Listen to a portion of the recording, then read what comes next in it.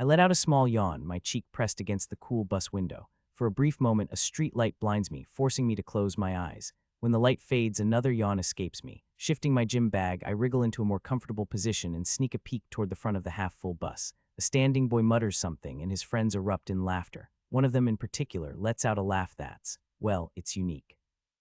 He continues to cackle without a care in the world. Honestly, it's beginning to freak me out a bit. Seriously, what's the deal with that laugh? As I tear my gaze away from them, I catch the eye of a girl around my age sitting a few seats behind the noisy bunch. Annoyance is etched on her face. Our eyes lock for a moment, and then we both nod. Just like that, an eternal bond is forged between us, united in our annoyance by the gaggle of kids but too lazy to do anything about it. For a bit, I observe an older lady holding a somewhat cheeky-looking corgi. Then I nod at the blonde girl, my old friend Tess, and she waves at me before turning her attention back to the petite black-haired girl she is talking to. I return my attention to the window and notice a small, nearly imperceptible grin on my reflection. Definitely not because someone else is suffering with me. Nope. Through my closed eyelids, I see the rhythmic flashes of streetlights as we pass by them. The hum of the bus and the muted conversations blend into a soothing white noise, lulling me towards sleep. And then suddenly chaos erupts. Blinding light, a sensation of falling, terrified screams. The flash of light is far more intense than any streetlight.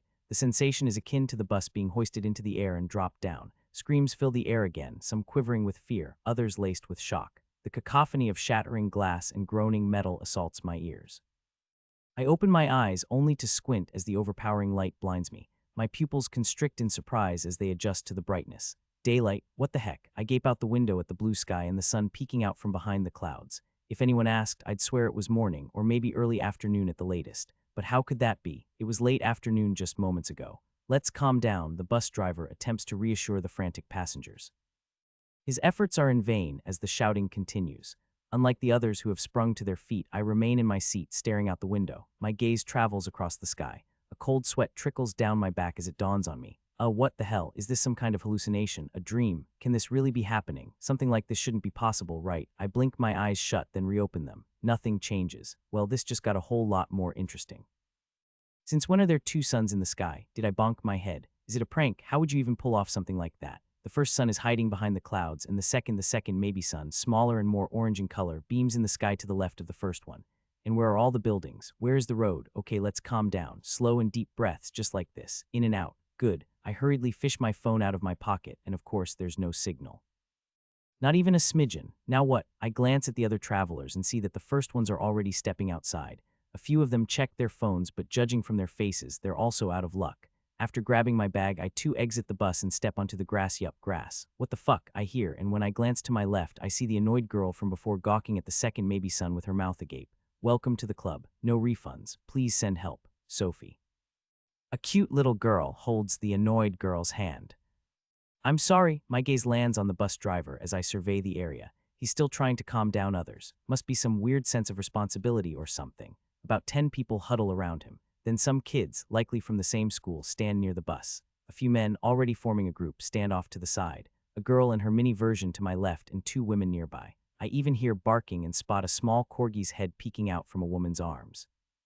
I have no idea what happened. I hear the bus driver exclaim. I don't know where we are, he continues. Poor guy, hey, I hear behind me as I move away from the bus, checking the signal on my phone. It's the annoyed girl, and she stops when I turn toward her. I don't say anything, just wait for her to continue. She looks lost for words and simply asks, where are you going? While nervously glancing at the bus as if it's her lifeboat in the middle of the ocean. Just checking the signal, I show her the display on my phone before continuing. I also dim the brightness to its lowest setting. She doesn't look like she has more to say, so I move on. After wandering for a while but always keeping the bus in sight, I give up and turn off my phone. Better to conserve my battery. Thankfully, my battery is around 80, but it's smarter to let others use their phones and save mine. I glance at the second maybe sun. Yeah, Houston, we have a problem. A little orange problem. Well, if it's a sun, it isn't exactly small. It's probably larger than the planet Moon or whatever we're on, but I sigh and force myself to calm down. If I pretend it's not there, it might vanish on its own. I can hope, right? Deciding not to stray too far from the bus, I take a good look at the people surrounding me. There are 24 of us, 23 if I'm not counting myself. There are 15 males and 9 females of all ages. The youngest one is a little girl next to the girl who looks like she's perpetually annoyed. Does it look like Earth to you? I overhear from the crowd as a 50-year-old man points towards the second, rather questionable sun. I can see spit flying out of his mouth and veins popping up on his forehead. We can't just bloody sit here and wait for the police. When he starts shouting, no one tries to calm him down, and it even appears that some of them agree with him. We should look around first, maybe climb on some trees or something. I can't help but roll my eyes as I stop listening to him. We're surrounded by trees in all directions. They look ordinary, like the trees you'd find on Earth. I stop my thoughts. Earth, I think about it. Did I already determine that we aren't on Earth anymore? It appears so. After pondering for a bit longer, I come up with a few options, each more ludicrous than the last. First, someone kidnapped us, put us to sleep, perhaps with the help of some gas sedative filling up the bus. Afterward, they waited until morning and then let us wake up in the middle of the forest while somehow faking the second sun. I find this option highly improbable as I don't remember falling asleep. Sure, I was sleepy, but I didn't fall asleep. The only thing I recall is a flash, us falling down together with the bus and then just being here. There are no empty spots in my memory, and I don't feel as if anything is missing. Second, I am dead. The flash I saw is either us crashing into something, maybe an explosion. Perhaps I got shot through the window. It would mean that this is some weird kind of afterlife. I also find this option improbable, not to mention utterly depressing. Third, I fell asleep, and this is a dream. I pinch my forearm as hard as I can, and the pain feels way too real, and I'm now mildly annoyed at myself. Fourth, some kind of convoluted prank. I think about it for a minute, and after I can't come up with a way they would pull it off or why they would even bother, I nearly dismiss it. It still lingers, though, because honestly, who knows what people are capable of these days. I once again look towards the passengers. They're still discussing. I slowly glance over every one of them, but no one looks high profile, important enough, or rich enough for such a waste of resources. I don't completely scratch out this option, but it's also highly improbable. Fifth, we really are on another planet. The main reason is this bloody orange thing in the sky, the probably sun. I just can't find anything fake about it, not a single thing. Of course, you would expect higher temperatures, but with the first sun looking slightly smaller and the second one looking weaker, it might balance out. I don't know, to be honest. My knowledge about this kind of stuff is pretty much just the basics. I sigh. Then I hear one of the schoolgirls screaming and pointing towards the forest. I follow the direction she is pointing towards and notice a wolf standing on the edge of the forest. The beast's brown fur is matted with dried blood. Missing an ear and bearing a gruesome scar on its snout, it fixes its unnerving gaze on the terrified girl, eyes glowing with an eerie light. This massive creature is tall enough for its eyes to be at the same height as mine. It growls and takes a menacing step towards us. A huge, car-sized wolf with a strange text hovering above its head. Wolf LVL2. Yeah, nope, I am out. I am already on my way back inside the bus even before the wolf takes the first step. Wolf moves towards us and lets out a deep, long growl. I can feel it in my chest. The deep, disturbing vibration and all my instincts screaming at me to run. Yup, it's definitely time to run. People are running back inside the bus, obviously with a lot of screaming. Some of them even fall down and desperately crawl and run back inside. I see a few men pushing kids out of their way just to get in first. The level 2 wolf slowly and carefully walks towards us. He almost seems like he is expecting some kind of trap, and an inhuman intelligence shines in his eyes. While not turning my back to him, I get to the bus and enter it as well. Everyone is already inside. I hear a few people sobbing and their scared voices. What the hell is that? At least 2 meters tall. Level, while they are staring at the wolf, I look around, searching for something I could use as a weapon against. I glance outside at that thing. Surprisingly, there is no weapon laying around. Hell, I would like an RPG at this point. Fortunately, I notice a slightly bent iron pole used for people to hold onto the hanging, and after a little bit of pulling with all my force, I manage to free it. It's unfortunately only around 1 meter long and blunt. After another second, I grab a bigger piece of glass from the ground and hold it in my left hand while holding the pole in my right one.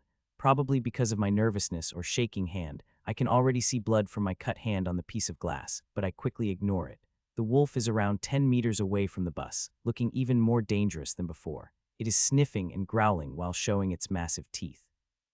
It has lowered its body closer to the ground as if getting ready to attack or run.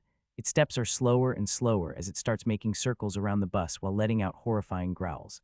Hey Google, what's the opposite of PSPSPSP, but for wolves instead of cats? The boy with an annoying laugh says, his voice shaking and his face pale as snow. He gets a few shocked looks but no laughs. Everyone is looking absolutely terrified, and I am sure some people can't even see the wolf because of their tears. Mommy, oh my God, please let me. Get away from the windows. The wolf circles are getting smaller and smaller, and it seems to be getting more and more comfortable. It's as if they are slowly stopping seeing us as a threat.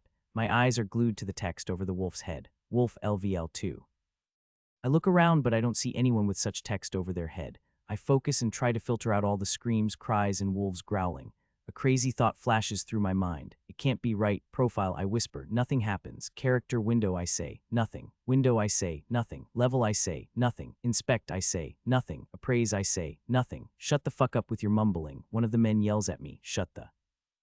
I start, but then I realize that a few people are watching me like I've gone crazy. For a second, I look around. Some of the passengers already have some kind of weapon in their hands, like a glass bottle, a piece of glass from the window, a purse, a messenger bag, or another piece of iron pipe from the bus. The wolf is already 2 meters away from us. We can hear it sniffing, and I can see drool dropping from its massive maw. I go back to my thing, ignoring the other passengers. Skill window, I say. Nothing. Skill, I say. Nothing. Skills, I say. Nothing. Status window, I say. Nothing.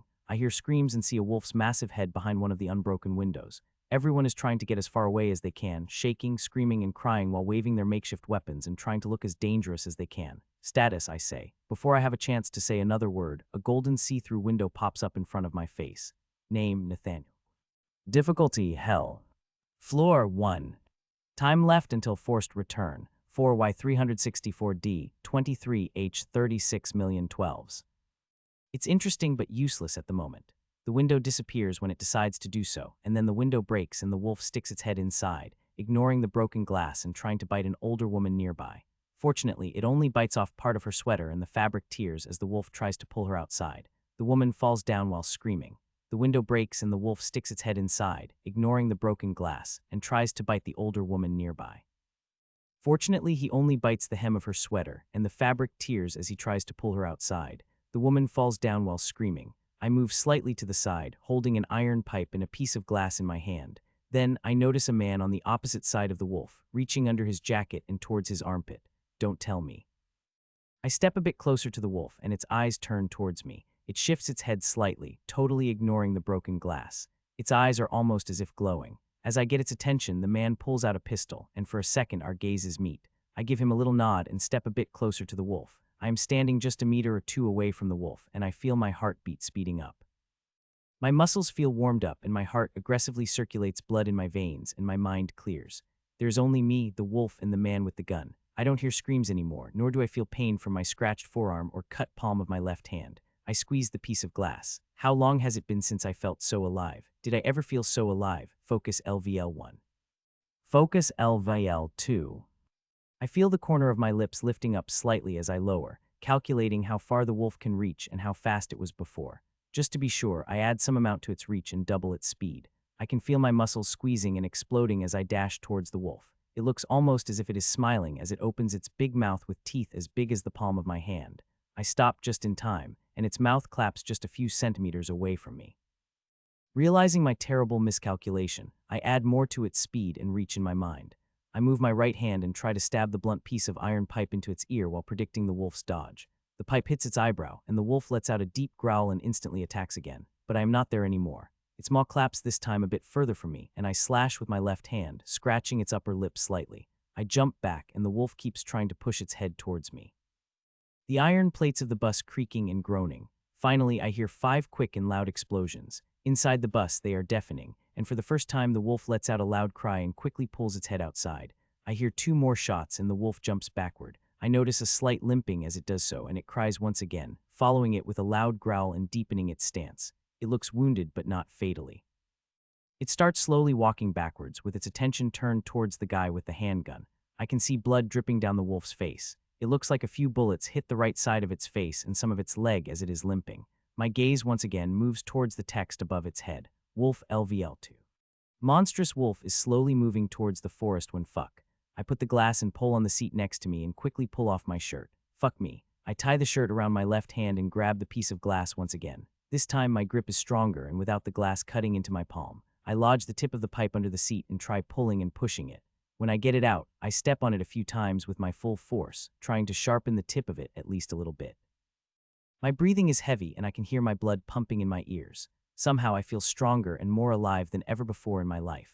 The wolf is already near the forest, slowly turning around when I jump out of the window and dash towards it, bare-chested, dirty, and holding my makeshift weapons in my hands, shaking, scared, intoxicated. The wolf turns towards me and my mind is clearer than ever before. I slow down into walking while lowering my body, and the monster lets out a deep growl.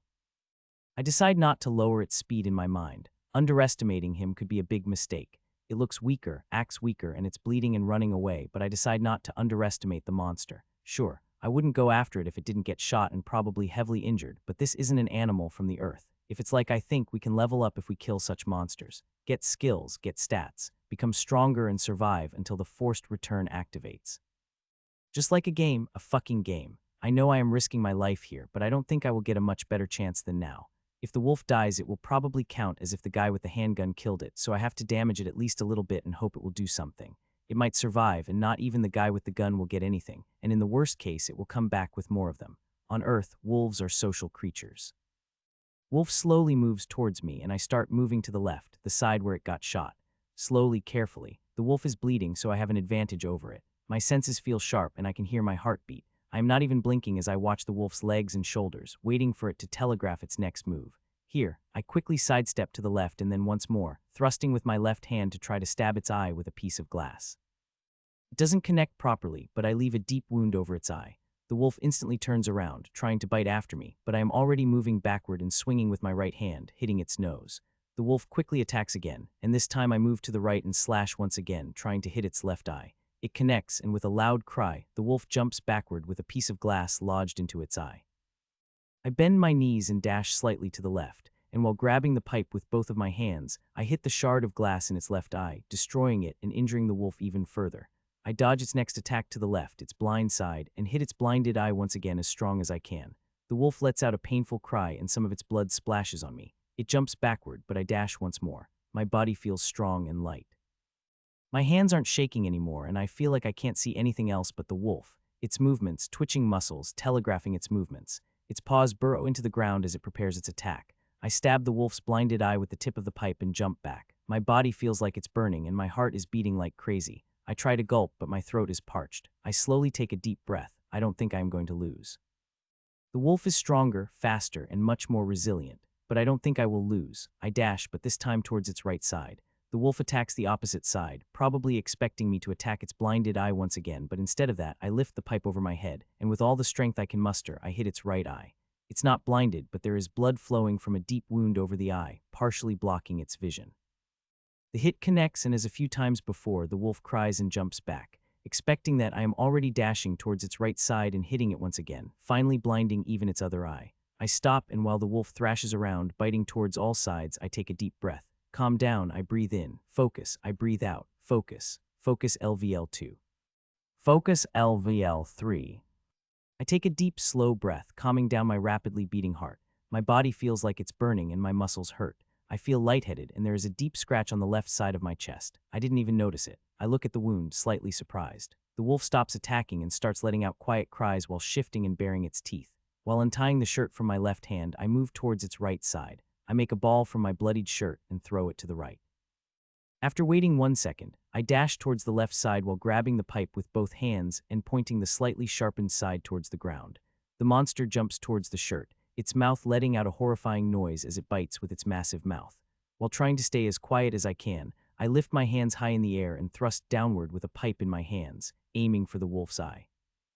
The monster wolf lets out a horrifying noise as I push the pipe as deep as I can before letting it go and jumping away from it. I watch the wolf thrashing around while growling, biting, and dashing in random directions. I grab my shirt from the ground and start walking back to the bus while not letting my eyes off the wolf monster.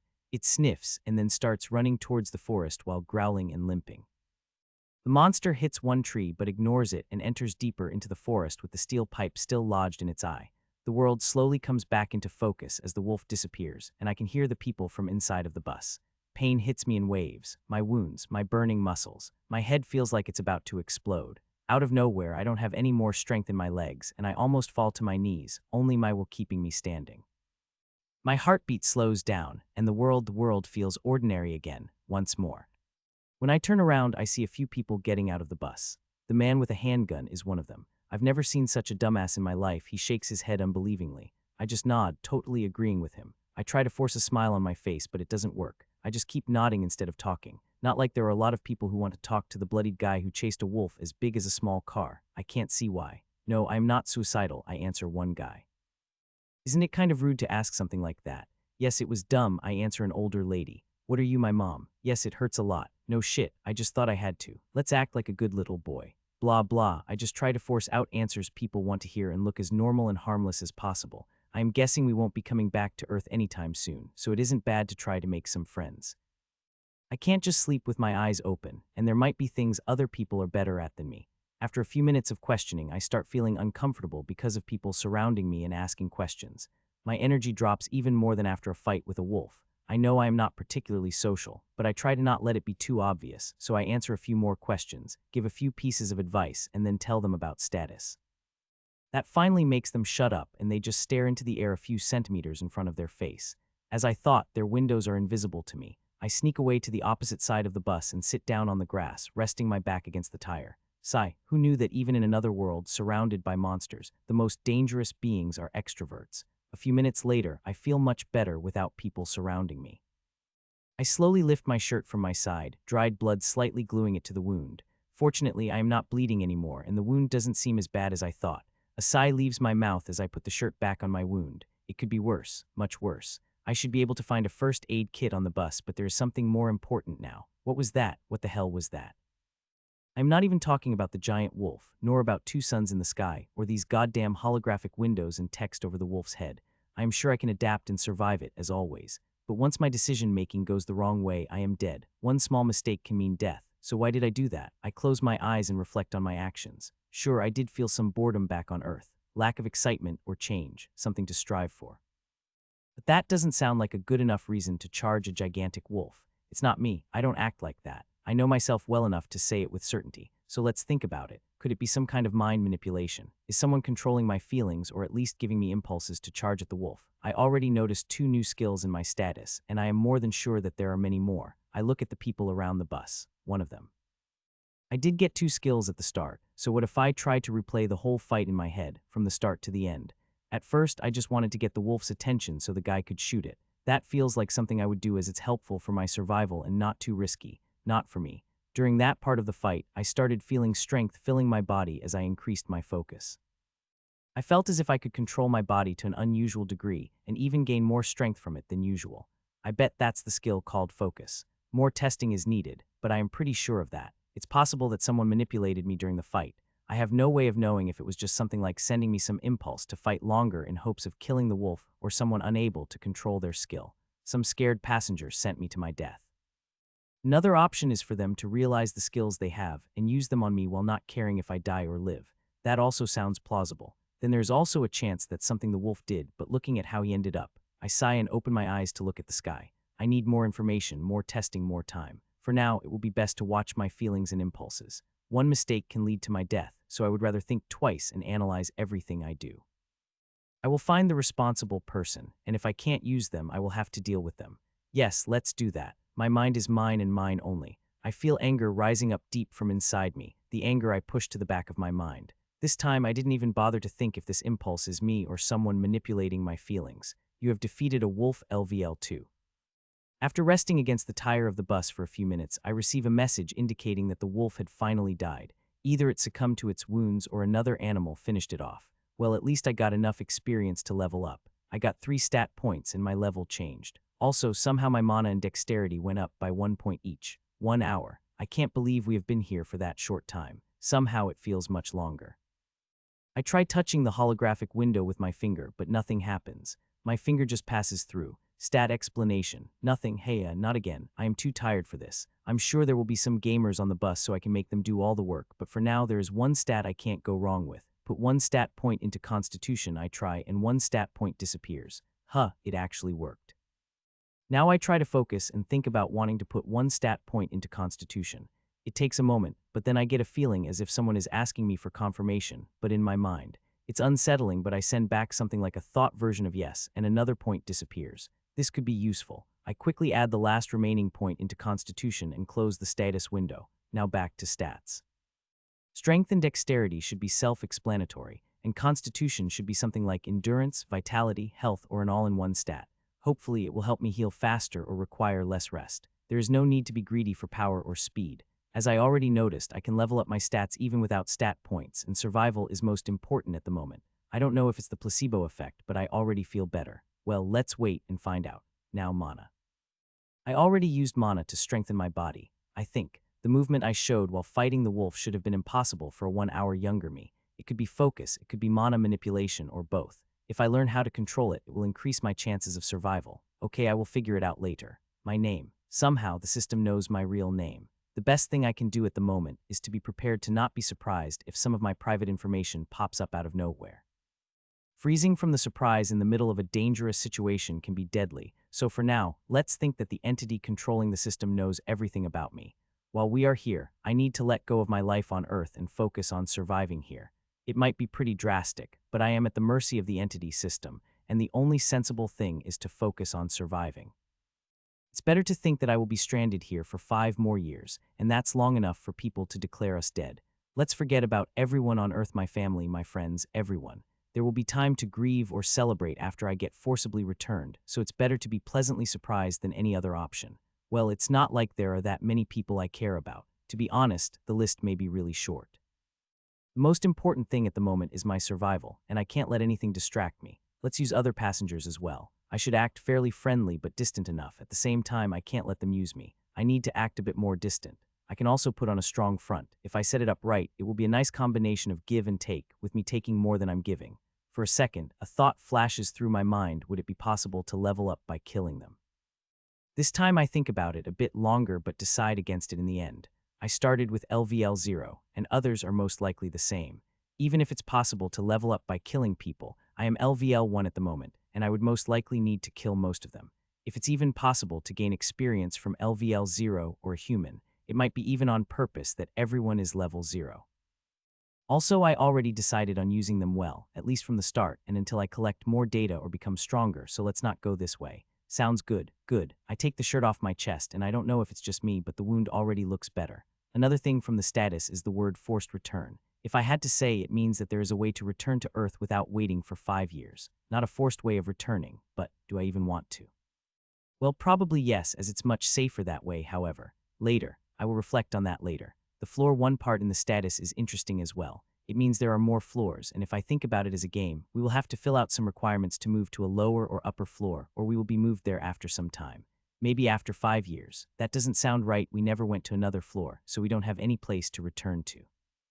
The only fitting place to return to is Earth. Let's collect more info first and then think about it again. The level number in my status is probably only showing how many times I got 3 stat points, but it can be useful in another way as well. Maybe I will need to be at a certain level to be able to do something, or it's just some kind of strength measurement. The difficulty is pretty disturbing hell. In games, the difficulties are usually categorized as easy, normal, and hard, with hell representing the most challenging level. Therefore, I must be extremely cautious. When facing an enemy, I need to make sure to not underestimate them, even if they appear weaker. I am also curious why I got this difficulty, which may be the hardest one, but at the moment, I have no way of finding out. There's also the possibility that there is an even harder difficulty, but no way of confirming it at the moment, or at least I don't know about any. Classes sound interesting, but I don't have the option to pick one. There may be special requirements, or I need to level up more. It is already clear that the system knows a lot about me, and it's highly possible that I am being watched by it even at the moment. It doesn't even have to be someone personally watching over me, just some kind of program writing down my actions and thoughts. Now, when I think about it, even the process of leveling up is kind of weird. I have an idea of how it works in games, but being stuck in this situation makes me want to think about it a bit more logically. There is a possibility that leveling up is just a reward from the entity system for killing the monster, meaning that I got granted stat points by it after fulfilling the requirements of leveling up. Another option is that I got stat points by killing the wolf died, and its life force, or something similar to it, got transferred to me, and probably to the guy with the gun. Possibilities are that its life force got split between the two of us. Another one is that we humans need more life force than the wolf to get to LVL2. The third possibility I can think of is waste during the transfer of its life, or the system taking a cut. I like the possibilities with life force more. They sound a bit more logical, and I always like to think of magic as science we don't understand. Taking a deep breath, I slowly stand up, but fortunately my head doesn't spin, and I feel pretty good all things taken. It's time to socialize and find someone useful. What welcomes me inside the bus is a bunch of people absent-mindedly staring into the air. Well, some of them are discussing. Fuck you, I will not go into that goddamn forest. You go there if you want to die that much. Calmly discussing the situation we are in. It looks like the wolf scared them as all of them are inside, using the bus as shelter. It's easy to understand why, but I already know that we can't stay here for too long. The main problem is water and food. It's only been around an hour since we arrived, but I already feel thirsty and hungry, most likely because of the energy I used. Even if they are not hungry at the moment and have a bottle of water with them or a little bit of food, soon they will need to look for more. So you're back. The man with the gun comes towards me and falls silent for a moment, watching the bus driver conversing with two adult men. He then looks at me. You good? I nod. I have already put my white shirt on.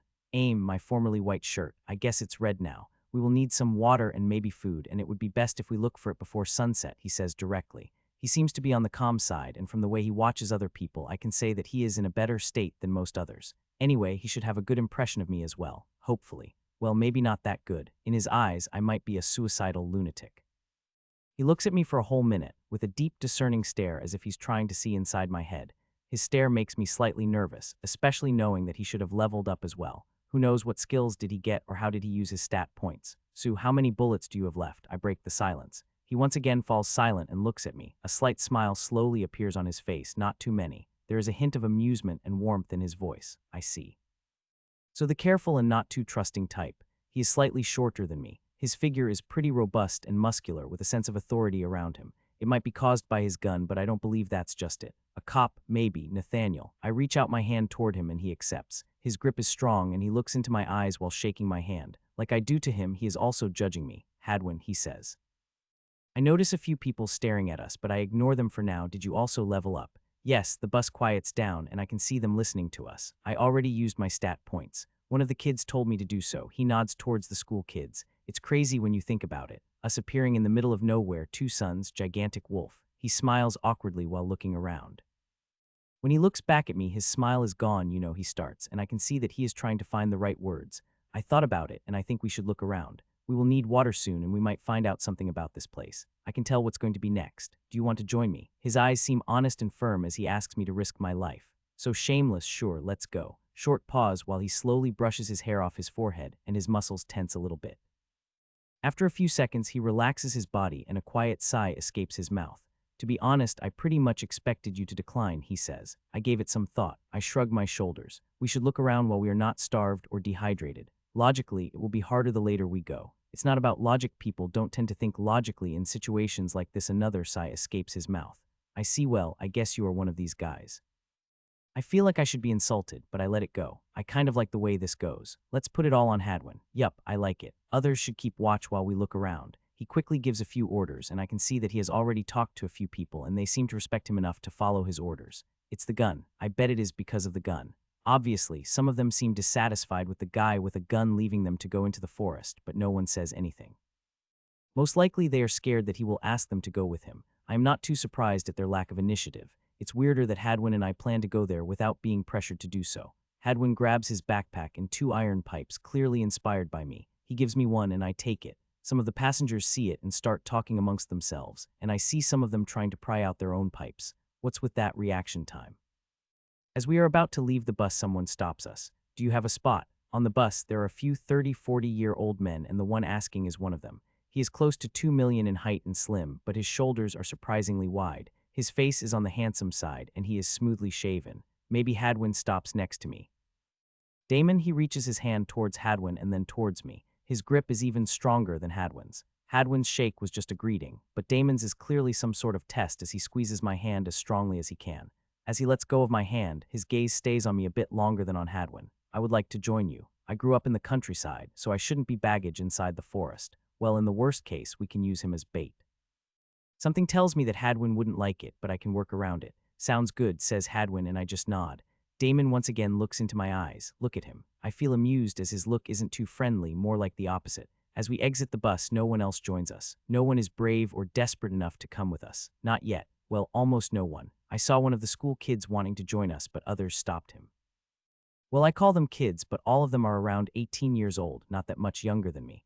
Bless you, kid. Maybe next time, after something eats Damon. Outside, we find the annoyed girl leaning against the bus. She's clearly keeping watch, looking towards the place where the wolf came from. It's a good idea. She's around my height, slim, and has an athletic figure. The most striking thing about her is her deep green eyes, which are even more noticeable against her tan skin and brown hair. I want to join you, she says without holding back. Her voice shakes almost unnoticeably as she says so, yet she seems determined. I also want to level up. I need to level up. Oh, did they have a group talk inside the bus while I was thinking outside? They seem fairly used to the idea of leveling up. I need to become stronger as soon as possible. Wolves usually don't move alone, and we don't know what else is here. I swear I won't slow you down. Everyone should be level 0, with only me and Hadwin being higher level, so she also might be worried about lagging behind us. Or does she just want to protect the little girl next to her? Did Hadwin share the results with others? Did he put all 3 points into strength and test it out while they were watching? How much of a difference would 3 points make? I don't think we have to worry about that, says Hadwin to my surprise. He continues, the wolf from before did look starved and wounded, and he didn't even try to call for other wolves before attacking us. He looks at us. So it's either the last surviving wolf from the pack or they chased him away from it. I like the sound of that. I really do, but I think we should expect the worst option, I say as their eyes turn toward me. I shrug my shoulders and don't say more. I partly agree with you, Hadwin says carefully, caressing his short beard as he speaks. But we shouldn't let it scare us too much. Doing nothing because we are too worried could cost us. I'm slightly disappointed. He seems too confident. Whatever, if it seems like he's too careless, I can leave them. Hadwin, as he reaches his hand, the brown-haired girl grabs it. I have to warn you, it will be really dangerous out there. She just nods and shakes his hand, Sophie. Damon, Nathaniel, I add, and for a second our eyes meet. I know, she says very quietly. Hadwin and Damon probably didn't hear it, but I could because she's standing a little bit closer to me. I try to think about it, but I can't remember her at all. Maybe I met her at the gym. She seems fairly athletic, and there aren't that many places where she could meet me. I look at the girl next to her who stayed quiet up until now. She looks similar to Sophie. She isn't as tan, but her hair is the same and her eyes have a slightly lighter shade of green. She is around 10 years old, but it's hard for me to tell. She's also shyly half hiding behind Sophie, but she is peeking with big and wide open eyes. That can be a problem. I hope you don't plan to take a kid with you. As expected, Damon sounds as annoying as he looks. It's not like I don't agree with him. Quite the opposite. There is no way we are going to take a little kid with us. Damon just sounds super punchable. I'm not it's clear that Sophie wants to go with us, but at the same time, where should she leave the little kid? With whom? The girl slightly pulls the shirt of a distressed Sophie and she turns to her with a smile on her face. To me, it looks fake, but I guess it's good enough to trick a little girl. Don't worry, Izzy. She gently caresses her head and there is a lot of gentleness and love in her action. However hard this might be, I am glad I ended up here alone. How about you leave her with Jacob? He seems like a good guy, Hadwin finally says. She will be safer with others. He pauses. You can stay too with your sister, Sophie says slowly. Sister. Hadwin kneels in front of the girl and a big soft smile appears on his face. God knows I would do the same. The little girl proceeds to avoid his gaze and looks back up at Sophie. I think it's already taking too long. She's most likely scared of being left behind and probably not trusting us that much too. Who knows what would happen if we come back much stronger. For now, it looks like nothing much has changed, but the moment some of us obtain strength way beyond others, things will become difficult. You should come, I say as she turns towards me with a surprised look on her face. Her sister starts peeking again. We most likely won't go too far at first, not far enough to not hear if something happens. It's obvious that she already decided to go with us, so why is she struggling that much? Just trust your own decisions and then take responsibility if something happens. 1 or 2 hours should be enough to scan our closest surroundings. After that, we will come back with some wood which we can use for weapons and fire, I suggest. If something happens, they can use the bus horn and we can rush back as quickly as possible. After a little while, she finally accepts the plan and disappears inside the bus with her sister. I can see her talking to the bus guy, Jacob, apparently. Her sister starts crying. For fuck's sake, Damon complains. When Sophie comes back, we finally start walking toward the forest. Not coincidentally, we walk on the opposite side of where the wolf came from. Everyone stops talking as we come closer to the trees and the atmosphere instantly changes. It's as if the closer we get to the trees, the more nervous everyone becomes. Interestingly enough, the trees seem normal. I don't know what I expected. Shining leaves, faces on trunks, whispers in the wind. Tree branches wave slightly in the wind as the sun shines through the crowns of the trees. It looks like a normal forest. I keep my guard up as we enter the forest. I squeeze the iron pipe in my hand. For a start, let's not touch anything. Who knows if it's poisonous? Hadwin enters first, closely followed by us. His iron pipe is behind his belt and there is the gun in his hands. I am not an expert, but the way he holds it seems like someone used to weapons. Maybe he really is a policeman. Judging from the way he talks and acts, I wouldn't be surprised. Focus and listen to our surroundings, he says as he slowly walks between the trees. Nathaniel, you will take my left, Damon, you focus on your right, and Sophie, you will have our back. I slightly change my position. Obviously, I don't focus only on the left, but I give it a bit more focus than other directions. Don't forget to check the tops of the trees as well. Talk only in a whisper, and if you hear flowing water, see wet places, puddles, or anything suspicious, let us know, Hadwin whispers. We slowly continue. It's almost funny. A bunch of adults led by a crazy man armed with a handgun sneaking through a normal-looking forest. Fortunately, the forest isn't too dense, so we move without a problem. 30 minutes later, I can hear Damon silently cursing under his breath, something about the mother and the forest. Motherfucking alien forest, I hear from Damon. Oh, that makes much more sense. I don't blame him. Every one of us twitches every time we hear the slightest noise. After a while, it's really tiring. We continue as Hadwin leads us in a circle around the clearing with a bus. The clearing is on our right side, and we didn't walk too deep inside the forest. I also noted that Damon touched the trees a few times, and he looks fine, so they most likely aren't poisonous. We are getting to the place where the wolf came from, Hadwin says. Just this sentence is enough to bring us to the tips of our toes. Damon instantly shuts up, and I can almost hear him squeezing his weapon. Somehow I feel calmer than before. Movement to our left, I whisper, and I hear Hadwin's gun click as he turns it towards his left. A bit more to your right, I quickly add, and he points it there. I squeeze the pipe in my hand as two human-like beings rush at us at once while holding primitive weapons in their hands. I step to the left and avoid a stab with a spear. They don't seem to be too tall, almost like kids or young adults, so I hesitate for a second. Then I hear a gunshot, just one, followed by a weird scream. I dodge another stab and swing with the pipe. It connects and I hit the creature on its head. Its head is harder than expected, so I hit once more while using as much strength as I can while dodging its aggressive but clumsy stab. The creature falls down. When I look around, Hadwin is already running after another one, Goblin LVL3. The goblin is shot and Hadwin is holding the pipe in his hands, closely behind the monster. Sophie and Damon are fighting the third enemy, which surprisingly attacked from somewhere behind us, Goblin LVL2. Another level 2, they seem to be overpowering it, especially Sophie with some clearly well-trained moves. Not bothering to help them, I quickly follow Hadwin. I am sure he wants to stop the goblin from running away and maybe bringing back more of them, but at the same time, he is saving his bullets. I quickly find him fighting the monster. The green creature seems to be mortally wounded by his gun, so that makes it easier. While slowing down to walk, I keep my eyes on Hadwin. His movements are careful and calculating as he slowly makes a half circle around the creature, which is swinging something that looks like a knife. There are wounds other than gunshots covering the creature's body. Seems like the older man did get in some attacks. Out of nowhere, the cornered creature quickly dashes at him, but its movements are just that quick. There is no technique and no other intent than just violence. Hadwin almost dodges it, but the creature hits him with the edge of its shoulder, making him lose his balance and fall down. For its size, the green monster is surprisingly strong. I am already on my way as it starts a downward stab, and Hadwin lifts up the pipe against it. Before it connects, I hit the creature's hand with my full strength, getting a scream out of it and making its knife fall.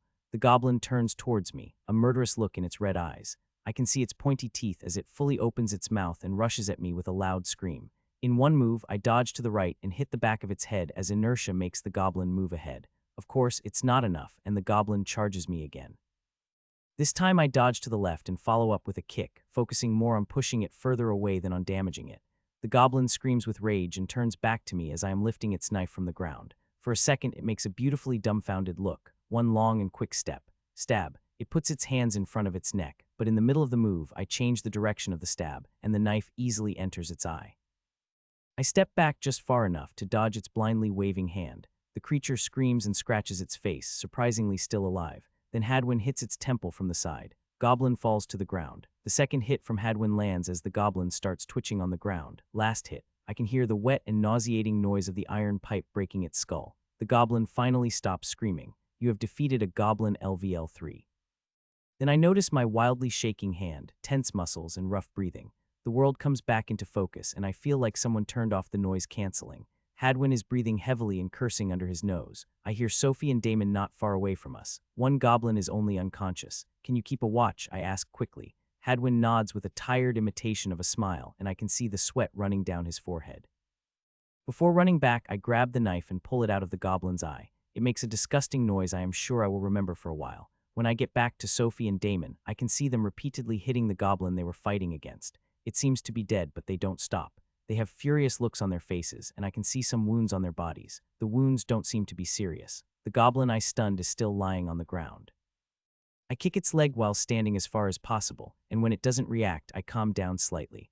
I still can feel the adrenaline flowing through me and probably Mana as well, and just now I am slowly realizing what happened as if I am coming back to reality. My heart is beating wildly and multiple feelings wash over my body. Fear, relief, desperation. Calm down, think logically. Calm down, calm down, calm down. My breathing slows and I finally catch my breath and my focus comes back to normal. I am such a mess. I hear quiet sobs from Sophie behind me, but she quickly stops, almost choking on them. While clenching my teeth, I slowly lower my body carefully while watching the unconscious goblin. And then, without hesitation, I stab a dagger deep into its eye. You have defeated a goblin LVL2. LVL1, LVL2. I decide to ignore stat points for now as I want to test their effects a bit more, so I pull the dagger out of the goblin's eyes. Damon and Sophie seem to be shaken, but their wounds aren't that serious. Damon is naturally athletic and strong, with long limbs, meaning his reach is pretty big. Sophie seems to be well versed in martial arts, but even so, this creature, around 1.5 meters tall, managed to hurt them in a 2v1 fight. Motherfucker, Damon kicks the corpse of the goblin. For me, it just seems like a way of hiding his fear. I can even see his shaking hands and hear a slight tremble in his voice.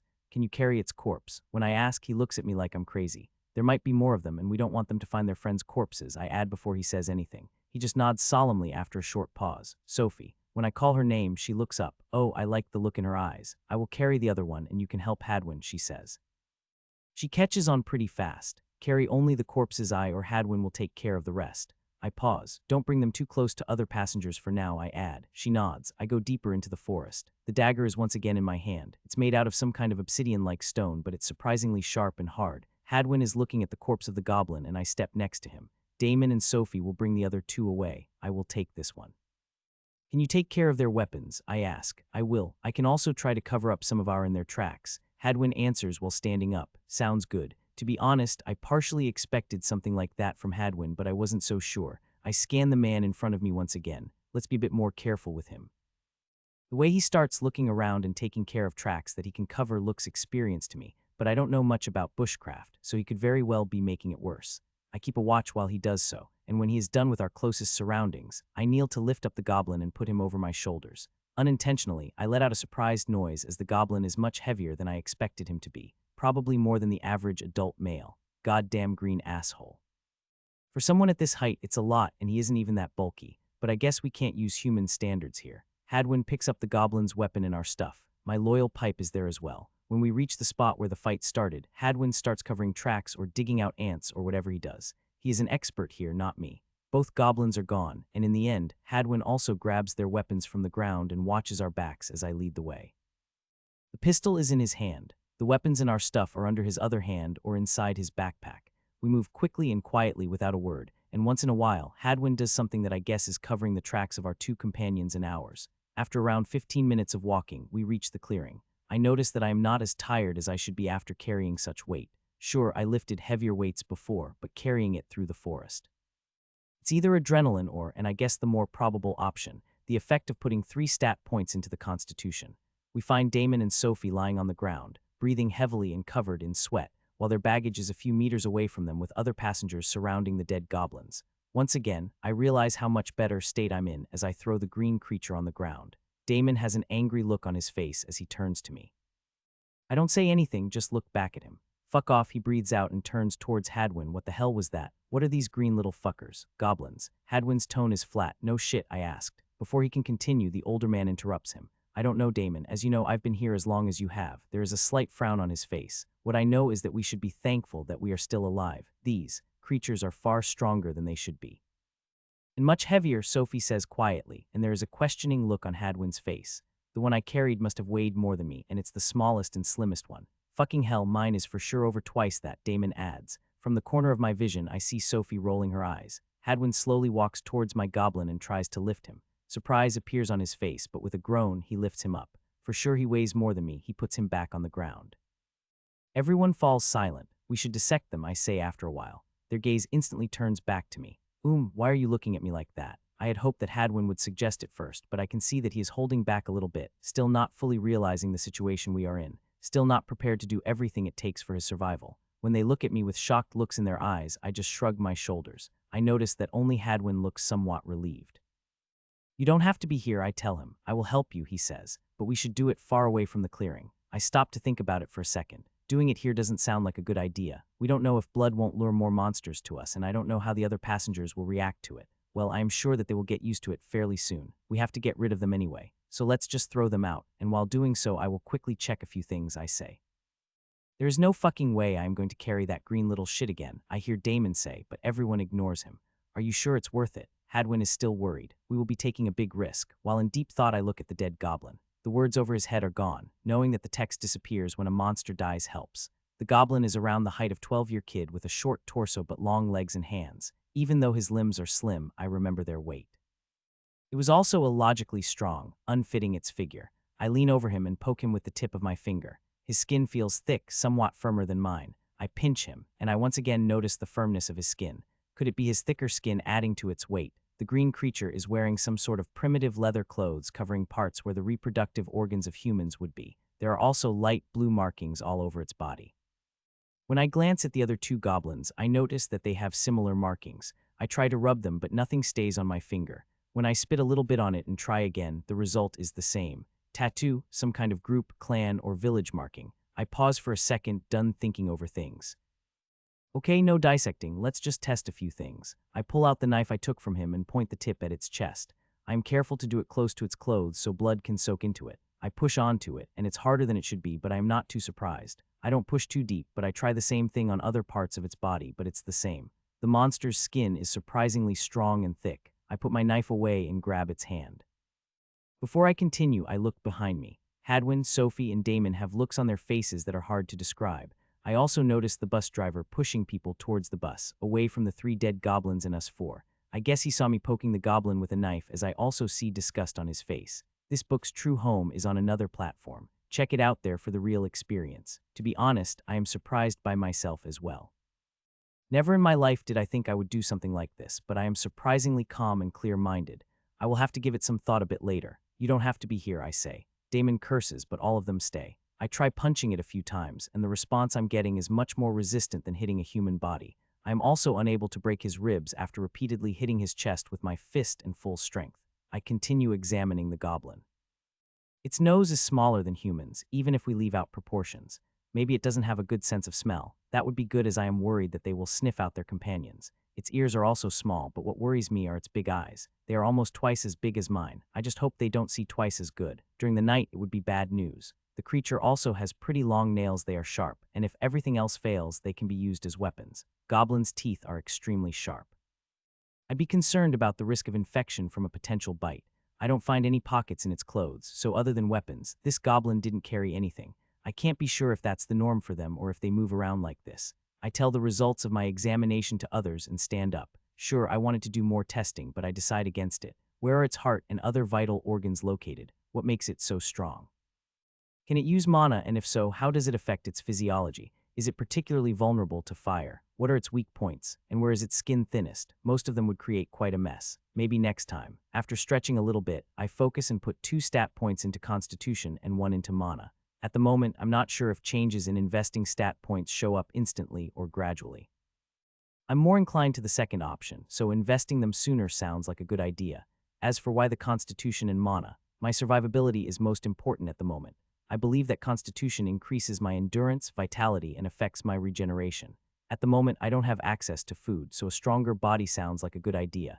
I just hope it doesn't mean increased consumption of calories to keep me going. It probably does. I am sure it does. We can't have things too easy, can we? I don't need much strength, as I can use weapons and attack weak points. Unfortunately, I'm not in a situation where I can test my stat points, as I need to find water, food, shelter, and fight against these monsters. 1 point in mana is a risk, and I justify it as something that potentially can make me stronger. But I can't lie to myself. It's simple curiosity, and I am willing to risk a little bit to satisfy it. Ever since I felt it for the first time, I keep trying to manually use it with no success so far. I was only able to use focus and mana during fights. It happened subconsciously. When we found the goblins, I was able to control it a little bit. I can't wait to test it out a bit more, but unfortunately, I have other priorities at the moment. I have a place in mind where we can get rid of them, Hadwin says. I noticed it when we were scouting. It's a deep hole near a few big rocks, probably caused by a landslide.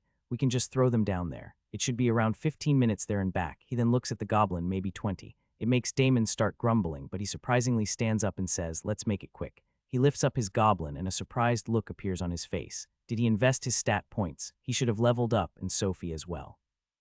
I'm pretty sure he put it all into strength, so I decide to watch him carefully to compare his increased strength to my constitution. My theory is that my increased constitution means I can use my peak strength for longer, and I will need shorter rest to be back at my peak form. I also have a suspicion that I will heal faster and have tougher skin and stronger bones, just like the goblin. Increased strength should increase the density of muscles and their strength, but it also comes up with a potential problem. What if you invest too much into strength, but you don't have a body strong enough to handle it? Once again, I become annoyed for not knowing and not being able to test it out as much as I want. I also put the goblin on my shoulder, but I make sure to have my right hand free and be ready to throw the body on the ground. At worst, I can also use the goblin as a shield against an attack. Sophie also picks up the goblin. She does it quite easily. I guess that means that stat increase manifests fairly quickly. A few minutes maybe. Hadwin puts the gun into his right hand and the goblin's spear in his left and starts leading us into the forest. As we enter, I don't feel as pressured as before, but I am still careful. The wind is now stronger, so we can hear the rustling of leaves and creaking branches as they bend in the wind. The sun seems to be right over us. I still twitch every time I hear an unexpected noise. As before, Hadwin walks first, me to his left and Damon to his right. Sophie follows behind us, and I notice that she moved the goblin slightly lower to cover more of her back. At this point, I am sure that the results of my increased constitution are showing, as I don't feel myself getting tired from carrying the creature. The only thing I notice is my empty stomach. Food. I need lots of food. I glance at the goblin, but I instantly decide that I am not that hungry. Yet, when we finally throw the goblins into the hole, I notice Damon's rugged breathing. He seems better than before, but it's easy to notice how tired he is. I'm now also 100% sure that he didn't put much into constitution. Sophie seems to be better than him, so I guess that she put at least something into it. I move the knife to my left hand and pull out the pipe into my right hand. On our way back, we are even more careful than before, but we move much quicker. Not being able to see what's behind the trees makes us all nervous. When we get back to the bus, I feel relieved, even though there isn't too big a difference in our safety. As I move away from people, I take a peek at my stats. I let Hadwin and the others take care of annoying stuff and sit on the ground, leaning once again against the bus's tire. Wind brushes my hair as I close my eyes and slowly breathe in fresh air. It's so different from the air in the city. There's a hard-to-describe smell to it, slightly sweet but not too overpowering. I like it. Warm rays of the sun on my hands touch my skin, and other than the passengers, I don't hear anything. No cars, no machines, no planes. It's quiet, almost peaceful, yet I know how dangerous this place is. Also, it's called the first floor, so does that mean that the sun, wind, and sky are fake? Are there other floors above or below us, or is it just a place on a distant planet? Is it the whole planet? Simulation? At the moment, I'm curious about what will be in the sky tonight, but at the same time, I feel a hint of fear. It's hard enough to fight against unknown creatures during the day, but at night, with reduced visibility, sure, we can set up a campfire, but that would be like running around the place and screaming that we're here. Haya, I let out a sigh. We're fucked, aren't we? I have a feeling that we were insanely lucky until now. The wolf seemed to be starved or wounded and without its pack. We got ambushed by only 3 goblins, but even then Hadwin almost died and the other 2 got injured. There will be more of them, I'm sure of it. Should I leave? I glance back at the bus and try to ignore the discussion inside. There are pros and cons to staying, but I feel like the pros outweigh the cons. I need someone to keep watch when I'm sleeping. Hadwin has a gun, so that's something, and it looks like the guy knows how to move around the forest. If we're going to stay here for 5 years, he would be useful. I don't know how to hunt or skin animals. Hell, I wouldn't even know how to set up a campfire or cook. Then there are also others. I can collect some data just from watching them: stat point distribution, skills, classes if we get to it. Footsteps catch my attention, and a student emerges from behind the bus, a girl around 17-18 years old, slim, blonde, and taller than me, a girl called Tess who used to be a friend until. I shake my head and force the memories to back of my head. She briefly glances my way but then directs her focus towards the forest, leaning against the bus. Retrieving a cigarette and lighter from her pocket, she lights it up. With her eyes closed, she slowly inhales, savoring the smoke. It will be really bad when I run out of cigarettes. Her voice is quiet as she slowly smokes, enjoying every whiff. She looks at me. Do you want one? She offers. I just shake my head and stay quiet. So you did stop smoking. So responsible. Tess smiles slightly. I still don't react. Let's see what she wants. The girl stops when she is halfway through her cigarette and extinguishes it against the bus. Then she carefully puts it back inside the pack and then pocket. 1 minute, 2 minutes, 5. She is leaning in silence while looking towards the forest. Do you also think that we are in deep shit? Nat, her voice is quiet and she still doesn't look at me. Isn't that obvious? 1 minute of silence. It all looks so normal. Trees, grass, sky.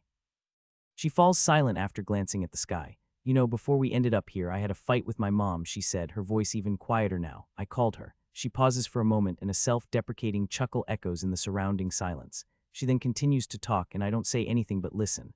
I can do that much for her. I feel like I owe her at least that much. Do you think I'm an asshole? She looked at me. I didn't get it.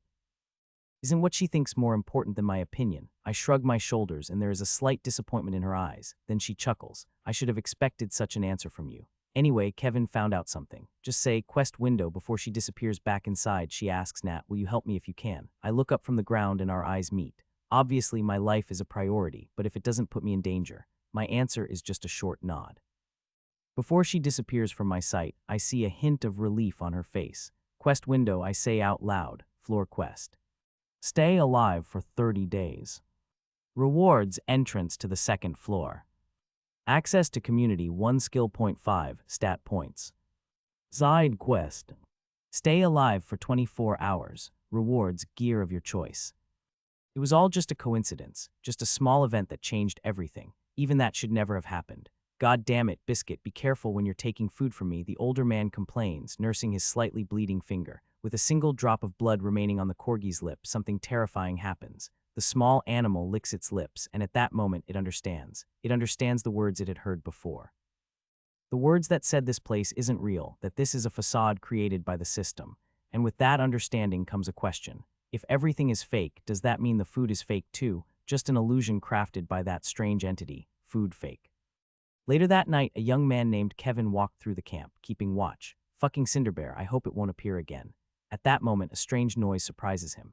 Momentarily forgetting caution, the young man decides to follow the noise. Hello, he asks quietly, making his way through the trees of the first floor of the tutorial. The silence that responds is filled only by a strange, wet noise, like a messy eater slurping soup. Emerging from behind the trees, shock overtakes him, leaving him speechless. He sees the older man he had just spoken with an hour ago. A small creature is sitting on the man's chest, taking slow, deliberate bites out of his neck, seemingly enjoying every bite. Food.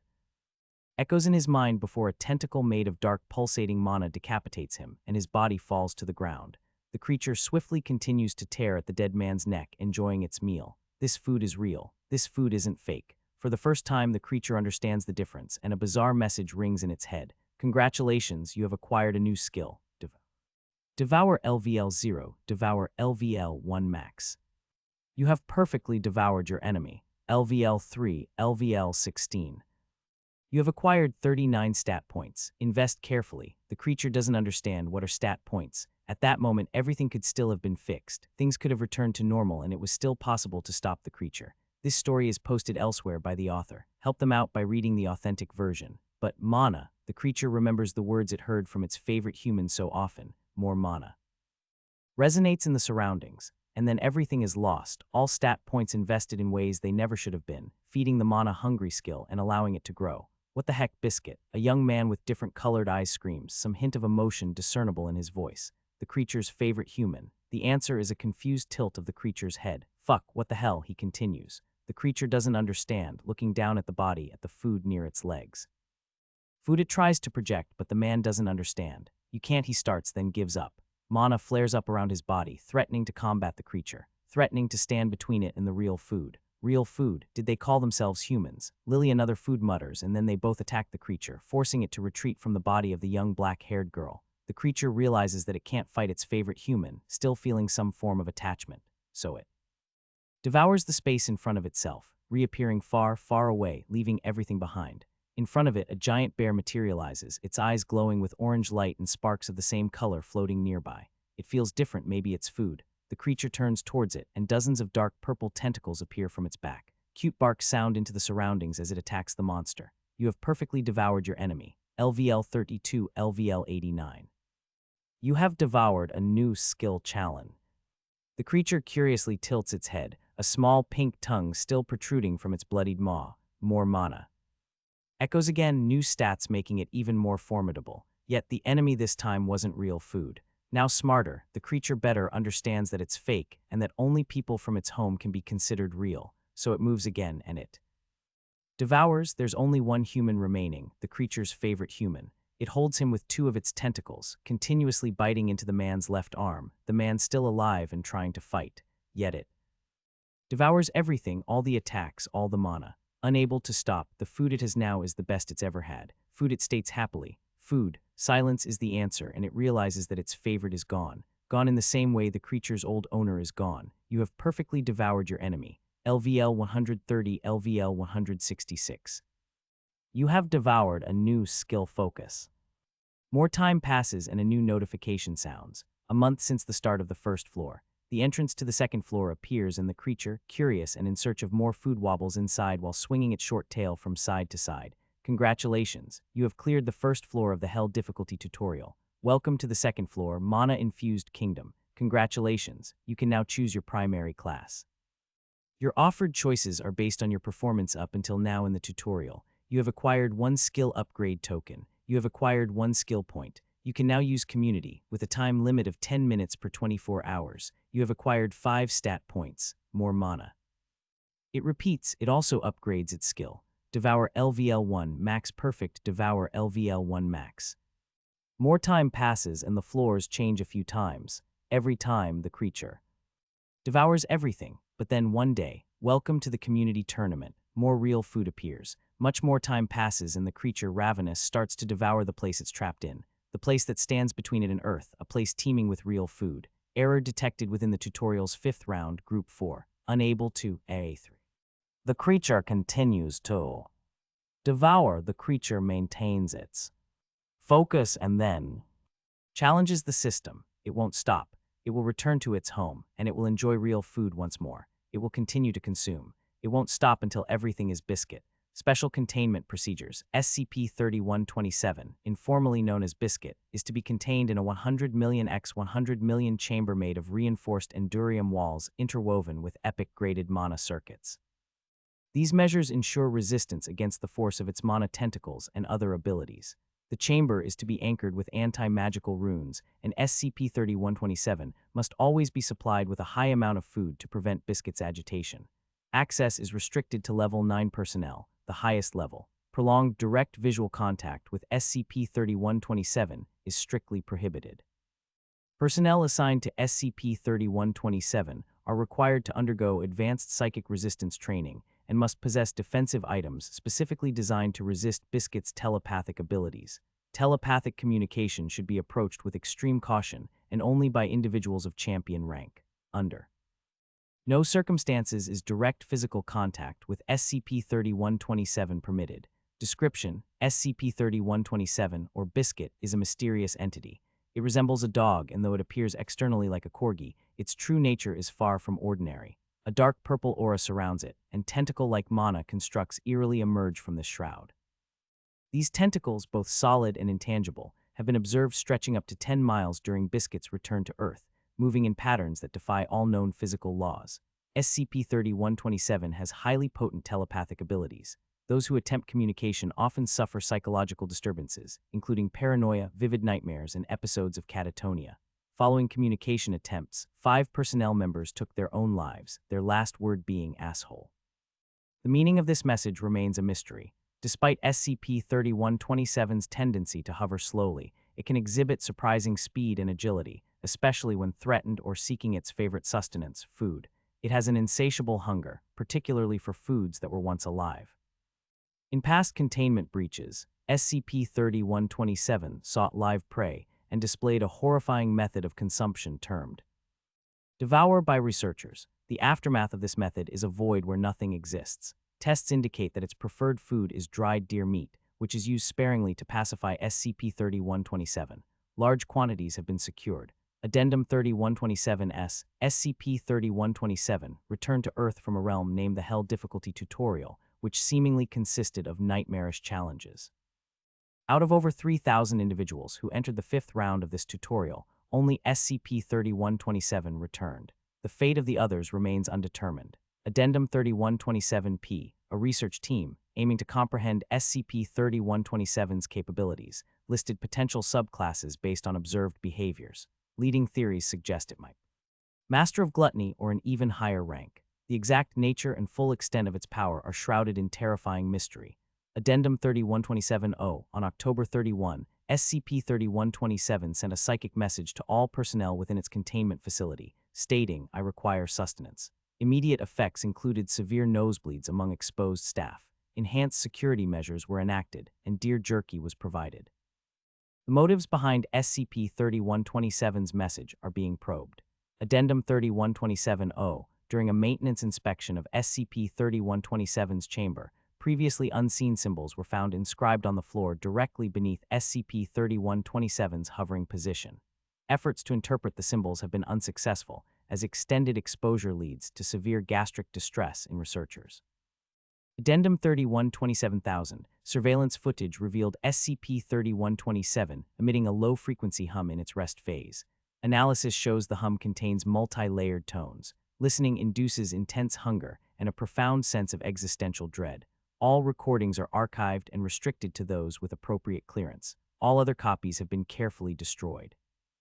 Addendum 31-27Y, interviews with returnees, individuals who experienced the tutorial, suggest that participants were subjected to escalating challenges designed to elevate or transform them.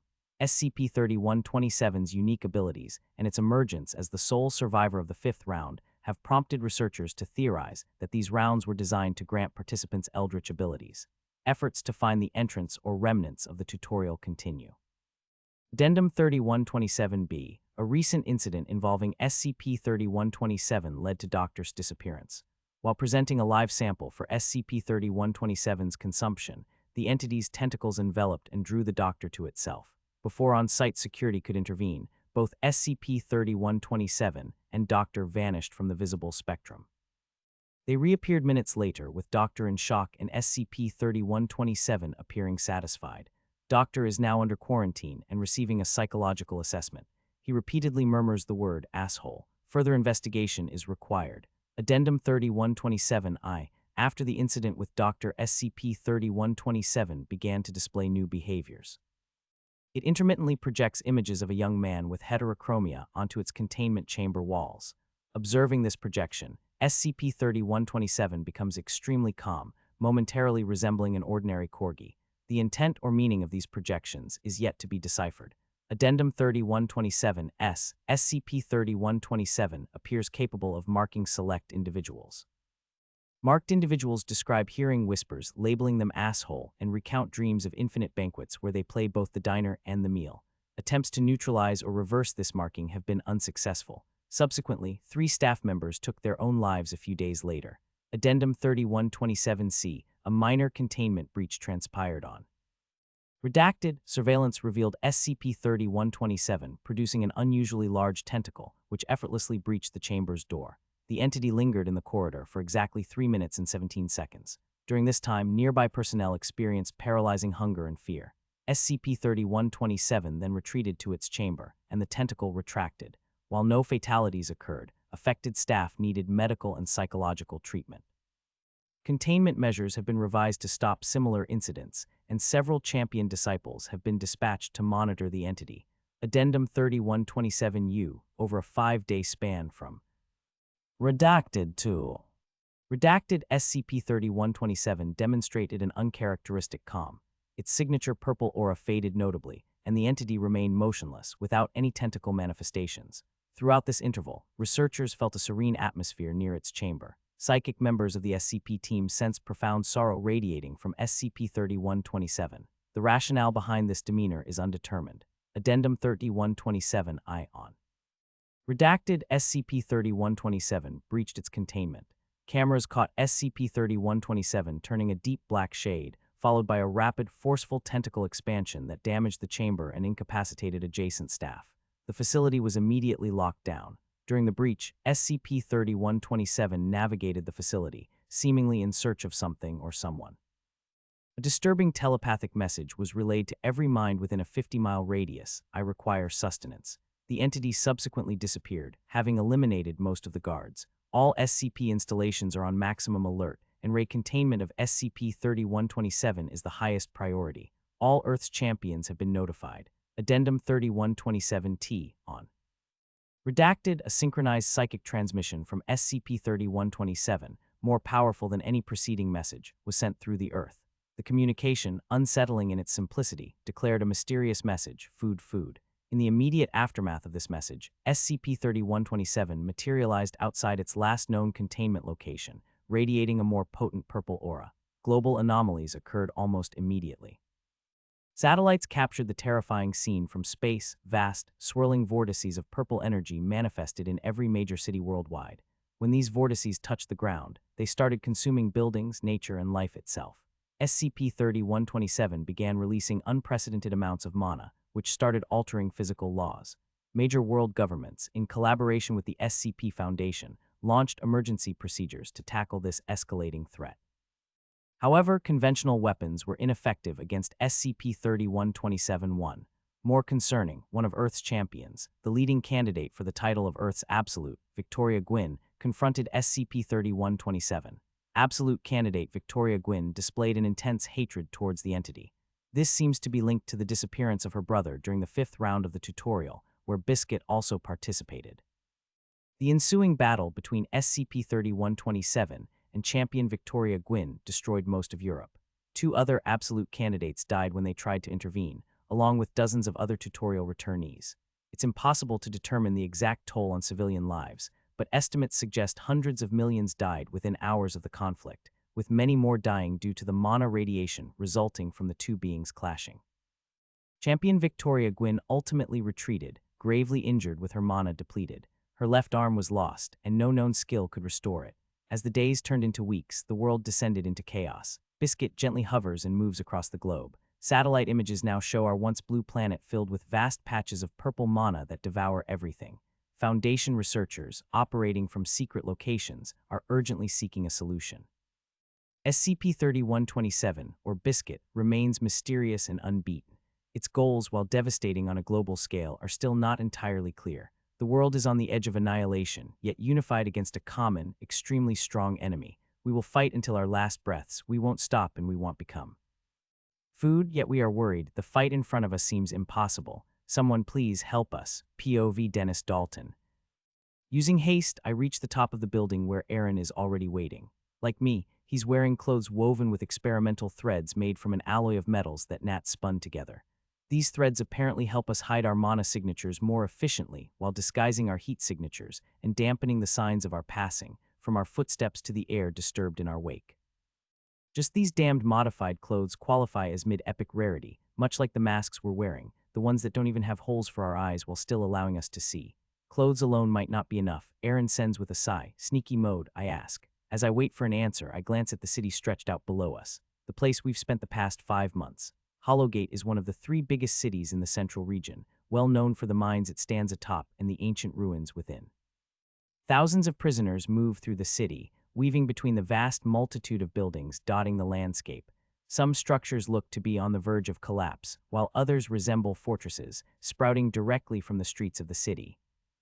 A few tall towers rise above it all, while a deep pit apparently dug by one of the groups occupying the city tears a massive gash in the land, and a tall mountain dominates the landscape of the city, with a small fort nestled against its base which we've decided target this time. Sneaky mode, Aaron confirms. After that, we tune our mana emissions like Nat taught us and circulate it throughout our bodies with a few slight modifications. In combination with the clothes, our presence becomes almost imperceptible, adding sensory deception. Nat says we should be able to easily hide from people up to 50 levels higher, with a few rare exceptions. As planned, making use of the mental map we made on prior scouting missions, we pass by the guards and then break through the protective web over the tall buildings encircling the areas within. It's easily one of the best defended places in the city. Our first obstacle is the outer circle placed on one of the walls in our path, so we approach one of the designated anchors. There on the wall is an intricate set of inscriptions, engraved in molten metal and requiring a key tied to the user's mana signature. We already stole a key, so the hard part is going to be using it. Together, Aaron says through our link. I send my confirmation, and through connection we combine our mind's processing power to work on decrypting the key, connecting it to ourselves instead of the owner. And just like that, a task neither of us would have been able to manage alone has been accomplished almost without effort, and we pass through the now worthless defenses with hastened movement. There's barely anyone around at this time of night, and we've already noted the positions of the guard posts we're now in the process of avoiding. Eventually, we enter the building, breaking through its protections in a similar manner, quickly running through the hallways made out of white stone with black floors. Our steps echo off the empty walls, and I feel my heartbeat quickening. The same feeling I'm getting from Aaron. Using the same method, we once again connect to another door, opening it together before proceeding deeper inside once more. Then we find ourselves stuck in front of the final door, deep inside of the fort. The door is made out of beautiful silver metal with intricate engravings on the surface, as beautiful as they are functional. Even he wouldn't be able to open this. Please don't say things like that. He might show up and smack you in the head before opening it up, all while practicing with those evil cubes of his. Fuck, that could really happen. Creepy orb. Yes, but be careful and please don't lose the box this time. He'll be furious if it happens again. Don't even remind me. And with that final confirmation, I reach into my pocket and pull out the small box densely layered with inscriptions and made of some of the most durable metals we could find, all covered in a thin layer of voidcopper. I unlock it with my mana signature, and it opens up, revealing a gray orb about the size of a grape that almost seems to be made out of smoke. Inside, the box is lined with a layer of Lily's bones, which bear their own set of inscriptions. Even now, I don't dare try to touch it with my fingers, choosing instead to bring it closer to the door, extremely carefully blowing into it while deactivating the inscriptions. The gray smoke flows through the air, meeting the silver door, before disintegrating the metal at the merest touch, eating through its defenses as if they weren't even there. That's how Lily's disintegration is. We watch the process from a good distance away, waiting for the smoke to disappear entirely. Even then we wait a bit just to be sure. Only then do we move in, pushing on the door and entering the room. It's a storage facility belonging to a group called the Gravel Hands. In fact, we're currently visiting one of the best vaults in the entire city. Quick, Aaron says, throwing a bag at me, which I grab before piling materials inside. Some metals, some threads, scales, weird leather. Meanwhile, Aaron moves over to the corner where the more valuable items seem to be. Fuck, that's a lot. I bet we'll get some nice shards out of this too. He says in between looting the various items around us. It would be nice if he made us an arcane item. Dream on you saw how many different items and materials he needed just to make one, and it still blew up our old base. Angry kittens are indeed a menace. For angry kittens, Aaron cheers, his hand wrapped around some weird metal. We both giggle for a moment before receiving a signal from one of the traps we left behind us. Not good. Time and again, our traps go off, followed by multiple scans washing over us, the defenses in the room trying to reactivate without any real success. Without any need to talk, we pick up everything we collected and rush outside, reactivating sneaky mode and sensory deception. We pass through the first wave of guards easily, none of whom directly notice us. Then we avoid another by going through the window. Then one of the guards does notice us and does something to strengthen the defenses in the area around us, destroying our camouflage. He attempts to disrupt our mana, but we resist and disrupt his instead. Then he rushes us, his immense mana flaring up around his body and creating a set of huge mana arms. Teleportation. Teleportation outside from here is still blocked. We've done any number of runs like this. I guess it was about time one of them went belly up, especially considering the value of the items we took and the power of this group in particular. Our connection activates, and we connect to the skill of the man attacking us. Our minds come together to bear the strain of the calculations. As we take over the skill, one of the huge arms punches its creator, and 3 more start tearing a hole in the wall. As the man gets thrown by his own arms, we pass through. I receive a warning and move to the side without pausing to check and send a similar warning to my brother, causing him to duck under an arrow. Another man and woman attack, but we get rid of them quickly, and a few more afterward. Just a few months ago, they would have been a lot of trouble, but now it seems way too easy. For now. Finally, we reach the place we passed into the inner layer of their defenses and come to a stop. A blue-skinned man with 4 arms stands there. In the darkness, only the flashing of security lights and their piercing sirens serve to break the silence. But the moment he stands before us, the alarms fall silent, as do the men and women who were pursuing us. There is no need for them to hunt us anymore. The man in front of us is a champion candidate, the most powerful Thylerin mage in the Gravel Hands and one of the top 10 in Hollowgate. Together we can take him, I note, not quickly enough. They're already building up defenses around the fort.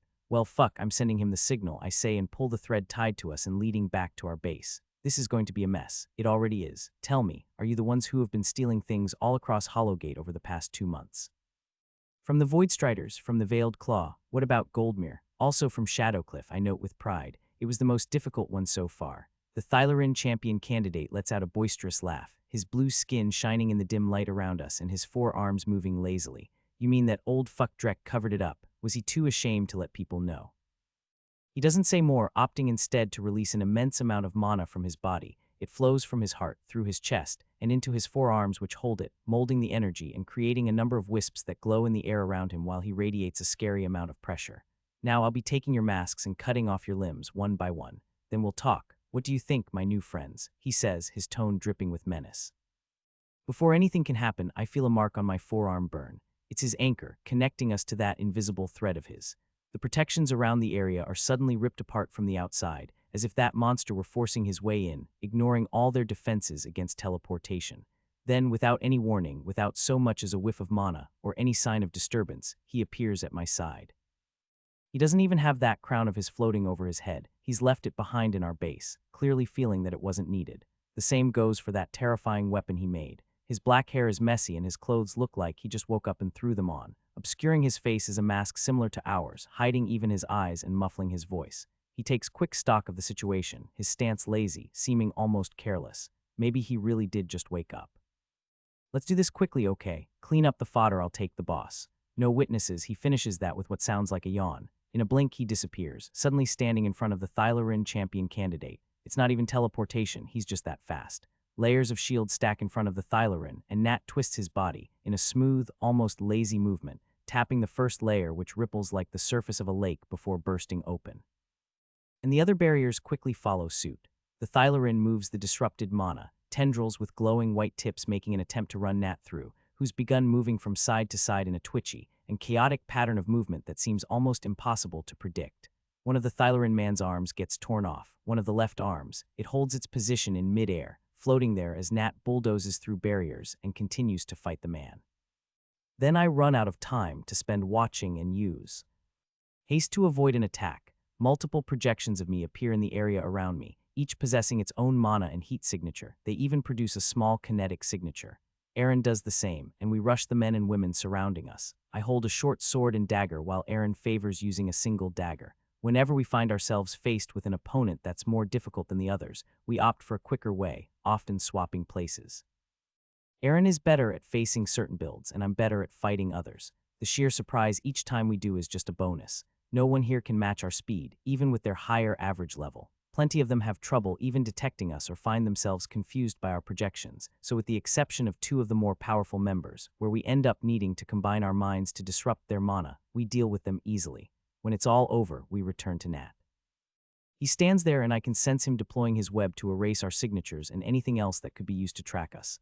I add him to our link and he asks, "Done. Now that everything's in chaos, do you want to go loot some more?" I ask in return. Maybe next time. I'm currently blocking 3 of their defensive arrays and disrupting their attempts to teleport in. Probably around 100 people. Well, fuck. It's fine, they suck at it. His mana touches us, and at the same time, I feel a pull on that thread and anchor tied to us, spiriting the 3 away while the thread dissipates in the air as we vanish, without leaving anything in the way of a traceable signature. We appear back in our base's living room and throw the loot into yet another pile nearby, before Nat quickly goes through it, finally settling on a pair of weird medals and seeming satisfied. Just what I needed, he declares, and then, without fanfare, disappears again, probably returning to his underground lab, leaving 2 evil orbs in his wake. As we exchange glances, I send a message, "Lucky us, we didn't get yelled at." "Yay, you think so? Check the orb." As I do so, I can only let out a deep groan at the new structure. It requires us to break through defenses and is filled with dozens of traps that punish each mistake, mimicking the one we missed that triggered the alarm. Even though the medals Dennis and Aaron brought back are only epic rarity, I'm happy with them. I've long since learned that sometimes a nice complementary medal with good properties is better than something with a higher rarity. Sometimes, the lights around me flicker back on, coming from a dozen thermal cubes lighting up my underground lab. My crown hovering over a metal bust inlaid with a range of inscriptions moves, floating across the room until it takes its rightful place over my head. I baby my precious. The crown has become a deep shade of blue, marbled with faint traces of pale blue. The amount of mana stored in it is probably enough to destroy I don't know what, probably something very big. Without further testing and experience, it's hard to guess. It will probably also be difficult to channel that much mana, but hey, it's what I'm good at. I drop the medals on the table next to a short sword in a sheath that obscures any mana signature that might be emanating from the blade. The sheath is made of an alloy of a dozen metals. Shades of copper, black, blue sheen gray are blended throughout, alongside tiny bits of blue and white crystal, complemented by the densest and most complicated inscriptions I've ever made. My mana wavelength iris activates again, and as always, I feel the gradually increasing pressure on my mind. It's doable, but doing so any longer will cause problems, even with my goddamned arcane passive. I get to work radiating heat and melting the metal in my hand, moving thin strands of material with my mana as I hammer it with kinetic energy. Reaching the required consistency, I move the molten metal to a set of pre-prepared grooves on the sheath while reaching into the back of my mind, where I've kept an inscription structure prepared just for these situations. It doesn't take long, and after performing the requisite checks, I absorb the heat from the metal, while making a few finishing touches with my kinetic energy before it hardens. I give the sheath a few more checks, but the seals and inscriptions for suppression, protection, camouflage, and other things seem to be working better now, and the signs of degradation I saw mere moments ago have been rectified. Good, that should be able to contain that evil sword I've made for a bit longer. Lastly, I take a sheath wrap I made out of the leather of a level 350 manta ray I hunted in the Mana Desert not long ago and apply it, finishing the protections. For a while longer, I examine the hilt of the sword and guard. Both have been made from a single piece of molten alloy, combining arcanite alloy, amber lace, tiny bits of void copper, and a few other materials I got from scrapping some of the damaged arcane weapons I had. Combining them into a dark gray alloy, with mottled hues of black and light gray and streaks of copper running through the metal like a spiderweb of cracks. There are some imperfections here and there, cracks even in shapes that feel off. To be honest, it's every bit as ugly, as my fellow group members have pointed out several times over. But it's my other precious, and I carefully put it back on the table and activate the defenses I've placed around it. Not so much to protect the sword as to protect us from it. The thing is just evil. I send a signal through a ley line connected to Lily and receive her confirmation, then use it to teleport over to her. Unlike me, she doesn't need an underground bunker lab as she didn't have an accident that blew up her lab and took an entire fortress with it, the sort of thing that could have happened to anyone, even to the best of us. Lily likes to do her training and experiments in the confines of our walled yard. She even made some of the guys plant some nice trees here, which they had to get from one of the dangerous forests that litter the central region. The result is trees with white bark and leaves that produce a shade of green unlike any we've ever seen on Earth. There she sits on the bench with the axe she made on her lap, an axe she grew from her own bones. Its handle is only half as long as Lily is tall, but I've seen just how quickly she can make it longer if she needs to. The axe blade is single-sided and likely has a surface area nearly as great as that of Lily's entire body. This weapon is something she's been growing for months already and started doing so after I made her level up as much as possible to reach level 250 and get a body upgrade that was a massive power-up for her.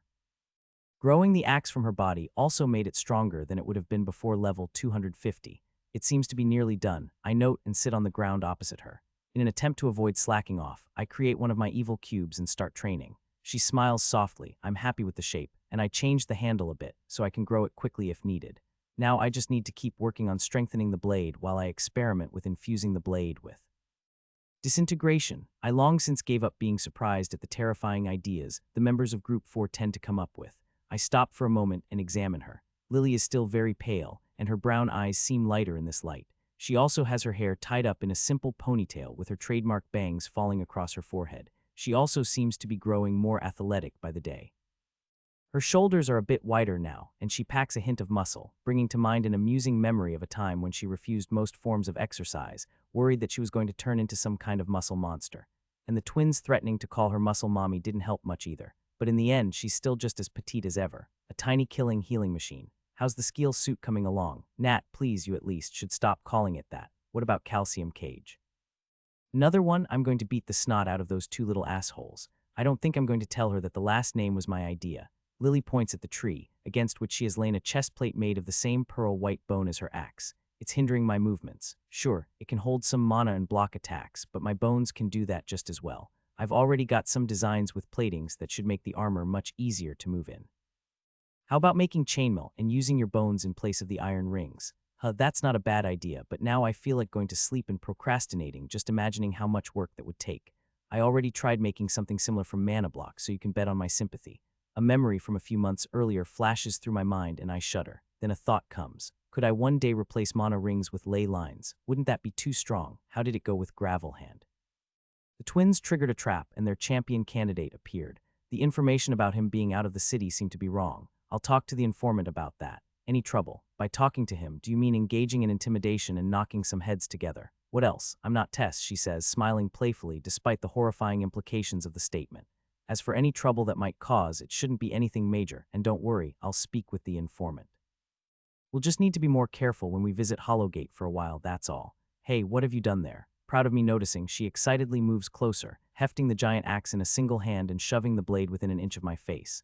Before I can complain, she proudly points out, I finally succeeded, and I think I'll be able to heal the axe if it gets damaged. Of course, it shouldn't be all that easy to damage it in the first place. Between the effects of my constitution, body upgrade, and trait, my bones are extremely tough as it is, but it could still happen. Now it almost feels as if it's part of my body. I told you that growing it out of my own bone rather than using those of a champion or some powerful monster would be better. It's pretty cool, I agree. I just still think it would be super strong if you did. It would take much longer to grow it from a champion's bone. But don't worry, this one will grow along with me, and I'll be able to keep strengthening it, she says, pulling the axe back. Some time ago, I held that weapon and was surprised by its weight. Sure, with the increase in my stats from using the restrictive training emblem, I could hold it and even swing it, but could I have done the same with a single arm, with the same ease as Lily? She swings it through the area around her, taking swift steps and manipulating the axe as if it were no heavier than a normal splitting axe. And the fact that it's a petite black-haired girl doing it feels especially weird. I'm almost caught up with my work here, so we'll leave soon to regroup with the others. How about that place? The hoarders are preparing an expedition to the mines in a few days, so we'll join them. I already had Dennis enlist us while you grew that monstrosity, and by monstrosity, I mean it in a good way, I add before she can complain. Lily laughs shyly as if I had just given her a massive compliment. If you're right and one of the containment cells is down there, it will be a truly fun expedition. I can only agree with the sentiment. Later that night, I close my eyes, appearing inside of my mind, where, as usual, the area has changed. This time it's a view I saw a long time ago on TV. Whitey and I stand on the surface of the moon and look out into the pitch darkness that almost seems to swallow the Earth in the vastness of space, making its troubles seem small and insignificant by comparison. The gravity is normal, Earth-like. All of this is from my imagination, a combined image made from a collection of images and videos I saw on TV and the internet. As I sit down to enjoy the view for a moment, Whitey moves closer, sitting next to me and tapping my shoulder. He holds a tablet in his hand, playing a video of me fighting the Gravel Hands champion candidate. Here you were slow to absorb your inertia, he says, touching the screen and scrolling. Here you could have moved to the opposite side. The way you destroyed his barriers went pretty well, but there are still a lot of ways you could improve. Instead of concentrating on such a small surface and delivering equal power, you should spread it out, make it more powerful in the middle, and weaken it as you move towards the surface. I grab the tablet and replay it. Wouldn't that make the aftershocks weaker? Ha, he exclaims, snatching the tablet away. Quite the opposite. The gradual separation would strengthen the pulses, and while it would be a bit weaker, it would also make the attack more efficient. Even better would be releasing a timed series of pulses, but you suck at it. Bullshit, show me. I stand up and create an exact copy of the barrier the other man used. Whitey jumps to his feet as well and does just that, a single tap on the barrier, releasing a series of 3 pulses. Each comes at a different time, in a pattern that doesn't seem to make any sense. Yet I watch as each pulse meets, crashes into, and strengthens its predecessor. Instead of spreading further around the spherical barrier, they make for higher frequency waves in a smaller area, destroying the barrier even more quickly. Knowing what he wants to hear, I sigh. I know shit all about kinetic energy. Whitey smirks. I wouldn't exactly say it's shit, but yeah, it's pretty bad. Having spoken his piece, the closest he's ever gotten to giving me praise, his stance changes. Breaker style. Gone are the smile and careless bearing he displayed before. As always when it comes to fighting, his eyes seem to flare a deeper shade of red and the atmosphere around him grows that much more dangerous. Joviality is replaced by the presence of a cruel and dangerous predator. I mimic the stance, and the rhythm of my heartbeat changes, matching his, pulsing in slower, more powerful beats. He takes a step forward, and using the force of his entire body, thrusts his open palm towards me, surging forth behind a brutal and heavy burst of kinetic energy. Taking a similar step forward, I stomp, releasing a similar burst with what I might otherwise think of as perfect timing. The moon dust flies into the air and covers the area, but eyes in a fight against kinetic energy don't matter. His next strike erupts from behind the veil of dust, followed by another, hidden in its shadow. Increasing my output, I attack 3 times, each burst sending more dust flying into the air and producing an audible disturbance, almost as if someone were banging on a massive drum. After a few more exchanges, I sense a change in his heartbeat, replacing the prior rhythm with a quicker, erratic, and more chaotic one, needle point. Thin bursts of kinetic energy, as narrow as my fingers, shoot toward me, forcing me to dodge again and again. Instead of slowing down, the attacks come faster as time goes on, several times per second, leaving me no time to strike back and demanding every ounce of my focus just to react. But unlike our challenge, I can actually sense them with some degree of accuracy, boosting my body to react with a near sense of ease. Duck under, jump over, move to the side, twist my head. I sense each and every burst, then they stop, and immediately after, a dozen more fire off almost simultaneously. I manage to dodge the first 6, amazed at my ability to do even that much, but the rest pierce my body, perfectly anticipating my movements. My knee explodes, my shoulder gets pierced. The fingers on one hand find themselves reduced to mush. One of the attacks even punctures a lung, while another destroys my ankle. With the next step, the cloud of dust is blown away, revealing Whitey in Wraith Dance. He appears in front of me, followed by a switch to Pulsar Stance. He avoids my attacks with excessive ease, simply ripping the ground apart around him with breaker style as he deflects the rest. He grabs my arm and tears it from my shoulder, spraying my blood across the surface of the moon. He dodges again and continues to deflect my attacks as I switch to first stance. Then he kicks me, caving my chest in and causing blood to seep from the corners of my mouth. Your heart's output has greatly improved, as has your efficiency, he says, examining the arm he tore from my body. Is it? I hiss, blood flowing from my mouth. Yes, he says, throwing my arm somewhere behind him, having lost interest. Your detection is also starting to get pretty good, so I'll start adding in feints the next time we spar. Lucky me, indeed. Whitey squats in front of me and touches the wound on my chest with his slim, pale finger. It's already been 5 months since we started this training. I mean, it was fun at the start, but it's lost some of its charm. Do you feel like giving up yet? You could spend more time on your mana. That's where your true talent lies. I liked you more when you talked less and beat the shit out of me more. He stands with a smile, and I notice that here on the moon, surrounded by scenery devoid of color, his eyes seem especially red, and his white hair seems to shine against the void. You aren't half bad for a human. This makes the 100th time I've killed you. Whitey muses, then stomps on my head. I open my eyes back in my lab and stretch on my bed before closing my eyes and replaying the fight. It could be said the kinetic training has been going pretty well. Our fort is a nice place, not far from Hollowgate. After making a few modifications to one of the walls of my room, I now have a window with a nice view of the city as a whole. I'd even say it's quite pleasant, especially at night, with the purple nebula and countless stars above and the city lights below. This place used to belong to a group called I Forgot. Anyway, it's Angry Kittens now, a small group made up of a few dozen members with a suspicious degree of wealth. After we took over, almost everyone who had objections tried to kill us, while others left and those who stayed are currently being paid for their services. Their salary comes in multiple forms: items I've made, food, water, a safe place to sleep after we killed any monsters within several miles of the base, and a number of other fringe benefits.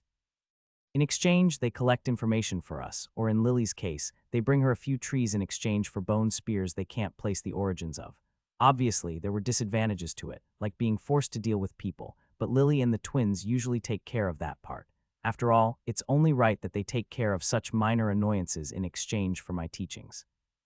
Though they're not high-level extroverts like Tess or Gareth, so they do have some difficulties, but that's a sacrifice I'm willing to make. As I mull these facts over in my head, I turn my attention back to the Beyond community and read the last message. Set. We located 2, and now that you've located 1 as well, we're getting close to the end. We've already started moving, and we can meet at Soft's location after you guys are done with your stuff. Grumpy. After closing the community, I use one of my ley lines and appear in the common room with a few of the original owners. They immediately jump to their feet in a rush to greet me. I just gesture in acknowledgement and check the pile of materials they've piled up to see if I can find anything interesting. Disappointed at not finding anything, I move to teleport away when I get stopped. Boss, one of the men calls. Yes, I ask, turning to him. His face seems familiar. Oh, you are EB something. You've already forgot my name 3 times, so what's the point of trying at this point?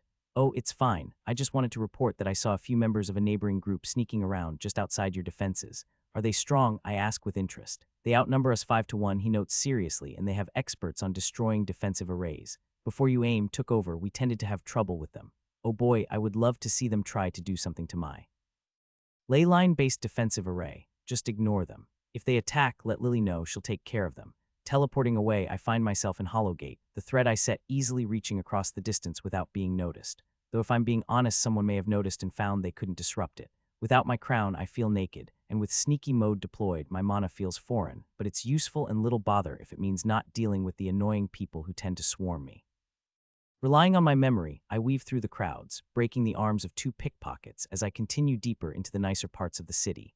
Using Wraith Dance, I leap to the roof of one of the nicer houses, send a ripple of my mana through the barrier, and pass through, leaping into the massive yard where a gathering is already underway. Everyone's levels are much higher than the random people outside, and I get a few curious looks of my own. As I push through them, one man tries to grab me, but all it takes is a single burst of kinetic energy to send him rolling to the ground. This time I don't even have to repeat the demonstration, and I make my way over to a pair of guards, both of whom are uncommonly bulky. One is a Thylarin with 4 swords, and the other is a Phalith with a lazy smile. The boss is waiting inside, the Phalith says, gesturing as the door unlocks and allows me to pass through. The house opens up to a series of dark hallways lit by a number of yellow flames floating in the air like ensconced torches. Passing by them, I come to another door and enter an office dominated by a huge table seated before a massive window. That window offers a stunning view into a beautiful garden on the other side. With a cough, the man behind the table grabs my attention. A Thylerin in expensive clothes, specially made for a member of a four-armed race such as the man before me. His clothes are a stunning shade of white woven through with golden threads, making for a nice contrast against his pale blue skin. I heard someone off Ellen yesterday, he says in a deep, slow voice. Who? Thylerin Mage, number 10 in all of Hollowgate. Oh, that guy. Yes, a 200-year-old champion candidate, a man who spent the last 50 years here in Astral Prison, the man they used to call Mage Bane, the one who was supposed to be out of the city for a few days. Instead of grabbing one of the chairs, I make my own reliable monoblock chair with its classic nostalgic design and sit down. Yes, someone who, according to all information, should have been far away from the city and very unexpectedly wasn't. Quite a bad piece of information, I nod. I can imagine that such bad information could have easily cost the lives of, let's say, two brave collectors who were relying on that person being far away from the city. Things like that just happen sometimes. Not when it comes to my people, Finn. There is a long moment of silence, and I notice a growing tension in the man's face. Nathaniel, I would very strongly recommend that you be reasonable and consider what you're about to do right now. I'm not a very reasonable person, Finn. You know that. As he stares at me, I add to the statement, sensing the movement of his arm under the table. If you raise the alarm, I will blow your entire guild off the surface of this prison along with that shitty array of yours. I sense him freeze in place, and he very carefully pulls back, all four hands placed on the table for me to see. There will be an expedition into the mines in a few days. I start again. Yes, the one being led by the hoarders with the witch in it. One of the largest in the past 10 years. Yup, that one. We already applied, so make sure we pass and they don't do too much of a background check on us. If you do that, I will forgive you for passing on such unreliable information. That's going to require a lot of effort. That sucks. It really does, but fine. Consider it done. And I mean really done, no mistakes this time. I will personally make sure of that. Sounds good. Jumping to my feet, I take a step towards the shelf and grab a mana stone carved into the shape of a hollow cube with some kind of weird inscription that gives off a nice light. Is it fine if I take this? I ask the man, already putting it into my pocket. I do even yes. Please consider it a gift from me, Nathaniel. As I make my exit through the door, one of the guards blocks my way. It's the bulky Thylerin with 4 swords. He and his partner seem to be highly trusted, demonstrated by the weird connection they have that allows them to listen to what's happening in the room. Mize, please let him go, Finn calls from inside. The guard doesn't budge, channeling kinetic energy through his body using a trait I noticed long ago. I've wanted to fight this guy for a while. Mize, also known as the Spinecrusher, ranked number 7 in Hollowgate. I take a step toward him, releasing an amount of kinetic energy to match his own, feeling the weight of it building in the air. Mize responds, increasing his output as the tension sharpens to a razor's edge. His hands hover closer to the swords at his sides, the flicker of violence rising in his eyes. The space between us tightens, energy crackling between us as though one wrong move could set everything off. Mize, stop before we all fucking die here. This shout is much louder and more desperate, catching the attention of the people around us. Only then does the guy manage to calm himself and take a step back. I feel the pressure begin to dissipate as he pulls back, and I make one last corny attempt at baiting him, hoping to amuse myself with a decent brawl. Yeah, Mize, be a good boy. To my disappointment, he doesn't bite. Sure, he seems to be more pissed off, but that's all. As he steps away, I pass by and wave at the second guard, who waves back at me with a smile, his eyes and hair blazing a happy shade of red along with the small wings flickering on his back. Milo, also called the Nightmare, number 5 in Hollowgate, the kind of person even Finn rarely gives orders to. After jumping across a few roofs and a quick teleport later, I visit a few shops and return to the fort we lord over as angry kittens, directly jumping into the room this time. Here, in relative safety, I put more effort into the training that's been going on in the back of my mind the entire time. Separating a small part of my mind, I form a simple evil cube and wonder over it. It's an upgrade I made by modifying the orb after becoming familiar with the shaping exercises Lysandra gave me. Lysandra has amazing mastery over mana, and her flow is smooth, perfectly controlled, and sharp. My style of control is more chaotic, and it's something I'm starting to account for with my shaping exercises, especially the first one, where I'm constantly having to control multiple frequencies and manage an ever-changing set of mana requirements just to maintain the thing. Changing the shape to a cube allowed the mana inside the shape to bounce more chaotically and made its movements nearly impossible to predict. Even after a few months, I'm still not sure what I expect to get from it, but I've decided to continue. Lately, I've even started changing the shape into a pyramid, which made it even more difficult, the mana inside the shape bouncing and swirling even more unpredictably. Someone smarter could probably explain the reasons behind it since I expected the cube to be more chaotic but not me. With a wave of my hand, the cube disappears, and I bring my mind back to the previous method of training, leaving just a tiny bit to continue thinking as I throw myself back onto the bed and stare at the ceiling. System, show me my level. LVL 290. It's pretty, and I'm fairly certain that even with as much effort as I directed to training at the expense of leveling, I'm probably one of the highest levels in our round, perhaps even the highest, and I'm just 9 levels away from my primary class upgrade. I'm really curious how the system will deal with it, given that I already have all 10 of my allotted active skills, and the primary class always seems to bring more along for the ride. System, order me pizza. I will pay 10,000 shards. Nothing changes, obviously. Looking at the terrifying number of shards I currently possess, I don't think I would miss those 10,000. It's really tough out here. Lastly, before settling into sleep for the next 2 hours, I decide to check on Biscuit. Food. I send through the link the twins created, the one that works despite Biscuit's current distance. Food, he sends back mysteriously. Food, I ask. Food. He answers right away. Asshole, I send back. Gone. Food, I confirm, and over the next few exchanges I tell him about our plans, until we finally say goodbye, focusing my attention back on the ceiling. Damn, I miss that corgi. It's already been a few months since he went on his secluded training like some hidden master, and after not being able to boop that nose for so long, I'm starting to get close to my limit. Bone knitting LVL 18, bone knitting LVL 19. Finally, the skill levels up, and I take a break from my efforts. The bones, which had been itching until now, finally settle and the mana threads dissolve, the energy returning to my pathways to continue cycling through my body. Only then do I close my eyes and allow myself to fall asleep. Days pass by quickly, filled with mana training, getting taught and then killed by Whitey, and giving pointers to Lily and the twins. There isn't any talk anymore about making them change difficulties. Even when they're not combining forces to fight, they're still dangerous. They don't flinch anymore when they get hurt. They're quick to learn and much more experienced when it comes to combat. They're surprisingly patient and don't hesitate to stretch out battles as needed, gradually building up an advantage. Their projections are amazing, to be honest, mimicking mana signatures and heat while imitating the vibrations of true motion. I can see a lot of potential in these projections of theirs, and I've worked hard to help them improve. Honestly, I'm capable of doing something similar myself, and with my superior control over mana and the proper application of kinetic and thermal energy, it even comes fairly easy. But I'm the type that prefers dealing damage to such trickery, so I don't spend much time practicing Mysel fits, just something to do when I feel bored. So their projections are currently much better than mine.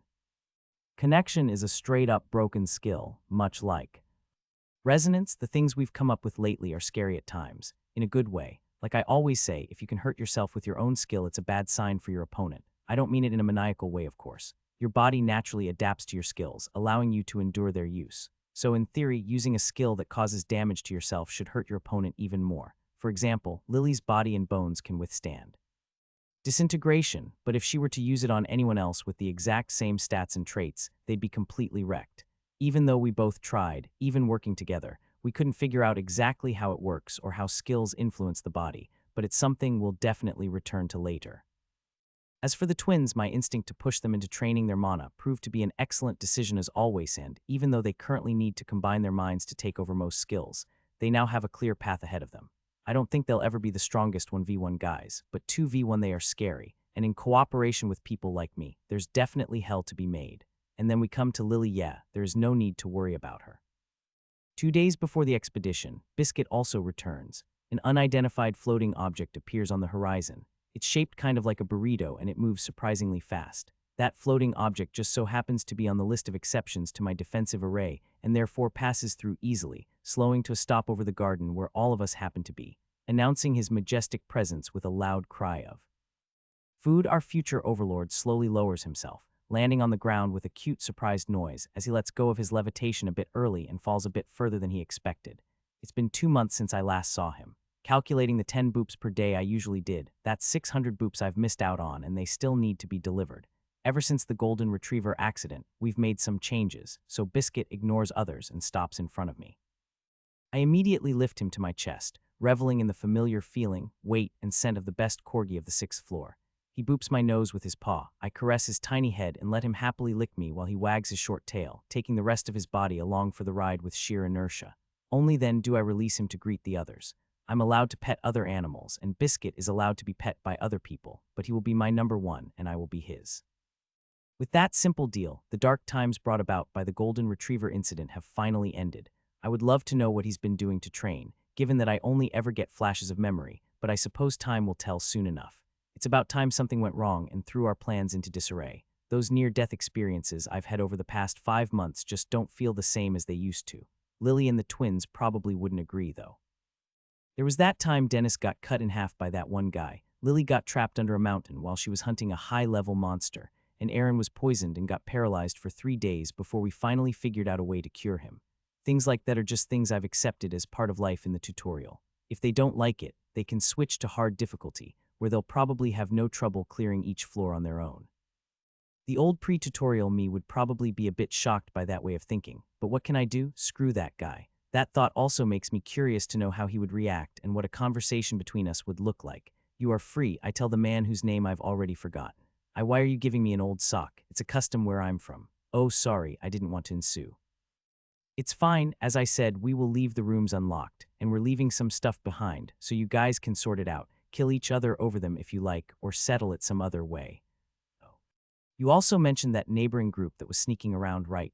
Lily checked on them last night, and I don't think they'll be making trouble anymore. If you are lucky, you might even take over what's left. But don't expect any fancy items or materials, we took them all. Sure, I say, waving him off and teleporting away, reappearing in my underground lab. The only way to get here is by teleporting through the ley line that leads here. Otherwise, the lab is deep enough to be almost perfectly shielded. I did have some trouble getting breathable air down here, but I solved it with a set of mana stones inspired by the one that the blacksmith gave me back on Beyond's entrance floor. Right now, the lab feels unusually tidy. Gone are the chaotic piles of items and materials that were scattered all over the place. The best and most useful items were packed away in our bags, and the rest were either sold to the system shop or left up in my room, which I'm sure is already in the process of being looted. The only thing of note remaining in the lab is the inscribed bust with my crown hovering over it. The bust serves to stabilize the crown so it doesn't lose mana while it's not over my head. With the bust currently charged, the crown should be able to remain there for 2 or 3 weeks without any trouble, and the ley line thread connected to it makes it possible to summon it to my location. To avoid annoying questions during the expedition and to avoid immediate conflict with a certain person, I plan to leave it here and summon it at the first sign of trouble, which I'm sure will happen soon enough. Until then, I at least won't be bothered by these people. I mean, I could probably just take over the expedition at this point, but that would be too annoying. Giving my precious crown one last look, I teleport to the door to Lily's room and knock. Come in. She calls a few moments later, and I enter. You should have been packed an hour ago, I note looking at her messy room. I know, she deflects, turning to me and holding a dress in front of her. What do you think? The dress is a pale shade of blue, with a skirt that comes to an end just over her knees. The design is a bit weird. No good. She mumbles, reading something in my face I didn't even know was there, and throws it on the ground, quickly choosing another in its place. This one is a very dark shade of red. This one, so that's where your pocket money went. This one's no good either, she sighs, throwing it aside. And yes, I'm a young woman, of course, I like to dress well. Though other women probably wouldn't care about clothes in a situation like this, so maybe it's just me, but you know what I mean.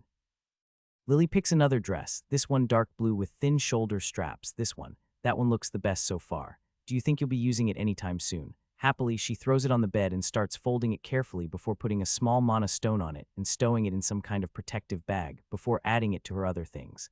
I don't think I'll be needing it, that's why I'm only taking the one and leaving the rest.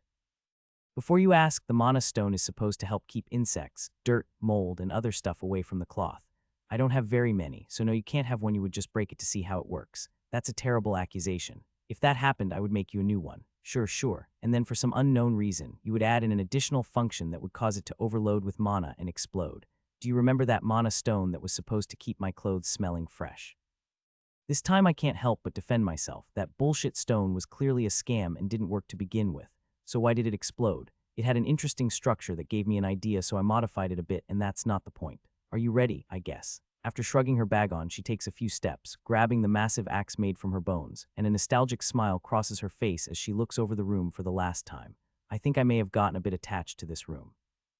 I think I might miss it for a while after this. I can understand that. These past few months have been great, honestly. It's been really fun having all of us together, and I'd love to keep that going. Hopefully, we get to spend more time together like this. Nice jinx. The expedition will go great. After a short laugh, she tightens her posture, gray mana swirling around her in the shape of a mantle. Everything will be fine, you'll see. I'm here, Lily says, full of unwavering confidence.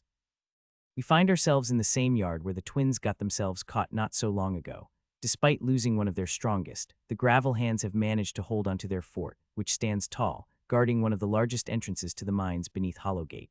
There are probably a few hundred people all told, and going by the results of past expeditions, only around 1050 will return.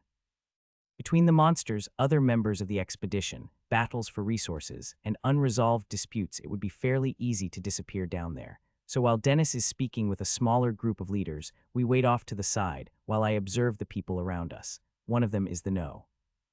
One in Hollowgate, a Thylarin woman known as the Witch, and she clearly has a mana crown floating over her head. I would recognize it anywhere. Terra Shaper LVL 306. There's a rumor going around about the witch. Some say she only ever joins an expedition once every 10 years, then retreats to her manor, spending the following years charging her crown for the next journey. That's why her crown is such a deep shade of blue, with streaks of light purple and pale blue swirling across the surface. The sheer amount of mana it holds can't be hidden. Just being near her feels like the air itself is growing heavier, as if the immense power she's carrying could crush everything around her. Then there's my good friend, the Thylarin, with his kinetic energy and 4 swords quick to hand. For some reason, it seems like he's decided to join the expedition. He isn't looking at me, but I'm sure he knows that I'm here, and he's standing close to the witches if he intends to serve as her bodyguard. Well, color me surprised if this expedition won't be fun. There are still a few payments to be made, along with the final checks, and last-minute confirmations, just the kind of annoying tasks the twins insisted on handling themselves. After that, we pass through a door carved into the rock trailing behind the main group and enter a wide tunnel with a low ceiling. Soon, though, the space opens up, revealing a massive hollow within the mountain. That hole is about as wide as a city block and has a set of stairs carved into the side that spiral down. The staircase is wide enough for 2 people to walk side by side, and there's obviously no railing to be seen. A single misstep would be enough to send the average person plummeting to their death. I'm sure we have plenty of members who could survive the fall with flight or teleportation, if not through the use of some other fancy skill. Hell, some of the races we've seen can fly as is. But I'm also sure some would die from falling down, and that's because of the glow that can be seen deep below. A molten river of lava swirling and flowing through the caverns beneath us. We're not sure what it's made of, but for those who haven't heard, there's a river of molten material flowing through here, one of the leaders says, informing the rest of the group. Some of you might think you could survive falling into it, but let me warn you, that river moves fast. It will drag you under and carry you deep beneath the rock, far away from here, to wherever it leads. He grabs a small stone and throws it down. The stone falls for almost 20 seconds before it hits the surface, and I estimate that the river sets about a mile below us. This expedition is headed to the lower floors of the mines into a tunnel that runs along that river of lava. If you want to complain to the leaders of your parties. Everyone was informed. Let's move. There's no organization, no elaborate planning. There's too little trust for any of that. The group will rely on the sheer force of numbers when danger arises, and everyone knows it. It feels less like a unified expedition and more like a number of large groups that just happen to be moving in the same direction. The first group begins descending the stairs, slowly making their way down. No one flies, teleports, or moves quickly. Instead, they choose to walk, and as our turn rolls around, I think I might understand why. The molten materials that make up the river below generate some sort of field that seems to have a disruptive effect. While the stairs seem to be somewhat shielded, the exposed chasm to our side is filled with a constantly fluctuating disruptive field. It's very fascinating to me, and I have to wonder if this is the result of the molten blend of mana-conductive metals violently mixing together in the churning currents of the river. The effect isn't strong enough to cause me much trouble, and I bet there are plenty of people who could say the same. As for the stairs, even though they are undamaged, it's weirdly fun to walk on them while watching the glow of the river deep below, given that the stairs are basically just stone plates sticking out of the wall, with holes in between each step. It feels like we're descending to hell, Dennis grumbles, issuing our first complaint. Food. Nat, he's asking if there is food in hell. I don't know, Biscuit, Dennis answers. Biscuit seems to be disappointed, but continues to look at the people walking behind us. He is currently held in my arms, my hands supporting his backside, as he rests his chin and neck on my shoulder, looking behind me. While we are descending, I observe the effect of the river on the mana I radiate into the air and listen to some of the guys talking behind us. First number 2 died a few months back, and I'll be damned if I wouldn't have sworn the man was too angry to die. Then a month ago number 8 went down, and just a few days ago we lost number 10. Is there someone hunting these guys? I notice the twins stiffen when number 8 is mentioned. No worries, I cleared the tracks you made. I inform them, sending it through our link. Yeah, I know, it just made me remember that guy. I swear, Nat, he popped up out of nowhere like some fucking scout selling cookies, Dennis shivers. He also cut you in half as he was dying, his brother reminds him. I redirect my attention back to the guys talking behind us.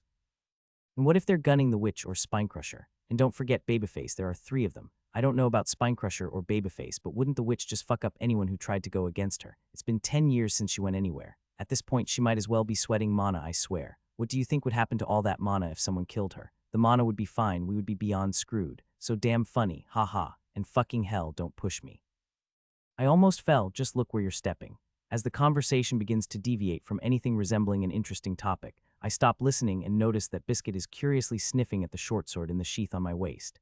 It doesn't seem like he can actually sense anything from the weapon itself. After all, I'm sure I sealed it properly. We would know if it wasn't. All of us would know. Nat, I've been wanting to ask for a while, but why did you shape that thing like a sword? Dennis asks through our network. Their interest piqued. Aaron and Lily rush to listen in too. I step to the side for a better view below. The glow from the river of magma below us cuts through the darkness around us, aided by the few lights others have brought. The enormous size of the hole brings my adventurous spirit to the fore. The only thing we're missing is an old note from a dwarven expedition lamenting that they dug too deep. I thought about a number of shapes I send in a response. Could have been a staff, javelin, spear, axe, sphere, cube, and more, but the sword felt like the most familiar and easiest thing for me to move around. It's as simple as that. Dennis, who likes his short sword and dagger, adds happily swords are cool, elegant, slim, and they don't tend to draw too much attention, unlike Lily's axe, which is bigger than she is. His brother adds, I don't know, man. I'm pretty sure they're not just staring at Lily because of the axe. She's quite the looker, you know. Surgery, Dennis says smartly, wasn't it? Plastic surgery, Aaron asks. It evolved. Oh, you two know I'm also here, right? Should I leave you cut in half next time, Dennis? Oh, and do you remember that toxin, Aaron? Aaron energetically shakes his head. Lily, I know, Dennis. If you leave him that way, each half will regrow and you'll have 2 annoying jerks to deal with instead of 1. You really shouldn't let that happen for all our sakes. That's true, Dennis agrees in a serious tone, and I saw Aaron eat terrible things back on Earth. He's the kind of guy who drinks orange juice after brushing his teeth. Some random toxin would mean nothing to an abomination like that. The conversation continues as we continue our walk down the narrow stairs projecting from the walls of the hole. It's all friendly banter, and it might feel careless, but I know very well that all 3 of them are on their guard, even though they're acting like this. It's a habit I've worked hard to instill in them over the past months. When we finally find ourselves just over the Molten River, and the expedition starts funneling into the target tunnel, I pause, bringing the rest of my small group to a stop with me. I bet he wants to jump down there just to see how the disruption effect works and if proximity would change its effect on him. I decide to ignore the heinous message and focus on the river. Curious, I activate. Lay line and toss the thread down. Tied to a piece of metal I pull from my bag of metal I know won't melt anytime soon. Before it's completely dragged under and carried away, I anchor it to the wall. The river does nothing to it. Ley line holds like a champ without losing a hint of integrity. I leave it there and head into the tunnel, with 2 more threads following me, both connected to the surface. Not too far into the tunnel, we come across some abandoned machinery, rusted, crumbling, and long forgotten. Each piece is intricate, covered in strange, unfamiliar inscriptions that give hints at their original purpose. There are empty slots where mana stones should have gone, likely to be used as power sources, but now nothing remains. The machines themselves are varied in design, each one seemingly tailored for a specific task, and all of them equally fascinating even in their state of decay, resting against the walls or buried under rock. One machine is particularly large, with gears that no longer turn and metal joints crumbling with age. Another is smaller, more delicate, almost like it was meant for more precise work. The inscriptions, though alien, almost look familiar to me in a way I can't quite place. I stop for a moment to study them, my fingers touching the patterns etched into the surface. Then I spot a piece of strange alloy, something that catches my eye, and pocket it. The group ahead continues moving, and there is no more time to linger. With a final glance at the abandoned machines, I quickly catch up, knowing they won't wait for us. At the front of the expedition, fights break out as monsters begin attacking the lead members. The creatures are dealt with quickly, their ambushes barely slowing our group's progress, but judging by the reactions of the people around me, it's clear that the danger's only just beginning. I can sense monsters burrowing through the tunnel walls, slithering beneath our feet, and moving just above our heads, hidden in the shadows. Their movements are subtle and unmistakable, like the tremors and heat generated by their bodies, or the hint of mana they leave behind them. For now, there are only a few dozen, but even at this distance, I can feel the presence of hundreds more lurking far beyond, waiting, preparing. Further into the tunnel, we come across several old campsites littered with broken tents, abandoned cooking implements, and some empty crates scattered around. These are all very old, likely not from any recent expeditions. If someone were to tell me they were leftovers from before this moon was turned into a prison, I would believe them. All of these remains crumble to dust with the weakest vibrations or the simplest touch. It's thrilling to imagine that hundreds of years ago, there were people walking these same tunnels, living, eating, and interacting with each other, never thinking that centuries later, there would be people like us staring at the remnants they left behind. And a feeling not unlike nostalgia captivates me. If I die sometime far in the future, will someone one day have the opportunity to look at what I've left behind, unaware of my thoughts, hopes, and struggles? Will the name Nathaniel Gwynn be forgotten, along with everyone who ever knew me, and will all these adventures we've been through be erased by the relentless passage of time? It's both fascinating and a little sad. Before we move on, I offer Lily a bottle of water, and she takes a sip with a thankful smile. I insert a lame joke into the twins' conversation, give Biscuit a quick pat, and then we leave the place behind. Why are the monsters not trying to cause a cave-in?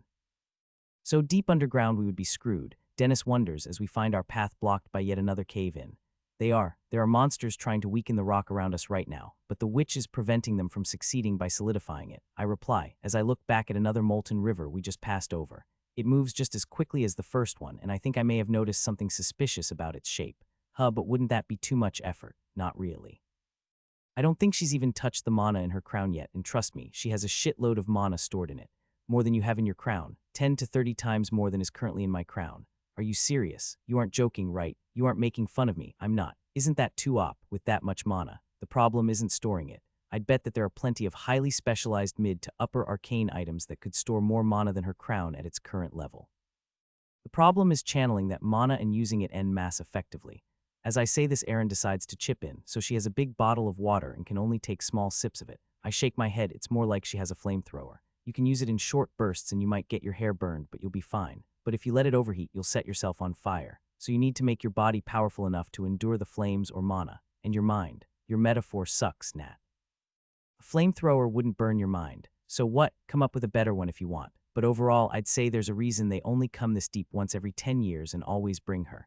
Her crown and the way she handles the stone is a perfect combination for the dangers down here. Is she stronger than you? The question makes me think for a moment. I don't think so, at least not with what we've seen from her so far.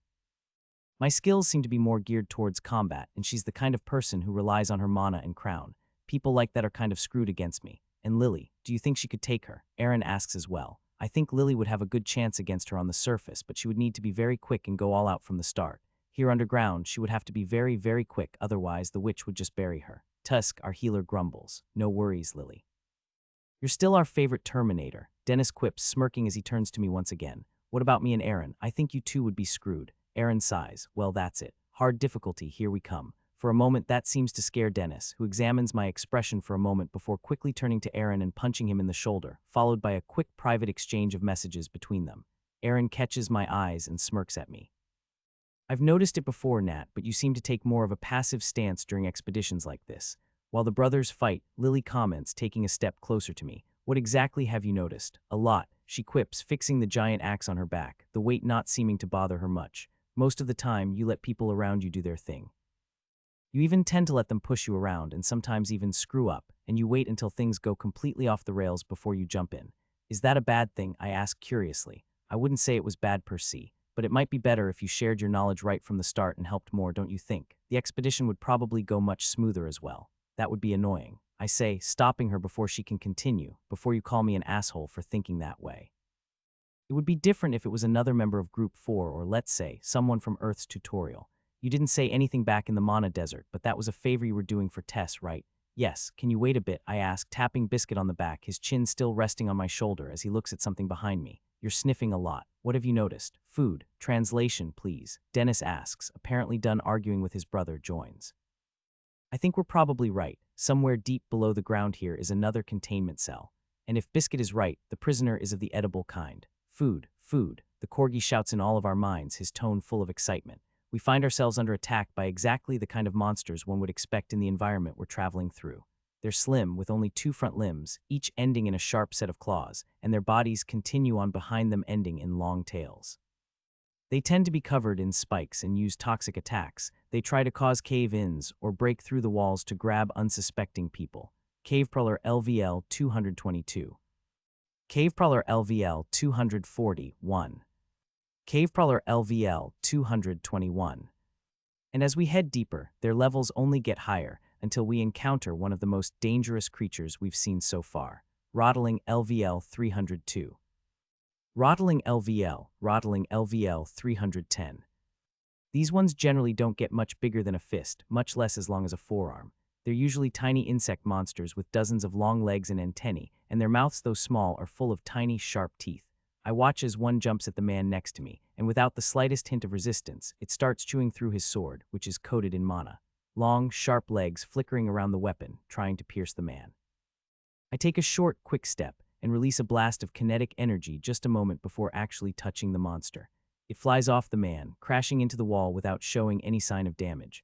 Someone else tries to smash it with a big hammer, but the Rottling quickly avoids it, its long, sharp legs clicking against the rock, leaving a line of grooves in its wake as it rushes to attack someone else. Another one pierces through the wall behind me, jumping for my head, but its movement slows, and the monster starts floating in the air, each of its attempts at further motion filling me with kinetic energy. It's surprising how much strength that tiny body packs. I quickly create and compress a spear, stabbing it at the monster. It resists even that and starts grabbing at it, its mouth extending to gnaw away at my mana. Pulling the spear back, I strengthen it more, resonating the blade, and stab again. You have defeated Rottling LVL 303. Boosting my movement with kinetic energy, I reach another man, grabbing the insect from his back and throwing it to the floor. My heartbeat changes, slipping into the rhythm of breaker style, and I stomp the monster, releasing some of my collected kinetic energy in a localized fashion. The monster bursts open, without leaving so much as a crack in the rock below. You have defeated Rottling LVL 304. Another quick movement, and I move my head out of the way, just as another one passes by me. Twisting my waist, my left foot buries itself in the ground, and my hand extends as I release energy through my palm. You have defeated Rottling LVL 301. At that point, I spot one as it leaps from the ceiling, diving toward a woman who's apparently dumb enough to start casting a fire spell. A burst of my mana disrupts her skill, shock, and horror taking over her face as it deactivates, and she watches the monster fall toward her. The monster and the woman stop mid-motion, the beast's thin, long legs reaching for her fear-stricken face. I create a javelin which bursts violently forth, piercing the monster and pinning it to the wall, where it twitches until it finally stops moving. You have defeated Rottling LVL 310. LVL 291, LVL 292. With that, the fight slowly comes to a stop. No more monsters are coming in, and the ones that initiated the attack are dealt with. Can I heal the wounded? Lily asks through our connection. Do whatever you want. She seems surprised at my answer, but smiles and rushes off to help the most heavily injured with a nod, closing mortal wounds with ease, without using much mana or resorting to sacrifice. There are a few weaker healers, each with half a dozen guards, but none can compare to what Lily does, and I can see the shock etched on their faces. Hey, do you think this is a good idea? Aaron asks, coming to a stop by my side and whispers so only I can hear. There are only 3 people in this expedition you should be worried about: the witch, Babyface, and Mize. As long as you don't get jumped or stabbed in the back, the others shouldn't bother you at all, even if they attack in large groups. So you look after Lily, and I'll keep an eye on the other 3. Both of us look toward the witch far ahead. As usual, she says nothing, standing off to the side, her people dealing with the small annoyances around her. She's just a bit shorter than me, with the typical light blue skin of a Thylarin. Unlike most of her kin, though, she has 6 arms instead of 4, slim and tucked away under her robe. Her short brown hair frames the pale yellow eyes that are quietly observing everything around her. Her crown floats lazily above her head, spinning slowly. Its design much the same as my own, though hers has 3 distinct colors. And be very careful of that woman, I add quietly. She's much more dangerous than I thought. What happened? She used mana from her crown to blast one of the monsters attacking her. Sorry, Nat, but I don't get. I interrupt him and explain. In our previous conversation, I mentioned that the crown has a weakness, if you want to call it that. To expand on the metaphor, imagine the crown as a full water tank instead of a flamethrower, and you can expand that tank at will. It can be as small as a water bottle or as big as the reservoir behind a dam. That doesn't seem that bad. So what's the problem? The hole you use to access that water doesn't change. If your container is small and you want to let out some water, you don't have a problem. The problem starts when the container gets really big. Every time you twist that valve to get water, there's an immense amount of pressure from all the stored water trying to get out. The size of that valve, at least for Mana crown, doesn't change. I think I'm starting to get it. And did you say her crown holds 10 to 30 times more than yours? Yup, and she opened that valve and was able to take a tiny amount of mana just to blast a small monster away from her. I would have understood if she had channeled it for a while to power some powerful skill or release enough to make everyone here vomit their organs out. But no, she held all that mana at bay, and through that tiny valve took just the tiniest wisp to deal with a nuisance. Is it me, or do you seem happy about that, Nat? I wave him off, my mind thinking it over. What I just described is a definite weakness of my crown, and something I don't think that's unique to me. It means the more mana you store in your crown, the more difficult it is to use. If you open the valve too little, less mana will flow out, but the pressure will be higher and more intense, making it harder to control the flow of mana without getting hurt. If you open the valve fully, vast amounts of mana wash over you at once, emptying the crown much faster, as you risk drowning in the sheer amount of mana assuming you don't end up wasting it. That's just how scary what she did is. Finally, she notices me staring and turns her face toward me. Her yellow eyes radiate calm confidence, the kind that says she can handle anything with an obvious hint of disdain. What she did earlier was a warning, a deliberate display of skill, likely meant for men, no doubt a response to something Mize told her about me, and after sensing me observing her. To me, it's a single, unmistakable message: know your place. A few hours later, we enter one of the bigger tunnels after the witch punches a hole through one of the walls, revealing it, and allowing us to sidestep the cave-in. The resulting hole is about the width of a football stadium, and I watch intently as she works, Mize quietly keeping pace behind her. She stops in front of the wall and taps on it with a finger, sending ripples through the stone. The affected rock almost seems to melt, behaving like water as it bends to her will.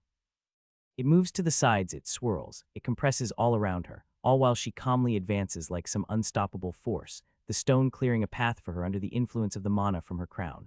Once she's done, she steps aside, and the Quasi leader rushes in with a few more guys to run checks.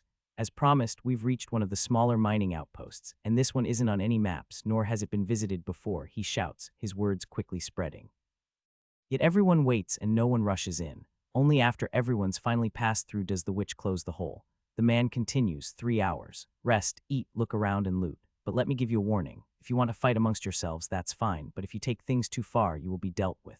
Go. His words have barely left his mouth by the time everyone disperses throughout the massive cave, their skills lighting up the area as their overlapping scans trace every inch of ground.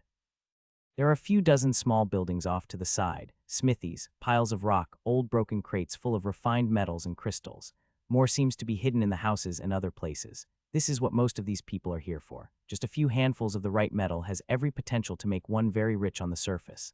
Nat, please recharge the creepy box. Me and Aaron will do some looting. Dennis states, handing me the small box densely inscribed and plated in voidcopper. After that, he and his brother disappear, more excited over the experience itself than any items they might find. That leaves Biscuit, Lily, and me off to the side, with Mize, the witch, and a few others waiting on the opposite side of the cavern.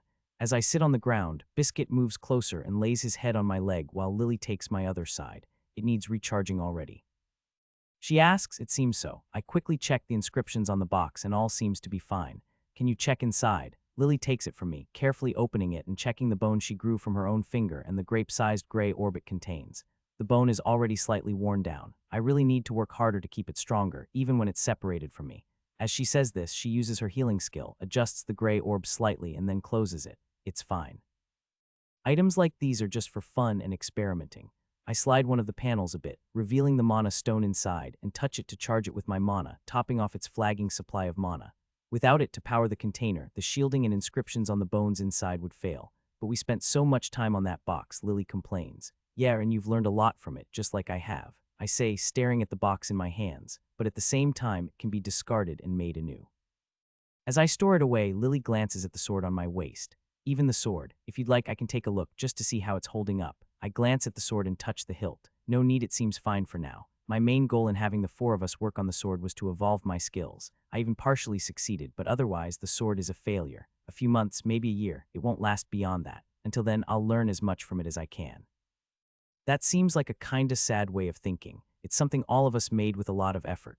Of course, you did most of the work, but you know what I mean. It would be nice to have it as a reminder. It's amusing to watch her try to avoid getting tangled in the conversation, and I say, I value these memories and knowledge more. Given the dangerous nature of our current expedition, I might be jinxing it, but we've already created a few items together, so there's nothing stopping us from making many more in the future. A slow smile spreads across her face. I loved working on that sword too, but yes, if you keep jinxing us like that, we might all end up dead. About 3 hours pass and the twins return. Their clothes aren't damaged and they look clean, but I can feel that they've been in a fight. It's like when you use the engine for a while and turn it off, it still radiates some heat.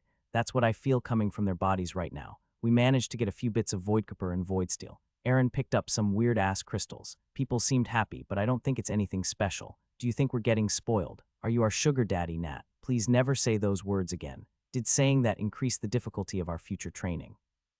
He asks, yes, screw you. If you really want to complain, get stronger and beat me up. You know, Nat, after these months together, I can really see why the system offered you patience, greed, and pride. You can be surprisingly chill when someone bothers you, patient, even. Savant would be proud. Yo, don't push our luck. Aaron snaps, nudging him a bit too firmly as he hands me some mana crystals he found.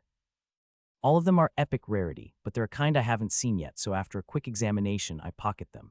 Neither of the twins complain or asks for anything in exchange. They never do, but owing them would feel weird, even though they claim that my training is payment enough. So I make equipment for them every once in a while. Recharged, I say, handing the box to Dennis. Don't lose it. I love how he says it every time. Dennis sighs, looking at his brother. Should I remind you how many shards I could get for the value of the materials in that box? I ask him. Please don't. I will cry. Also, Aaron and I have noticed something really fun. I'm sure you'll like it. Want to hear it? Tell me. I then feel multiple checks of the links between us, as the twins focus on strengthening them so no one can listen in. With growing curiosity, I do some checks of my own, and for a moment deploy the array structure stored in the back of my mind, creating a field around us. With a big smile, Dennis says, the witch is connected to someone deep below us, likely so that she can communicate with them, and we're heading in their direction. The little jerk knows me all too well. A couple of ideas immediately form in my head as I start coming up with reasons, ideas, and countermeasures. The tips of my fingers tingle, and the background noises fade away as a new mystery takes over my mind. With it comes a bit of annoyance that I had not noticed that connection. Sure, the twins have a skill called connection, and they've spent more time training it than I have with my perception. Rather, I've been focusing on my other skills. There will always be people better at certain things, at their specialties, than I am, but... Are you thinking what we're thinking? Aaron asks. He says we, but knowing the brothers, Aaron's the more thoughtful of the two, and he probably came up with the idea before Dennis. I agree with a nod. It seems like her goal isn't much different from ours. POV Sophie Martinez. I pass through a gate that closes behind me, the guards redeploying the defensive array after greeting me. Gesturing in acknowledgement, I keep my mask on and walk the tree-framed pathway leading to the tower made of white stone. As I walk, I do checks of the array around me, deploying my own locks on top of the guards. I stop in front of the door and close my eyes, doing checks of my mind, looking for any signs of foreign mana, mind parasites, influence, trackers, all of it. Lastly, I deploy a cleansing structure, and only then do I pass through the door that I open for myself. Another set of guards greets me, these ones with a deep bow. My assistant Mila hurries over. We've received messages from the Archon and the Circle. The Archon requests your presence at a gala dinner in a few days to celebrate a new addition to the Circlate's Auric, just as you predicted. Please confirm my attendance. Now, what's the message from the Circle? The monthly maintenance of the framework is coming up, and this time you've been invited to participate. Her eyes sparkle with excitement. No one as young as you has ever been invited before. How did Beatrice react? Mila hesitates. She wasn't too happy, so I assigned more guards to your sister and ran background checks on them. Good. Check the arrays as well and do it yourself. Use the structure we practiced a few days ago. As you command. Shall I have dinner ready in an hour? Yes, I say, continuing on my way, as Mila turns to head down a different pathway. There are no elevators. I had them removed, so when I reach the spiraling stairway piercing through the middle of the tower, it takes me a few minutes of walking to reach my floor. I feel the barrier deploy, and multiple checks press against me as I pass through. Finally, at the top, I stop by the window and look out over the city where I've been spending the past few months. It's not very big, nestled against the bank of the nearby lake, but nearly every building is a tower. The city forms an almost perfect circle, every stone structure placed with intent. Everything about the buildings is carefully calculated, their height, width, materials, and density, right down to the number of windows. Cobbled streets weave paths between the towers, bordered by metal frames. At the center of the city stands a short, perfectly circular building with a roof constructed from mana-conductive metals, linking it to the rest of the city. With a sigh, I turn away and once again go through all the checks, and only when that's been done do I knock on the door. A skill reaches out from within and connects to my emotions, and another one pulls a wisp of my mana, testing it. Only then do the doors open, allowing me to slip inside before closing them behind me. The expression I've kept on my face until now crumbles, and I allow myself to relax. Fuck, I hate this place. Language, shouts a voice that brings a smile to my face. I'm the older sister here, so I can do whatever I damn well want. I throw my robe aside and rub my shoulder. How have you been? Moving through the hallway, the big, cozy room opens up so warm and welcoming it feels like I could relax just by collapsing onto the floor. Izzy sits in the corner, her head resting against Noodle, whose body is currently thicker than hers, and probably about as long as 6 of my little sisters lined up end to end. Using her as a scale cheers me up, and I throw myself down next to her, hugging her small body which is warm as ever. Both Izzy and Noodle are staring at a book that Izzy has lying open in front of them, and their eyes move in perfect sync as Izzy reads, mouthing out the words. That feeling of connecting to me reaches out again, and I don't block it, not even for a second, and let Izzy read my feelings like an open book. Sensing what I want, she acts annoyed and shakes her head, but with a sigh she taps the top of my head. Is it about time to leave, she asks. Yes, I finally got access to the framework and I'll be near the Archon in a few days. If everything goes well, we'll be done here within a few weeks. Soph. Yes, Izzy, I want you to be careful and call the others to help. For the first time I can remember, Izzy looks serious going so far as to her book away. Can you do that for me? Soph, Izzy says quietly, and this time her feelings rush into me, and in much the same way she felt mine, I feel hers. The hesitation, hope, worth fact she hasn't asked me that, not even once since we separated from the group. She's been waiting this entire time for the perfect opportunity for my feelings of anger to weaken. I can sense that, but I can also feel why she did, along with all the feelings of loneliness and fear. There is no way I can say no after feeling her heart. Okay, we'll call them and ask for help before I go all out. Yes, even Tess. I concede, feeling defeated, but as she hugs me with a big smile, despite feeling like a loser for being the first to forgive, I also feel good. Love you, Soph. I love you too, Izzy. And I like Noodle and Blackie as well. She declares and rests against Noodle once again, who flicks her nose with his tongue, making her giggle. My shadow perks up at the announcement as well. Confused, incapable of feeling things like love, and lacking the capacity to understand them. The last surviving fragment of a bond without its master, now resting in my shadow. The Rotlings are a constant reminder of the dangers of the minds we've found ourselves traveling through. The deeper we delve, the more of them appear, and I could almost swear they have some sort of hive mind or skill-sharing ability. If you kill one with lightning, the rest become that tiny bit more resistant to the lightning. Of course, each one might have a different level of resistance, and I could be wrong, but I prefer to assume the worst, so that's the option I'm going with. It's at this point that we see the first deaths among the expedition crew, as the Rotlings begin to coordinate, attack in larger groups, and single out specific targets. I'd like to think it's just a coincidence, rather than a display of greater intelligence, but they've begun to focus heavily on Lily and the other healers. That's why I'm watching closely now, as Lily steps forward deeper into the large cave we're passing through, her axe flashing as it cleaves a Rotling in half. She shifts her stance, takes a few quick steps, and slashes into another. Using the flat of the blade, she blocks 3 Rotlings in quick succession, delivering a few swift kicks in the process. As they scramble to put distance between themselves and Lily to reorganize, she takes another big step, extending the handle of her axe, and brings them into her reach. One Rotling isn't quick enough to avoid the attack and dies with the next sweep of her axe. A dozen or so creatures burst from the ground beneath her, leaping at her legs. Their small mouths, filled with sharp teeth, bite into her flesh, which is highly durable, and yet they still manage to tear chunks out of her legs. The axe flashes as Lily cuts through her own legs, in the blink of an eye growing new ones in a flash as she stomps and slashes away at them. Not even for a moment does she seem to need even a semblance of help, and she quickly massacres the rest of the monsters.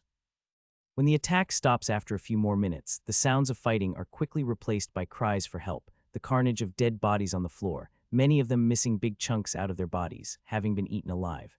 After checking on us, Lily turns back, healing her own share of the injured, with the way she's been leveling her. Reconstruction, she doesn't even need much mana, and her natural regeneration readily handles the demand. Are you planning something, letting her heal all these people? Aaron asks, coming to a stop next to me while his brother keeps pace with Lily, keeping an eye on her.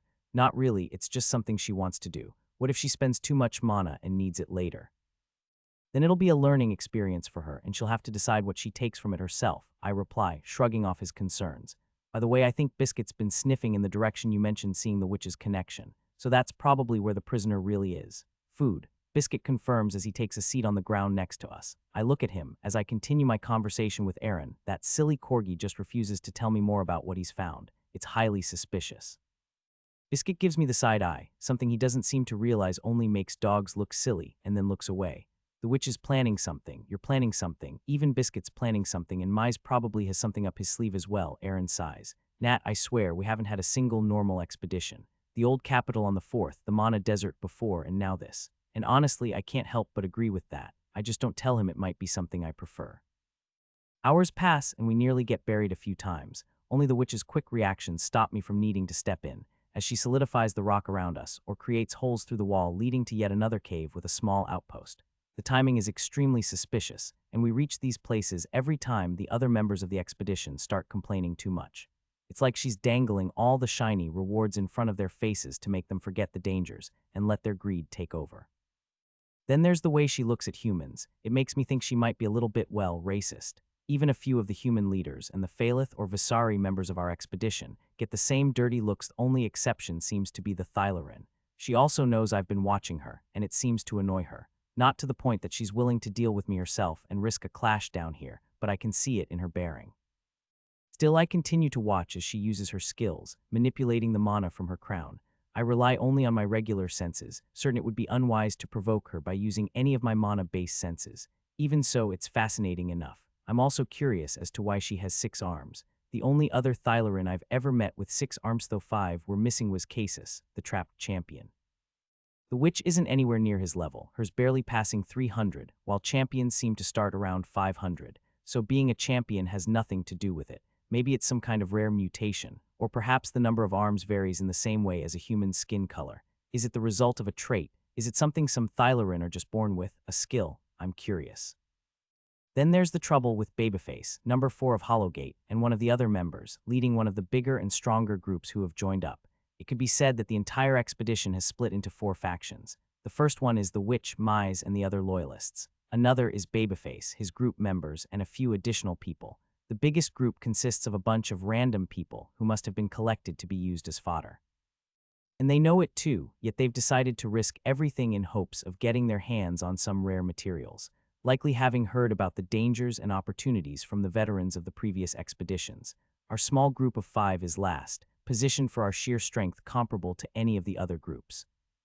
As for Babyface, he's a tall, muscular man wearing leather armor and fighting using a crystal dagger, alongside a weird skill that allows him to create crystals, not unlike Mira's Aurora Glass. Judging by his nickname, I would have expected a different kind of face, but the man is extremely well. He's not exactly nice to look at. He has a broken nose, a meaty scar that goes from his left cheek to his clavicle. He's missing his left ear and has a huge, bushy beard. He relentlessly bombards Lily with invitations to join his group as a healer, and the witch's group has been making similar offers. Shamelessly, right in front of me, they're trying to take Lily away. If we weren't so deep underground, if Lily weren't so strong or important, and if I were weaker, I'm sure these invitations would be taking a very different form. Around that time, the acid rivers start appearing as well. Unlike the rivers we encountered before, filled with their weird combination of molten material, these tend to be much smaller. The streams of green acid circulate through the walls in separate tunnels, probably as big as a bus. Sometimes monsters redirect small streams at the cost of their lives, slowly filling the tunnels we're passing through with the acid, such that it follows us into the depths, thus avoiding the witch's attempts at diverting them. These streams of green acid begin to evaporate as well, filling the tunnels with a vapor that moves far quicker than the liquid form. Before we learn to block them and expand our senses, they reach us 2 more times. The first time, a group of 12 dies almost instantly, as the vapor melts through their skin, flesh, and lungs within moments, before the rest manage to push it away with a wind-like skill. The stream producing the vapor arrives quickly, dissolving the twitching bodies on the ground in seconds, and breaking through the mana barriers we've created. It even melts through my tricolored barrier, partially dissolves the reinforced stone the witch created in front of it, and effortlessly evaporates any weapons that have been left on the ground. Instead of blocking it, I switch to breaker style, using a controlled burst of kinetic energy to form a ditch running the full width of the tunnel, allowing the acid to flow down and fill it as we make our escape. Joining in, the witch deepens it, creating a gutter that leads it somewhere else into the wall. As the guys with wind-type skills keep the vapor away, I watch the expressions of fear solidify on the faces of the majority of the remaining expedition members. Of course, that's when Lily gets closer and sticks her finger into the green acid, and when she pulls it out, it's goni bone, flesh, tendons. As it starts growing, she seems to recover slower, much slower than usual. If it takes me this long to heal my own body, I would recommend that you guys avoid it rather than relying on my healing marks, she notes, the look of fascination never leaving her face. Then she goes back to it, and much to the shock of the people watching nearby, dips her entire hand into it. An hour later, and we have another wave of looting, this time in a small mine we found. The timing is perfect, given the way people started to panic when we got attacked with streams of acid multiple times. For a short moment, the fears are replaced by greed, and I'm sure around this time the witch is thinking of just splitting off from the larger group. I would probably do the same in this situation. The big groups of people are more of a hindrance than a help faced with the acid, rather than the monsters we were dealing with before. Of course, there's always the chance that if she does so, the monsters will start attacking normally again. Sucks to be her. Taking the time to rest, I rely on Lily waiting nearby to keep an eye out, and I close my eyes, finding myself in an empty metro station, with electric lights shining from the ceiling and an empty train passing by. That train slows quickly until it comes to a stop. Whitey's standing on the platform. He's wearing a black suit that fits him very well, and even his hair is a bit shorter and tied back into a neat ponytail draped down his back, the hairstyle still emphasizing his horns. I know I've said that Channeler is one handsome mofo, but Whitey is on an entirely different level. The view on one of the screens changes from an image of the train schedule to footage of me stomping to stop the stream of acid. It's been a long time since I've seen someone so proud over something performed so poorly. He says, stomping in imitation of my own movements, and a crater forms in the ground beneath him. This one is perfectly circular. The released kinetic energy is reabsorbed, reused, and sent back like a wave, clashing with the first shockwave and deepening the crater 2 more times after the initial impact. How the hell were you only level 301? The question seems to make the demon happy and he smiles. The others might have focused on useless leveling, but I trained to improve my control of my abilities. I mumble, while you were partying, I studied kinetic energy. When you were having premarital sex, I mastered my skills. While you wasted your days leveling in pursuit of vanity, I cultivated inner strength. Despite having spoken under my breath, Whitey catches on and nods energetically. Yes, just like that. I quite like it. Without warning, he appears in front of me in a flawless display of wraith dance, and I mirror it, my movement taking me to the other side of the metro as I sense him moving behind me. I time my attack, tracking his presence, but when I turn to face him, he's gone, leaving only a disorienting afterimage in his place. Instead, he strikes me in the side with an open palm, and I switch to counter flow, absorbing the impact, circulating it throughout my body and switching to breaker style, adding my own energy to the mix and releasing it at Whitey. He also switches to counter flow and does the same, absorbing it all with ease and throwing it back at me. I mimic him and he then mimics me. We stand there, throwing kinetic energy at each other, absorbing it, adding more and throwing it back, the power level ramping up very quickly. When it comes to moving large amounts of kinetic energy, you're getting quite good. Whitey nods, satisfied, and takes a step toward me, his body so close I could punch him.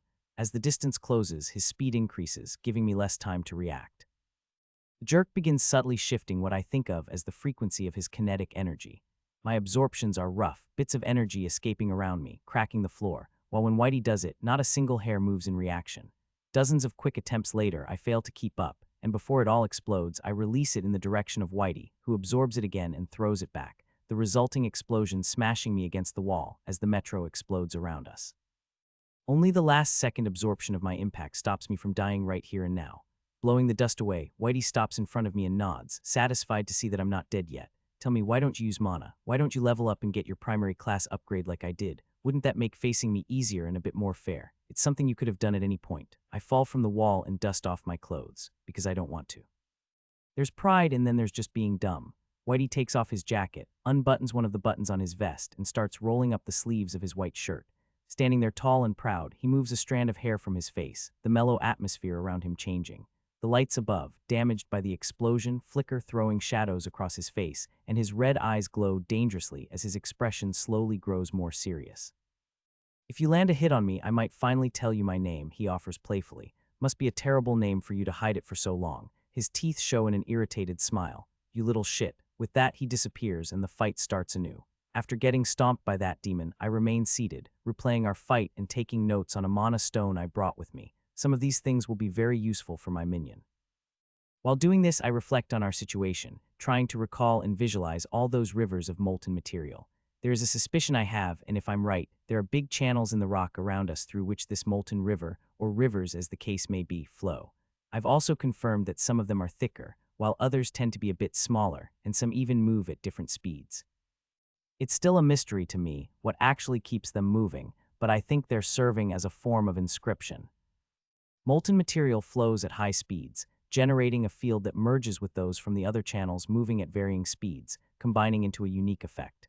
The scale of such a formation would have to be massive, and I can't even fathom the effort required to create something like that so deep underground at such a size, and then to maintain it for hundreds of years. We've already walked for days, yet the number of rivers we've crossed has not decreased. It certainly makes for a fascinating theory, and knowing what to look for, I'll definitely be keeping an eye out. Is it possible that the acid rivers are also a part of the systems? What about the veins of metal running through the rock? Nat, Lily warns me. I know I send back and focus back on my surroundings, watching the witch and Mise, also known as Spinecrusher, moving closer. With curiosity, I look at Thylarin woman, wondering what's made her decide to break her silence and what she wants with the hypothetical prisoner she's been communicating with. The first to speak is Mise. We will be splitting from the rest of the group and continuing deeper as a smaller group. As we speak, Lily is already standing by my side, and I notice the twins return, taking a position a bit behind the duo. Ignoring Mise, I turn to the witch. Is it the prisoner you're after? She doesn't let any surprise show, nor does she even seem to be trying to hide it. You may call them a prisoner, but the being trapped down there is more than thought a great presence, suffering in its confinement for millennia. And you intend to save it. What I do is my business, human, she says with disdain. Shall you and your healer go with us? I can promise there will be material rewards along the way. Enough to satisfy even the deepest greed. I do not care for any of these things. Sounds good. When are we leaving? 5 minutes. With one last look, she turns around and leaves with her bodyguard following her. Little does she know I would have continued even if she'd turned away and returned to the city even if there was no containment cell in the end. We leave quickly, through a tunnel she creates, leaving the rest of the group behind. I'm sure most of them can get back the way we came. There are others who can do much the same things with stone that the witch has. They just didn't bother because they had her around. Or maybe they'll still try to go deeper and find more riches. It's their life and their decision. Our new group only contains about 20 people. The witch, Mise, and even Babyface are here, along with a number of the stronger members from the larger group, some of them carrying interesting things in their backpacks. I shrug a bit as Biscuit's whiskers tickle against my neck and put the corgi down. He sniffs towards our destination with such interest that he doesn't even seem to mind despite needing to run by our side to keep up with our walking speed on his short legs. Because our group is so much smaller now, the fights become more difficult as well. I was also wrong. The acid attacks don't stop with the increase in monster attacks. Instead, we get both. The most common problem is the constant flood of rotlings, who have been attacking 6 to a man. After killing them, the witch has to foil their attempts to cave the tunnels in around us, or pour acid on us through holes in the ceiling. Sometimes they even combine multiple streams and try to fill the entire tunnel, forcing us to dig through the wall. Thankfully, though, the stone seems to be capable of resisting the green liquid. One of the guys gets trapped behind us as a small river of acid washes over the wall the witch was using to block the tunnel. There is no regret or pity on her face. Just for a moment she stares toward the wall, her mana senses reaching through it. When the man's mana signature disappears, she turns around and we head in again where another group of rotlings lies waiting. Lily rushes in first, her axe slashing out in a big sweeping motion, carving through several of the little monsters. A few of them jump towards her, but the twins are already there, cutting into them and easily avoiding the others, who seem to be terrible at seeing through their illusions. I meanwhile move into one of the side tunnels and stand there, waiting. I create a small crater in front of me as a preemptive measure, and a moment later, a dozen or so rotlings fill the tunnel, their legs piercing the walls and creating footholds for them to climb on. All of them freeze and stop moving. Some halt in mid-air, others are caught mid-strike. Their tiny bodies fight against the hold I have on them, and more kinetic energy flows through me the more they try to move. Breathe in, breathe out. I concentrate, and my heartbeat changes to a more erratic and unpredictable pattern as I swap stance to needle point, one of the stances I've always found difficult. Moving the kinetic energy as I've been shown so many times before, I launch the first projectile. It's not perfectly smooth and it's thicker than a finger, but it reaches the monster, and instead of piercing through its body, it hits its leg. Using kinetic energy attacks like these at such a long distance still proves difficult. Arm's reach or even a few steps in from me is fine. It's something I've been doing for a while now. But at this distance, I'm just not there yet, but I'm still much better than I was even a few weeks ago, still avoiding killing too many monsters. Lily asks, coming to a stop by my side, axe resting along her body, her movement still energized from the fight she's just been through. Yup, want them? Sure, why not? As she says this, I release the monsters, and after waiting a few seconds to minimize my assistance, Lily rushes at them. An hour later, I think we are getting closer. The fights are growing more frequent. There are even smaller streams of molten metal rushing through the walls, and the witch starts saving up more of her mana, as if she doesn't want to use too much of the mana in her crown, like she needs a specific amount of mana to do something. The field surrounding us is growing stronger, and some of the weaker members are struggling to use mana for their skills due to the interference. It's fascinating, especially given that I'm certain that this field isn't even directed at us, more like it's being concentrated elsewhere. I've gathered this mostly from mapping the three-dimensional network of rivers and streams around us and examining the structure in my mind. The inscriptions are fairly simple, so I can guess their purpose even without a complete picture. The power source behind all of this is still a mystery to me, but then again, my passive skills mana reservoir is also being stored, who knows where, outside my body while remaining connected to it. I can easily imagine someone doing something similar, actively concealing the power source in the same way. Obviously, it still annoys me that I'm unable to locate it. Nice eyes you have. Is it a trait?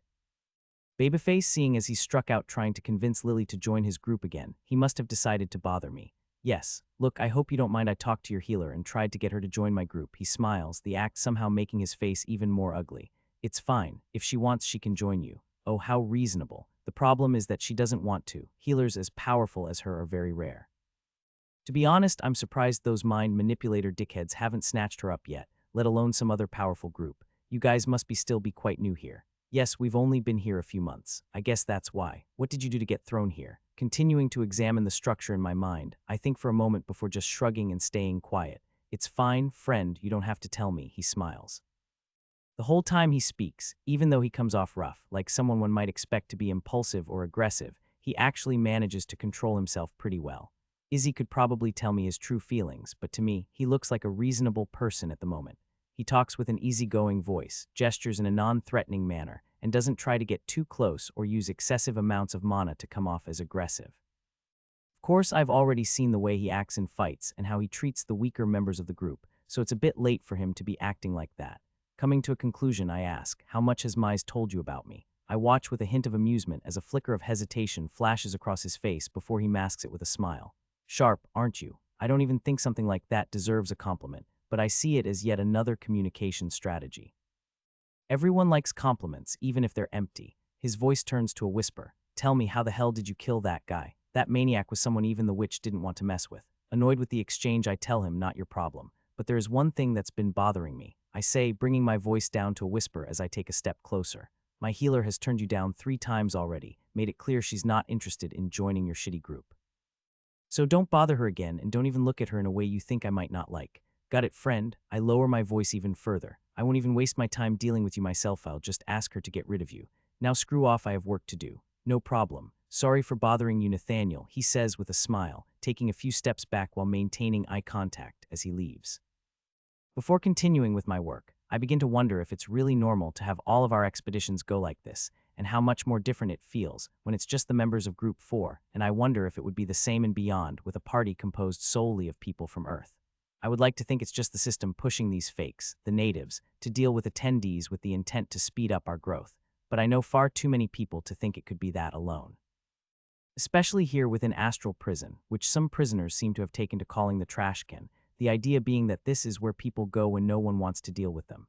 Most of the time, it's Lily who takes them out then. When she finds herself faced with any monsters she can't cut, she uses the axe still the same, wielding the blade as a hammer instead, squashing monsters against the ground with great force.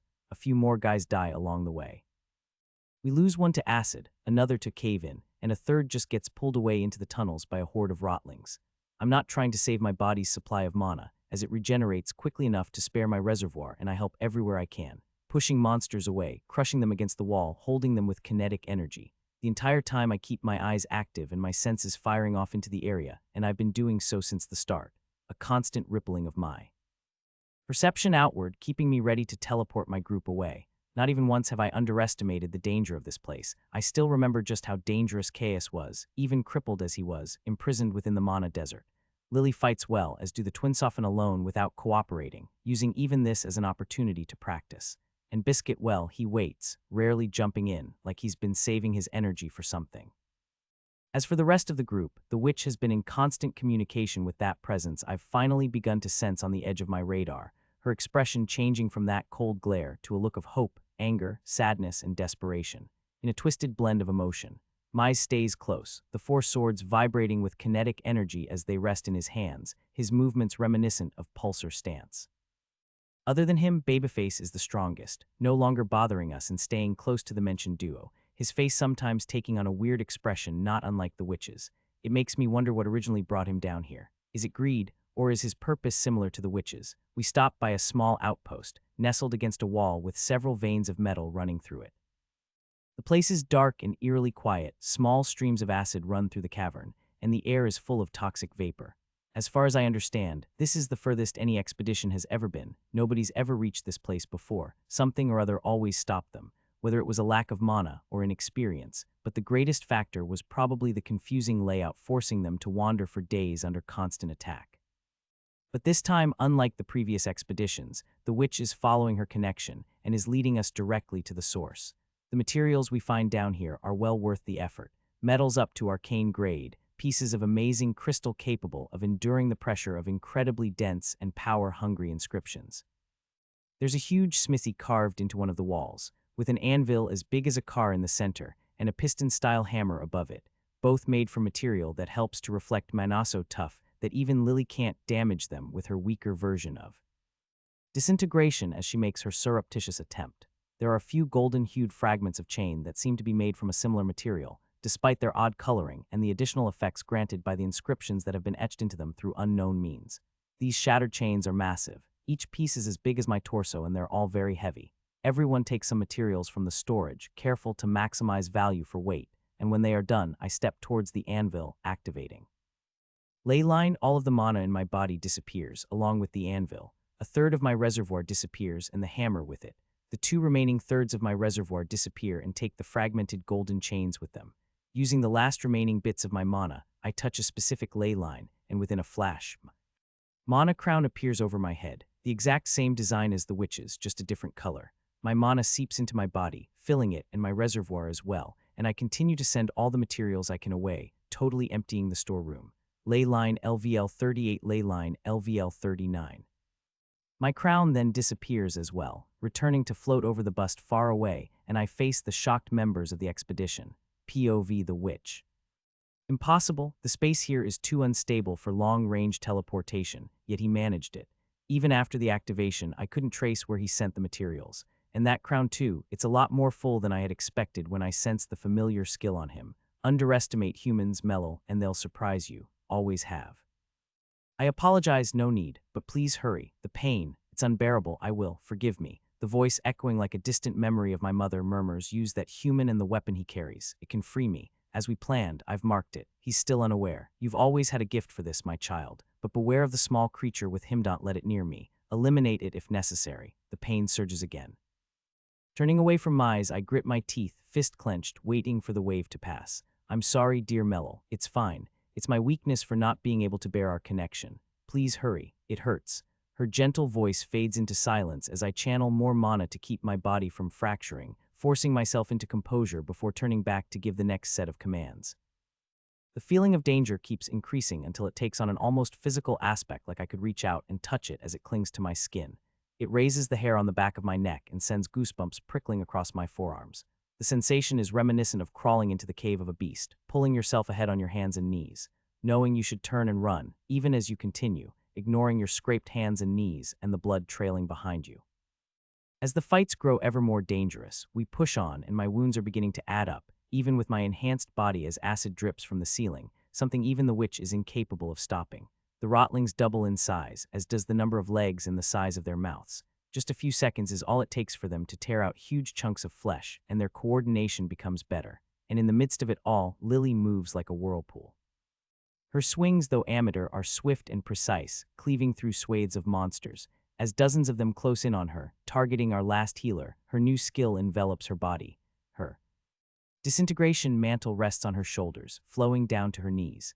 It shifts in the air as if it has a will of its own or as if caught in a strong wind, yet it remains firmly within her control. Its color is a graduated shade of gray, darker around her shoulders, and becoming lighter at the bottom, where it begins to resemble smoke more than anything else. Any monster that touches it gets disintegrated. Nothing seems capable of passing through as she rolls into groups of monsters without a care, swinging that bone axe of hers. There are signs of her using it to attack as well, going by the way it's shifting and moving.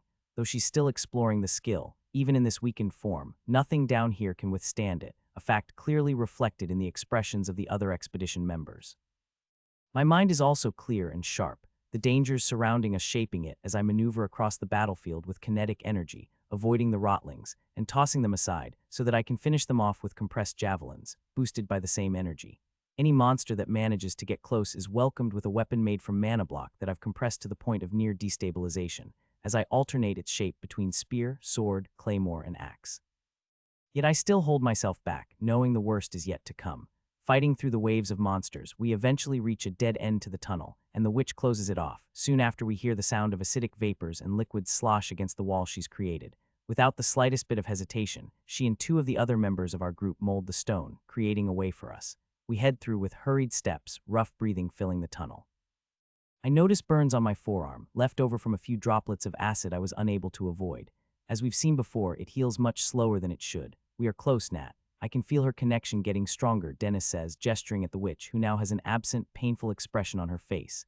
Then we stop. Where is that creature? The Thyleran woman whispers to herself, slowly turning around as her face clears up and she asks louder, shouting at me, "Where is that creature?"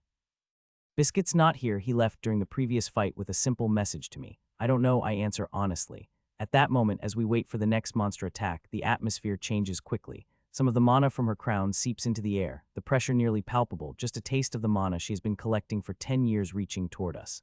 Where is that creature, she asks, each word forced through her teeth. My domain expands around us as I weave my mana, using just my body and reservoir to fight her pressure, while Lily and the twins struggle to catch their breath. Mana wavelength iris glows in the dark tunnel, reading and observing the mana filling the air, while I continue compressing, strengthening, and weaving my domain, forcing her to release more of her mana. It reaches a point where, unlike my group within my domain, those around her begin to suffer as the emotional Thyleran woman begins to lose control. Noticing that she immediately stops, her face twisting in pain as she seems to be listening to something. Sword, she orders in a raspy voice, and Mize vanishes, reappearing by my side with two swords drawn, slashing at me while two of his arms reach for the short sword at my waist. At the same time, dozens of hands made from compressed stone explode all around me, reaching toward me and my sword. With a stomp, I release the kinetic energy I've been collecting. The modified vibrations destroy the stone arms and throw Mize to the side, making him use his own kinetic energy to stop and rush again. Lily appears by his side, her hair shortening, and her axe swings toward his head, forcing him to dodge the gray mantle floating around her as well as the axe. Thyleran man curses and tries to blast her away, but the attack is halted by the mantle, and then her axe collides with his sword. He stops it effortlessly, absorbing the kinetic energy from the strike and channeling it to fuel his own movement. Lily lets go of the axe and moves incredibly quickly as well, her muscles healing even as they tear under the strain.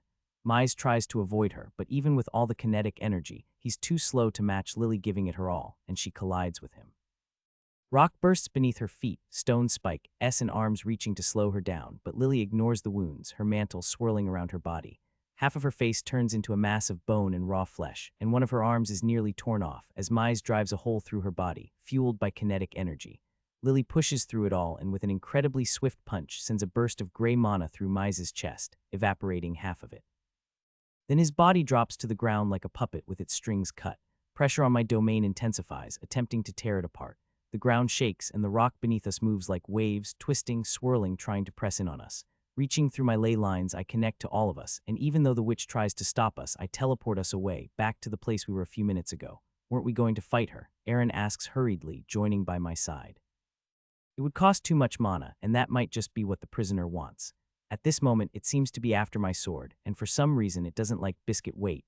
We all stop, and as the monsters flood the tunnel, I draw on half of my kinetic energy reserves, adjusting its frequency and releasing it in a single surge through the tunnel without harming the walls. Level up, so annoying. With no presences lying in wait, we rush forward. She seems to be tracking us somehow. Sensing movement in the rocks surrounding us, I activate our anchors again before the walls crash onto us and teleport us to another place. Right away, I use ley lines and throw them as far in as many directions as I can. "What are you?" Dennis begins, but I filter out his voice. How did she find us? I erased any way she could track the ley line even if she could sense it. I didn't feel any large range scans either, and was even prepared to counter them, so how? Quickly, I activate my eyes again, observing Lily, Dennis, and Aaron. I look very carefully and deeply yet find no mark. It's the same when I check myself. There seems to be no thread, no connection, no foreign mana, no skill I could sense. Once again, I feel movement in the walls and annoyed switch my stance, absorbing the enormous kinetic energy of the moving walls and stopping them in place before they can squash us. How is she doing it? Ignoring the immense pressure, I do the scans again, this time slower and look deeper. Lily, Dennis, twins, nothing, myself, nothing. I grab the line and teleport us again. More monsters pop into the tunnel, and I release all the kinetic energy I absorbed, allowing it to rush forth like a flash before the surprised monsters can even react. How much did you sacrifice? I ask, turning to Lily. Just some hair, I still have plenty in store. Good, you too, no problems here. I've still got a lot left in me. They barely finish, and I start absorbing the movement of the walls around us, this time expanding even further. I think she marked the sword. She's clearly after it, so it makes sense, but I can't feel the way she did it, and my attempts to remove the mark failed. We can just leave and return after she's gone. Lily shrugs it off. We would be leaving a certain corgi, though. Oh, right. Where did he even go? No idea. Anyway, we have a minute. I might have to use the sword, so let's do some additional preparations. Fuck, when you use it, you better keep that thing as far away from us as possible. Despite his cursing, Dennis touches my right arm. He and Aaron connect their calculative abilities, and connection activates at its full power. What we are about to do isn't necessary. I can use the sword without it, but we have protocols in place that should help me use the weapon to a greater extent and with a lesser degree of backlash. Connection weaves a stronger link between me and the weapon, in theory allowing me to weaken its effects on the surrounding area should I wish, while putting more pressure on me. It's just a sacrifice I'll have to make for more control. Once they're done, Lily places a healing mark on the back of one of the bones of my right forearm, of the sort that's connected to her with the twins' assistance. It requires more mana and doesn't last as long, but it is much more effective. Knowing my tendency to lose limbs, there is a necklace around my neck with a small pendant made out of her bone and coated in a mix of metals to strengthen the effects. These preparations barely take us a minute, but having reached my limit, I use my ley lines and teleport us again, deploying a modified version of sneaky mode, which I concentrate around my weapon, just in case. Not needing to follow the witch anymore, I head toward that presence I feel far away. There aren't any more monsters in our way, but the density of the molten metal and acid rivers through the walls increases to the degree that I can barely sense any of the rock in between. POV the witch, Mellow. Mellow, please hurry, my head, it hurts so much. It's our connection, it's getting stronger the closer you are. It hurts so much, I feel like I'm dying. Yes, my dear child, you will die soon. Your mind won't be able to resist much longer if this continues. Hurry, Please hurry, Mellow, I'm scared. They're already so close. Please save me, I don't want to die. Please help me, my dear child, it hurts. Who are you? Save Mellel, I am on my way. POV Nathaniel. I teleport us across the molten river, and we jump over streams of green acid, finally landing ourselves in a perfectly spherical cave. The walls are smooth, as is the floor, divided by dozens of gutters leading outward from the center towards the edges. Through these gutters, acid flows through them, to be collected in the middle and sent to the edge to be circulated. The full force of disruption generated by molten rivers is stronger here. The field generates a constant sensation of pressure, threatening to take control of one's skills. And we feel the incredible weight of its influence even though most of it is concentrated in the center, targeting the being chained there. Well, what remains of it? It's the skeleton of a monster the size of a small building, lying there, attached to glowing gold chains tied to the bones in 4 places, anchored to a plate with a metallic shine that covers the entirety of the floor. There were clearly 2 more at some point, though now they lie broken, their pieces lying near the skeleton. The bones of the skeleton shine a brilliant shade of white where they can be seen, but most of them are covered in dark red blood and the tiniest pieces of flesh that continue to move as the skeleton tries to regenerate. But it can't. The constant, dense rain of green acid that falls from the ceiling serves to dissolve the regenerated parts. When an eye begins to form, the acid eats it. When a hint of flesh appears on long bones, the acid falls there as well. It's a constant fight between the creature's regenerative abilities and the terrifying green acid, aided by the field of disruption, strengthened and delivered by the golden chains, preventing the being from being able to regenerate. This is clearly more than a prison. This looks like torture, and yet the being is still alive. Looking at the chains, I recall their durability from the pieces we found in the smithy, and a plan begins to take shape in my mind. For a moment, I glance at the sword on my waist. Whether I rely on items or not, it may actually come in handy this time. Fracture mid-arcane. The short sword is capable of devouring mana from everything around it. The moment it connects with an object or being, it disintegrates the material within, unravels all mana and connections, leaving nothing behind. The weapon flickers with instability, damaging anything it touches, including the user. Fracture grows stronger as it feeds, but its insatiable hunger also turns inward, siphoning power from its wielder. With each encounter, the weapon becomes more powerful, yet its defective structure strains under the immense energy it consumes, becoming increasingly unstable. The longer it is wielded, the more it seems to break apart, its power twisting and spiraling out of control, threatening both itself and its user with destruction. Lily and the twins scrunch their faces, twisting them into expressions of pain. Their posture breaks and their control over their mana wavers, caused by a combination of the effects of the disruptive field and something else. My domain encompasses them, smaller and more powerful than usual, declaring the mana within to be under my control. Lily's the first to recover, groaning it's trying to communicate with me. It sounds just like my dad. The twins regain their composure a moment later, working together to shake off the foreign influence. Watching them do it, I figure it really must have been an attempt at communication rather than an attack, something they probably could have handled even without my assistance. Probably, but I'm not going to risk it. I reinforce my mana domain in response and tailor it to counter skills like the twins. Connection, to me, it sounded like our mom when I was really young. It's disgusting. Dennis spits out these words. It speaks with her voice, begging and crying. I nod. It's been down here for centuries. Judging by the state of this prison, its mind probably isn't in the best shape either. Prison, Lily repeats, adjusting the axe on her back as she studies the skeleton. I don't think it's sane anymore. The green acid rain from the ceiling keeps falling and splashing against the bone, sizzling and melting away the creature's flesh, even as it regenerates. That's when the witch decides to appear, forming a tunnel in one of the walls, as she enters the cave just opposite us, placing the bound skeleton between us. The only remaining member of her crew is Babyface, who's holding a crystal dagger covered in blood. The erratic and desperate behavior she showed us before is still present. In fact, it may even be worse, noping writ across her face, underscored by the dried blood under her nose and crusted in the corners of her eyes. Her crown rotates wildly, the mana inside feeling chaotic, the cells field attempting to disrupt the skill and making any attempt to use that immense mana more difficult. She spots us in the same moment we spot her, and starts walking around the edge of the room in a great half circle, trailed by the man who followed her here, heading for our position. I take a step, mirroring her movements, striding over to meet her with the members of Group 4 close behind. It's quiet here, other than the sound of the molten rivers roaring through the walls, the sound of dripping acid, and our steps echoing off the walls. A minute later, she stops, and I follow suit, leaving just a few steps between us. Standing up close like this only makes it easier to see the hint of craziness in her eyes, her forearms covered in bloody wounds where she's been gouging her own flesh with her nails. Give me your sword, she demands, opening the conversation. It will kill you if you try to use it. Just give me the sword. You didn't come here unprepared. Why do you need the sword? Instead of an answer, more confusion appears on her face, and I can see her struggling to put together a coherent thought. I push. Did you break the other 2 chains? Do you even remember doing it? Just how long has this thing been messing with your mind? Her mouth opens and closes, and in that fraction of a moment, my domain encompasses her as well. As I take another step closer, just how much longer can you endure like this before your mind breaks under its influence?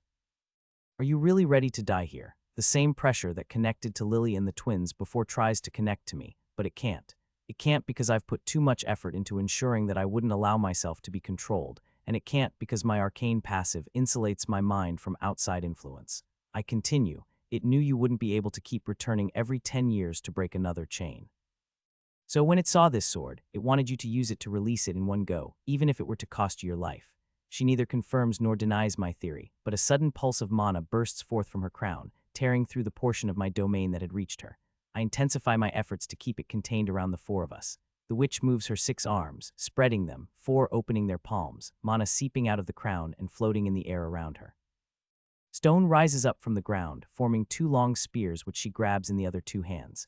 Mana swirls around her dangerously, threateningly, yet even now serving as an amazing demonstration of her level of control. Even with her mind confused and the pressure of the field around us, her eyes clear and her posture straightens. She declares, I am Mello, a champion candidate, and I challenge you, my equal in title. The wager I propose is. The challenge fails, so she tries again, and it fails again, and then she tries once more. She's unable to issue a challenge, likely because the system does not deem her in control of herself enough to do so. Mello laughs desperately, as if finally confirming something, her connection with the being intensifying as the look of pain deepens across her face. I can see her straining to break the connection with everything she has, even if it means dying in the process. Babyface forms a dagger in his free hand, and armor made of crystal encloses his body, as a ring of similar material forms around one of his fingers. He moves in very quickly, dagger thrusting at her head. His face is blank, save for the same expression of pain she wore on hers. Even in this situation, Mello takes notice stone arms emerging from the ground to grab him. He dodges a few, but then a stone dome forms around him, trapping him inside. When the dome finally shatters, the only thing remaining inside is a body torn to pieces. Mello, still partially under foreign control, attacks me. Huge stone arms move toward us, but I freeze them mid-air, absorbing their kinetic energy. The pressure from her crown squeezes down, only to be countered by my domain, and yet she keeps pushing relentlessly. Well, that should be enough. With my left hand, I grab the sheath of the sword, and with my right, I grab the hilt and pull the blade free in one smooth movement. Lily and the twins immediately put distance between us as the blade shows itself to the world. Resonance activates at full strength even before the sword is out, focused on keeping all the distinct forces working together. Without it, the sword would break almost instantly. The blade itself is made out of a hollow shell of molten white sand and bone, enclosing a combination of gray and black swirls, seemingly alive. Immediately, the palm of my hand starts disintegrating, and my mana gets sucked into the sword, and there's nothing I can do about it. In an instant, nearly all my mana drains and I use Wraith Dance, dodging the stone arms, projectiles, and slashes tearing through the air, and swing, severing the witch's connection to the skeleton. Then the backlash hits her, making her groan in pain as she staggers back. Another step and I reach her, the sword's tip piercing her crown and breaking the surface with ease. I feel the pressure alleviate for a moment as the sword focuses on the crown, but it immediately comes back even stronger with all the mana it absorbs. Resonance LVL 58, Resonance LVL 59. Bone knitting and the dense mana threads woven through them for added strength. My arm immediately heals, Lily's mana flowing through my body, and I increase my efforts to keep Resonance running at full power. I can't even use mana, as all my focus is bent on keeping myself alive. Even as the sword becomes stronger and stronger, gray and black swirling inside the blade wildly, adding more and more cracks to the glass holding it in check. When Mello tries to stand up, I kick her, the blow slamming into the side of her head, making her stagger to the side, and I try to pull Fracture away from her crown, figuring that I've done enough. The sword refuses to move. More cracks appear on the surface, and a wave washes over me, disintegrating all of my arm, half of my chest, part of my leg and face, leaving the bones in place before Lily's healing restores them in a blink. And once again, more mana from my reservoir gets sucked in along with the rest of her crown, the hungry weapon refusing to let go. Mana Manipulation LVL 59, Mana Manipulation LVL 60. Finally, Wraith Dance pulls me away from the others, bringing me over to the skeleton. Lily and the twins immediately find themselves locked in battle with the confused, absent-minded Mello, who attacks them the moment I'm gone, but I trust them to handle it. Kinetic energy rushes into the area above me, encompassing me, stopping the acid rain from falling and leaving it floating in space. A shockwave throws the acid away from me, and the monster, without the constant downpour of acid, quickly starts to regenerate. Tendons, veins, flesh all rush to cover the skeleton. Now that there are muscles covering the bones, the monster moves for the first time, golden chains ringing as it rises, scattering its blood throughout the room in the process. Fracture smashes against one of the 4 remaining chains, disintegrating the material, severing its connections as the mana within unwinds connections. The monster moves again, its body now covered in flesh. Another step, another chain destroyed along with more parts of my own body, the only thing allowing me to wield the weapon with as much mana as it's absorbed is Lily's healing. But cutting the chains requires an immense amount of power, and Fracture starts to weaken, leaving the 3rd chain only partially damaged as I slash against it. My crown appears over my head, and its mana gets absorbed as well, allowing me to destroy the 3rd chain. Brown fur covers the flesh, and the monster finally stands on all 4 legs, releasing a loud roar filled with hate and madness that makes my eardrums burst and heal moments later and then burst again. Its attempts to connect with my mind grow more determined, and I feel the pressure increase as antlers start growing from the monster's head. The longer they are, the stronger the feeling is. But they stop growing before the beast can be fully healed or regain its original power, the thickest golden chain still managing to hold it back. Free me, human, it hurts, I'm scared. Please help me, child brother. Its words finally sound in my head, taking on a voice that sounds like a combination of my mother and Victoria. Words repeated without any real understanding of their true meaning. Help me, my child, I'm dying. It hurts so much. Over and over again the beast cries, blending the voices of my mother as it begs. Clearly, the mind of this being has broken under the torture it suffered over the centuries and millennia. What was once a majestic beast has now been reduced to a mere shadow of Itzel frantically repeating words with the briefest flashes of clarity, focused entirely on the manipulation of others. This being won't help us. It can't be bargained with, and it mustn't be set free. The sword in my hand pulses for the last time, and I slash toward the monster's neck. All the remaining force I'm capable of containing breaks free, ravaging my body and the monster with it. Connections are severed, mana is unwound, and flesh and bones disintegrate without healing. With great effort, I push Fracture back into its scabbard, feeling the pressure ease, even as it leaves me with a strong reminder of its presence. My entire right arm, though healed and restored by Lily, continues to bleed, left horribly torn and scarred, the healing coming much slower than before. And the monster still lives. Hurt, save, Victoria, please, Nathaniel, my beloved. It keeps pulling at my mind, but it staggers back, its legs burrowing into the floor as it pulls on the chain with great force. I can feel its attempts to access its mana, even as they continue to fail. Then it stops moving, its eyes expanding, as the barrage of words ramps up as purple tentacles reach from the ground and grab its leg, slowly climbing higher and higher.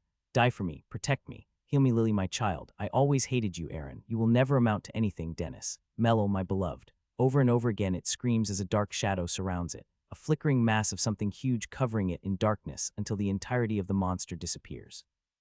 From the darkness comes a dark growl, as two huge glowing purple eyes open wide, just at the height of the trapped monster's neck. The golden chain stretches into the darkness, ringing out as the tentacles drag the monster deeper into the darkness, followed by the screeching of the tied monster and a crunching bite. The entire cave starts shaking, as all the rivers of molten metals and acid are redirected, rushing to bury the monster held by one last chain. Again and again the monster screeches, trying to escape, its mind attacking everything around it, until finally the psychic messages end. Then there is silence, filled by the sounds of the cave breaking apart. You have defeated Nitraith Stag LVL 471. I'm unable to hold it anymore, and the acid starts falling again as I take a step toward the shadows that have already begun to fade, pulling Biscuit from within, who seems to have passed out or fallen asleep. I use Wraith Dance and move over to Lily and the twins, who are already ready to leave. Nat, please bring her with us, Lily shouts, pointing to the unconscious Thylarin woman they defeated. Meeting Lily's eyes, I disrupt the natural barrier around Mellow, and with the last dregs of my mana pulled from the surrounding area, I use my ley line and teleport us away. We reappear in another cave deep underground, which at this point is beginning to feel routine, finding holes and placing anchors in them. A few of my thermal cubes surround us, immediately warming our surroundings as I get to work recovering my mana. The first thing I do is check Fracture, but the sword appears to be sealed properly in its sheath. Aside from the heavily worn inscriptions and some new cracks on the blade, it almost seems Phineas fine as something this evil can be. My right arm is still healing slowly, like most of the injuries the sword causes. Although it looks fine on the outside, I know it's going to take days before they're back to an optimal state, maybe even weeks for some parts of my right arm. My mana pathways are burned and they're slow to recover, throwing off my mana control like in the old days. On top of that, it's left my muscles in a weakened state and damaged my natural barrier, creating a number of vulnerabilities I'll have to deal with in the meantime. And that's just from the side effects of holding the sword. Direct contact with the blade would have been far worse. I check on the sleeping Biscuit, confirming what I sensed, and for a moment I push it to the back of my mind. Next, I check on the witch. She's lying on the ground, still unconscious and missing a few of her arms as well as an assortment of chunks from the rest of her body. Our little trio of HellDifficulty enjoyers seems to have beaten her properly. Disintegration, Lily says, watching me inspect the Thylarin woman, but we had to be rough before she started using the stone around us or did something to get in your way. She and the twins are standing in front of me, staring at Biscuit, who still lies in my arms. It would seem I'm not seeing things after all, given the way they seem to have noticed it as well. Biscuit is much smaller now, to the point that he looks like a puppy, 2-month-old at the most. His fur is all fuzzy and incredibly soft. Even his nose is shorter, his face rounder, and his legs seem shorter compared to the rest of his body. Simply put, Biscuit has become unbearably adorable, and I feel an overwhelming urge to strongly squeeze and nibble him. I know it's perfectly normal cute aggression, but I can't help myself as I hold that little pup in my hands. Lily steps closer first and touches his small paw, and I sense her sending mana through him, checking his status. As she does so, I notice that unbeknownst to her, she's begun to caress and pet his tiny paw with a stray finger, her eyes widening as her breath quickens. Her voice cracks and she coughs. He's fine as far as I can tell. His current stature aside, I think his mana pool probably increased rapidly in size, and there are some changes going on I can't quite follow, but they don't seem detrimental.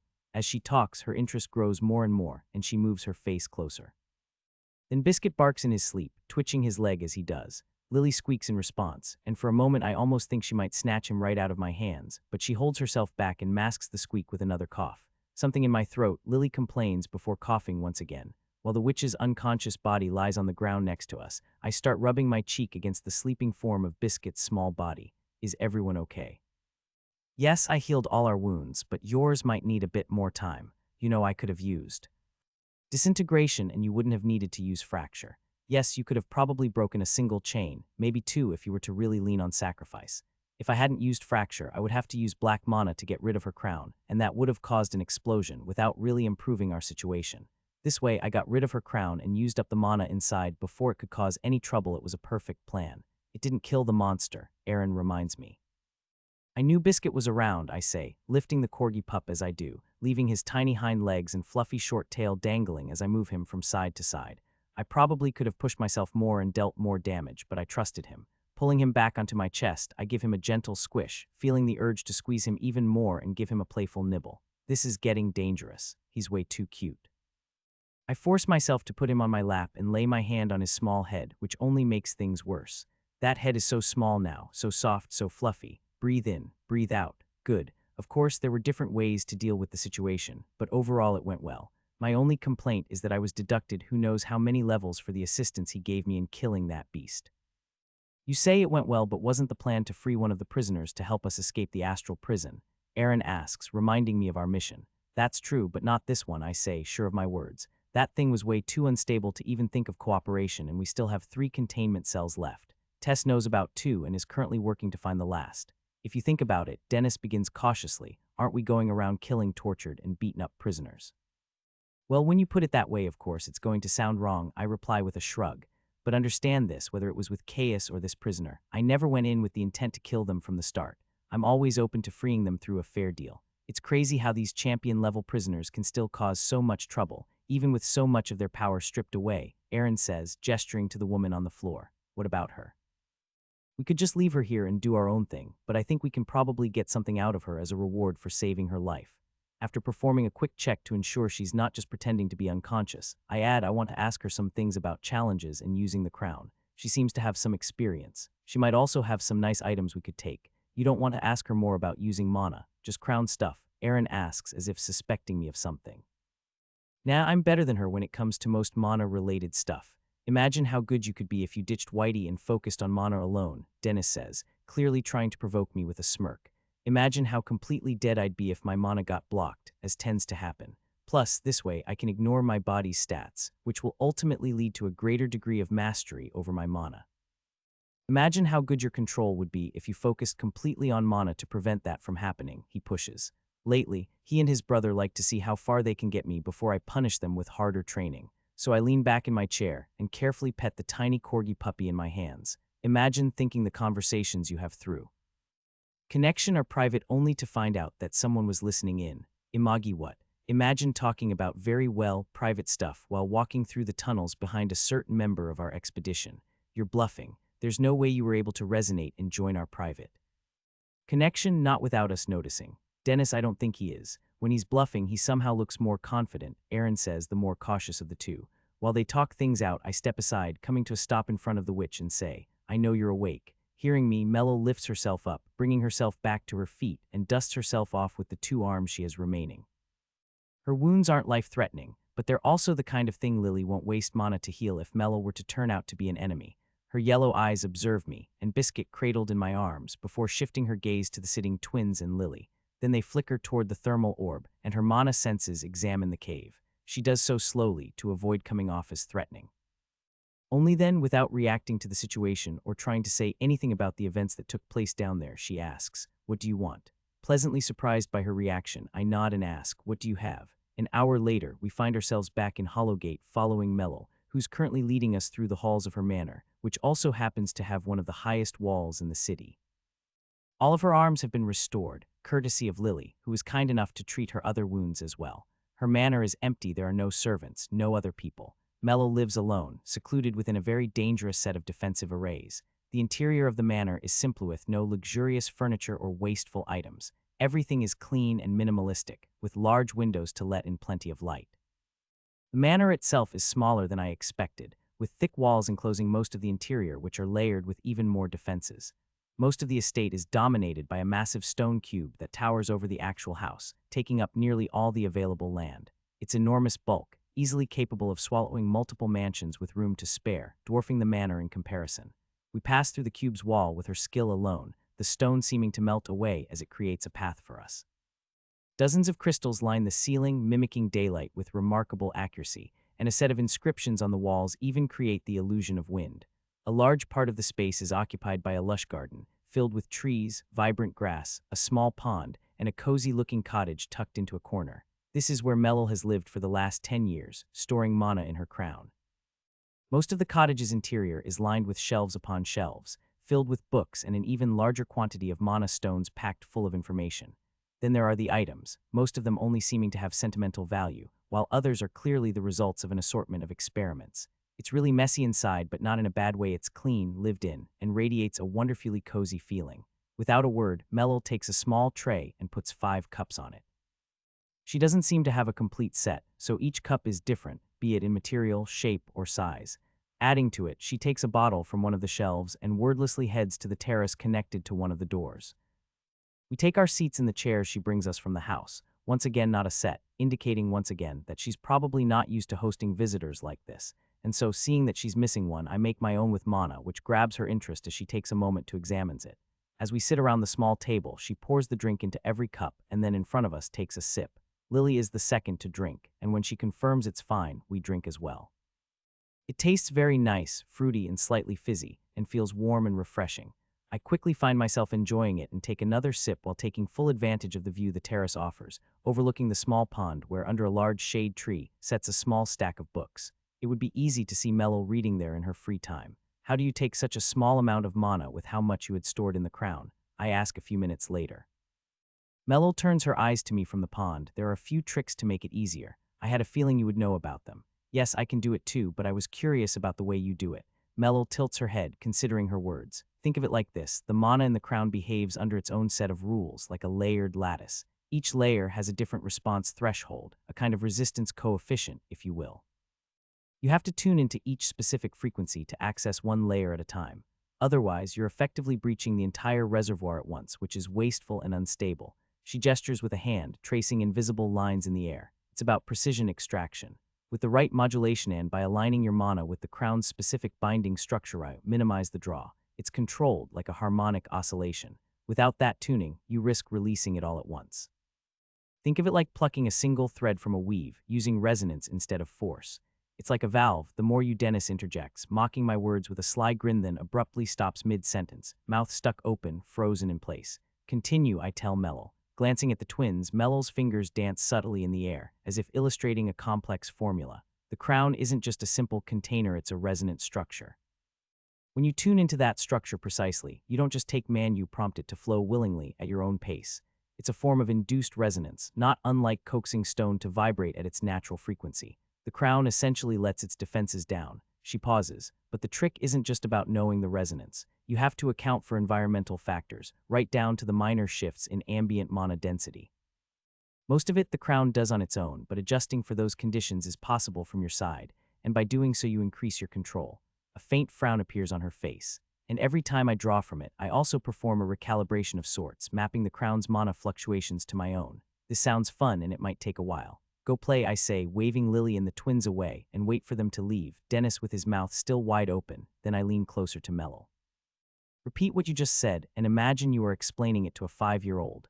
Dennis couldn't close his mouth for 2 days. That meant no eating and should have meant no drinking. I was ready to let go so he could at least drink, but they solved it somehow, and I decided I didn't want to know the details. I guess his pride just couldn't bear the thought of coming to me to have the effect removed. I used those days to pull all the information I could out of Mello. Ignoring the fancy names she likes to use for everything, I quickly simplified it in my mind and immediately came up with my own ways to incorporate the new information into my training. She hasn't even complained about her lack of sleep over the past 2 days, though it's no great feat of endurance for someone at her level. Most of her knowledge is theoretical, mostly things she learned back on her home planet, her teacher apparently having been one of the oldest champions from her planet's first generation. When Mello was much younger, she did something terrible, though she refused to tell me what, and I respect that. That act led to her being sent to the astral prison. At some point during the years she's been here, after establishing her reputation, she ended up in Hollowgate, where she joined an expedition to explore the deep mines below. They got lost in those dark tunnels, barely surviving the weeks of constant battle. Mello suspects that one of the expedition's members was caught in the influence of the prisoner, who had been drawing people down into the depths in hopes of finding a talent capable of freeing it. And that's exactly what happened. After months of wandering, Mello, the only survivor, eventually stumbled onto a path close enough to the prisoner for it to speak to her. Exhausted, wounded, and vulnerable, the less experienced, and at the time, much lower-level Mello fell under the prisoner's influence, though not full control. Apparently the creature wasn't capable of that, but by using subtle manipulation and trickery, it managed to create a link that only grew stronger as Mello did. Luck had been on the prisoner's side. It found someone as talented as Mello before they could become powerful enough to resist its influence. For the last few decades, she's been returning to the mines, gathering mana, joining expeditions, and working to break the chains of a being that she'd come to see as a friend and mentor despite the obvious red flags. All warnings were ignored, silenced by the hold the prisoner had over her. I asked because I was curious, and I'm sure the only reason she answered was because she felt like she still owed me. If she hadn't, I'm sure she'd have just told me to fuck off, which I'd consider entirely reasonable. But that doesn't mean I'm not shameless enough to take advantage and ask as many questions as I can to satisfy my curiosity. Our relationship is simple. I helped her, and now she's repaying the service by answering my questions and sharing her knowledge. I had thought of requesting some items, but sometime over the last 2 days, I changed my mind. The knowledge I've acquired is more than good enough. Melil is extremely good at handling her. Mana crown and manipulating stone. She can do some really fancy things with stone, but nothing of use to me. So other than information on the crown, I listen to her lessons on theory and ask any questions I need to grasp the concepts before marking them down. I was never the type to enjoy studying, and even now, I prefer to experience things on my own rather than getting bogged down in theory. Then there's the things she teaches me about the kinds of challenges a person can issue once they reach the rank of champion candidate or similar. As we saw back in the mine, a person under the effects of something like mind control is incapable of declaring one. You can also create some really wild challenges, but they must be accepted, and the challenged party can usually adjust the wager slightly before seeking confirmation from the challenger. Then it's up to the system to acknowledge it. You need to possess or own the things you are wagering. That little tidbit really drives home just how wild it is that my challenge to Whitey got approved. It's something I even mentioned to him as I slip into my mind for our regular training regimen and get a laugh out of it for the trouble.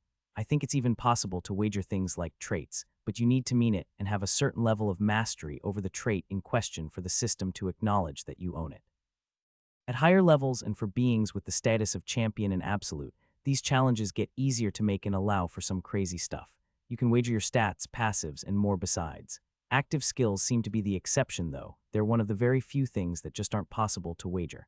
That confirms my speculations on their importance. In fact, maybe they're even more important than I thought, and I already had them quite high up.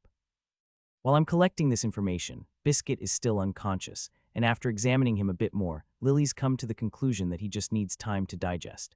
His regression into a puppy is probably some kind of backlash caused by overextending himself. But of course, how could that silly corgi ever hold himself back after seeing a deer like that?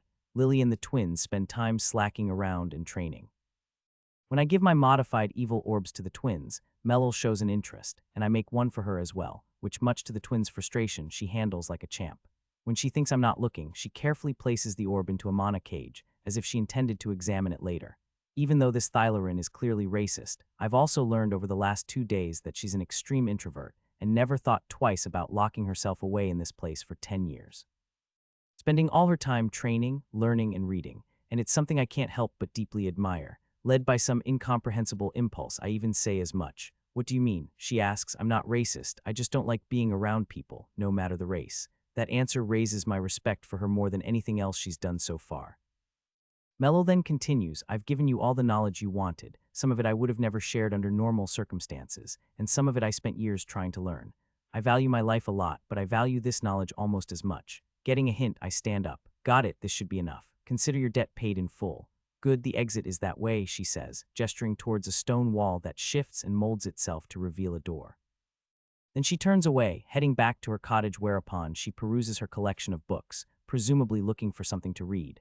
As I leave, I come across Dennis and finally stop using kinetic energy to hold his mouth open, and he closes it very slowly, groaning, as his jaw proceeds to make a series of intense cracking noises as it closes. Aaron watches him with clear enjoyment, likely burning the moment into his memory to tease his brother later. That's it. Lily asks, rushing over to walk by my side. Yes, it took longer than I thought, but to make up for it, I'll fly faster and teleport us further per jump. What did Tess have to say in the community? The plans changed a bit, and we're heading over to meet up with Sophie and Izzy. They made up. It seems likely. Izzy pacified Sophie already. But I really want to get there fast enough to see the two of them reconnect. So Mindblunder City it is. Yes, there's supposed to be an old fort nearby where Sophie's planning on meeting us. Apparently, it's dangerous to just walk into the city. Well, I hope the 3 of you trained your mental defenses properly like we practiced. Now let's hurry, we don't want to be late. Before we leave, we make a visit to the place. I sent all the materials I got from the expedition. The hammer, anvil, and chains aren't going to be something we can take with us given their size, weight, and the mana cost to transport them. So they stay where I left them, in my underground lab, which has been heavily damaged and nearly destroyed by their arrival. I just grab the bust and a few pieces of the most valuable and interesting metals.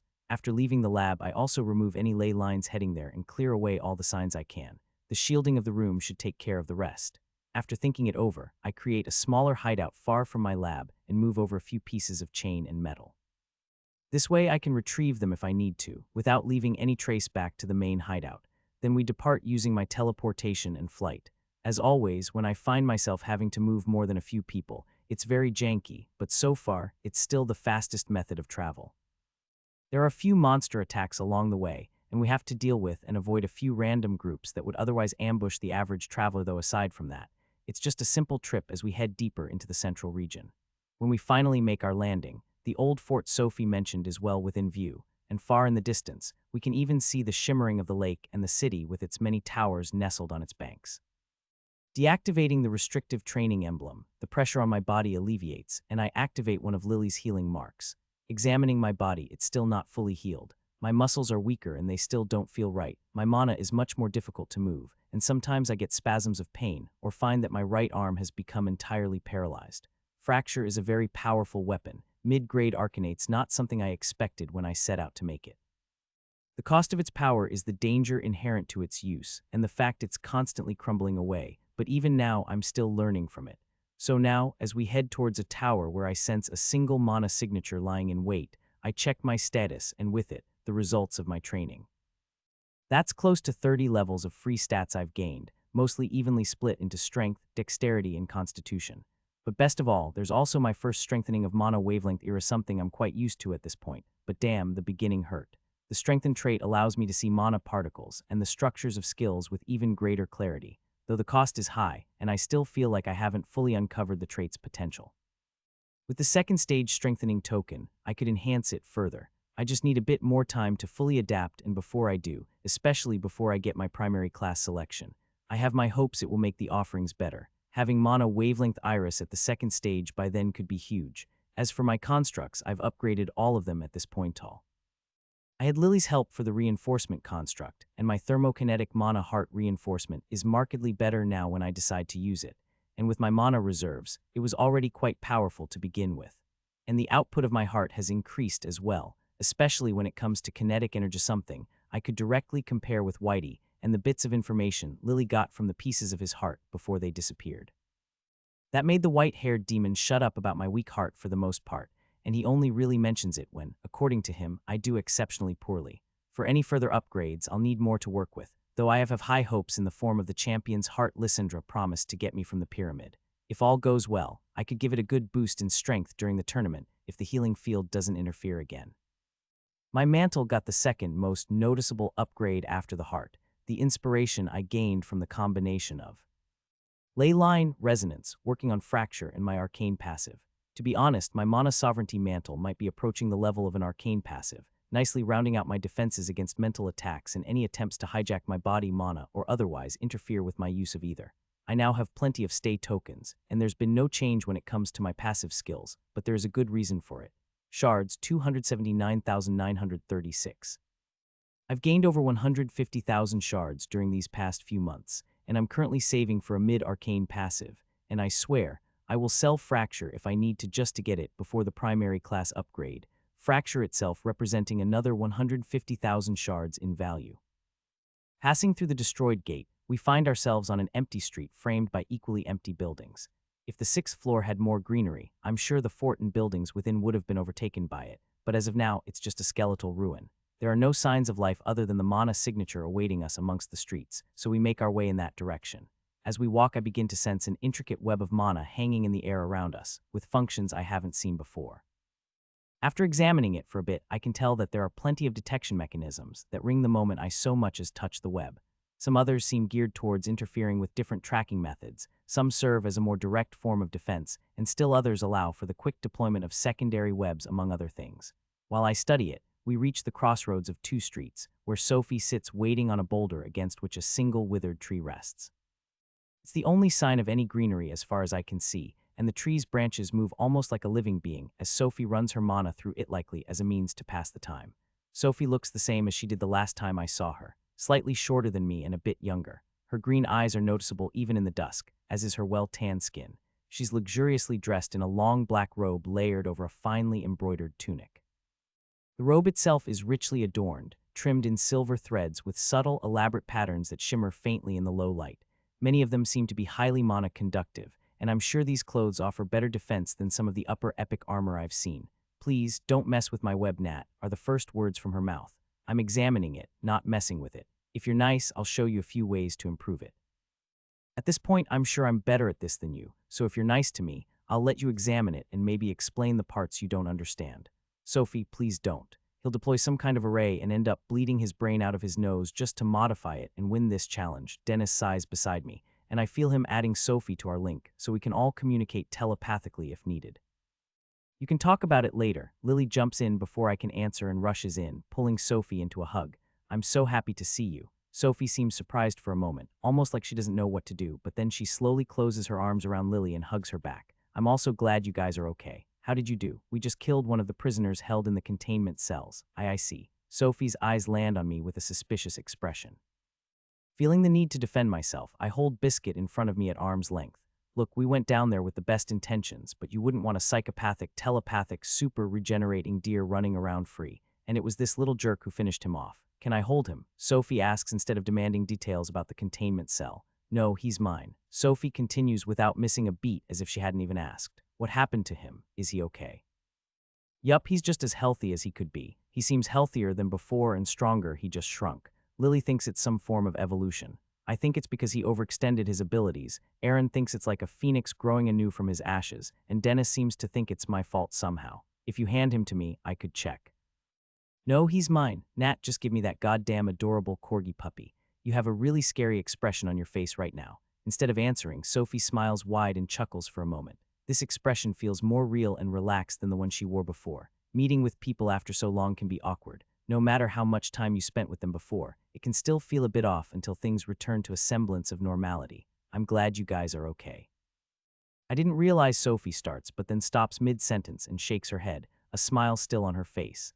Lily responds by pulling her into a seat on the boulder next to her with the twins standing nearby as the two of them exchange information. Nothing too important for now. We still need to wait for the others before we can get to that. While they talk, I return to examining Sophie's web and connect as she grants me access. Even while she's chatting with Lily and the twins, she notices whenever I start making improvements. Each time she quickly removes my changes, restoring her original version. She clearly doesn't agree that my adjustments are improvements, but I persist, tweaking and modifying in response to her edits. We continue like this while waiting for the others to join us. Tess, Maya, and Minyi join us a few hours later. While I'm sure Tess and Minyi could fly if they wanted, they walk, passing through the broken gate and empty streets the same way we did. Tess is the first to enter the crossroads, her confident stride faltering for a brief moment when she spots Sophie, but she continues forward nonetheless. There is a white and red lightning crown floating over her head, and her golden hair is now short-ish, barely reaching her shoulders, with bangs falling to her forehead and wavy hair framing her face. She's wearing a fitted light metallic gray armor, and 5 javelins float behind her back, each seemingly made of a different material. Without any gesture from her, they stab themselves into the ground and stay there. Tess stops in front of Sophie, her expression finally changing as she takes a deep breath. "I'm sorry," she says, addressing her and then also Lily and the twins. She then stops and waits. I'm sure she could say more. She's good at these kinds of things. She could explain herself, make the apology longer and more heartfelt, and try to explain her behavior, yet she has chosen not to, relying on these few words to convey her feelings. Somewhat awkwardly, Sophie looks away. "It's fine." These words make Tess very happy, and for a moment I'm sure her gray eyes are slightly wet before she blinks a few times and rushes to hug all of them. "No apology for me," I ask while they're all hugging. "Screw you, Nat," she calls to me and continues to squeeze the life out of Lily. As she lets go, she tries to inconspicuously pull Biscuit away from me, but I don't let go. Tess seems disappointed as she stares at the cute pup in my arms. "What happened?" "He ate too much, too many biscuits." Next to her, Minyi laughs, but seeing no one joins, he laughs again, this time a bit more awkwardly. He is also wearing armor similar to Tess's gray, light, and metallic. As always, his hair seems to be messy and a bit longer than it used to be. Underneath, his left eye is still yellow. He notices me looking at it. A few months ago, it became stronger, and I think I almost died. There's a smile on his face as he says this and continues in a whisper only I can hear. "And guess who also has primordial energy now?" "You," I ask. Maya, while hugging Sophie, shouts in my direction, with Tess already nearby. "Nat, did Kim already tell you about his new fancy primordial energy?" You guys have already been talking for 5 seconds, so it's highly likely. He's told me 3 times already. Did you start talking to me because you want to return the claymore I rented to you? Surprisingly, Maya becomes too busy and returns to friendly chatting with Lily. Even Maya is wearing armor similar to Tess and Min Yi's, and on her back is Bloodthirst, the damaged weapon mentioned. Might be just me, but the claymore looks a bit redder and less damaged. As for Maya, I can sense something weird from her that is hard to describe. I guess I will have to try to find out later. The dagger on her waist also looks interesting, and unlike the others, there is a short leather cape on the back of her armor, barely reaching her waist. Everyone seems to have picked up a thing or two. Nat, don't your arms hurt? If you want, I can hold Biscuit for a while. Min Yi asks carefully. It's fine. Are you sure I could? It's fine, aren't you taller? You noticed? Just a bit more, and I'll be taller than Maya. I've also put on some muscle look. He flexes his bicep. I never had this much before. Maya gave me a great routine that I stick to. Did you know she was a personal trainer? And apparently a really good one. But don't tell her I complimented her. We'll need to do some testing to see how much working out influences strength, and if there is a difference between a muscular body and a non-muscular one when the stats are the same. I'm also curious if the stats are changing our bodies and making them look more fit, I note as the thought comes to mind. Min Yi hesitates for a bit but then shakes his head and smiles. It feels like we never split. I'm glad. It was just a few months. That's a pretty long time, Nat, but I guess I'll have to go and talk to Aaron and Dennis. He waves off and goes to the side where the twins already awkwardly stand and wait. To avoid being overwhelmed by all the greetings, I move in front of one of the broken houses and form a mana block chair, sitting on it carefully. I fix the blanket around Biscuit so only his tiny head pokes out and boop his nose just once. It's softer and smaller, but it's the same cold and slightly wet feeling. It seems like we don't have to hurry yet, so everyone spends a bit of time talking to each other, and there are even some smaller gifts exchanged. The most awkward ones seem to be Tess with Sophie and the twins with Min Yi, even after apologies and both sides wanting to get over it, but these things take time. The first to join me is Tess, and when she lifts her eyebrows, I create a chair for her and she sits next to me. Do you have to train even now? She gestures at the evil cubes floating around Meth version that doesn't deal with changing frequency, but the one with a smaller cube inside, and then a smaller one inside of that, continuing to the smallest degree I'm capable of. I'd be bored if I didn't. The cubes float and spin around me. I could modify some for you to train. The twins love them. Tess smiles and taps the cube closest to her. I'm sure they do. So how did you find dealing with them, Nat? Last I remember, you were worried about having to be the responsible one. Honestly, yes please, they're annoying little jerks. Are they? Her smile grows bigger, already knowing it's not all I have to say. That way she probes me to say it out loud. Lily can be creepy at times, but she mostly listens to me for obvious reasons. But these two, they can be super impatient and rely on me to deal with consequences. They train hard but constantly try to come up with a way to cheat training just to spite me or try to get one over on me. My eyes land on the twins, who still talk to Min Yi and gesture widely, likely sharing stories from their adventures. Wanna hear something? I once gave them a mana shaping exercise to keep the orb from bursting for as long as possible. The two jerks failed after an hour, but instead of coming to me, they spent half a day using sensory deception to make an orb that would look and feel like the one I made. Then they showed up in front of me. I pause, still remembering the feeling I got back then. I turned to Tess. I checked it only on the surface, so I failed to notice but got suspicious a few hours later, and only then did they reveal it was just their projection. For the following 2 months, they kept reminding me of it every time the tiniest opportunity showed itself. I've never seen them so happy, I swear. That's just like them, Tess agrees. Yes, exactly. They're a pain in the ass, constantly provoking me and everyone around them just to see how far they can push it. For shits and giggles and while keeping their private link going. Annoying little jerks. Sounds like it, Nat. You really want me to say it out loud, right? I do, she confirms. We're both pretty messed up, so we have to push each other to realize things like this. Just like you did for me down under the Mana Desert. I guess I shrug it off and lean back, once again staring at the two blonde twins. They're annoying little jerks, but they're my annoying little jerks, so I'll try to keep an eye on them so they don't get into trouble. Just like an older brother. That silly blonde teases, so I nudge one of the cubes to bump against her head. More like two silly disciples. And honestly, it's fun sometimes. Just a little bit. The tiniest bit. So small, you would... I got it, Nat, I got it. Yeah, Min Yi and Maya are also an annoying little shit sometimes. The playful jab comes out of nowhere, and when I turn to the right, surprised, she's smiling at me brightly.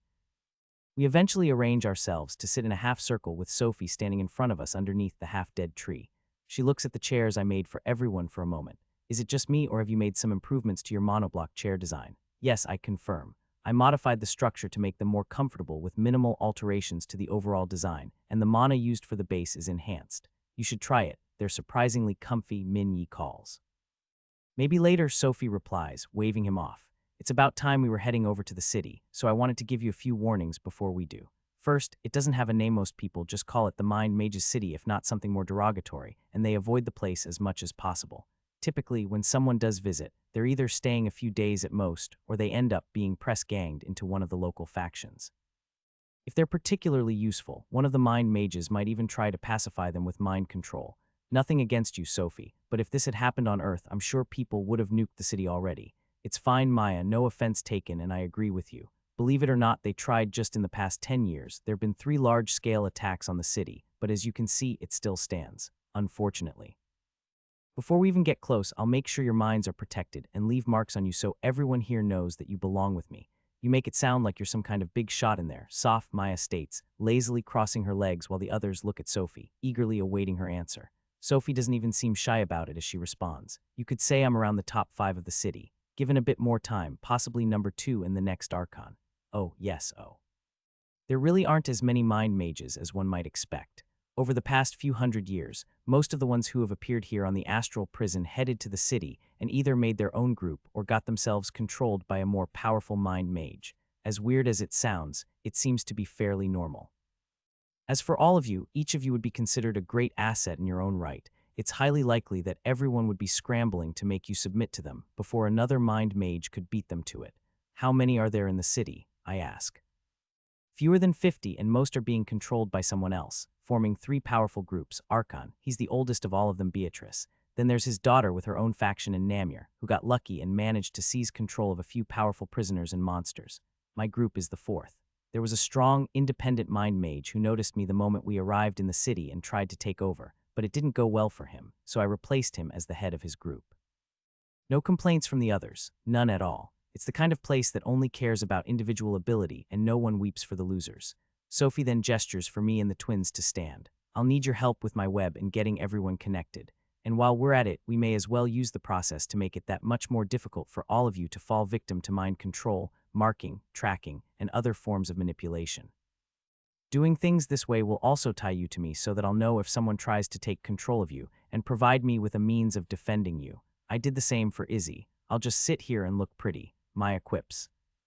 Please do, Maya, Sophie retorts, shaking her head in exasperation, much to Maya's amusement, but in the end she can't help but smile a bit.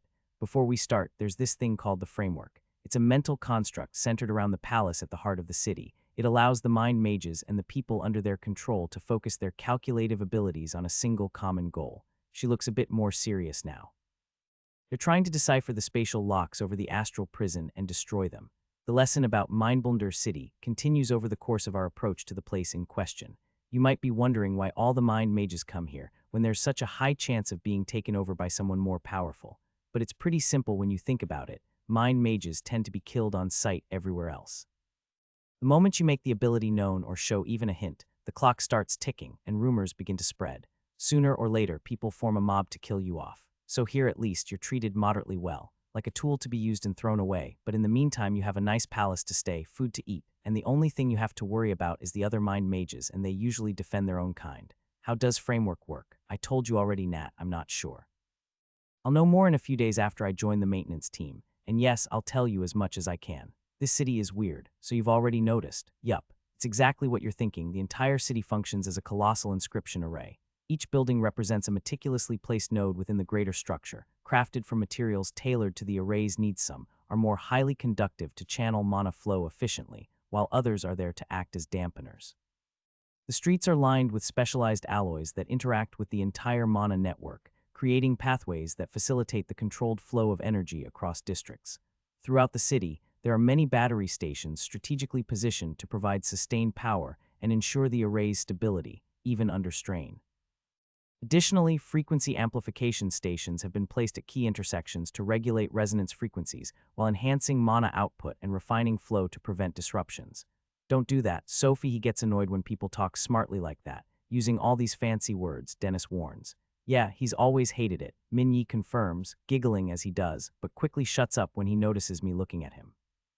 Aaron speaks up next, nodding seriously as he explains. Most of the time he understands all that mana science blabber. He just gets annoyed and grumbles about how, if you truly understand something, you can explain it simply enough that a 5-year-old could understand.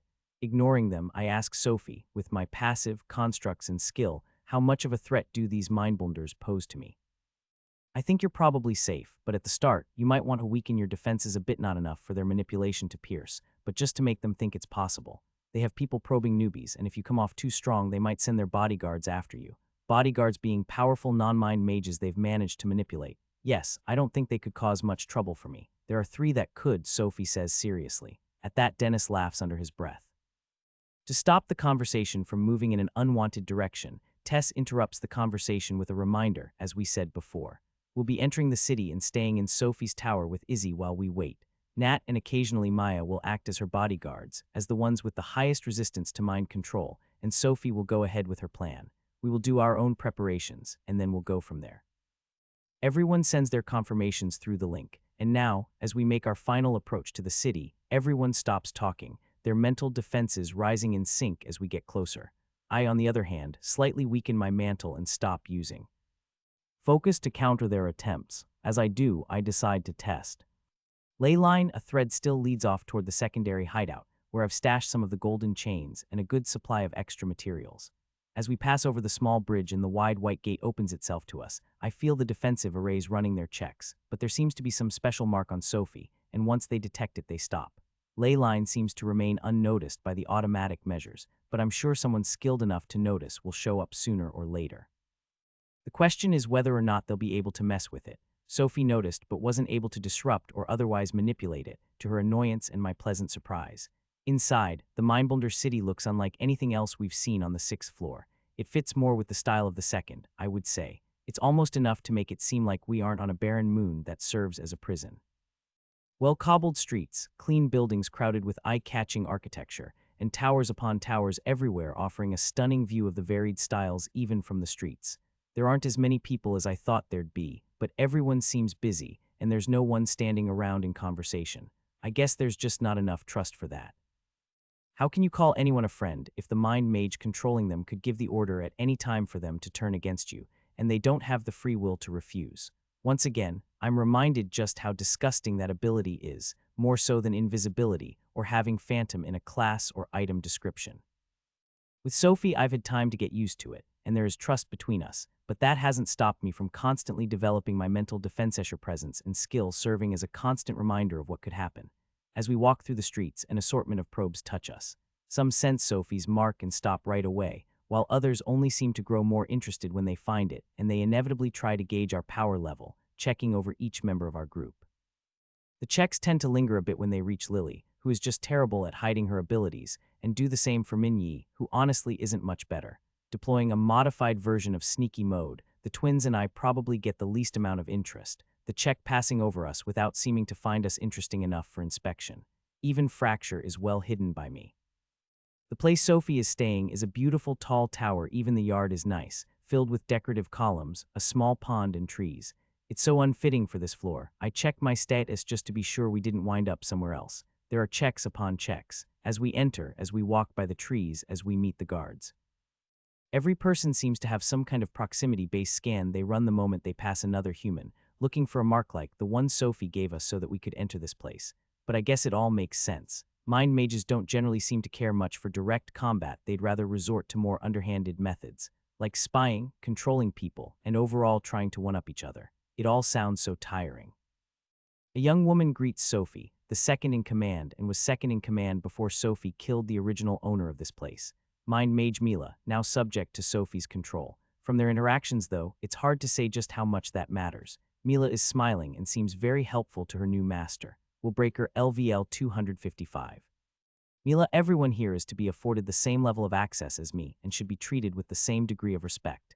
If they give an order, treat it as if it came directly from me. Sophie commands, her demeanor shifting noticeably in mere moments. She's colder now and far more confident, like someone accustomed to giving orders and having them followed. As you command. Should I have dinner prepared? Yes, for all of us. While you're at it, have rooms prepared for them on the same floor as my sister. Starting tomorrow, only I, my guests, and my sister are permitted on that floor. I will personally see to the completion of these tasks. I should also inform you that Lady Beatrice left an invitation for dinner at her place in 3 days. I've learned that only a select few were invited, mostly members of the circle, and those with significant influence. Confirm my attendance. I'll be bringing one of my guests along as a bodyguard. Arrange for a tailor tomorrow, as they'll need new clothes promptly. They exchange a few more sentences, and throughout the conversation, a subtle mind battle seems to play out between Sophie and Mila, perhaps an attempt by Mila to free herself from Sophie's influence or even take control herself. Sophie appears accustomed to the process, showing little difficulty, and eventually, finding herself unable to gain control, Mila departs with the same friendly smile as before, bidding us adieu with a slight bow. Izzy is nearly 12 now, and every day she resembles her sister just a little bit more, though I can still see the 10-year-old girl in her. She's been here, locked away on the top floor of the tower, like a princess trapped by her evil stepmother or a damsel captured by a dragon, and surrounded by layers of defenses. A huge smile spreads across her face as we enter, and she rushes over, hugging everyone in turn with all the strength she can muster. The inseparable Noodle is coiled around her left arm, his emerald green eyes level with Izzy's. The sneaky snake even pretends to kiss or lick the members of Group 4, though I notice him subtly siphoning some of their mana as he does. When it's my turn, Izzy shouts, "Dumpthaniel," and throws her arms around me. Her body is surprisingly warm, not from illness as far as I can tell. It seems to be related to her skill, a passive or a trait. "It'd be nice if you stopped calling me that," I reply, returning the hug. Noodle doesn't try to kiss me like he did the others, but when he looks at me questioningly and I nod slightly, he takes the mana I offer. His eyes half close as if savoring a delicious treat, his expression oddly human. "I don't think you've earned that right yet," she retorts, eyes flicking toward Biscuit. "I'll tell you Sophie's deepest secrets if you let me hold him for a minute." "Izzy," shouts an outraged voice from elsewhere in the room. "Sorry, Soph, one day you'll understand." Izzy taunts, flashing a mischievous smile at her sister before turning to me and whispering, "I'll even toss in Noodle to sweeten the deal." The white snake shakes his head in disbelief, glancing at Izzy, who pretends not to see. "Not enough," I reply, feeling the weight of Biscuit's small body in my arms. Izzy seems a bit more mature now. She doesn't protest or threaten me with childish antics. Instead, she just nods and smiles, a mischievous glint in her eyes that, for a moment, mirrors her snake's, and I half expect her to flick her tongue at me. 6 months it's been that long, and I'm already eager to see what new tricks everyone's picked up and how many I can borrow for myself to improve my own skills. Izzy shares some feelings with me, doing so very covertly, ensuring that Sophie doesn't pick up on it. The feelings vanish as quickly as they came, but the message is delivered. When she looks at me, a question in her eyes, I give an affirming nod and receive another hug, thighs one tighter and filled with gratitude. I wake up early in the morning, and the first thing I do is check on Biscuit, still fast asleep, nestled in a luxurious armchair under a pile of cozy blankets. Creating a line to him, I teleport over, lift him up, and teleport back into bed, balling up under the blankets with the corgi pup in my arms. Finally, a yawn escapes my mouth, and in the new morning light, I examine my room. One wall is made entirely out of glass, laced through with metal wire, forming a set of defensive inscriptions that should make the glass more durable than some standard walls. The design is kinda nice too. There's a lot of light, illuminating my bed, the thick carpets, a bevy of armchairs, and a door leading to a massive balcony. Then there's another door leading to a dressing room and another leading to the bathroom. The room is already littered with an assortment of things. Most of the items from backpacks the twins, and Lily were carrying for results of my experiments and materials I've set aside for experimentation and crafting. Naturally, this includes a few of the golden chains from my lab which I've teleported over. All in all, the whole affair takes up a huge chunk of the room. I greatly prefer this over the almost clinical sterility from before. Turning my eyes back to Biscuit, I reach out and boop his nose. And once again, he doesn't react, so I brush his whiskers experimentally with the same lack of reaction. Braver now, I carefully open his mouth, grab and pull gently on his small pink tongue. When I let go, his mouth closes, leaving his tongue poking out slightly. "How did you do that, you silly creature? Is your primordial energy so strong? Are you the chosen one, main character, some kind of regressor or reincarnator?" After each question, I boop his tiny nose. There is no answer. "I know I helped you. I know the beast was still chained. I know it wasn't sane. It was wounded and terribly weakened. Still, don't you think you took things a bit too far, devouring it so seemingly easily?" Still no answer, so I move on and grab his tiny paw, poking at the soft pink beans of his toes. "You completely devoured it. You didn't even leave a single bone or drop of blood behind." I wanted some of that to experiment with, you know. It would have been nice to get a piece of that extremely durable bone, or part of an antler, or even some of its flesh to observe the regeneration process. And still, the corgi decides to sleep and keep his secrets, so I reach and touch the soft fur on his neck, right under the chin, and caress it with a single finger. The cave is gone too, and with it, all the things I wanted to loot. I still plan to return a bit later and look into getting some of the acid. The anchor I left should last a few more weeks, so at least there's that. I finally let go and lay on my back, the sunlight gradually starting to creep across my bed. I close my eyes, listening to the gentle breathing of the small creature beside me. "I forgive you because you're cute," I declare in the end. but next time at least leave me a piece of bone. Only once I've said it out loud do I realize the absurdity of it all, and jump out of bed, content in my amusement, to throw on some clothes before heading off to meet the tailor. After trying on the 5th set of clothes, I feel like I'm starting to get close to snapping, and the other members of Group 4 slacking around in the room aren't exactly helping either. Lady Sophie, your bodyguard, has a nice body and face, sure, but his taste in clothes is unconventional. Some would say he likes to dress like a homeless man, Sophie says with a nod and a smug grin. I wouldn't go that far, Lady Sophie. Your bodyguard just seems to prefer a more casual style. If you know, then why do you keep pushing these ridiculous clothes on me? I lift a white shirt with a high collar and tons of buttons that serve no purpose. Even the cut is too wide, and moving my arms is a pain. The middle-aged man, dressed in a more elaborate set of clothes than anything I've ever seen, looks at me like a child. Lady Sophie holds a high position within the city. Your appearance as her bodyguard and escort reflects on her. You are a weapon that serves at her will, so it follows that the weapon must be an extension of herself. I glance at Fracture nearby and then back at the man. Sounds like bullshit. The only important thing is power. With enough power, I could walk in there in my underwear, and they would still bow and kiss my feet if I tell them to. If I don't have the power to back it up, not even the best clothes in the world will help me. The man looks like someone drank a protein shake, sealed up the leftovers, let it ferment for a few days, and reopened it by mistake. It's a nice look. All this time, Sophie just sits back and seems to enjoy the situation, sitting on the sofa with Lily and Izzy, with Noodle slithering around. Lily seems to be the most excited, looking through a catalog of dresses she asked from the man, once in a while showing some to Sophie. Mr. the tailor says, and his tone makes me wonder why no one's thrown him from the top balcony of the highest tower. You may rely on your strength, but elegance and propriety are as much a part of wielding influence as any skill. Even the finest sword deserves a polished sheath. Once again, I glanced down at Fracture and the sheath I made for it and haphazardly wrapped a level 350 manta ray skin around. The result is not polished. Hard disagree. Give me some simple clothes, something comfortable and easy to move in. If it's like that and not overly decorated, I won't care. I see, sir. Perhaps a minimalist approach would suit you. A fitted set of attire with clean lines made to highlight your figure, with refined stitching and subtle detailing, while still being appropriate for one in Lady Sophie's service. I hope that will satisfy your tastes. Sure, if it's comfy, you can make multiple sets in the same design. Once again, I get the same smell of forgotten protein shake expression and a giggle from Sophie. Do you have his measurements? She asks the tailor. Indeed, Lady Sophie. By tomorrow, I shall have the attire prepared, a sleek, streamlined design in black and gray, with discreet detailing and a touch of pale blue stitching for an air of understated refinement, should it meet your approval. That should be very possible, he says, nodding towards them and giving me one last look, before leaving with a few more bows. When the doors are closed, Sophie explains, as if she knows exactly what's been going through my mind. He is one of the Archon's favorites, that's why he's still alive.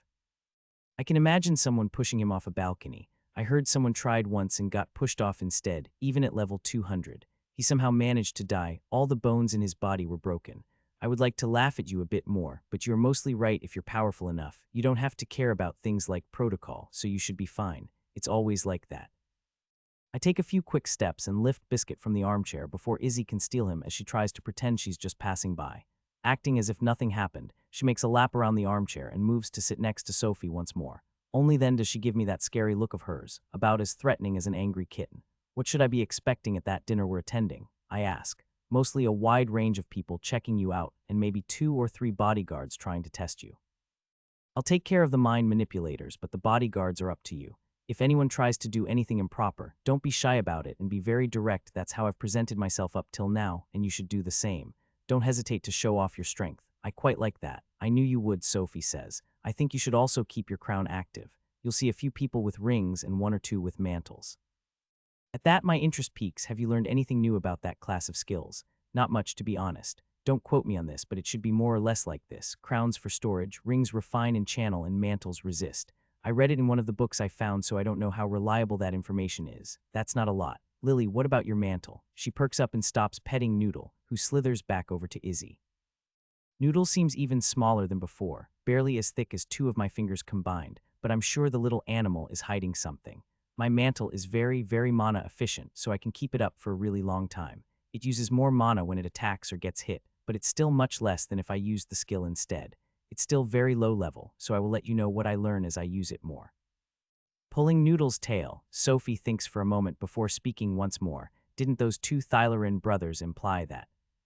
Mana Mantle could be used to power abilities based on mana, and prevent others from taking control over the user's mana. Wouldn't that mean Lily's disintegration mantle is nearly useless, as I don't think Lily will be meeting many people with disintegration? On that point, I disagree if the mantle can resist disintegration. Wouldn't that make it easier to resist weaker stuff like simple mana attacks, like stone manipulation, water, and fire, not to mention a few of the more obscure things? Perhaps, but wouldn't the efficiency be terrible if the mantle were used to block a different element than its own? Sophie asks, and wouldn't that make simple mantles like Mana Mantle even more powerful, and make those based on super rare skills like disintegration even weaker? I think about it a bit and can't help but agree as I respond, yes, but that fits with what we know about the system's asshole methods, and I bet it's not that simple. But there's probably something else to it otherwise. The mantle and the ring would both come up short in comparison to the crown.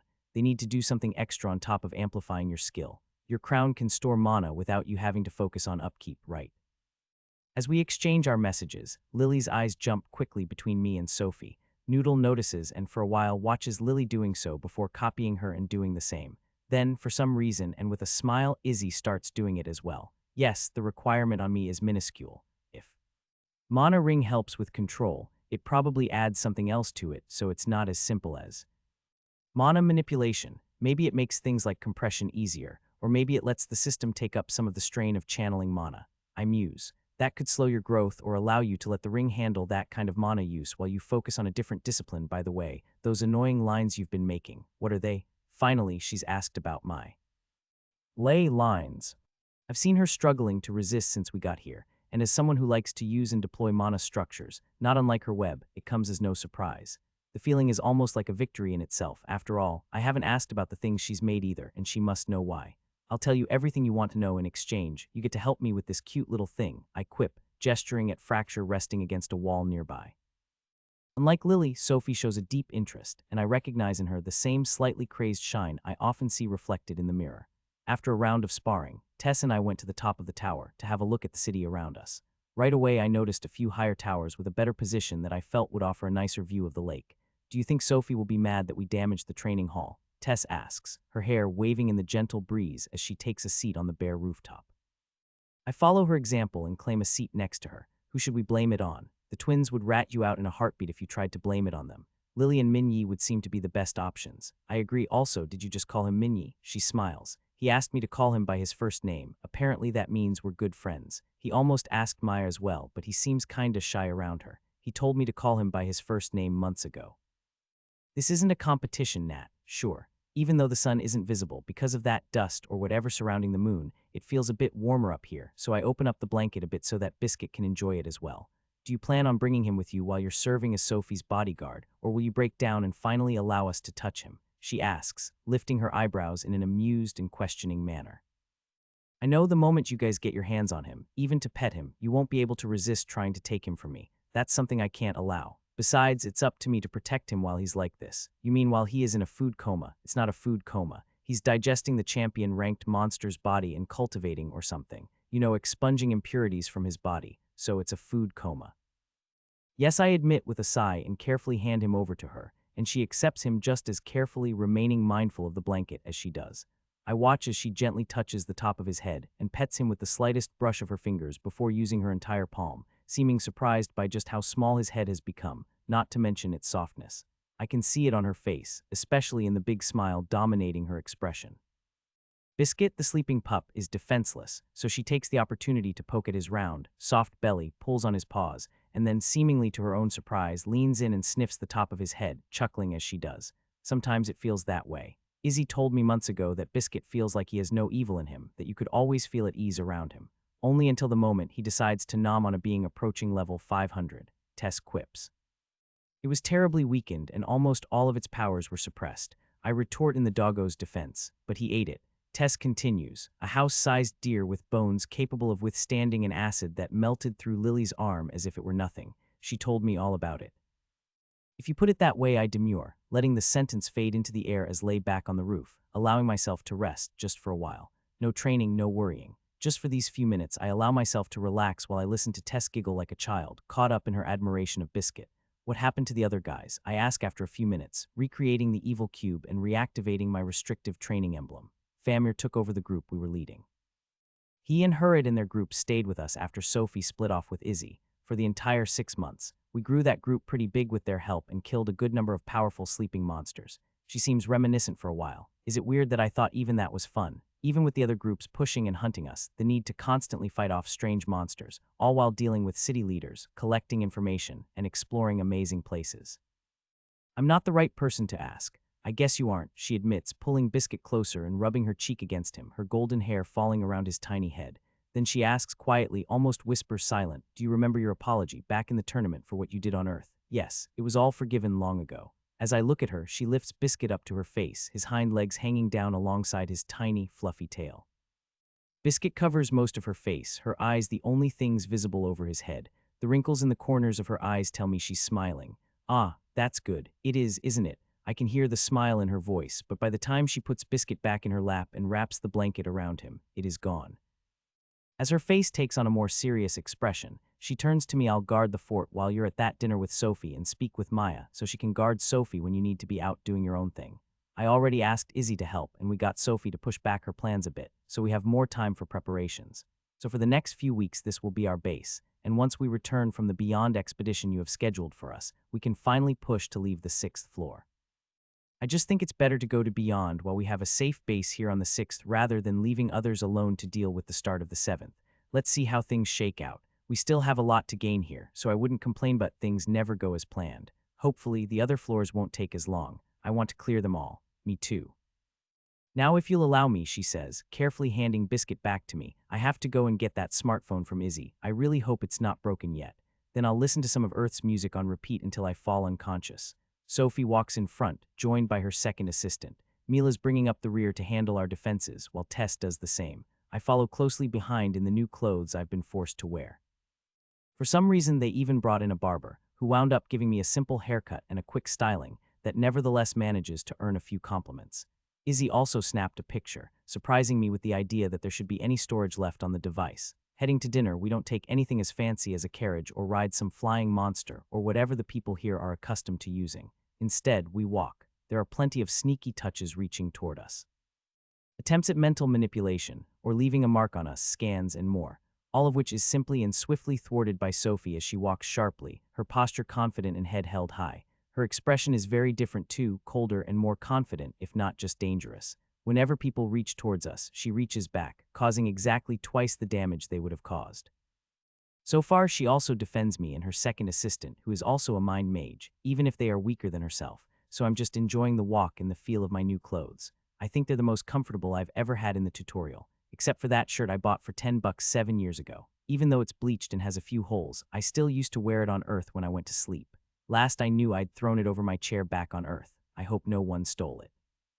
Now that you and Tess are here, I can push more, so I mean to do just that. It will result in more attempts on our minds. Will you be okay? Sophie is the first to break the silence. Sure, go wild. It'll be more fun that way. I'm confident you'd be singing a different tune if you didn't have that disgustingly powerful passive to protect your mind. That's true, you know how much I love mind manipulation. I would probably end up nuking this city from orbit otherwise.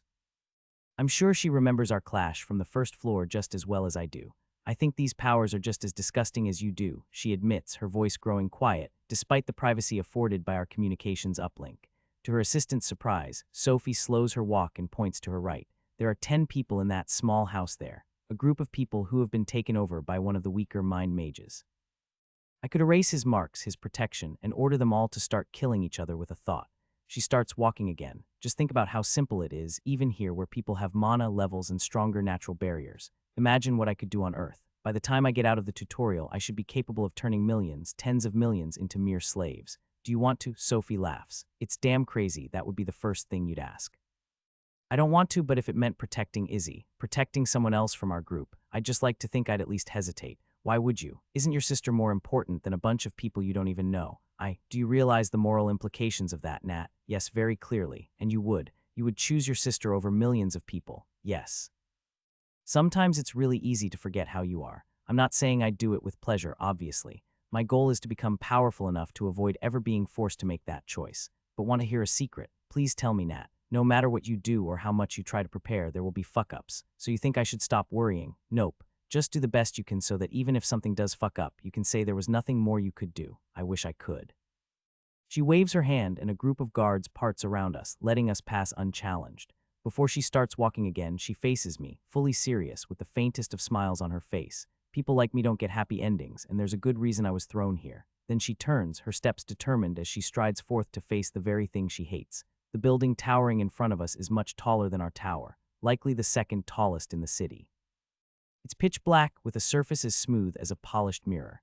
White inscriptions coil their way across the surface of the entire tower, creating an ornamental display, bathing the surroundings in a gentle light. The trees framing the pathway have their own set of matching round lights floating among the branches, moving gently like buoys resting on the waves. As it turns out, the dinner isn't actually being hosted inside the tower instead. They've set everything up outside, in a beautiful garden framed by an assortment of trees, coiling pathways, flowers, and pillars showcasing art and inscriptions. The air hums with a strange energy, thick and charged. Shadows flit between the trees, figures pass through dressed in cloaks and fine robes, each giving off a sense of purpose and mystery. Somewhere deeper in the garden, music plays softly, adding a haunting echo that blends almost seamlessly with the whispers of the crowd around us. There are dozens of people milling about, and Sophie's protection disappears from me as she leaves me to fend for myself. As if they had been waiting for just that moment, dozens of careful touches brush against my mind, each one making my blood boil. And even though they don't manage to do anything, just the sheer fact that they're even trying makes me want to smash in their heads. My mind, my freedom is very important to me, and that's a sentiment that's only grown stronger over the course of the tutorial as I've encountered the forces capable of taking that freedom away. I make sure to remember each and every one of those signatures, especially the three that seem more powerful or sneakier than others, making more serious attempts at taking over. After clearing my mind, I use focus to strengthen my resistance and follow Sophie, aware of dozens more scrying touches reaching for her than for me. It's almost as if each step closer to the center of the garden were sharpening their interest and drawing them in like moths to a flame. There are only 3 bodyguards you need to worry about. One of them isn't Harith, most powerful man in the city, and someone Archon himself caught when that man was much younger. Archon really lucked out with him. The remaining 2 will be at dinner tonight. One of them is guarding a man called Namir. He's not here yet, and it's not likely he'll even come. His bodyguard is a Visari woman. She possesses primordial thermal energy, but there are rumors that she has another. The second person you need to watch out for is the man standing next to our host. Sophie gestures towards the gazebo where a group of people is standing in a small circle, drinking from a delicate set of glasses. Each one has a presence that sets them apart from the other groups. Mostly the woman with pastel pink skin and pink hair. Her eyes are a mix of blue and pink colors, seeming to move like waves slowly crashing onto each other. Her face and skin are adorned with blindingly white dots reminiscent of freckles. She's currently wearing a pale green dress with a similar pattern of white dots. Surprisingly, it doesn't look as strange as I would have thought if it had been described to me. Her pink skin and hair have taken on a pleasant pastel color, which complements it well. Other than all of that, there is one more noticeable thing on her, a ring on the pointer finger of her right hand. The ring gleams as if it were made of white light, constantly shivering and slightly changing its shape. Waveshaper LVL 265. Behind her stands a man. He is tall and handsome, wearing a gray and white suit. He has brown hair and a short, well-kept beard. His eyes never stop scanning his surroundings. Breaker Sentinel LVL 251. Over his head floats a crown. It's bigger than mine and the design is different as well. The crown is transparent, and some kind of transparent energy seems to be swirling inside. Sophie's voice takes on a different tone. The man with the crown serves as mutually assured destruction. They say the crown he's wearing is either an impact crown, shock crown, or momentum crown. The energy stored within should be enough to blow up the entire city 10 times over, and his life is bound to that of the woman he protects. Another man Archon picked up and gave to his daughter. Yes, people say that after storing energy in that crown for so long, the man is incapable of using it normally, which reduces his capabilities. But it doesn't matter. The moment he tries to use it, he will die, and the crown will release all of the stored energy. That's quite disappointing. You would expect some skill from someone like that, and his level's not very high either. My guess is that he was never meant to be anything more than a threat, so the Archon didn't bother raising him. But let's greet one of the more powerful mind mages I want to see her face. She's one of Beatrice's puppets and really didn't like it when I was invited to be a part of the framework's maintenance. Pike, you can go for now. Greet the other attendees and collect as much information as you can. You are allowed to use my name for the sake of reassurances, Sophie says out loud. The second assistant just bows and heads for the nearest group of people, and Sophie advances towards the smaller circle of well-dressed people. They're a blend of human, Thylarin, and Visari, and I follow behind her, observing the way people turn their eyes to my crown, wondering if anyone notices the sword on my waist. So far, most people check the crown, but barely anyone bothers to look at the sword. However, a few do seem curious as to why I would carry such a heavily sealed and weak-feeling weapon with me, especially that pink woman's bodyguard, who seems more curious about its nature and spends more time observing it than anyone else. Sophie joins the circle with a big fake smile and greets everyone, starting with Beatrice's puppet, to whom she bows gently. "So you did have people outside of the city, Sophie, my dear." The woman smiles as fakely as Sophie did before. As she does, I notice Beatrice glancing our way, the blue and pink colors swirling in her eyes. The white freckles on her skin and face seem even more interesting. Their shape is a bit spiky. "You could say that, Lady Casey. I've shared a path with Nathaniel for a long time. He seems useful indeed, especially his defense is impressive. It's an arcane passive," I say, joining the conversation, not minding the looks they send me for the offense. It's there in case some fucker decides to try and mess with my mind. Silence fills the area, and judging by the looks on the faces around me, everyone seems to be questioning whether or not they heard me right. Sophie doesn't say anything to stop me, but I can almost feel her amusement through our link as she watches the expressions of everyone in this small circle. After a brief moment of shock, Casey smiles, hers even more fake than Sophie's while still containing a hint of interest and danger. How rare it is, she begins her tone both amused and cutting, to encounter someone with such audacious disregard for propriety. I can hardly recall the last time anyone gave us a display of such impertinent candor. Perhaps I've grown accustomed to the practiced reverence of those who know their place. Her eyes gleam with a flicker of something unreadable. "Tell me, is this insolence an artifact of your nature, or merely a fleeting lapse in judgment?" I shrug. I don't even know what half of these words mean. What I do know is that this man has made 3 really nasty attempts to get into my mind 3 times. Then, when he failed, he tried to etch some orders into me on the sly. I turn and point to the man in question. I've already memorized his mana signature and will be finding where he lives very soon. Then there's the woman to your left who keeps trying to mess with my connection to my crown and make it explode the next time I fall asleep or something. Baldy in the corner tried to leave some kind of tracking beacon on Sophie, so I left my own mark on him. Casey raises an eyebrow, her smile widening, as though my words have amused her in some darkly satisfying way. "So beneath that coarse exterior lies a vigilance I hadn't anticipated," she replies. "You speak as though you understand the delicate intricacies of our world, and yet here you are bold, undeterred, and seemingly indifferent to the dangers such accusations carry." Leaning in slightly, she lowers her voice, each word dripping with condescension and laced with curiosity. "Tell me, do you truly grasp the consequences of such insolence? Or are you merely testing the patience of those who could end such audacious endeavors with a mere whisper?" I keep my tone flat. "I don't care much for the delicate intricacies." Casey's fake smile widens. "So you mean to say you don't understand, or rather, you simply don't care about the consequences of your actions here?" Her voice is almost mocking, like she's daring me to slip up. "Guess you'll find out." For a moment there's silence. She tilts her head, almost intrigued, before finally speaking. "Bold words for someone standing alone," she says, but her gaze shifts briefly to Sophie. "I'll remember this boldness. Let's see if it can last." Sophie just gives her a big smile and a short nod, after which the woman leaves, closely followed by her bodyguard. The man I threatened to mark does the same, along with the 2 others who tried to mess with us the most. These people would be amazing at playing a group of villainous nobles in a TV show, I note. PFF, more than you would think. Now watch how the others react. I do as I am asked, and the rest of the circle, which had treated the departed so well before, now turns to Sophie. They praise her, they praise me, and they immediately begin to trash talk the people who just left. Such shamelessness amazes me, but it quickly gets to be too much, so I let Sophie handle things while I filter it out. My eyes move across the garden to some sort of mana-based fireworks that occasionally explode in the sky, creating beautiful shapes. Sometimes it's a mystical animal, sometimes they look like simple ornamentation.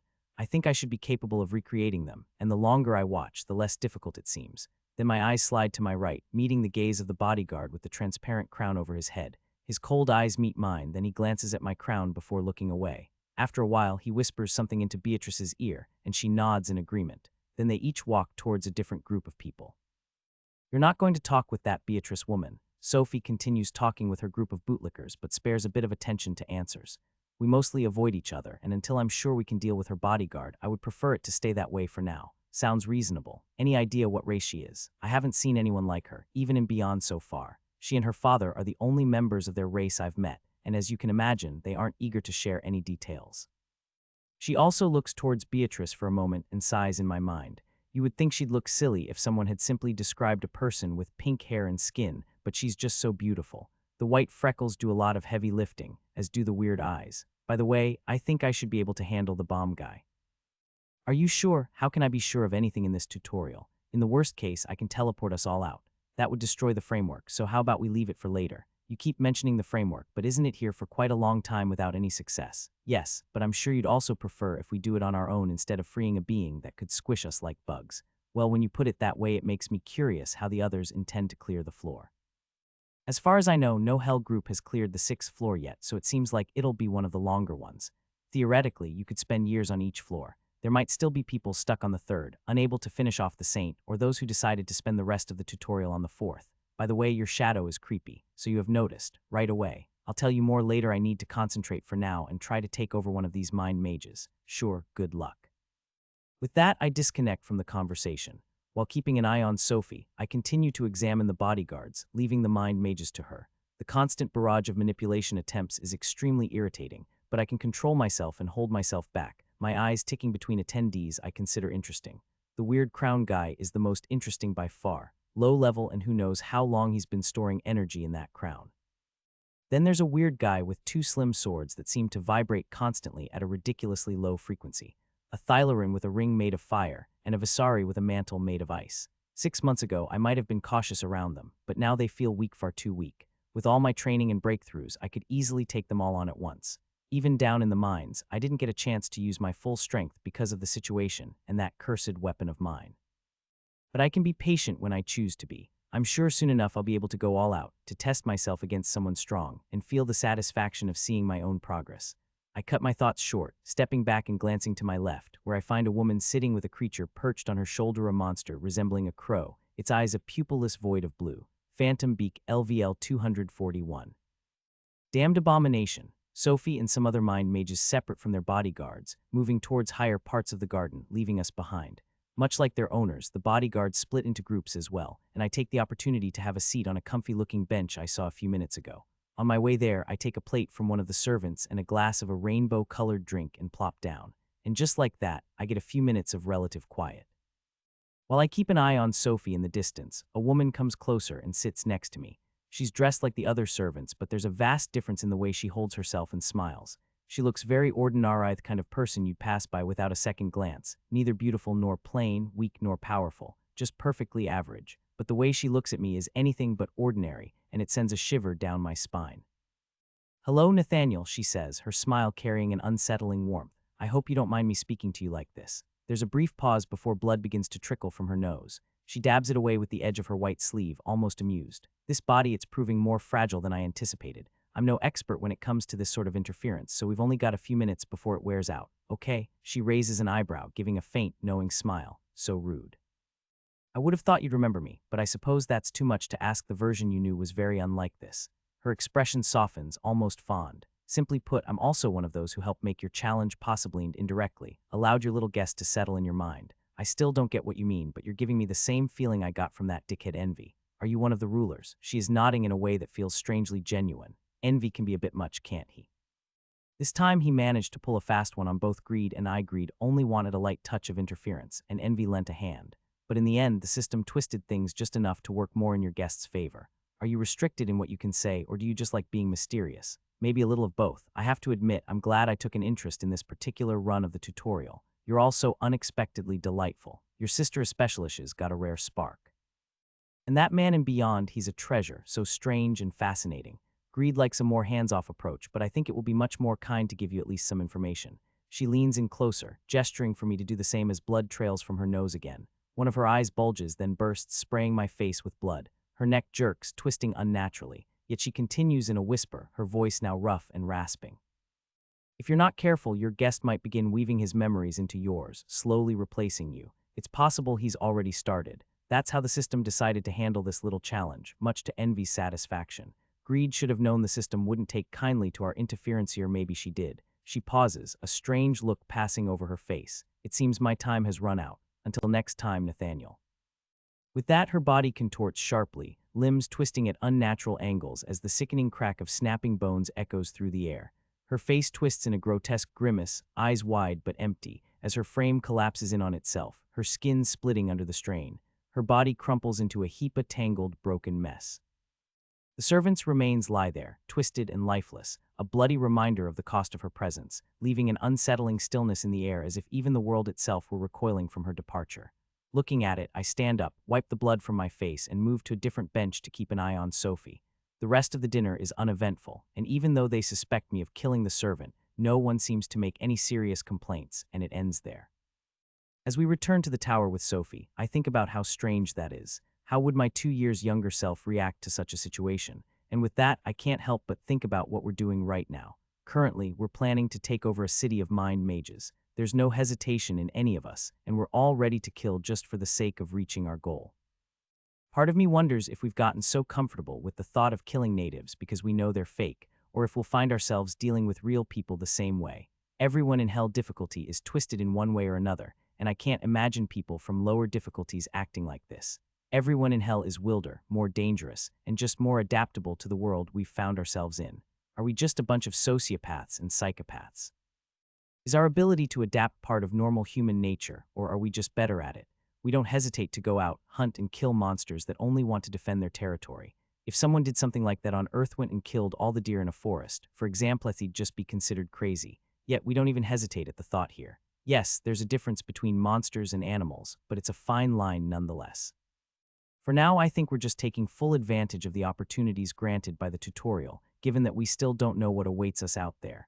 I'll return to the tower in a bit. I tell Sophie as we come to a stop in front of the gate. She seems to realize what I'm about to do. Sure, later then. Yup. With those last words, I make sure she makes it through the gate, and only then do I head back into the city. There's still some dried blood on my hand and some on my neck, but I don't bother washing it off. Connecting to the mark I made, I head in its direction and ignore all the scans I pass through along the way.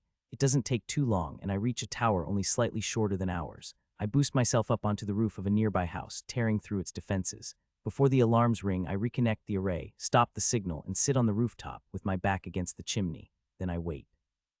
The mark moves to the top floor an hour later. The man I promised to visit after he used the most disgusting methods of manipulation. He didn't only do it to me and Sophie, but to others at the dinner, and most protected themselves from him with ease as if they were already used to it. But something about the way he targeted me and Sophie really irks me. He made several attempts to mess with my connection to my crown and force it to release the within mana with enough force to kill me. And he tried to make a subtle change to Sophie's mark that would cause her tower's defenses to turn against her, and he did more besides. I sigh, yes, he was the worst of all, but at this point, it's safe to say I'm just looking for a way to vent, using this man as a scapegoat. Ever since we came to this city, I've had that feeling of gradually building anger. As the man ascends the higher floors of his tower, I sense his attempts to remove or block my ley line. He's probably just noticed it. Every attempt fails, no matter what he tries over the next 10 minutes. Meanwhile, the defenses around his tower steadily strengthen, and my trait activates as I observe the fluctuations in the defensive array. Having had enough, I stand up, take a step off the roof, and teleport through the ley line, making my appearance in front of the man and his 2 bodyguards. An immediate sense of pressure surrounds me, and the main defensive powerful, disruptive targeting field marks me as an intruder. A piercing noise fills my ears as wave after wave of attacks slam into me, each one with the intent to disrupt my mana. Even so, my mana seeps out, spinning itself into threads that weave themselves into the shape of a javelin, and nothing can stop it. No amount of interference has any effect. It's one of the things I've been working on, a technique of my own that I named mana weaving mana into complex, resilient patterns that are extremely resistant to external manipulation and much harder to disrupt. My javelin shoots forward, piercing through the bodyguard and the man he's protecting, completely unhindered by the barriers they've set. Wraith Dance brings me closer, and using the same method as before, a spear forms in my hand, as a shield takes shape on my back, deflecting an incoming attack. Before the mind manipulator can react, I boost my movement further using kinetic energy and thrust the weapon into his chest, swiftly shrinking and weaving the spear into a sword to cut through the remaining bodyguard's axe and send him careening into the wall with a burst of kinetic energy. You have defeated Psyche Bender, LVL 258. You have defeated Mana Nullifier, LVL 265. You have defeated Breaker Knight, LVL 261. I absorb the kinetic energy from the door to keep anyone from opening it and locate what appears to be a safe with my eyes. Resonance turns the stone around it to dust, and I tie a ley line to it and teleport it along with me back to the front of our tower despite every attempt to stop me. Once I've removed all the marks, I turn to the guards stationed outside and gesture at the safe, commanding them to bring this inside. As you command, they quickly confirm, hauling the safe between them as I pass through the gate myself. Give it to Dennis and Aaron and tell them to open it without destroying it. Without waiting for an answer, I cross the garden and follow the path to the door. After a few checks, the guards open it, and I step inside. A quick scan reveals the others' locations, so I head up to the top floor to find most of our group in the living room we've come to frequent. The laptop I bought for Izzy during the tournament is playing some quiet music, emitting the sounds of a soft guitar accompanied by a soothing female voice. Even though it's late, no one seems to be sleeping. The only people not present are Maya and Sophie, who have settled in a different room with the twins. I don't like the room's lighting, so I turn it off and replace it with a few of my thermal cubes, which float into place without a sound. Do parties really suck that much? Minyi asks, catching a glimpse of the bits of blood stuck to my skin. Could have been worse, I say, sitting opposite Izzy, who I catch taking pictures of a sleeping biscuit. She's putting a series of cute hats on his head, and I'm once again surprised there's still any space left on the smartphone. Noodle, seemingly disappointed with his owner, slithers over to me and patiently waits for me to gesture my consent before he crawls his way up to my shoulders, his head settling next to mine and looking in the same direction, his mouth hanging open slightly as he feeds on my mana. As he likes to do, his size is now different from the day before. It's overall very inconsistent, and it makes me question just how big he can grow. Do you need healing? Lily asks before continuing on to quip, also, your passive sucks. I think I have fewer shards than I should. Can you heal that, Lily? That's a problem that can best be solved by being born rich, Tess answers before our healer can. I hadn't thought of that. You're welcome. Or if you want, you could buy my guide to becoming as rich as me. How much does it cost? Enough to make me rich. Smart. I notice the looks Lily's giving Tess, and I'm sure Tess is aware of them as well, that amused smile curling at the corner of her lips until she laughs and pulls Lily into a full-on hug. Damn, Lily, you can be so cute sometimes. Only sometimes, she demurs, pretending to sulk. More often than not. Want to spar tomorrow? I want to see how much you've improved. I might hurt you if you aren't careful, Tess. You'd have to catch me with that enormous axe of yours, though. But how about you make a bone javelin for me? I want to test it out. Another one for your collection. I allow myself to listen to their banter for a while, feeling my mind relax slightly as I do. I close my eyes and calm myself. There's a part of me that wants to use focus to filter out these emotions I'm feeling, but I don't. Gradually, a determination builds up in me. My mind clears and my chest feels lighter. My fists clench and unclench multiple times, and my erratic heartbeat slows until it becomes calm again. When I open my eyes, Izzy is standing in front of me, watching me up close. You are so pretty, she smiles, and I know she's not talking about my looks. Her small hand touches the side of my head and then moves to caress the top of it. There, she says, still smiling. You know you can ask for help if you feel like everything's getting to be too much. These words hit harder knowing the situation she is currently in. It's fine, I say, standing up and carefully holding onto Noodle as he shrinks down to half his previous size and slithers onto Izzy's arm. Good night, I say to the room, and listen while everyone returns the sentiment behind me as I turn to leave the room, choosing to walk rather than teleport. After entering my room, I close the door behind me, take a warm shower, put on clean clothes, and sit in the armchair I've set next to the large window. Surrounded by all the materials, golden chains, and items littering the room, I look out at the city before closing my eyes and retreating within my mind. This time, it's not a place taken from Whitey's memories. I'm in an area that's very familiar, a city on Earth, surrounded by a number of small apartment buildings. There are no cars, no people, and even the trees are still in the stagnant air. I still stop before crossing the road as I have so often and look both ways before crossing. Walking between the two apartment buildings, I take a quick step to the left to avoid the pothole that I know is there. As I reach the entrance to the building, I pull hard on the doors, remembering the way they tend to stick. Stairway is just as dark as I remember it, and as I enter the second floor, I find the door to our apartment open and go inside. Crossing the threshold, there's one more door to pass, one that leads into the room where Victoria and I grew up, and without hesitation, I open it. Whitey sits there on my old bed. You, he says with a big smile. Yo, I nod and sit on Victoria's bed just opposite him. This is a really shitty room, he gestures, but it's not like I can bash it too much. After all, I grew up in worse. Whitey takes a notepad from the table beside my bed and flips through it, looking at the silly drawings I used to make, mostly just scribbles.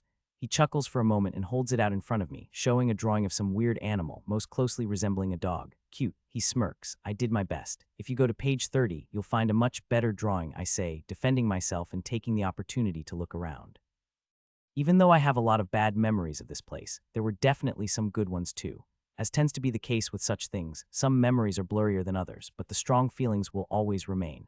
Whitey lifts the notepad again, now open to page 30, revealing a huge middle finger drawn on it. Even though it's not the same gesture he's accustomed to, he recognizes it from my frequent use over the last 6 months. Very nice, he confirms and finally puts the notepad away.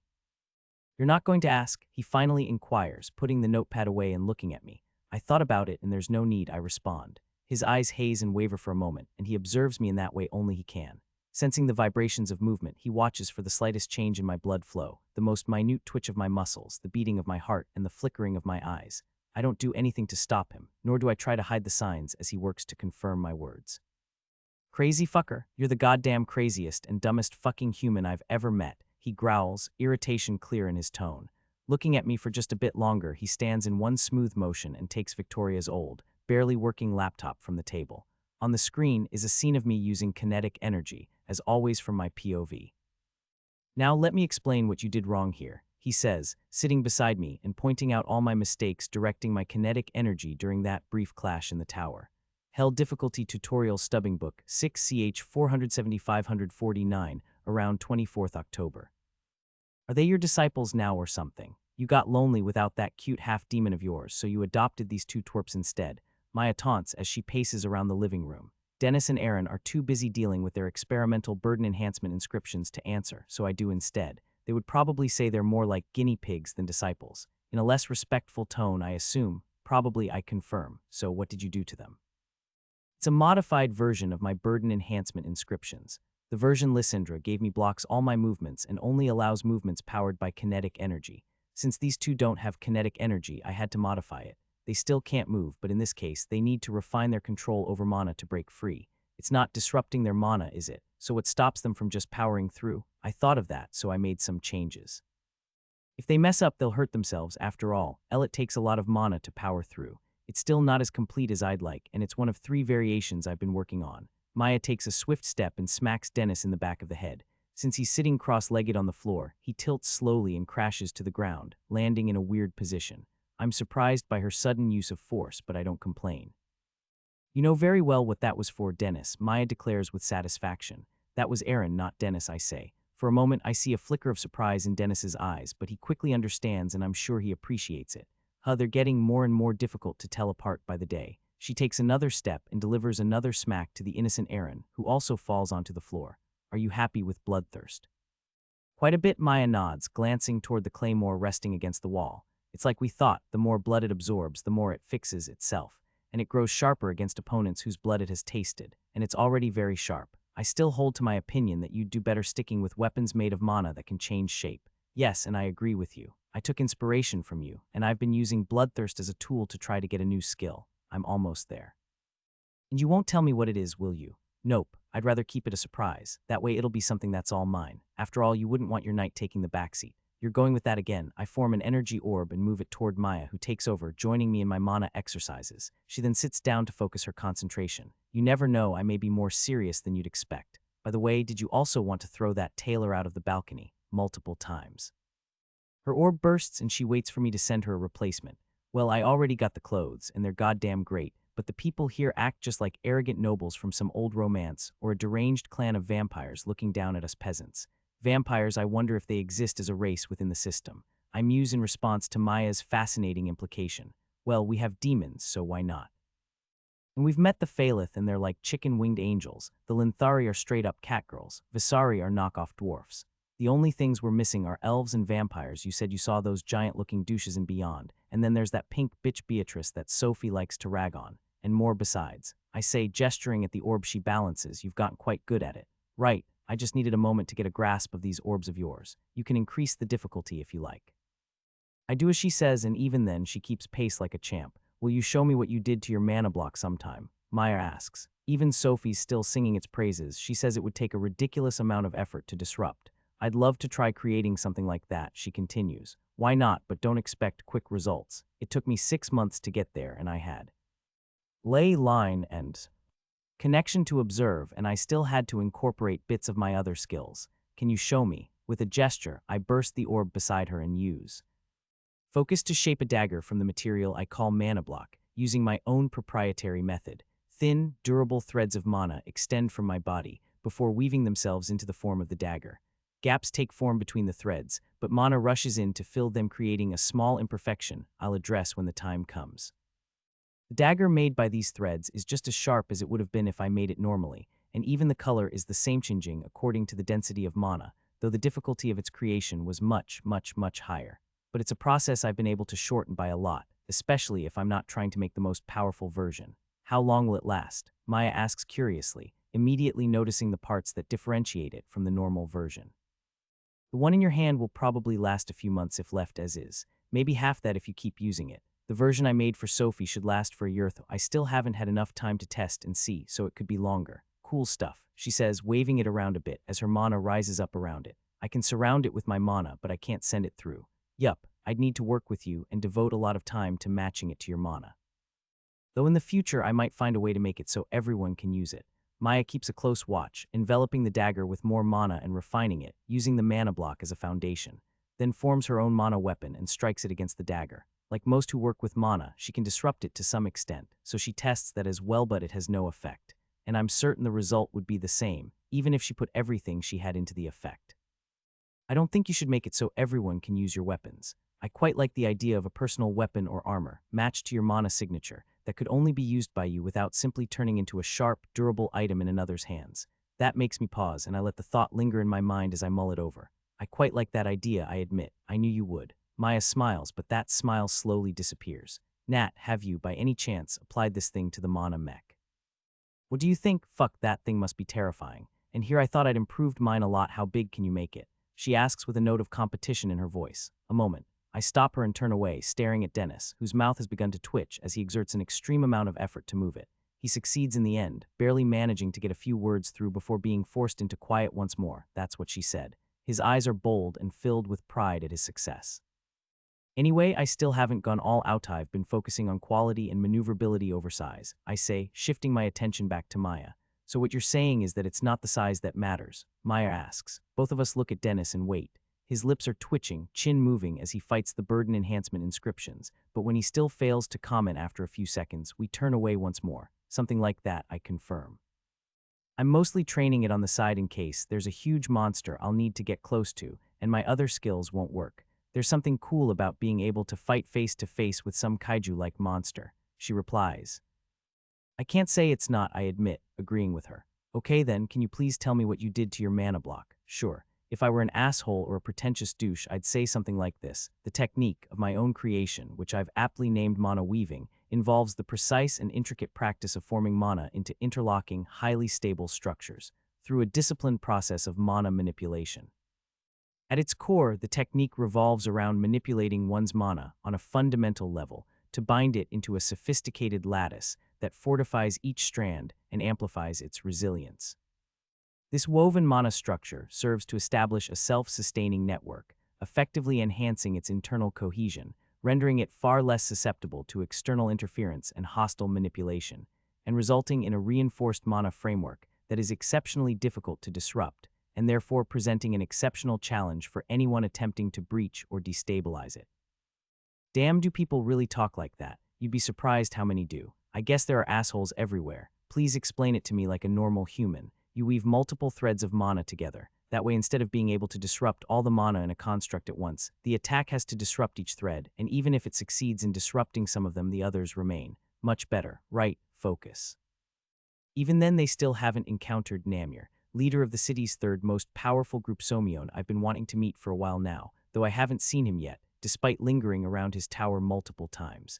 This time, we're all sitting in my room. Some are sitting on my bed, some are seated in mana block chairs, and others sit on the ground. I, for the record, am sitting on the ground, with a piece of that huge golden chain in my hand while I work on examining it, hoping to improve my insight into the system, and with my skill along with it. It's just as I thought before. The framework makes it possible to combine the calculative power of every mind mage in the city. But it's not just them, they can also include the mental capacity of every person controlled by a mind mage and every person within the city's inscriptions.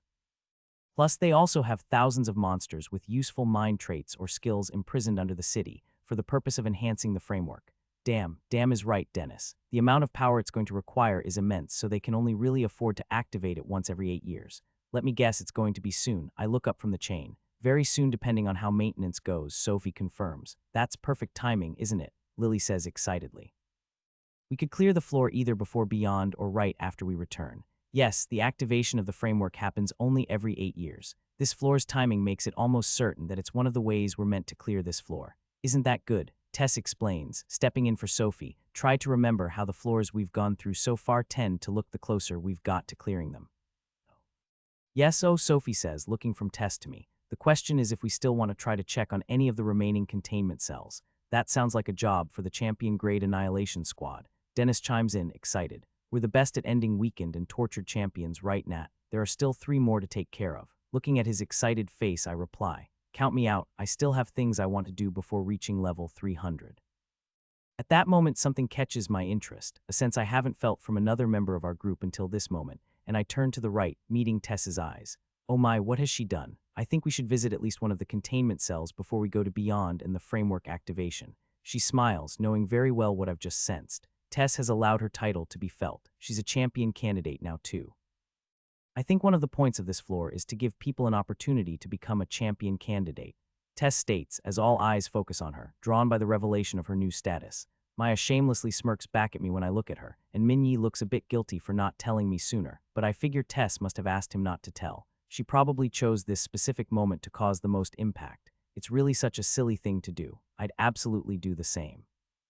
Of course, there is always the chance that Tess was trying to see if she could hide it from me. My group located 2 containment cells with the team we put together. One was simple to reach, and the champion was very different from the man we met in Mana Desert. The cell is hidden within a permanent storm on a floating island. Once inside, we found a trapped Visari woman. Maya snorts, just tell them already. The storm is powerful enough that the lightning has been known to kill people as high as level 200 in a single strike, and given its propensity for striking targets more than once, it could easily take out stronger individuals. It's true we did have some trouble reaching it, Tess admits, but we've had plenty of time to prepare and plan, and we haven't had a single death or severe wound. As for the storm, it's made up of the excess primordial lightning energy being pulled from the prisoner and released into the area, so you can imagine why I wanted to take the risk to check things out when I sensed it. Tess's eyes haze a bit as memories flash by, but she quickly returns to the room and smiles. The Visari champion apparently wanted to be left alone and threatened to kill anyone who meant to free her. Another nutcase, but she was definitely better than that guy in the hole. Maya nods.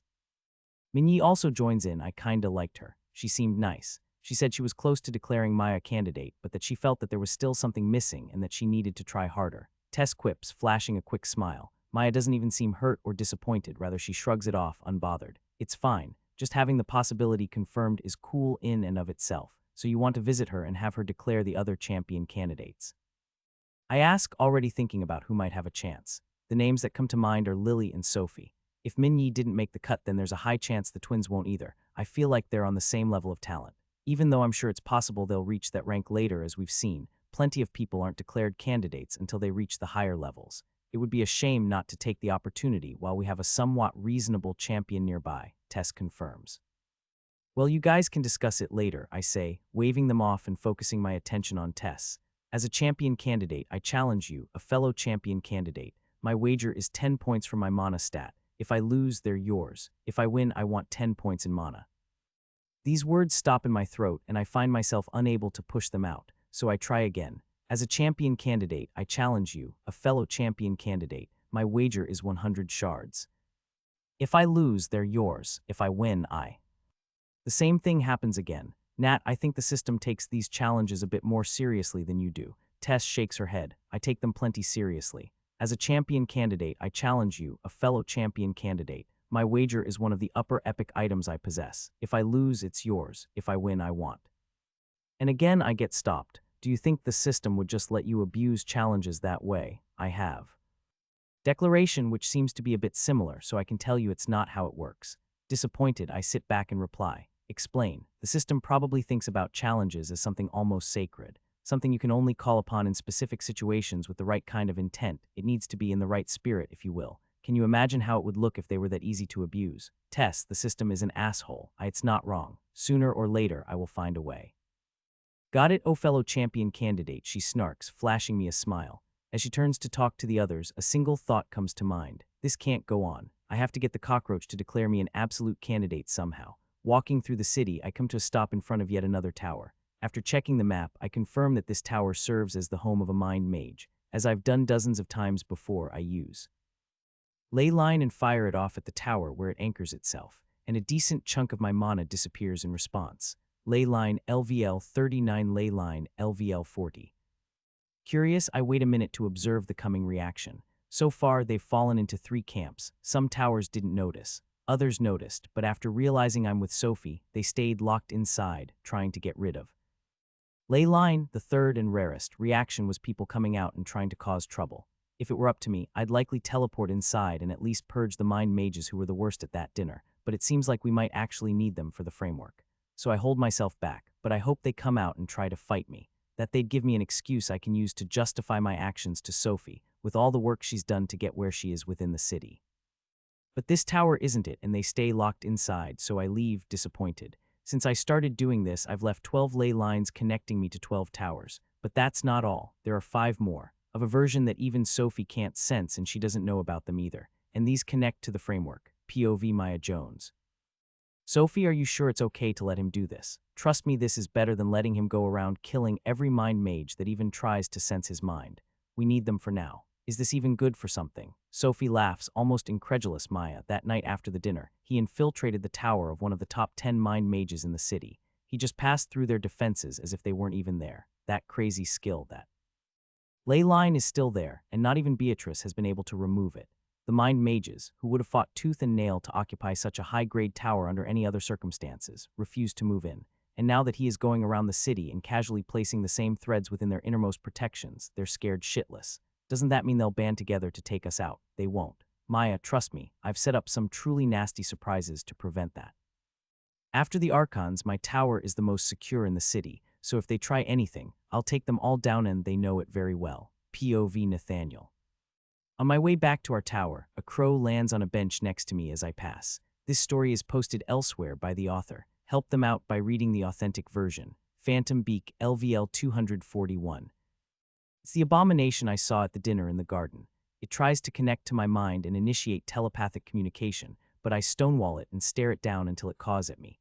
Then it flies a bit further away and lands on another bench, looking at me, clearly gesturing for me to follow. I do just that, and for once, there isn't a single mind mage trying to mess with my mind. That ever-present feeling of sharks circling in the water around me is gone. In this city, information spreads quickly. Following the crow, I reach a small restaurant on the corner. This is strange in and of itself. After all, there aren't many to be found in this city, but the ones that do exist seem to be worth visiting and are heavily regulated by the Archon himself. According to Sophie, there were just too many poisonings before he did. The restaurant is empty, other than a table occupied by a man with 2 women standing at his side. The moment he's within sight, the crow immediately takes off and lands on the shoulder of a human woman with the same solid blue eyes as the crow. Spectral Sentinel LVL 261. But the more interesting one seems to be the second woman. This one's a Visari. Like the rest of her race, she looks almost human, though much shorter, with legs covered in gray scales with red highlights, and her eyes framed by the brown locks of her hair match the red-gray sheen of her scales. Primordial Warden LVL 291. And finally come to the leader, who seems to be the man Sophie mentioned a while back, the leader of the third faction, the man known as Namir. He's wearing the same luxurious clothes the mind mages around here tend to favor, and he has the same air of confidence around him. Mind Sculptor LVL 268. Finally, I'm meeting him after trying to track him down for so long. Without hesitation, I take a seat in the chair opposite him, under the watchful eyes of his woman protectors. The Visari in particular seems dangerous, and the rumor that she's capable of wielding 2 different primordial energies does interest me to a degree, given that I have yet to meet anyone else who could. Are you Namir? I ask, just to confirm my suspicion. Yes, I am. I see my reputation precedes me. Just a bit I've been looking for you. At this point, I'm sure he's already trying to break through my mind's defenses, despite the challenge presented by my passive skills and construct, and he's pretty good, to be honest. I can tell because I can't sense anything, and Sophie hasn't noticed anything either. So do you think you're going to be able to break through my protections? I ask. The confident expression doesn't disappear from his face. Possibly, but it seems to be more difficult than I had expected. You mean because Sophie doesn't control me and you can't exploit her link? This time I do notice a moment of hesitation. Focus allows me to watch him, and kinetic energy emphasizes what I sense a slight twitch of his eyebrow and the shifting of his leg under the table. I'm honestly surprised she isn't controlling you, but I've already split your group with Beatrice, and sooner or later you'll become one of mine. But please tell me, how did you figure out that I'm influencing Sophie? Her sister told me. Not long ago, Sophie started behaving oddly after meeting you at one of the dinners. and I think you've been working on it for a while, carefully and slowly, and now you can influence her without her even noticing. So the princess locked in the tower noticed that, he says, leaning back and scratching his chin, seeming to take it as feedback and thinking of ways to improve the process. When he finally returns his attention to me, he's just as overbearing as before. It doesn't change anything. What I did can't be undone so easily, and each time I meet her, I'll gradually strengthen it, influencing her more and more without her noticing until she becomes one of my vassals. That may be true, even I can't sense what you did to her, I admit, standing up as I do and fixing my clothes. Sophie kind of messed up here. The mood shifts as his guards, both those at his side and those waiting outside, prepare to burst in on his signal, and a pre-prepared array flares into activity. I'm sorry I can't let you leave.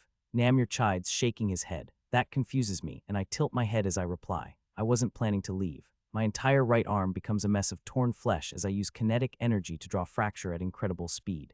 In a single motion, I sever the connection between the man and his two bodyguards. Doing so won't allow him to send orders, but it probably won't change whatever he already did to their minds either.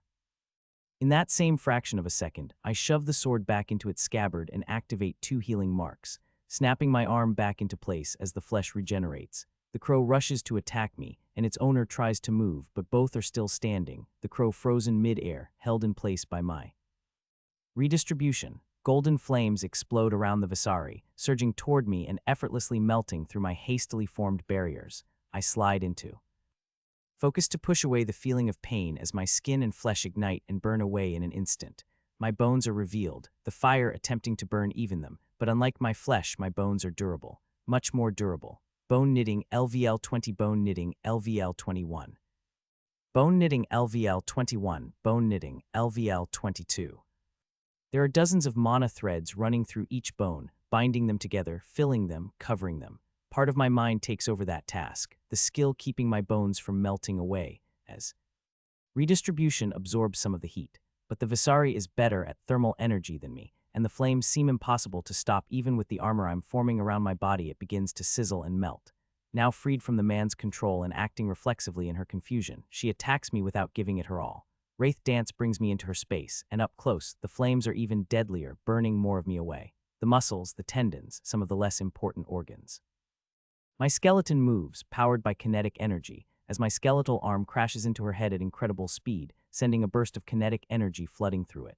And just like flipping a switch, she loses consciousness. 3 healing marks activate, and my flesh and body recover. Then as I turn to face Namir, he disappears, leaving a signature behind as he teleports away. All of that happens within a short moment, and soon dozens of guards finally rush in, skills swirling around them. I move the mana in Mai's mana crown, spinning it, faster and faster, until it reaches an incredible speed. The massive amount of mana quickly begins to move so quickly that it reaches critical speed, and with a little help from skill, a burst of disruptive energy explodes from me. Just as powerful as it would have been if I had directed it at a single target, but this one creates an area of effect that disables the skills of everyone here. My mana wavelength iris activates, and I look at the remains of his teleportation. I watch the mana track using focus to rebuild the structure of the portal, and then use resonance to use the remains to teleport along the same route. The moment I appear on the other side, dozens of attacks crash into me, stripping me down to the bone, but my mana spins in the crown again, reaching that critical limit and releasing another disruptive wave before slowing and coming to a stop. My flesh grows back under the influence of the healing marks, and tracking Namir's presence, I use Wraith Dance to move over to the massive door dominating the room. There I switch to breaker style, and a single powerful burst causes the metal door to buckle inward, as the second sends it flying through the room and embedding it in the wall of the tower. Mana domain encompasses me as I tear through all the defenses within, spinning the mana inside my crown and sending disruptive waves throughout, causing the entire tower to flicker as I make my way to the highest floor. The guards freeze in place, only to be pinned to the walls or thrown out of the tower, while Namir keeps moving higher and higher, throwing everything he has against me. Before I can reach him, he's gone again, and I repeat the process, resonating with his teleport, appearing in a different tower, likely belonging to one of his vassals. As I'm getting my bearings, rocks explode from the ground as 2 huge monsters burrow their way onto the surface, reminiscent of gorillas, coated in white fur with 4 eyes each and no mouth. Mana seeps from my body, spinning itself into threads that weave themselves into a suit of armor that surrounds me and grows bigger and bigger until I match the size of the monsters. My heart thumps wildly, generating kinetic energy to boost my movements in this massive, heavy mana armor. The first gorilla crashes into me, but my elbow hits the side of its head as it wavers. I grab it and bury its head into the ground, tearing up trees and small buildings in the process. A huge spear of mana forms in my hand, and I pierce the monster's body, boosting the spear with kinetic energy, creating a hook at the end and pinning the gorilla to the ground. The other one jumps at me, but I sidestep and with a burst of kinetic energy, tackle it into the tower, which shakes at its foundations but endures nonetheless. Two of my arms hold the gorilla, and two more arms form at my shoulders, their fingers interlocking before I bring the hands down, slamming them into the monster's head. A massive mouth opens in the monster's chest, stretching as wide as its torso, and a deafening screech erupts, assaulting my eardrums. Tattoos flare across its skin, its strength surging, but I repeat the process, striking again until its eyes cloud over. Using all four arms, I rip the monster's limbs apart and hurl Themen the creature Itzel far away. My armor disappears, the mana flooding back into my crown in a blink. I quickly realize that the first gorilla is about to break free and form a huge nail in the air, launching it at the monster to pin it once more while being careful to avoid killing it. I land on the ground, Wraith Dance bringing me to the next door, which I destroy, finding guards and the remains of another teleport inside. A tricolored shield blocks the incoming barrage of attacks, and I teleport myself again. This time I appear before the city's second tallest tower, owned by Beatrice, the pink-skinned, pink-haired daughter of the Archon. Beatrice, fucking help me, you can have my mind if you want, just get that man off me. Beatrice. Namir screams, shouting at the woman standing on top of the wall surrounding her tower, her bodyguard standing next to her with his transparent crown floating over his head. Namir shuts up and turns back to see me standing there and shouts, "Get the fuck away from me," followed by the most powerful mental attack I've felt so far, but it's all for nothing. It simply slides off my mental defenses. And when he opens his mouth to shout again, I'm there standing by his side. I can be more useful alive, I can before he can finish. A concentrated blast of kinetic energy detonates his head. You have defeated Mind Sculptor LVL 268. Beatrice says nothing, watching as I tear the rest of his body apart with subsequent bursts of kinetic energy, then burn the remains. Before I leave, I throw one last ley line toward the inside of her tower, and when I finally teleport away, no one tries to stop me. Back in my room, I take a look at myself in the mirror. My body is nearly restored. The right side, which was damaged by fracture down in the tunnels, still heals a bit slower, the skin struggling to regrow as bits of bone peek through. Bone knitting LVL 22, bone knitting LVL 23. I got bone knitting when I was trying to create a healing skill. However, I went so long without results that I eventually just decided to go in a different direction entirely. My thought line is very simple. As long as I don't die instantly, I can just wait for my thermal energy and any future healing passives to heal me over time. Flesh and tendons can be regrown, but bones take longer to restore, so the only reasonable course of action is to work on making them stronger. Ley line and developing mana weaving. There are two vital points that I need to protect above all others, my brain and heart. If something happens to my brain, that's it. In theory, I could sacrifice my heart, but seeing how much trouble Lady Lysandra's been having with restoring hers, and how much the system emphasizes the importance of mana hearts, it's probably not a good idea. Bone knitting strengthens my skull and ribcage the most, making it all the more difficult for attacks to breach them. I consider it a very reasonable series of actions, considering my apparent inability to acquire active healing skills. Finally, the last wound closes, and I stretch my body, twisting, bending, and stretching. Everything feels like it's in the right place, so I step into the shower and run the water in the coldest setting. Only then do I feel like I can truly calm down. My wildly beating heart quiets, and the anger I felt begins to dissipate. Then I reminisce about feelings Izzy shared with me. The fear she felt for her sister, the horror as she watched Sophie slowly change, refusing to acknowledge the ways she might be being influenced, even forgetting their conversations. The 2 weeks she spent watching her older sister, pretending that everything was fine, slowly and carefully building herself up to ask Sophie to call us in, hoping that it wouldn't be too late and that Sophie wouldn't refuse. That moment of realization when Izzy knew she wouldn't be able to do anything alone. Knowing that she wouldn't be capable of killing the man on her own, and the despair of being locked in by her beloved sister, who didn't even fully realize why she had done so. Shutting off the water, I step out of the shower and look at my reflection in the mirror until my expression returns to its normal state, the one that makes people want to punch me for some reason. As I dry and clothe myself, I think about how easy it would have been for Sophie to end up totally enthralled, fully caught in the grasp of that man, possibly dying and taking her sister with her, all from the slightest misstep on her part, driven by her own overconfidence. I believe it will be a great lesson for her, and I'll take it as a reminder for myself as well. Sometimes I might catch myself thinking I'm getting too strong for HellDifficulty, that only Beyond truly holds any challenge for me. It's a thought I need to ensure never takes hold too strongly. Only when I'm fully dressed and check my expression again do I open the door. Izzy stands there where she's been waiting for me ever since I returned. I was so scared, even though she's trying to control herself, and I notice her shaking, her body sending waves of kinetic energy through the air and floor as she does so, though she doesn't seem to notice herself. I know, it's okay now, I reply. She shakes her head and looks down, staring at her feet, her black hair covering her face, preventing me from seeing the look on her face. You said he didn't have any connection to her, but I'm still worried. How much did he manage to influence her? Honestly, and you can connect to my feelings to confirm, I don't think he managed to do all that much. I killed him because I decided we wouldn't need him to undo whatever he did. He was the kind of guy who goes slow and steady. He was too weak to go against Sophie in a direct fight. Sophie might still want to keep you locked away for a while. She might decide she wants to control more mind mages or continue avoiding Beatrice and follow whatever other impulses he planted in her mind. But it won't grow any further because the man who did it is already dead. As I'm saying that, I know I mean these words. Stepping closer, I poke her forehead hidden under her hair. I think the rest will be up to Sophie to realize what he did as his influence wanes. There's nothing else you or I can do. Yes, Nat, please leave me and Sophie alone for a while. Now that he's gone, I want to do more to help her. Will do, I confirm, then squat in front of her, finally peering into her green eyes. Don't worry, if anyone tries anything like that again, I will blow up this whole city, framework or not. You are welcome. Min-Yi dodges my attack, his body moving almost as strangely as mine does under the influence of kinetic energy, though in his case he uses telekinesis and gravity well to emulate me. His movements are sharp, clearly meant to deal as much damage as possible. And to top it all off, the gravity field he's created around us slows me down, forcing me to use more and more kinetic energy while he continues to move unrestrained. Eventually, he fails to predict one of my movements in pulsar stance, and I reduce the power of my strike, the punch connecting with his side and sending him staggering. Gravity around me increases further, and he moves his body swiftly through the air. He dodges my second blow, moving his body with telekinesis rather than relying on his own muscles and reflexes, almost like he's puppeting his own body on a set of strings.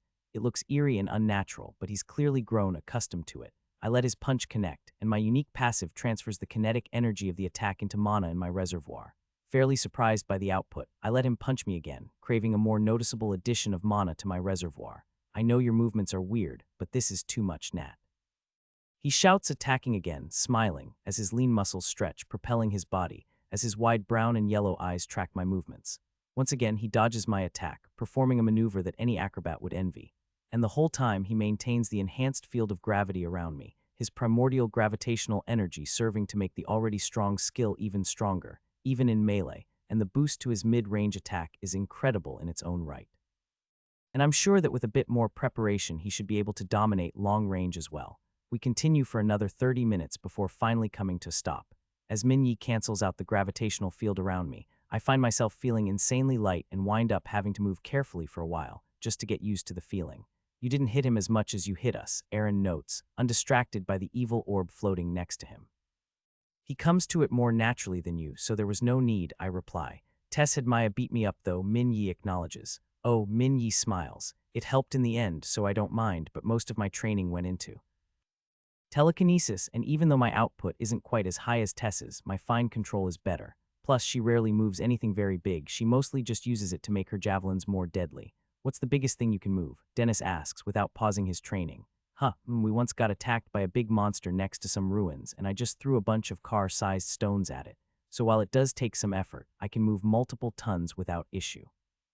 This one time, just for fun, I used gravity well and telekinesis to lift a huge stone high into the air, then brought it down while increasing the pull of gravity. I swear it looked like a meteor. He turns to me. Some time ago, you mentioned a thought experiment regarding a bunch of tungsten rods orbiting the Earth, and the idea that dropping one of them would cause about as much damage as a nuke. I think I should be able to pull it off sometime far in the future.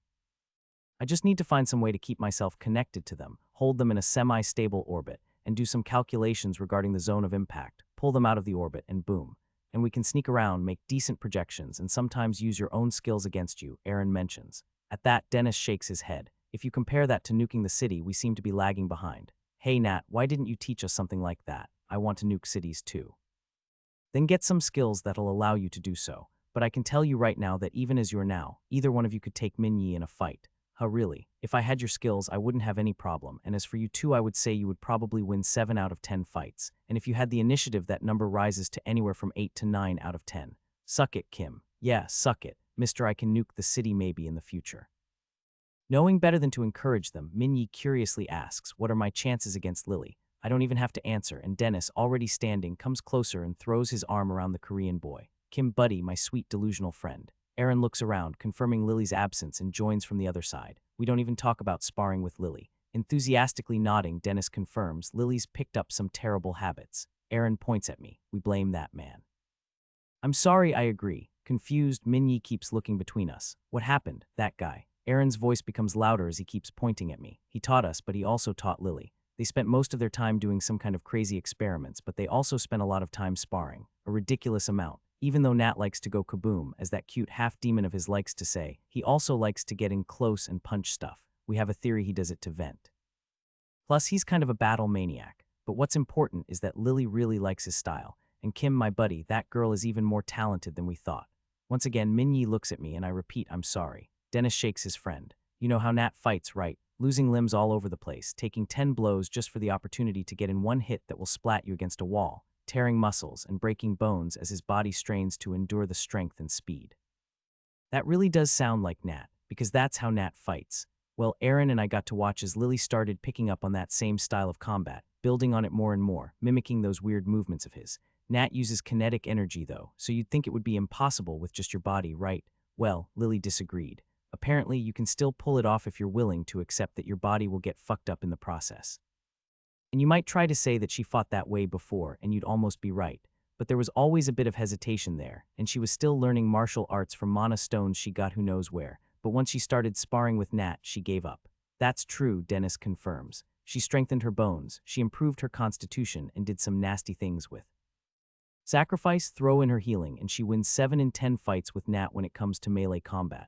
This is where I step in. That's not true, it's 5-6 at best. Even if she ditches the axe and uses the mantle doesn't count. If I try to tire her out, I win 7 out of 10. If I try to face her directly, she would win 7 out of 10 times. They dive deeper into their theorizing, but I'm only half listening.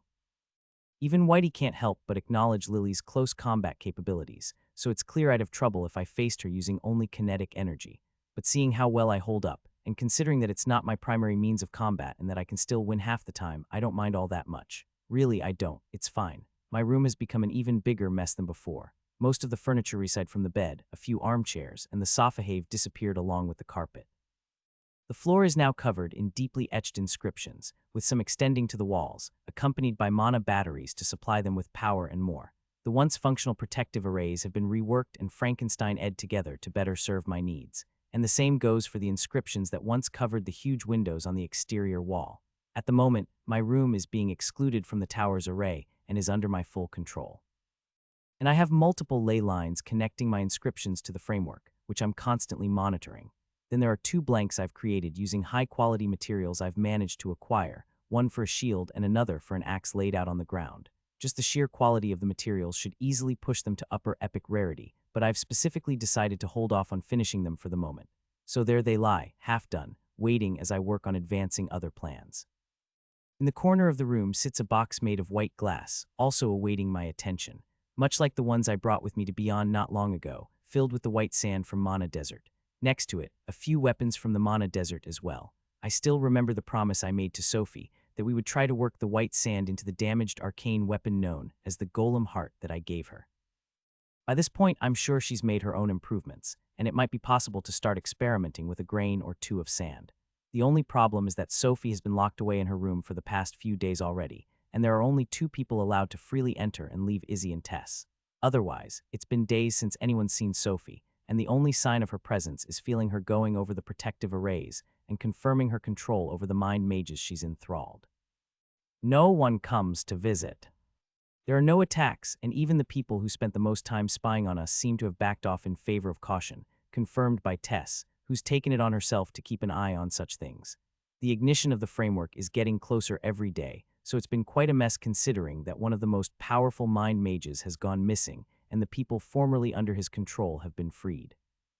I'm also curious what happened to that Visari with thermal energy and the second primordial energy she was rumored to have. However, my curiosity isn't tempting enough to lure me out to try and find out. She seemed skilled, but she was nowhere near Mellel's level, nor was she talented enough to make me want to learn from her. A presence appears in front of my door, and I activate the mana construct controlling them. They open on their own and close once my guest enters, the protections around them snapping back into place. Noodle swiftly slithers in between the golden chains, stray chunks of metal, and stones and climbs onto the armchair, careful not to touch Biscuit, who is sleeping on my lap, still comatose. Just in time, I tell the snake as I draw one of the orbs of mana floating next to me closer, and Noodle patiently waits as I proceed to set it in front of him. So sorry about last time. I thought the addition of a small amount of thermal energy would make the orb tastier. The white snake calmly looks at me. It seems like you can only absorb mana and normal fire because of your bond with Izzy. I think that's the reason you got a bit sick. She doesn't actually have her own thermal energy. So this time I modified the orb a bit more. The frequency of the mana, its density, and the amount within are different this time. So tell me, what do you think? His tongue flickers as he tastes the air in front of the orb, and only then does he open his mouth and gently take it from my hand. The orb disappears into his mouth, and Noodle continues to stare at me with his green eyes. Then he nods as he does, but only once. So it's not as tasty as the last time, but better than the one before. He nods again. I'll modify the next version a bit more, I promised the snake with a dismissive gesture, only for him to coil around my arm.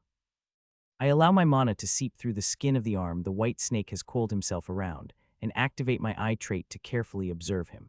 As he has so many times before, Noodle starts absorbing said mana through his mouth, causing it to disappear within the confines of his body without leaving any trace behind, all while I try to pick up at least a bit of what's going on as it does. The next day finds me standing over an inscription-covered circle that surrounds the two weapons I made but still haven't finished. They took a lot of precious materials, but if my plan works, it will be well worth it. These inscriptions, along with the circle surrounding the weapons and the shield and axe themselves, have all been tied together with ley lines that are themselves connected to the main line, which is further connected to the framework. Satisfied with the result, I leave it there and stretch as I rise to a standing position. Minyi is sitting in one of the armchairs with Biscuit in his arms and waves to get my attention. I went through the simplified blueprint of the restrictive training emblem with the twins the other day, and I think you might be right. I should be able to make my own version to increase the weight of the person wearing it. But I'm not very good at this kind of stuff, so I can't make it work passively, and I don't know how to apply it so someone else will be able to activate it on their own. And making anything a person could use their own mana to activate is only going to be more difficult. That's okay, I just wanted to give you some inspiration for the future.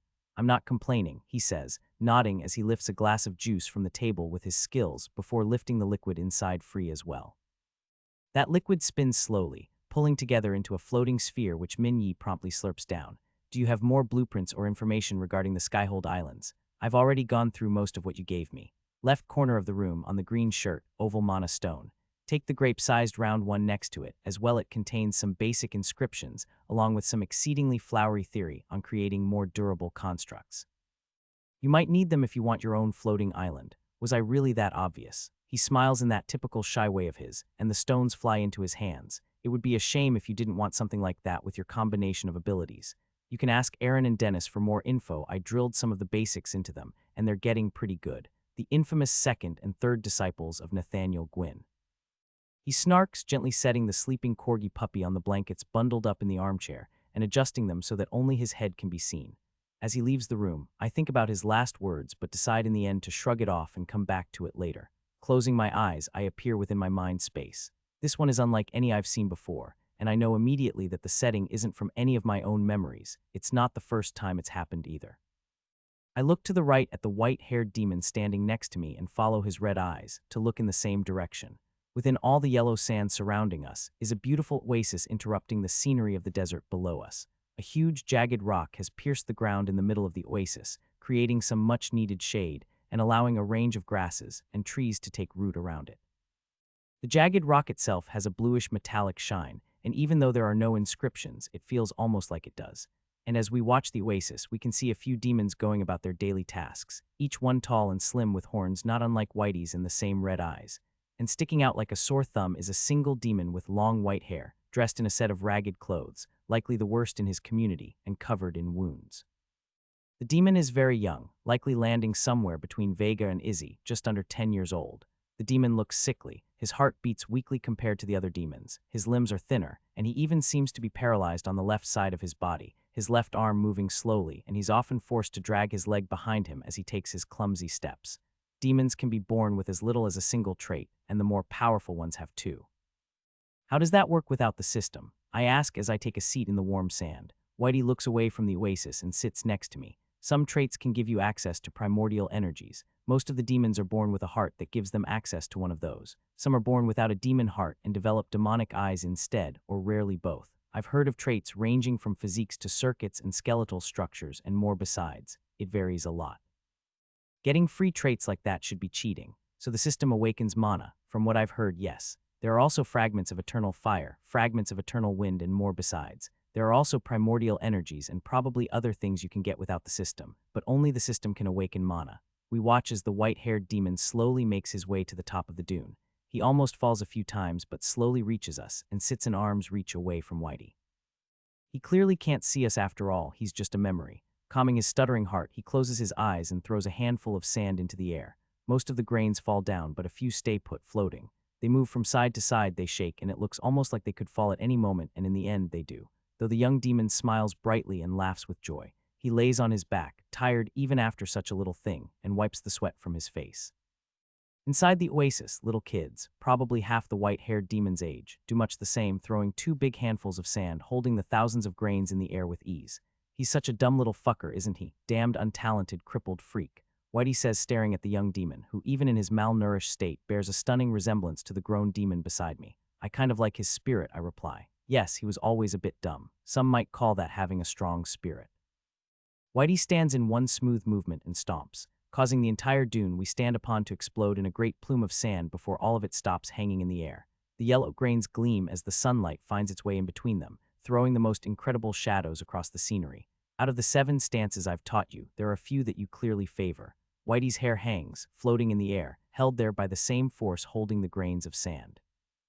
Pulsar stance suits you well, and you're not half batty, you just need a bit more practice.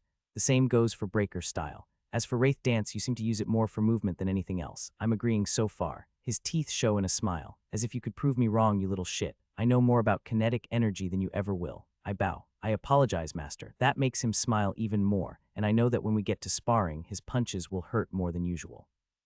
Your resonance flow is powerful, and your ability to handle massive amounts of raw power is probably better than mine, but that's understandable given how accustomed you are to managing such a disgusting amount of mana. Your fine control, however, is a bit lacking. Whitey pokes one of the floating grains of sand and it slowly floats to the ground. Your needle point is trash. Close to mid-range, you do fine using bursts of kinetic energy to attack, but your long-range control is just abominable.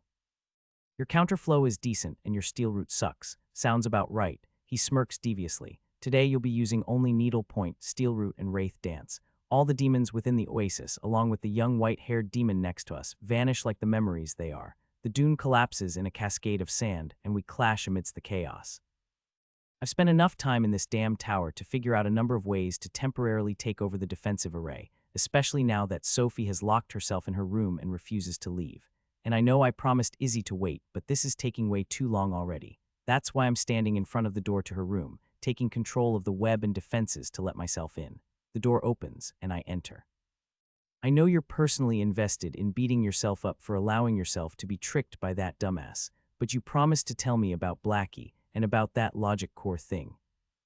My words stop there as my mind registers the sight of Sophie lying on the floor while Tess drags her along by the leg. Sophie looks well, not great. Her hair and clothes are in a terrible state. There are big bags under her eyes, and I think I can see signs of dried blood under her nose. There's even a bruise starting to show under one of her eyes. Tess looks even worse. Her forearms have been deeply gouged as if by claws. Bites mark her body, along with the odd bruise peeking out from under freshly tattered clothes.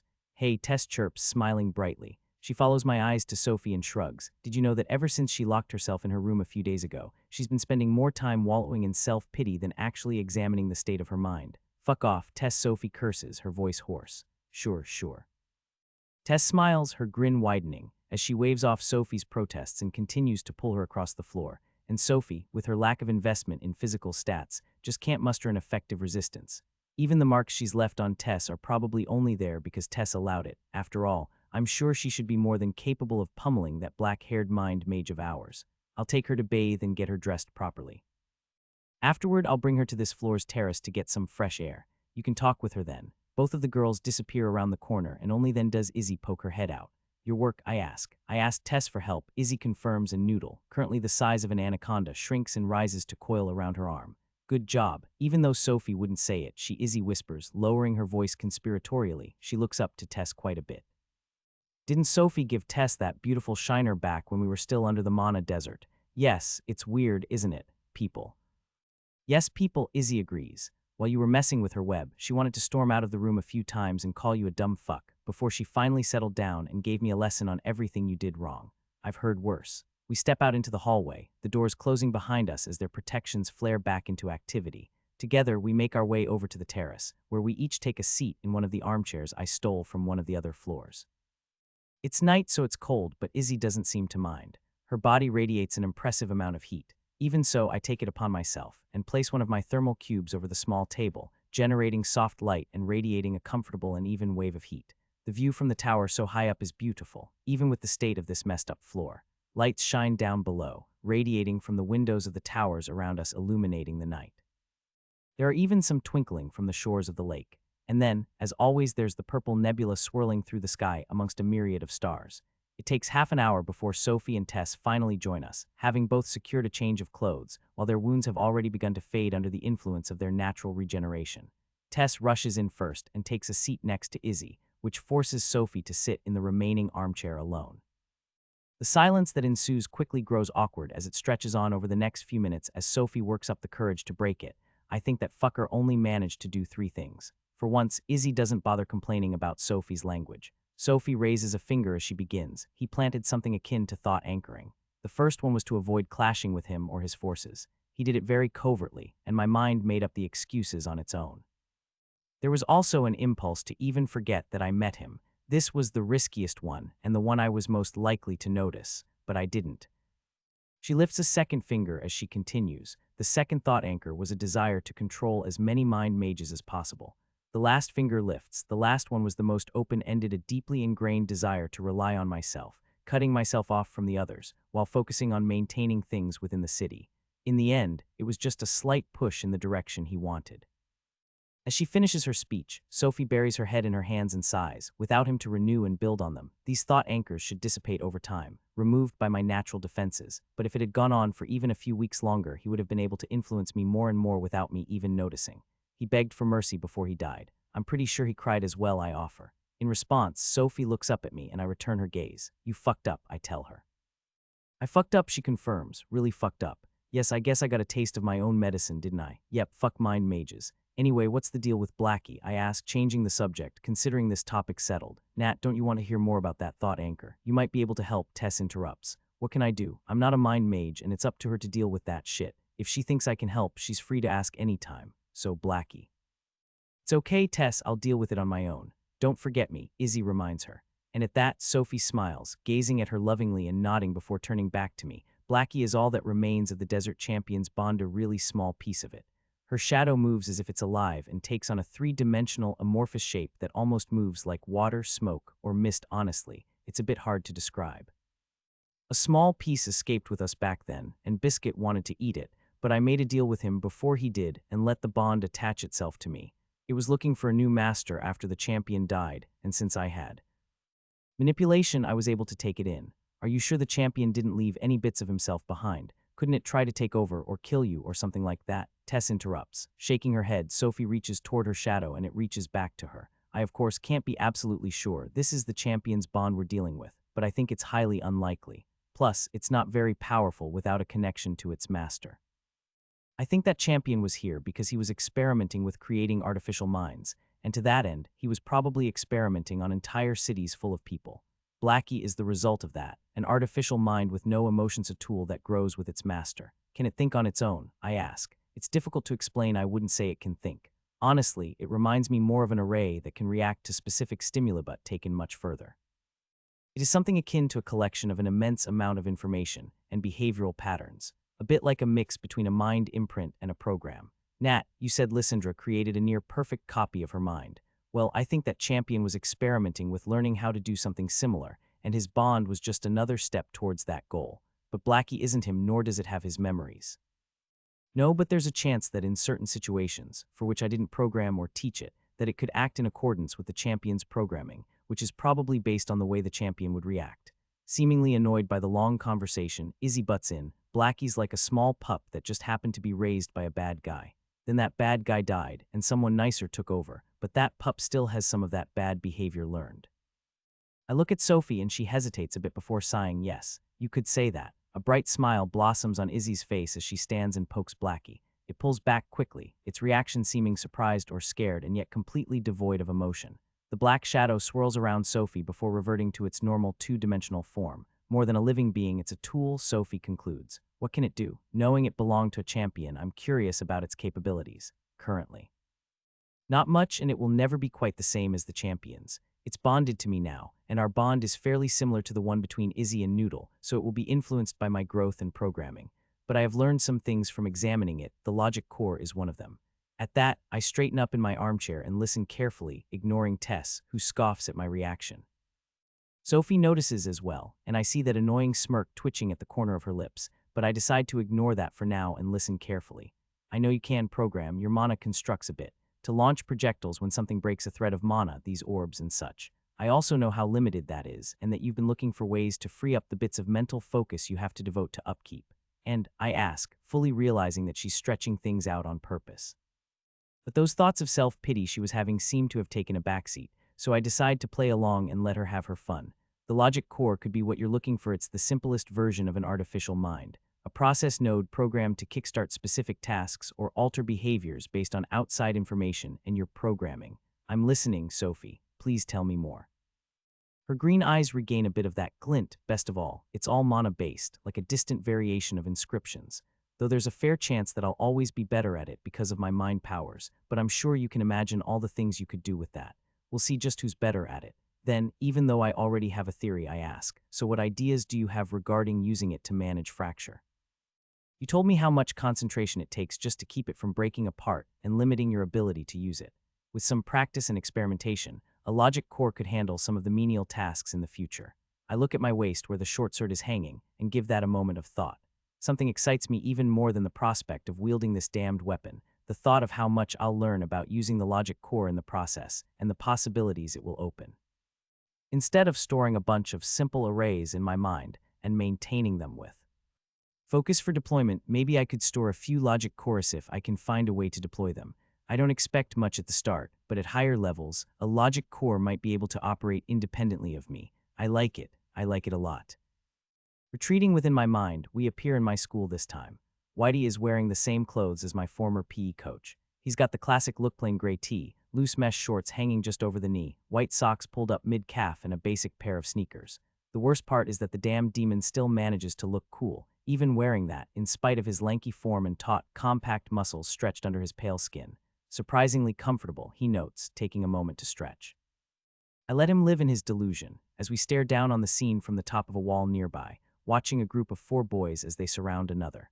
The boy in question is currently on his knees, patiently waiting while the largest of the boys pours a bottle of an unidentified soft drink over his head, causing his black hair to cling to his face, and even then, his gray and brown eyes refuse to display any hint of rage. He creeps me out, one of the boys says, laughing as he reaches over to squeeze the bottle in his buddy's hand, encouraging the beverage to flow and redirecting the stream such that it sprays into his victim's face. The kneeling boy doesn't so much as flinch as the others continue to laugh. Finally, when the bottle is empty, they throw it in his face. It's no fun if he's not gonna react, the oldest boy complains, kicking the kneeling child in the belly for good measure. Let's go. The moment they get out of sight, the boy swiftly jumps to his feet and takes off his wet shirt, revealing a thin, bruised body. He squeezes as much of the beverage from his shirt as he can before putting it back on, relying on the hot summer day to dry him off on the way home. What happened to these 4? Whitey asks, seeming curious. What do you think? Whitey smiles, his eyes shining with that demonic look of his. Good. I wonder if I should look them up when I get out of the tutorial. You know, for old time's sake. I would tear them to shreds for old time's sake. Yeah, that's how demons like to do things, isn't it? Limb by limb, I would tear them apart. I would hold them with kinetic energy to stop their breath, only to stop as they reach the brink of passing out, and then I would repeat that. I would send pulses of energy through their bodies and break their bones, leaving their flesh and organs untouched so they'd have some time to think as they died. Sure, want to try something. Whitey, curious by nature, nods and follows me out of the school, stepping into the empty city, reconstructed from my memories without the faceless horde of people. A number of cars stand parked in the lot, and I choose one at random before breaking a window and crawling inside. Almost like a scene from a movie, I find a key behind the sun visor and turn it in the ignition. After watching me sit down, Whitey follows suit, taking a seat by my side, closing the door with a bit too much force, causing it to buckle. All the car buff fathers in the world are going to curse you if you keep slamming the doors so hard. You probably just killed the paint job or something.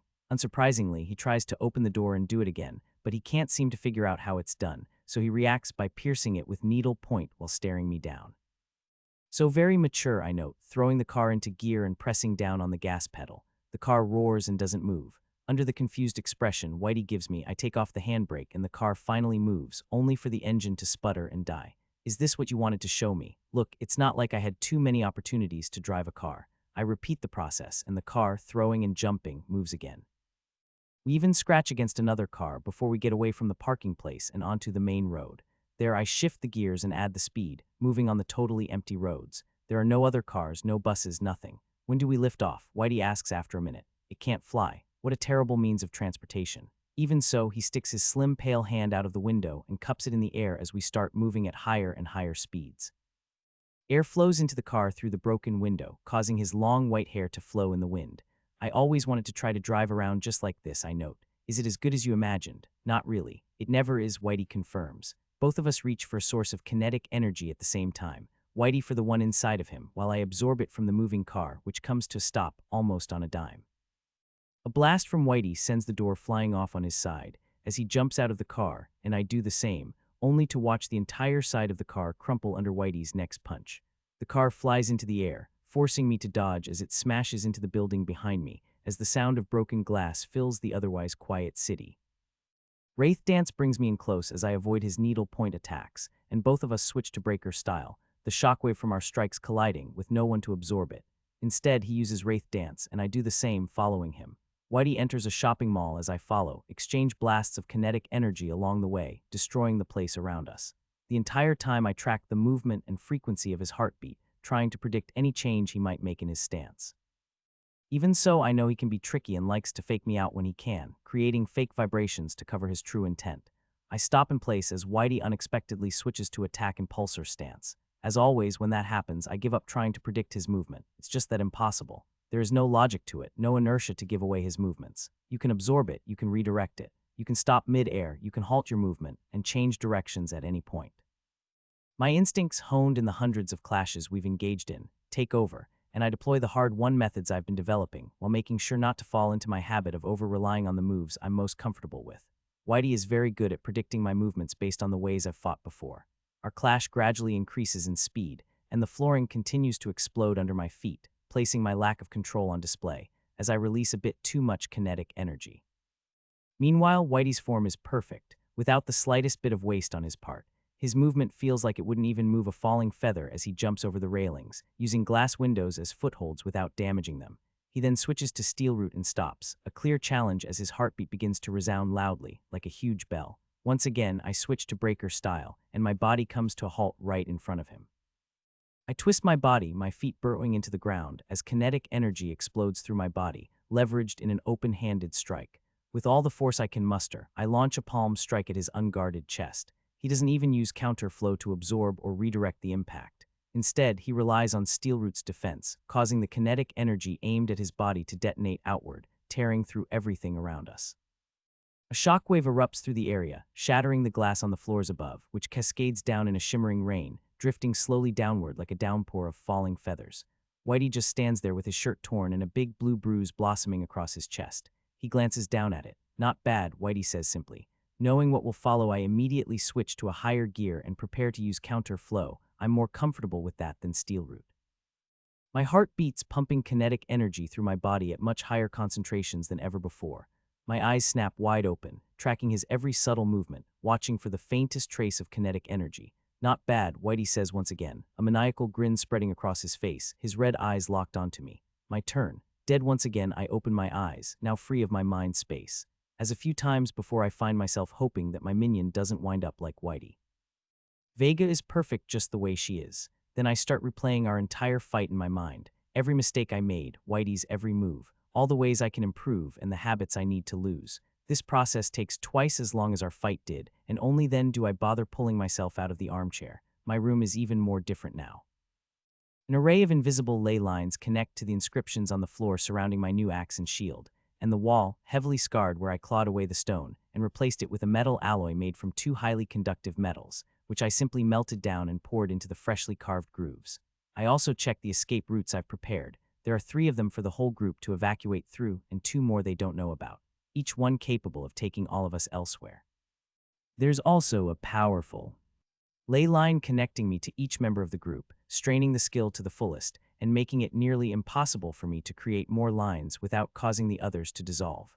A part of my mind, separated by focus, keeps them in check constantly, ready to pull on them and get us all out.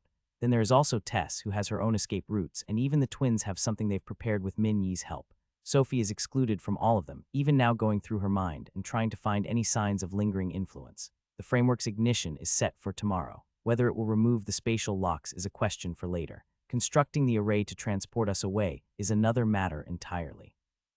There's also a chance that reinforcements or prison guards will show up once they notice a problem in an effort to relock them, but there should be enough time. At least according to the mind mage, at least a week if it works to escape, giving us enough time to visit the Visari champion Tess and others met. The mind mages even have their own plans to escape the moon after breaking the spatial locks, and we're currently trying to steal them. But I'm almost sure of one thing. The framework ignition would fail if not for me and Sophie. During the maintenance, Sophie noticed a few things and came up with improvements, and I've been making some small changes of my own from the safety of my room, unnoticeable even to the framework's owner, who is probably the Archon. That confirms, for the most part, that this was always meant to be one of the ways out for any of the tutorial attendees capable of escaping. I sense Sophie's ley line shift as she nears the tower. However, she rarely leaves now and never does so without Tess and Maya, and no one in the city seems to mind when she does. I suppose having a series of high-speed railways terminating directly at the heart of their towers just has that effect on people. I hear a knock on my doors and let them open, allowing Sophie to enter, followed by Aaron and Dennis, who have come to help just as planned. I swear this room gets more wrecked by the hour, she says, inspecting the wall I modified. Can you get any more amber lace? I ask in place of a response. I tried, there isn't more of it in the city. This city sucks. Nat, I've spent nearly all the money I have to get you as much arcanadium, amber lace, void steel, endurium, and heartwood as possible, and more besides. You were the one who said they owed me, not me. Usually people are less shameless about it. Don't you consider your freedom more valuable then? I've got it already. I'll try to get you more, damn it. We did, and she should be here soon, Dennis confirms. His brother smiles. It was nice to do something better than you for a change. I let them bask in the glow, and in the meantime, I put Fracture on the densely inscribed table I've made entirely out of alloys composed of a number of valuable metals. The table alone took me days to fully prepare, but it was fun, and I came up with a few more interesting applications for a few of my skills, which has always been the main goal. That table is worth more than some of the towers around here, Sophie notes. Not in the system shop. I think the system thinks it's too specialized. After all, the only thing it does is help manage Fracture and connect it with the logic core. Sorry, I'm late. Lily cries, rushing in as I open the doors for her. Let's get started then. It's time to create and connect the logic core for this evil weapon which I fully intend to study and refine later with Sophie's guidance. Connecting it to Fracture will provide the perfect foundation for my future experiments. My vision for the logic core extends far and wide. We have manipulation, we have connection, we have all my skills, and we even have Lily to heal us if the pressure gets to be too much and hopefully stop a brain or two from melting. Mine should be fine, but I'm not entirely sure about the others. After rehearsing the entire process a few times, we get to it. Sophie, the twins, and I start working on the logic core, inscribing the base into the highest quality mana stone we possess. The mana stone is surprisingly small, only as big as my thumbnail, and its color is reminiscent of void copper. For the first time, I also sacrifice some of the alloy Nevin left to me back on the 5th floor. As I melt and pummel it with kinetic energy, thin threads of the metal stretch into the air, connecting themselves to Fracture's crossguard as I work on preparing the setup. The heat I need to reshape Fracture gets pretty intense, so Lily helps by using disintegration to make some space at the cost of destroying bits of valuable metal I could have reused, but I don't think it can really be helped. Meanwhile, Sophie is preparing a basic structure for the new logic core, sketching out an outline for me to inscribe into the stone. Though she's not very good at working with such high-quality mana stones, there's a certain degree of resistance you need to push through, and I'm just better suited to the task. The twins wait patiently to play their part in the process to help connect it all, preparing to join their minds for that purpose. My expectations aren't high. Even if we do succeed in creating a logic core and connecting it to the weapon, it'll still be empty, ready for me to work on as Sophie teaches me how. The main objective is to add some new functionality to the sword and it happens. For the first time in a while, nothing goes terribly wrong.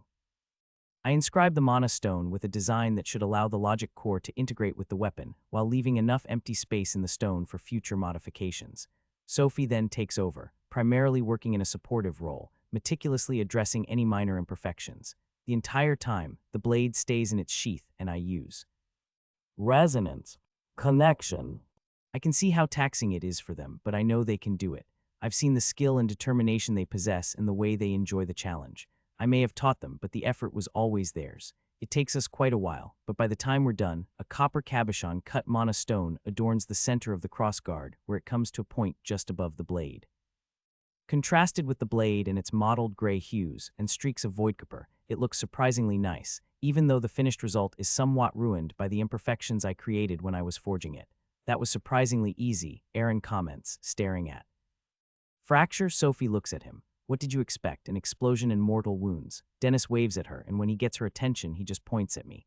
Sophie follows that point and looks at me as well, her mouth wordlessly saying, "Oh," ignoring the heretics I ask instead. The champion's bond before felt like it had emotions. Do you think a sufficiently advanced logic core could do that? I don't know, Nat. Sophie shakes her head. You said he called his bond, but I still think his bond was fully artificial, just taken to such an extreme that it might have felt like a living being without truly being one. If it had true sentience, wouldn't that mean the champion basically created life? Aaron asks, seeming genuinely curious. I shrug as I think about the answer. I would like to know, did he create inscriptions, like a modified personality construct of his mind? Was his bond just another native of the floor with a false semblance of emotion? Are the natives truly fake, like an elevated version of a logic core? Are they clones of beings that lived long ago with a predetermined expiration date?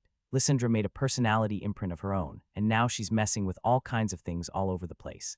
If so, then maybe creating a living being isn't as extraordinary as it might seem. Aaron wonders. That would be fucked up though, wouldn't it? His brother asks, shoving him. If that's the case, then what stops someone from cloning themselves and leaving a few thousand versions of them wandering around? They would probably be subject to certain limitations, or need to build their stats and levels on their own if they could even connect to the system in the first place. I reply, opening the door to my room as I finish sharing my wisdom, allowing the rest of Group 4 waiting outside to shamelessly jostle their way inside. Maya pokes the table with the axe and shield on it. Tess lifts Biscuit from the chair and sits down, pulling him into her lap. Izzy rushes over to Sophie, and Minyi joins the twins, who immediately start showing off as three of them surround Fracture and poke it careful to avoid removing the sheath. Amazed by such shamelessness, I quietly move to the corner of my room. It's the final night before framework ignition. We spend the remaining time discussing our strategy, though I only half listen. Once everything is organized, a few leave to get food. Stories are shared and jokes are exchanged. Knowing the danger looming over us tomorrow, everyone agrees to put their grievances aside for the night. In the morning, Sophie leaves with Maya and Lily. Tess moves to the top of the tower, her eyes tracing their path as if she can track their signatures even through the heavily warded walls, with a large number of javelins surrounding her. Dozens of them trace paths through the room. Another dozen have been weaved from my mana, making them extremely tough and durable, the kind that could probably last a year or two if left untouched. Another dozen javelins have been made from Lily's bones, knowing that they've come from the body of a person possessing disintegration, high constitution, and a powerful healing skill. They cannot be underestimated. Minyi sits next to her as well, surrounded by boxes filled to the brim with orbs as big as my fist. Some are once again made from my own woven mana, and others have been made from Lily's bones. There is something weird about it, but at the same time it has a certain kind of logic to it. The materials are just that good. Izzy and the twins are on the lower floors of the tower, ready in case of attack. The sleeping Biscuit and Noodle are there with them. All of us are connected through the web Sophie and the twins have provided, allowing us to communicate. I, meanwhile, stay in my room, connected to the framework through Leyline and watching the entire process, all my preparations within the room ready to activate. Focus sharpens my mind, bent to the task of helping me process the immense amount of information. As I wait, the framework slowly begins to activate. At first, it's almost unnoticeable. Seemingly dozens of mind mages surround the main set of inscriptions, connecting their minds to the construct, and gradually pulling in the minds of the people under their control and those of the monsters they've caught and locked up for this specific purpose. Slowly, more minds are added, and mana batteries placed across the city are tapped as the city itself acting as one big inscription activates. Everything is calculated to help the process: the width of the streets, the height of each tower, the number of windows in the towers, their materials, and the very shapes of the walls. It's an incredible piece of work that must have taken decades to build, something I find hard to imagine a simple group of level 300 individuals devising on their own. That unsettling feeling becomes more pronounced as we feel a pull from all around us, enough to make a person dizzy. And even though we should be protected and excluded from it, we can feel it, and the others can probably feel it more than me. Gradually, even the minds of the people walking through the city are taken over. No one seems capable of resisting, and all life stops as they halt their movements wherever they are, standing rooted in place, empty expressions on their faces. Anxiety continues to build, intensifying as I glance toward the inscribed roof at the heart of the city, where everything is unfolding. The roof, covered in dense, golden inscriptions, radiates light with an indescribable hue. A powerful, concentrated beam shoots upward, piercing through the cloudy sky and beyond. As I monitor the framework, I sense hundreds, thousands of soft monster minds connecting, each one pushed to its limit, strained to the breaking point, and many ultimately die in the process. The pressure continues to mount. Monsters keep falling, and some of the humans on the streets begin to succumb. Mana batteries drain at an alarming rate as an extraordinary number of calculations are rapidly performed in succession. The immense power of these minds becomes a resource, directed by the city's inscriptions. Then they succeed. Something changes, something invisible, yet everyone feels it.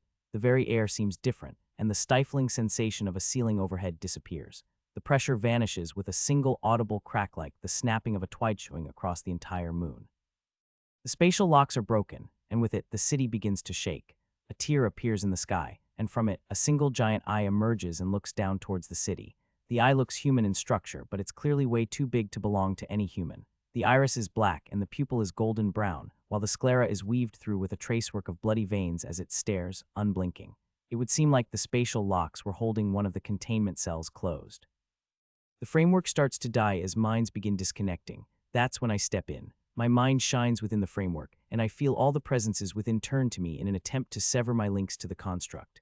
They cannot. My ley lines aren't that simple to get rid of. My mind is not that simple to overwhelm or attack. All the inscriptions I've made, all the ley lines connecting me to them, activate, and my mana pours out of my crown as I take over the framework and make use of that resource that power all these minds. I'm not a mind mage, so it's not perfect. Over 90 of that power is wasted, but even 10 of the processing power from those thousands of minds is enough. The inscriptions leading to the table holding the axe and shield activate. Everything has already been prepared and carefully planned, enabling me to accomplish something that would otherwise shatter my mind in an instant, if it didn't take me months to complete. The surface of the table starts melting and cracking under pressure, but I hold everything together deep within my redistribution LVL 57, redistribution LVL 58. The immense power of that mind converted into a resource flows through the framework I've taken over, channeled via my ley lines and inscriptions, and guided by my will. The experience I gained while working with the twins on Fracture brought to bear as I apply the same techniques to the axe and the shield. Healing marks activate one after another. My arcane passive safeguards my mind, though its primary function is to defend against mental manipulation, not against my own actions, unfortunately. Still, I hold on for as long as I can, pouring every ounce of effort into directing the power of these minds to aid in forging the items. Finally, when control slips beyond my grasp and I can no longer regain it, the work is complete. Before me lie two finished creations, Ironbreaker Mid-Arcane. Ironbreaker functions as an impenetrable shield, capturing the kinetic force of each attack within its dense layers, causing the energy to bounce back and forth, amplifying with each reflection. This concentrated energy can then be released in controlled bursts, resulting in powerful shockwaves that may be used to repel even the fiercest assaults. With each impact, Ironbreaker's internal structure temporarily reinforces itself, becoming an unyielding barrier capable of withstanding relentless physical attacks without compromise. Mana Reaver Mid-Arcane. Mana Reaver draws intensely from the wielder's mana, honing its edge to an almost unnatural sharpness that cleaves effortlessly through any magical defense. Upon contact, the blade releases a unique disruptive effect that interferes with the mana flow of anything it touches, suppressing skills and breaking through magical barriers. The wielder can channel additional mana into each strike, immensely amplifying the weapon's potency and allowing it to cut through even the most formidable magical protections. 3 healing marks from Lily activate, mending my body from the strain of crafting the items. I wish I could make more, but as expected, this seems to be my limit, even with all the help I've been afforded. I immediately send an order through the system. Do you really want to sell the following item for 135,600 shards, mana reaver mid-arcane? Yes, no. Do you really want to sell the following item for 129,900 shards, Ironbreaker mid-arcane? Yes, no. The offers are each lower than what I could get for Fracture, even in its imperfect state, but for now, it's enough. It seems like you will be staying with me for a while longer, I note, speaking to the sword as I confirm the notifications. Then I make another choice. Do you really want to sell the following passive skill for 9,110 shards, Arcane Resilience mid-epic? Yes, no. The window disappears and I check my shards. Shards, 554,546. Finding myself with more shards than I had expected, I decide on a different passive, one I've had my eye on for a while.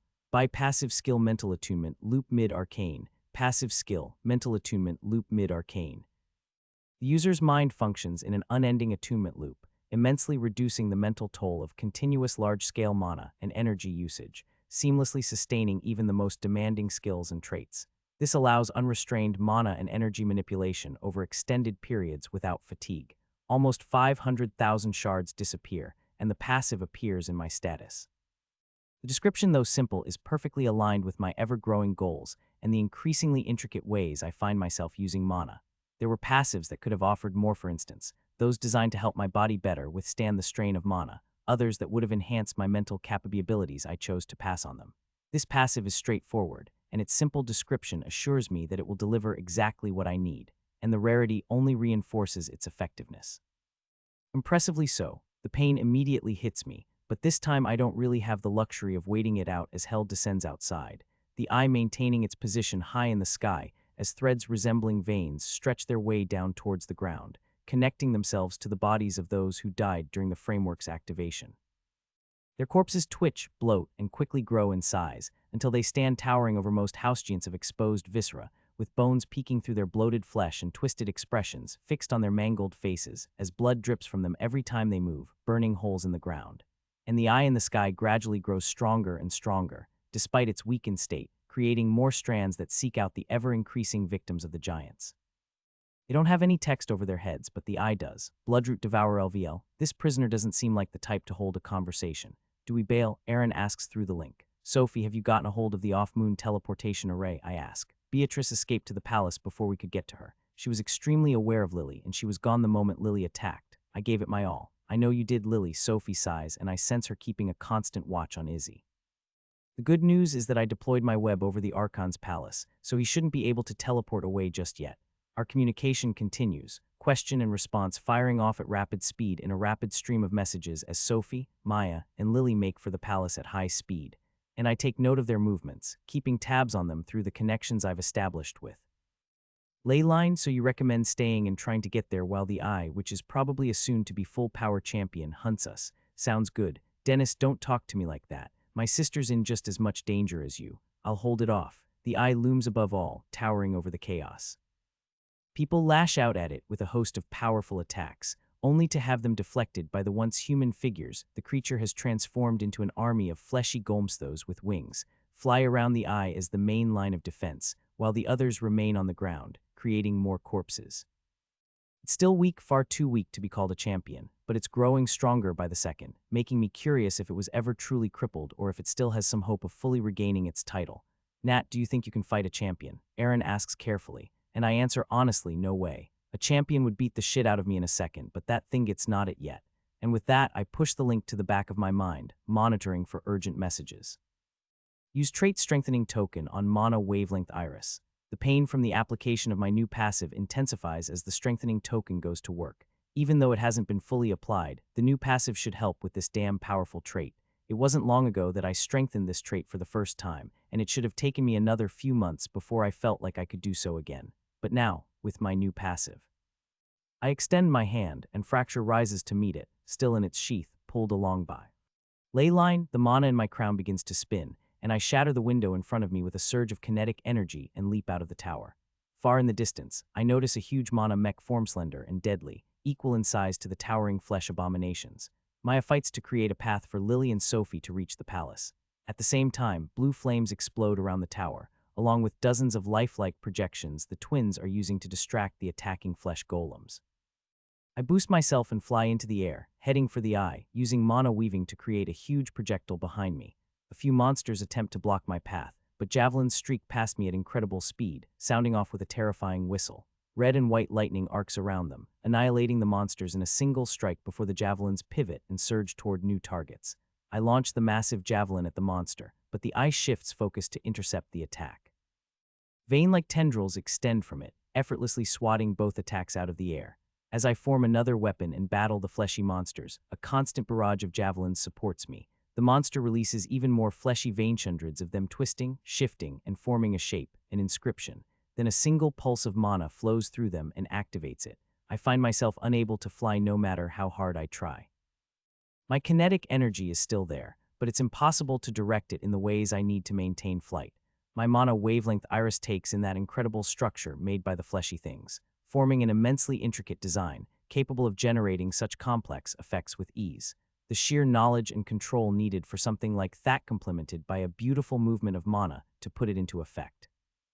I stare in awe even as I make my forced landing in between the buildings of the city, absorbing the kinetic energy generated by my fall. 3 fleshy golems charge me, blood dripping everywhere and melting anything in their path, stone, people, or metal. Mana surrounds me, forming massive plates of armor around my body, and I allow myself to compress it more than I normally would. I incorporate more threads with mana weaving and allow the mana to flow from me in waves.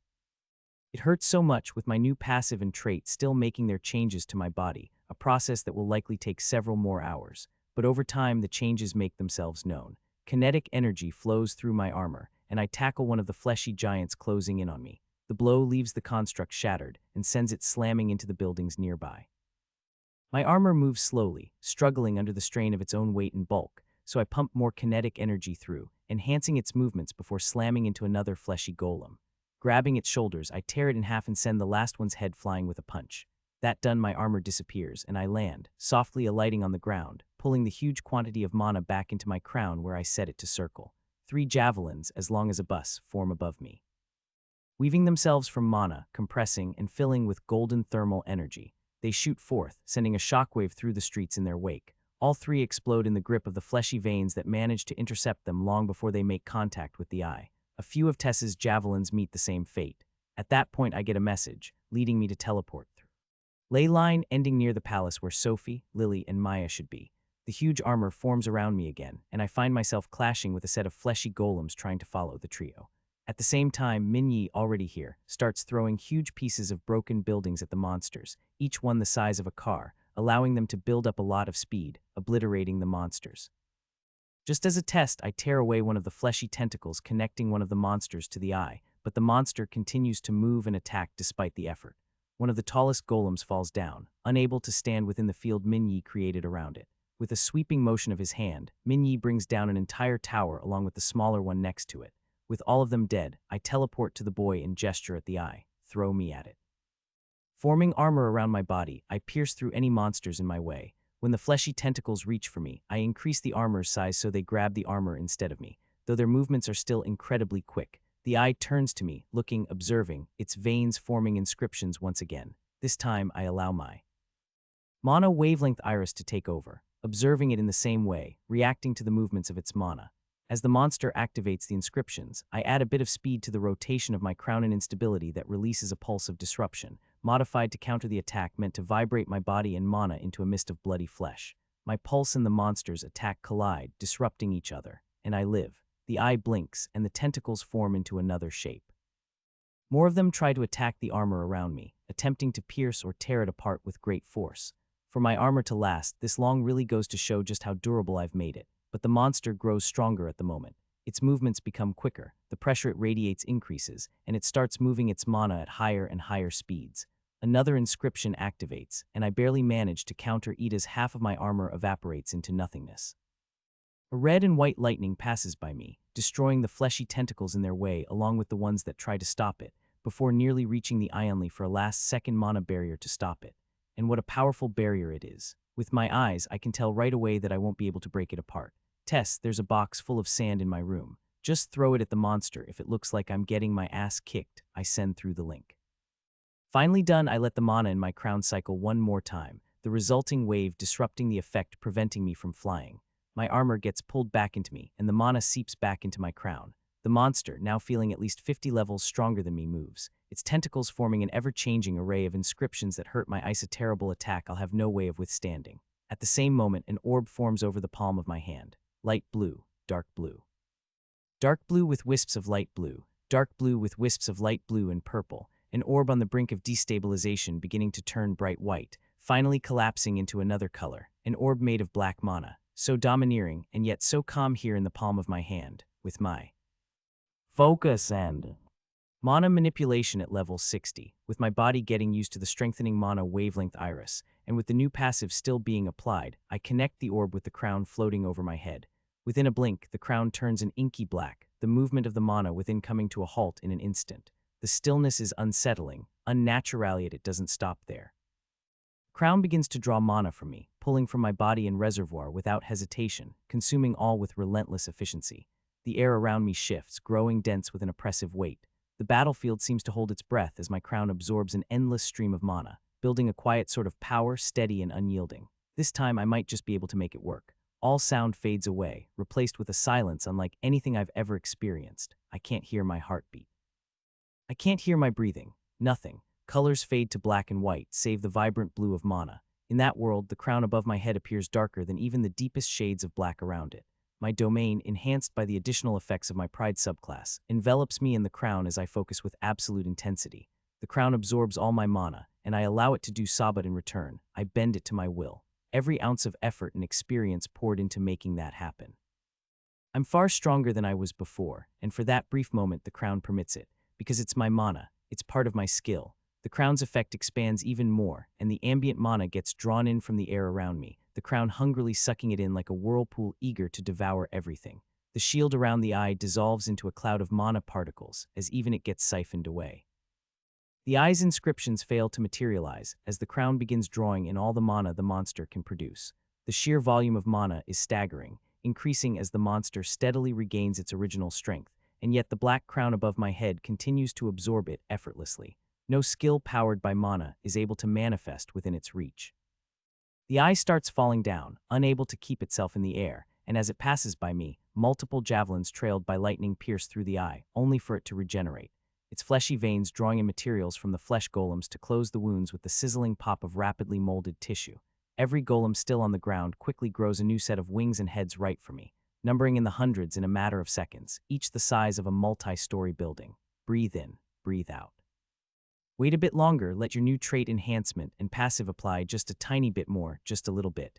Good. I reach out to my crown, drawing on the overwhelming power within to fuel my skill. A single pulse of resonance radiates outward, crackling with the immense mana drawn in by the crown. The pulse surges through the area like an unstoppable tide. In an instant, the hundreds of flesh golems closing in on me are obliterated, shredded into countless fragments, immediately reduced to nothing more than grains of sand scattering on the wind. The pulse continues on, slamming into the giant eye. The attack digs into its body, tearing it apart, layer by layer, with a ravenous hunger. Half of the eye is obliterated under the relentless onslaught. Then the backlash strikes, hitting me hard. The aftereffects of my skill, the damage from my crown, the application of my new trait, and the passive all take their toll at once. For a moment I falter, dropping slightly before regaining control of my kinetic energy and lifting myself back into the air. 3 javelins of black mana take shape above me, hurtling toward the damaged eye and piercing deep into it. Blood pours down in torrents like waterfalls, glimmering as it cascades through the sky. Yet even as it suffers, the remaining fragment of the beast's pupil fixes its gaze on me, emanating an inhuman, emotionless intelligence. All of the creature's remaining veins burst into motion, forming even more intricate inscriptions. Just looking at it makes me want to vomit, and my eyes become hazy as the edges of the inscription blurs. Even without mana, the veins form another inscription and it activates. No, it would seem that even the tiniest fraction of mana the monster generates just managing to escape before my crown can absorb it out to be enough to activate them. The monster calmly works to bypass the threat presented by my crown, as if it were nothing more than another obstacle to be outmaneuvered.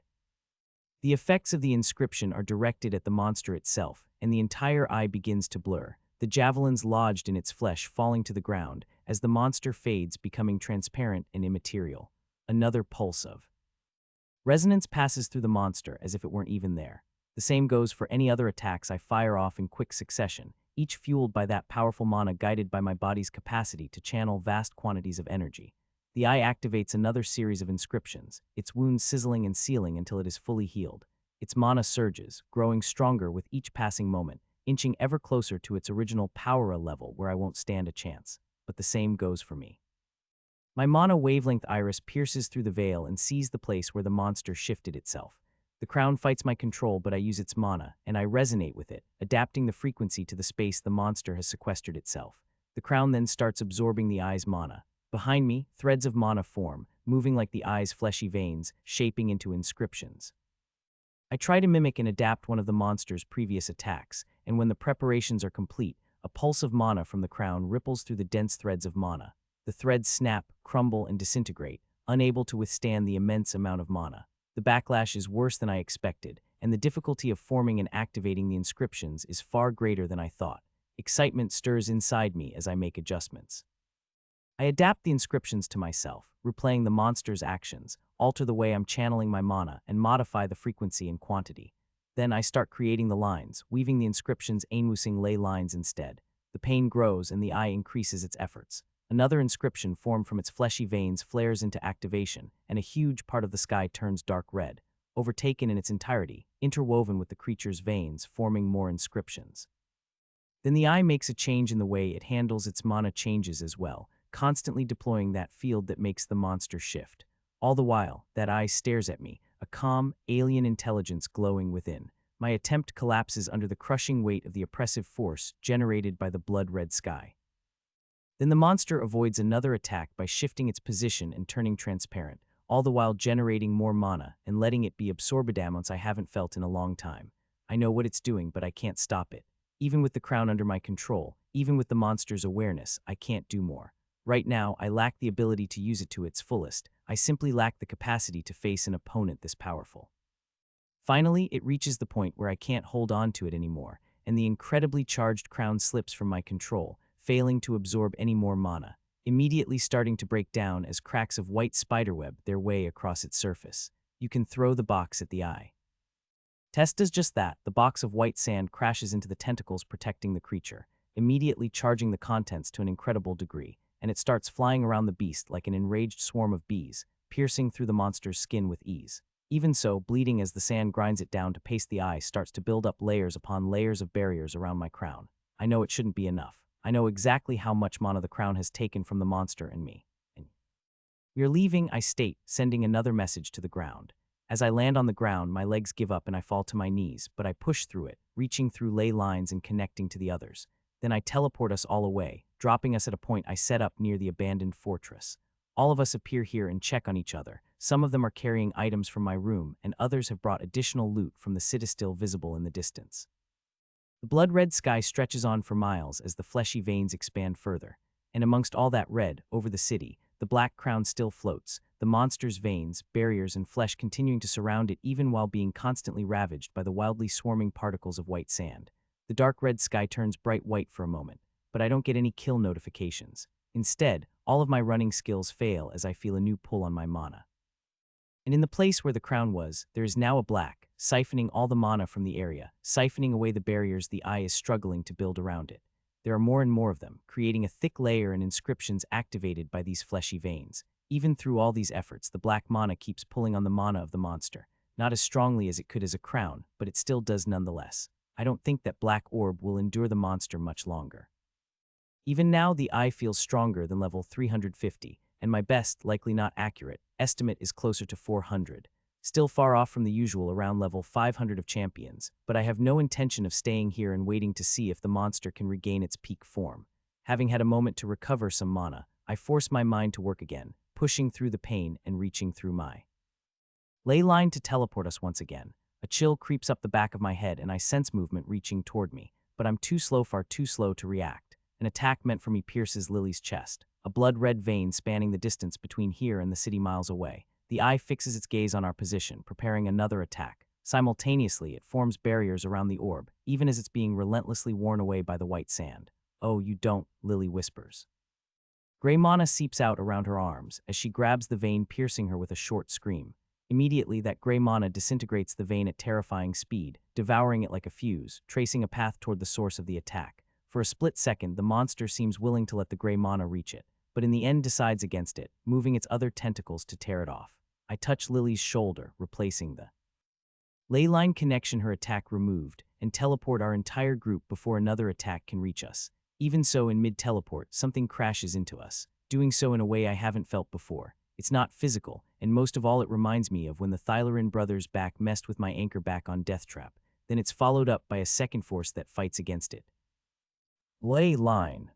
I'm pulling us through threatens to snap, and within that short moment, I once again force my battered body and mind into overdrive, relying on my strengthened trait to pick up the slack, just to hold everything together. Even now, I have no idea what such a terribly messed up teleport could do. At last, we break free, but instead of appearing near Hollowgate, we arrive in an unfamiliar place, scattered across the ground. Some of us are missing limbs, others are simply injured, and a few are even unconscious. All my items, all the items they looted, our weapons have been scattered across the area in much the same way. With a groan, I remove the damaged ley line that brought us here and form a small orb of black mana to remove any residue that could help them track us. Lily meets my eyes and clenches her teeth, giving me a signal. Kinetic energy collects in my body as I transfer what little mana I have left and let it generate a bit more. It comes forth in bursts directed at Lily, concentrated as much as I can manage, turning the flesh surrounding her chest wound into a fleshy crater, evaporating the majority of the monster's red flesh. Lily doesn't even groan in pain instead. Her eyes look scary as they remain wide open, observing my actions. Disintegration, now easier for her to use, activates, obliterating her own body. It takes her right arm, the right side of her chest near her heart, and even a part of her waist and neck, aiming at removing the remains of the red flesh.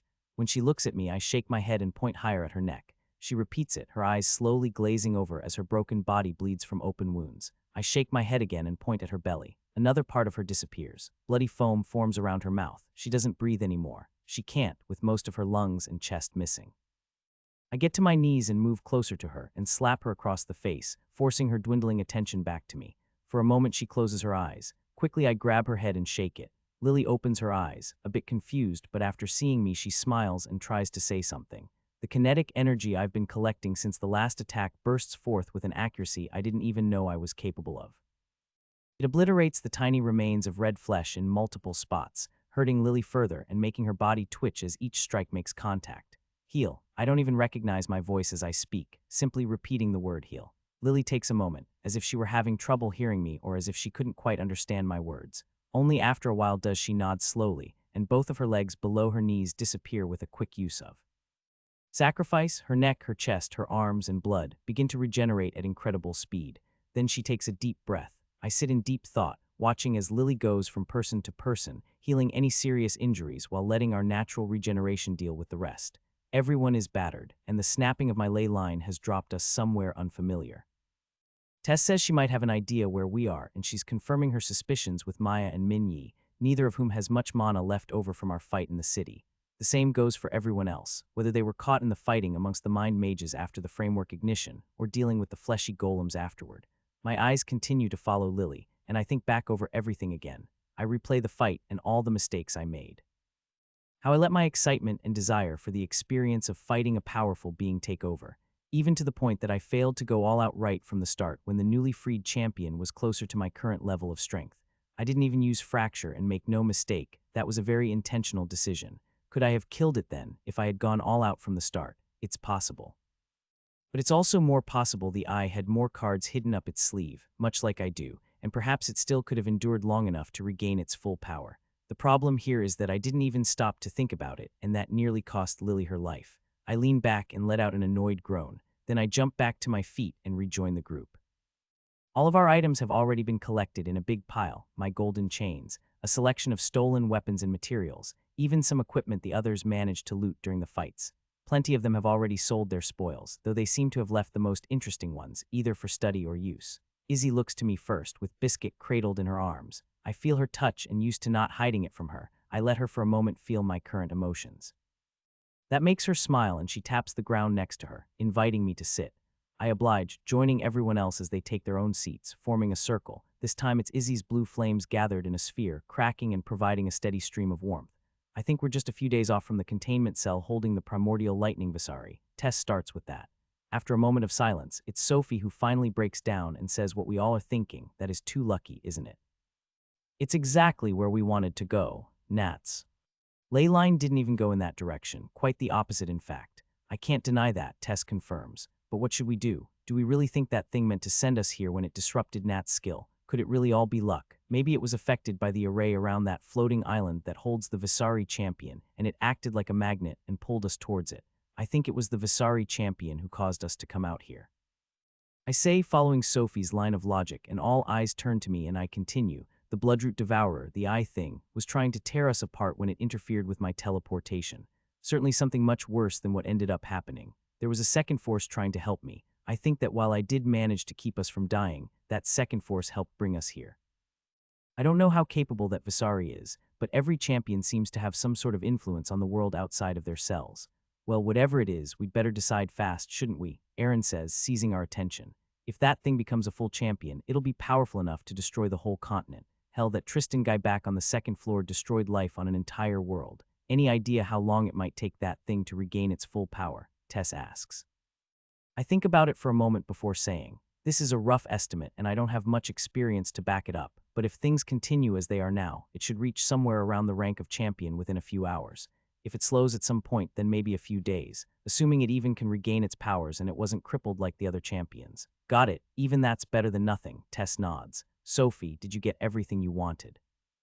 Beatrice and Archon escaped in the end, but we got one of her vassals and I got as much as I could from his mind.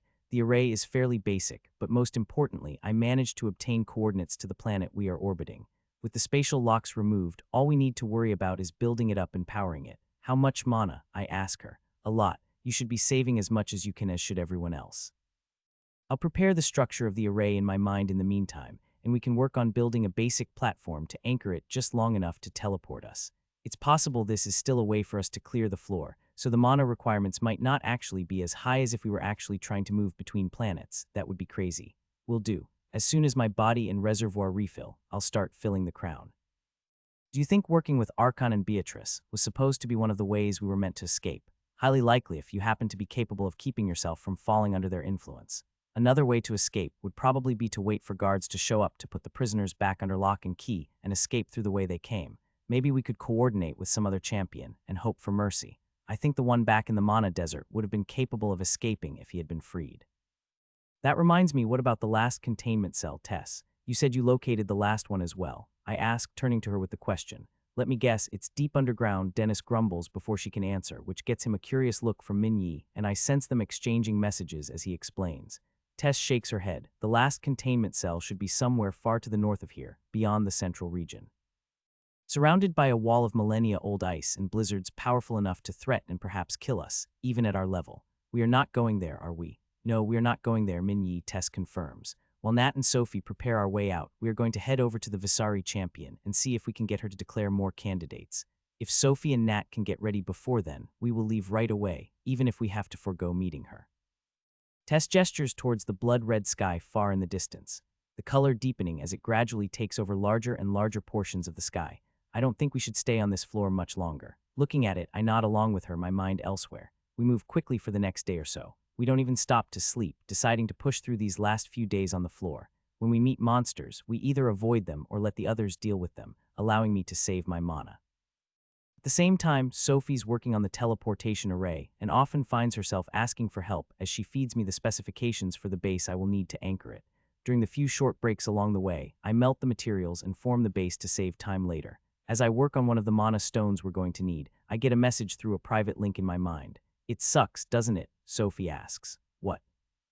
You've barely said a word since Lily almost died, and you keep staring at that red light in the distance, Nat. It's not exactly hard to figure out what's on your mind. I don't even need Izzy's skill to see that, I guess. As you are now, you can't do shit about that monster. You went all out and you still had to run away, and now it's even stronger than it was. Sophie, if you're looking for a fight, just say it to me directly. I understand how you feel, you know. I've got my own unfinished business with Namir. He completely outplayed me, and then you went and killed him, stealing any chance I had at revenge. I see. Yeah, it sucks ass. I confirm, it does in fact suck ass. The containment cell holding the Visari champion floats over the mountain range. Well, at least what remains of the mountain range. A near-constant barrage of red and white lightning tears through the air around it, many of the bolts continuously striking the mountains and tearing chunks free. Some of the tallest mountains have been stripped of half of their mass, the lightning tending to cause landslides, though even now each of these mountains is tall enough to tower over anything we have on Earth. And there, amid the jagged remains of mountains, floats an island. Its base forms a perfect half-sphere, with a single cathedral-like structure resting at the top in a towering crown of spires. The entire building appears to be made of metal, and the lightning seems to be emanating from it rather than striking it. I try to throw ley lines towards it but fail to reach the island. The moment they cross a specific point, a barrage of lightning targets my invisible ley lines and destroys them. I always knew they could be destroyed by someone with the right level of skill. There is a reason why skills need to be mastered and leveled, and leyline is no exception, but for them to be destroyed by some automatic defensive measure strikes me as particularly messed up. So we fly there, everyone capable of flight stopping to help those who can't, while we squeeze in as close as possible. Tess flies a ways ahead, her crown glowing brighter and brighter as her own white and red primordial lightning crackles through the air around her. Any lightning that would otherwise strike our group finds itself directed at her instead, occasionally injuring her in the process, when it doesn't fly directly at her crown. As we pick up speed, the lightning grows denser, yet Tess, despite enduring dozens of strikes, guides us safely through. Only once we've reached the island does she allow Lily to heal her, explaining that healing anyone along the way would have disrupted some kind of ritual of passage. From here, the metal cathedral looks even bigger, especially as we walk through its big open doors. There are no cells for us to search through, no holes, no circle of containment, and no massive chains to hold the Visari champion in place. Instead, after walking a scant 10 minutes, we find her in one of the towers, in a room spanning the full width of the tower. The only bits of furniture in the massive room are a simple bed, a wooden chair, a table set, and a dresser stand near one of the large glassless windows. The rest of the room is taken up by books, thousands of them piled everywhere we look. If you damage any of my books, I will beat your ass, the Visari champion says, sitting in the second chair on the small balcony connected to the room. Looking out, we see a view of the destroyed mountain range and the constant barrage of lightning responsible. That Visari woman is just as short as the other members of her race, and her scaly legs have a gray metallic shine to them. Her hair is blonde and her eyes are gray, though the most eye-catching detail is the slim metal choker around her neck, seemingly formed of the same material as the cathedral itself. Other than that, I make note of the ring on her finger, which looks like it's made out of pure lightning, constantly moving and swirling. She lifts her eyes from the book in her lap and looks right at our group members. Tess, I thought I told you to leave me the fuck alone. I'm sorry won't cut it, Tess. I can clean your room if you like. Fuck off. If you so much as move a single book, I'll burn your ass so badly no healer will be able to fix it for the rest of your life. And why the fuck did you bring so many people here? You're using the word fuck too often. Reduce it a bit, please. Fuck off, Tess. I'm sorry. The short Visari jumps to her feet, carefully putting the book down before moving between stacks of books taller than she is before coming to a stop in front of me. I return her gaze as she stares at me. Fucking hell, man, what kind of fossil left that mark on you? That shit was old school millennia before I was born. Would you say that to her face? Hell no. She says, smiling brightly with a wave of her hand, but still answer my question before I kill you. The aura around her shifts, her expression growing serious. Anger wells up inside me, but I shove it aside. Sure, I met her in one of the worlds we visited before coming here. Later, we crossed paths again, and she named me a champion candidate after I passed her tests. As you can probably sense, read, or whatever it is you're doing, she eyes her Wasan absolute. It's a bit complicated. See, it's not that difficult. You guys came to my house, perhaps even to ask a favor. So tell me, is it wrong for me to expect to have my questions answered without having one asked back? When you say it like that, it sounds very reasonable. I know, right, she says, pacing in front of us before coming to a stop in front of Sophie. If you hadn't come here with Tess, you would have been dead already. Before Sophie can respond, the Visari comes to another halt in front of Izzy, who stands just slightly shorter. Izzy's cradling Biscuit in her arms, with Noodle coiled around her arm as always. The Visari looks from Izzy to Noodle and then to Biscuit, whom she observes a bit longer, then back to me from him, shaking her head as she does. Without a word, she moves over to the twins. She gestures for them to lower themselves and pokes at their cheeks, pulling them while observing their faces. Handsome, she notes, touching their blonde hair and looking into their blue eyes. I notice right away Dennis opening his mouth to spew out some stupid joke, but he stops himself at the last second, remembering exactly who we're dealing with here. But the Visari champion notices and turns to him. Tell me what you wanted to say. If you lie, I will beat you. Dennis looks over at Tess, who smiles gently and nods. He turns to the Visari. Declare me a champion candidate if you think I'm so handsome. I'll even flash you my best smile free of charge. Oh my. The moment the words leave his lips, I get ready to fight, and I notice the other members of our group do the same. The Visari blinks a few times, staring at Dennis before a laugh slips out. a light, cheerful sound, and as it fades, she shakes her head in disbelief. Then a sudden crackle of lightning flares behind Dennis, zapping him square in the ass and drawing a startled squeak from his lips, more an expression of surprise than pain. Without a word, the Visari moves along, coming to a stop in front of Lily, her eyes tracing a path from the huge bone axe to Lily's face. Her expression takes on a more serious bent than before. "Tess, where did you find this one? She's my friend. Your group surely has more than its share of monsters," the Visari says, shaking her head but not taking her eyes off Lily. "I declare you a champion candidate," she says simply, as she turns around and heads back to her chair with a book in hand. Glancing at Tess, she asks, happy. Lily looks around a bit confused, but I can see her reading a message invisible to us, and her title is something I can feel now. "How about you just shut up?" Tess smiles even more, still happy. Gesturing for us to stay quiet, we leave the room. Before we fully exit, the champion calls out, "Tess, come back in an hour. I'll show you how to properly use that primordial lightning of yours." "Yes," the champion replies, waving her hand to dismiss us. As we leave, I check a few of the titles on the books. Postcards from Eternity, The Cartographer's Lover, Echoes of Forgotten Cities, Through 1,000 Sunsets, A Court of Starlight and Shadows. I notice her watching me, so I stop reading and quickly make my exit. We move a floor lower, entering another room, almost the mirror of the one we just left, with the exception of actually having nice furniture in it. "Congratulations, Lily," Tess shouts, hugging our poleaxed healer. "That was simple. That's just how she is, don't worry about it. For now, we'll stay here a while to avoid annoying her further, otherwise she might snap. In the meantime, we should be safe."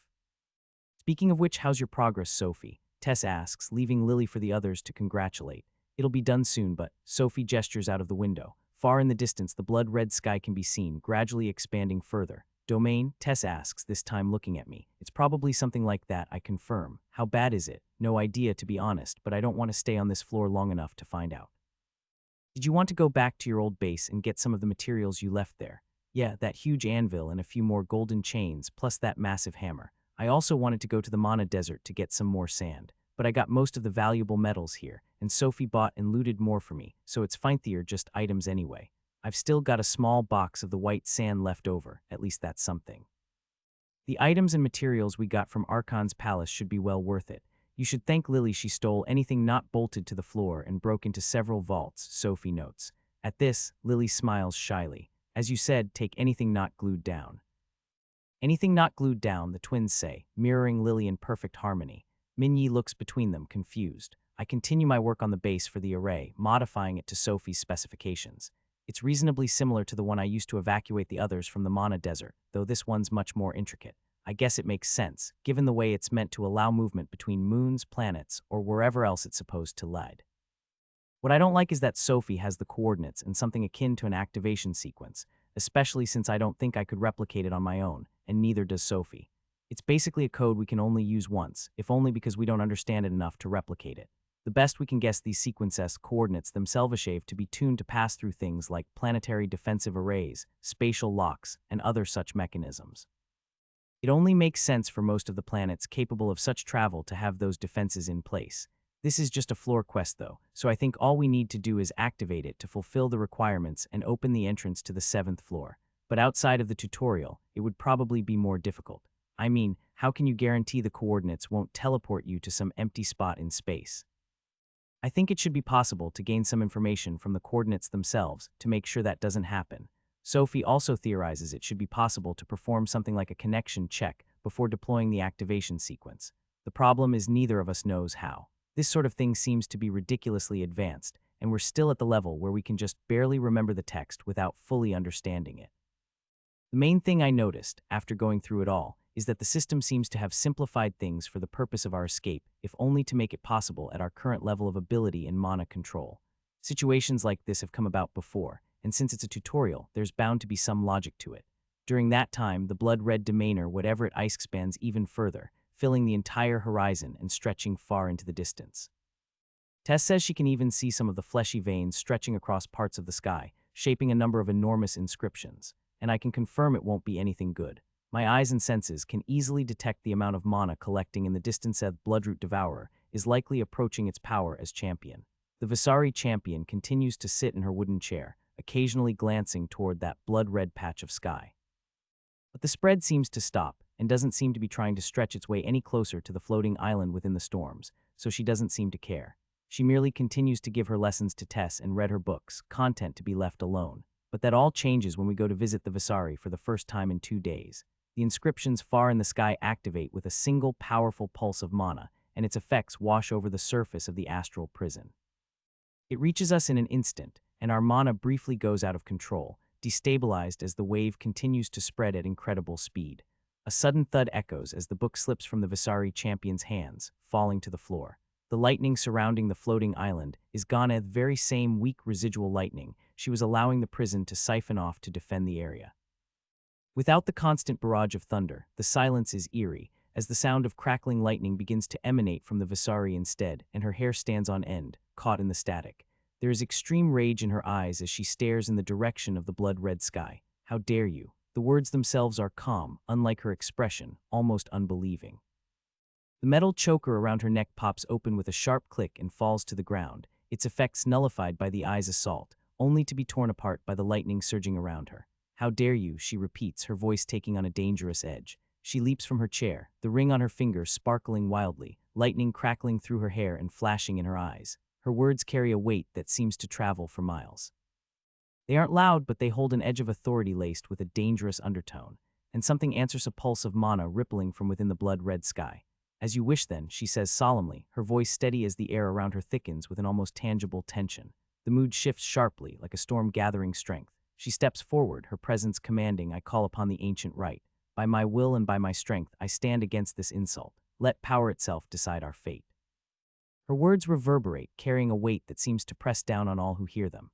The sky darkens, and in that moment of silence she says, "I challenge you." I'm certain these words can be heard across the entire surface of the moon.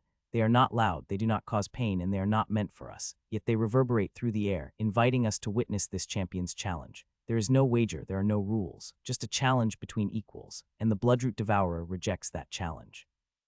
Coward, the Visari declares and lifts her arm toward the sky. A single lightning strike crashes down, blinding us all and seemingly tearing through the air rather than simply passing through it. It strikes her arm with the ring on it and lingers there, like the purest form of lightning suspended in time, stretching to the length of a spear. "We are leaving, Nat, right away." Something in Tess's voice makes me listen, and even though I continue to stare at the champion in front of me, as I lay line as far away as I can, with the prison's locks in shambles from the eye's escape, it's simple. The Visari takes a step, pulling her leg back and preparing to throw the thing cradled in the crook of her arm. White and red lightning cracks around it, shattering the air itself in its wake. I teleport all of us as far away as I can, immediately using my mana to form a barrier around us. Sophie strengthens it, the twins cooperate in an attempt to shore up the gaps, while Tess and Minyi create shields of their own. Maya creates and boosts her own barrier. Lily's healing skill floods the air, and she cuts off one of her arms, forming the bone within into a hemisphere, enclosing us inside as her blood drips down on us. Even here, I can sense the crazy reverberations, as our barriers break one after another under sheer pressure until nothing remains. Our view opens up again. The once dusty sky is clear now that the miles of dust that once blocked it have been blown away. A single star shines through the whole, harsh, cold, and strange. Its light is a pale white streaked with faint crimson. The glow cuts through the cleared sky like a blade, casting sharp shadows across the broken ground. The floating island is gone in its entirety, and where it once stood, a small figure floats, blonde Visari, with lightning flowing through her hair and crackling around her ring. Her small figure is bathed in the star's light as she hovers in place. There's a trail of lightning hanging in the air, stretching on for miles in the direction of the blood-red patch of sky. The mountains that once seemed to graze the sky have largely evaporated, only to be replaced with a great yawning crater. I blink, and the champion is gone, reappearing to stand next to us, and all that remains of our defenses crumbles. She looks to the sky as the dust begins to fill it once more, cutting off the light of the sun. The Visari stops and looks at Tess for a moment, flashing her one last smile. "Good luck to you and your party, Tess." With those simple words, she disappears again, moving at speeds too great for the eye to follow, leaving a trail of lightning in the air as the only sign of her passage. Just a few seconds later, lightning streaks across the blood-red sky, visible even from this distance, signaling the fight's renewal. Hundreds thousand soft bolts crash down in rapid succession, and it takes several seconds before we hear the first thunderclap, a stark reminder of the distance between us and the battle taking place. Then we begin to feel tremors to a constant barrage of vibrations from the shockwaves generated by the distant fight. The air grows noticeably colder, and a blizzard appears on the horizon approaching from the opposite side of the champion's lightning storm, stretching nearly through its entirety. Did that eye just free the remaining prisoners? The lightning Visari and whatever it was in the north behind the permafrost, Minyi asks, unable to take his eyes off the clash far in the distance. It seems like it. Nat, Sophie, we might need to hurry, like really, really hurry. I don't think we're quite far enough away to survive as they increase the output, and that last prisoner might actually be worse than the two of them combined, Tess says, finally managing to pull her eyes away from the blizzard. I should be done, I reply and immediately start laying out the parts of the array. You too help. Dennis and Aaron quickly rush to join me, just as we practiced, their skills momentarily coming together to connect the parts. Sophie, meanwhile, stands there with her eyes closed and brow furrowed. I can only imagine the amount of work she's having to do in her mind. Tess, taking note of the situation, leaves her alone.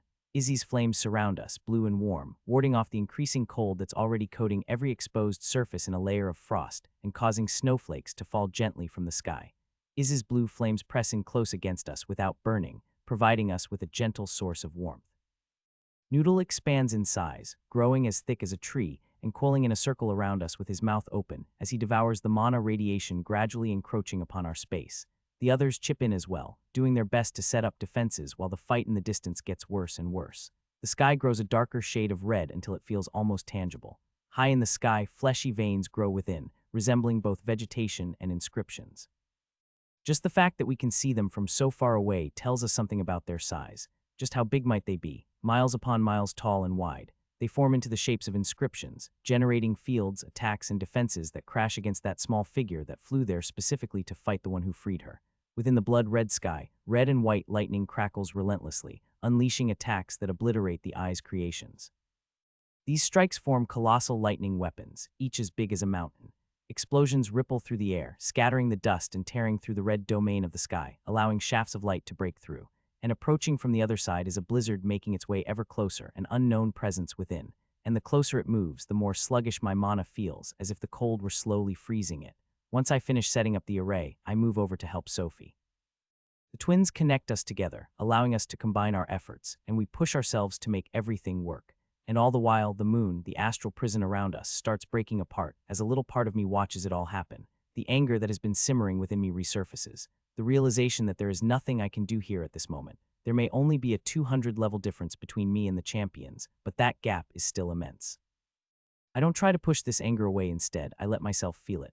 I let it flow through my body and make sure to remember everything I feel right now, my weakness and powerlessness. Then Sophie activates the array, finally pushing through with all her might before collapsing in concert with the twins, as the others rush in to catch them before they can hit the ground. And I feel much the same as my entire reservoir of mana is channeled through my body to be sucked away by the array, but I endure. It's something I have to do. One by one, everyone in Group 4 passes through the array. I take a step forward and pause for a moment, turning to look back, engraving the scene behind me deep into my memory. And only then do I cross through, and watch as the view shifts and the system's notifications appear before me. Congratulations, you've successfully completed the 6th floor's main quest in the 5th round of the tutorial for HellDifficulty. Welcome to the 7th floor battlefield. You have acquired Active Skill Combination Token. Epic Grade Passive Skill 5,000 Shards. Communication with your disciple for 10 minutes. Send a single item to your disciple up to rare rarity. Increased daily community limit. So battlefield it is. I force strength into my legs and stand upright. There are dozens of people passing by us. Linthari, humans, Thylarin, demons, people of all races. Everyone is dressed in full armor, and we find ourselves in something akin to an outpost surrounded by temporary buildings made of stone, wood, and some that seem to have grown from naturally occurring trees, along with others made entirely from crystal. A constant barrage of words fills the air around us. Heard they need more on the 5th front. They say the pay is pretty good. You won't catch me fighting with a demon at my side, those guys are. They say there's a spy in the main camp. They're offering an arcane item to anyone who can bring them information exposing them. No, only champions Safi and Farai are taking disciples, and not just anyone either. Farai especially tends to be picky, did you hear? So maybe, I heard a champion grade monster appeared on the 2nd front, so you bet I'll be fucking skipping that place. Attack the smithies. Weapons increased in price again. Nobody can get through that array in that cursed forest, not even Champion Owen. There's a rumor that he's planning to ask his master for help, but yeah, good luck with that. The Absolute is the only thing keeping us alive, so I'd say he's got his hands full, and many more. We seem to be ignored for the most part, and people pass us by without noticing. Even the levels of all these people tend to match our own. Rarely does anyone break level 300. There are some with levels just over 100, but I don't think I can see anyone lower. Most people seem to hover around 200 and over. We grab the twins and Sophie, who have yet to recover, and pull them to the side, walking between the massive buildings until we find a quiet spot far from the crowds, just below a simple wall made entirely out of wood. There are no joints, no gaps anywhere I can see, almost as if it were formed of one single piece of lumber. Catching our breath, we sit quietly, each of us taking a moment to process recent events while Lily heals anyone who needs it. I almost stopped to warn her to hide her status as a candidate, like Tess and I, but I see that she's already doing so. Likely Tess told her when I was busy. At least the rewards for the floor quest are nice, right?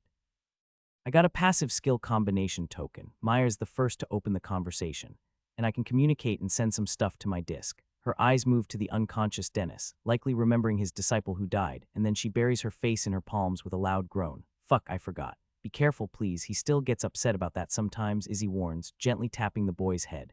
Yeah, I will, Maya replies, reading an invisible message in the air. So the floor quest is. We'll need to talk about it and decide what to do, Tess confirms. This one is unusual. Like the others, I open my notifications and reread them. Floor quests: survive as many waves as possible. Note, you can leave at any time and head to the 8th floor. Rewards: communication with your disciple for 10 minutes. Send a single item to your disciple, up to epic rarity. While I read through everything, I randomly pick an epic grade passive from my rewards and sell it for just over 10,000 shards. I think it's reasonable to say the longer we stay, and by extension the better we do, the better the reward will be. The question is, how long should we stay? At what point do we say we're better off heading to the next floor rather than trying to maximize our rewards here? Or more to the point, when does it become too dangerous, because I'm sure that's going to happen? Especially with all the talk of champions, the frontlines, and mercenaries. Wandering around the outpost, we collect a bit of information and let our bodies and mana recover. My crown is already over my head, ready to store any mana that won't fit into my body or reservoir.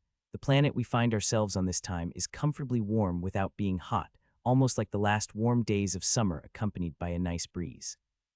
Looking at the sky, I see a few islands floating far in the distance, and I can sense something that reminds me of the veil surrounding us. It's not as powerful as the one we encountered on the 5th floor, rather it's much more basic. There are a lot of triggers, so I don't bother connecting to it, nor do I examine it too deeply. Tess, meanwhile, manages to use some of the materials we have to pay for the rent on a small house near the edge of the outpost, near the wooden wall. The house is just big enough for all of us, forcing each of us to share a room with at least one other person. We spend a few days without trying anything, taking our time to train and heal, while collecting information. The Beyond expedition is coming up in just a few days. Me, Tess, Sophie, and Lily should all be able to go. However, that means leaving Maya, the twins, Izzy, Noodle, Biscuit, and Minyi behind. So we do our best to make a somewhat safe base for the ones being forced to stay behind. It's during one of these days that a message appears in the Beyond community. Hadwin. Little pup, what floor are you on? POV Earth. Did you see? Some guy came out of nowhere and broke all the records like it was nothing.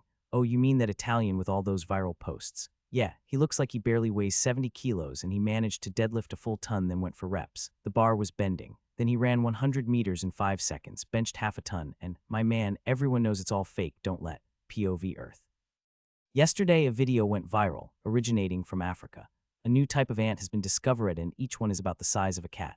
Do you think it's connected to the phenomenon? Yes, sir. There have been reports of a returnee group in Africa. They're likely responsible for or accelerating these changes. We're doing our best to keep it out of the public eye, but additional groups have been reported in Europe and China, possibly even in Russia and North America. We're working on confirmation.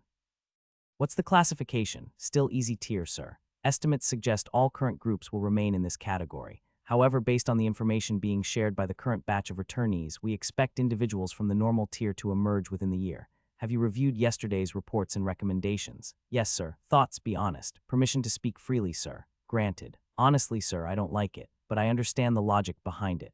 Good.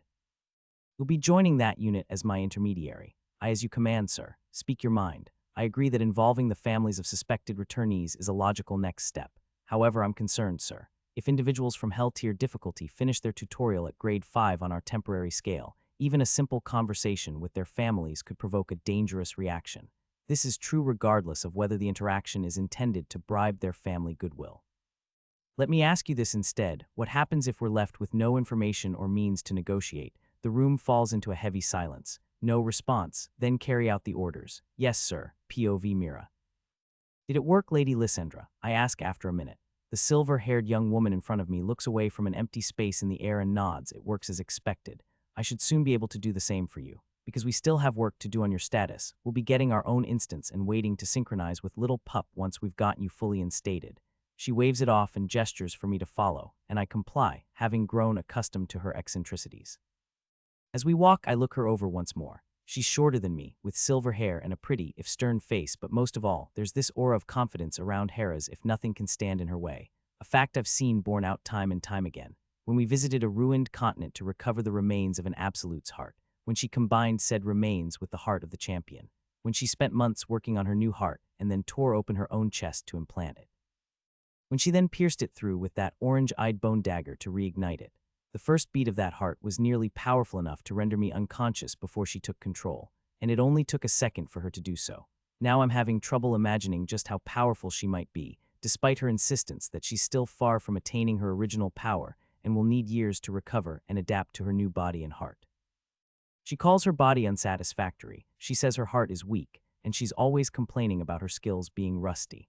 The knowledge and skills she's honed over the millennia now feel too vast for the fragile frame she currently inhabits. But even after completing her new heart, she's still holding on to that black dagger on her belt as we walk on the surface of this new planet. And she is satisfied it's a new instance, and not a continuation of the one Nathaniel previously visited. The sky in this place is covered in clouds of dust which settle overnight to reveal a stunning view of a brilliant night sky. And now we stop a desert full of white sand in front of us. Are you sure, Lady Lysandra? That man in the last rest said the desert was made by an absolute a long time ago. Little kitten, I'm sorry. With that, she takes a step through that invisible border and steps onto the white sand, which doesn't react to her at all. It doesn't so much as twitch even as her new heart continues to generate that incredible mana. I've seen what happens to the people thrown into the desert by the competing groups that rule this place. I've seen what it can do and how it reacts even to the slightest bit of mana. I watched as a swarm of brilliant white particles tore them apart. Lady Lysandra stands silently, bending down to scoop up a handful of sand and letting it slip through her fingers. I've suspected this for some time now, but it seems like modern absolutes and champions aren't what they once were. All these trinkets, arrays, and emblems leaning so heavily on the system's gifts without ever truly understanding them.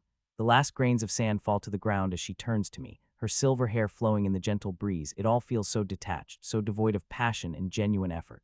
The words come softly, yet they have a strange sort of weight to them. Little kitten, yes. Follow close behind me. Without another moment's pause, she takes a step forward, heading deeper into the desert. I follow close behind, stepping onto the white sand without a hint of hesitation or worry. As expected, the sand doesn't react to me or my mana, and I continue along her path. POV Nathaniel. Please pick 2 skills from the following list to combine. Warning: combining these skills will reduce the level of the acquired skill. Warning: combining incompatible skills may result in worse skills. Warning: after combining these skills, it will be extremely difficult to reacquire the skills used in the resulting combination. List of skills available for combination. Perception LVL 54. Resonance LVL 60. Mana Domain Pride LVL 57. Infusion LVL 49. Mana Manipulation LVL 60. Bone Knitting LVL 24.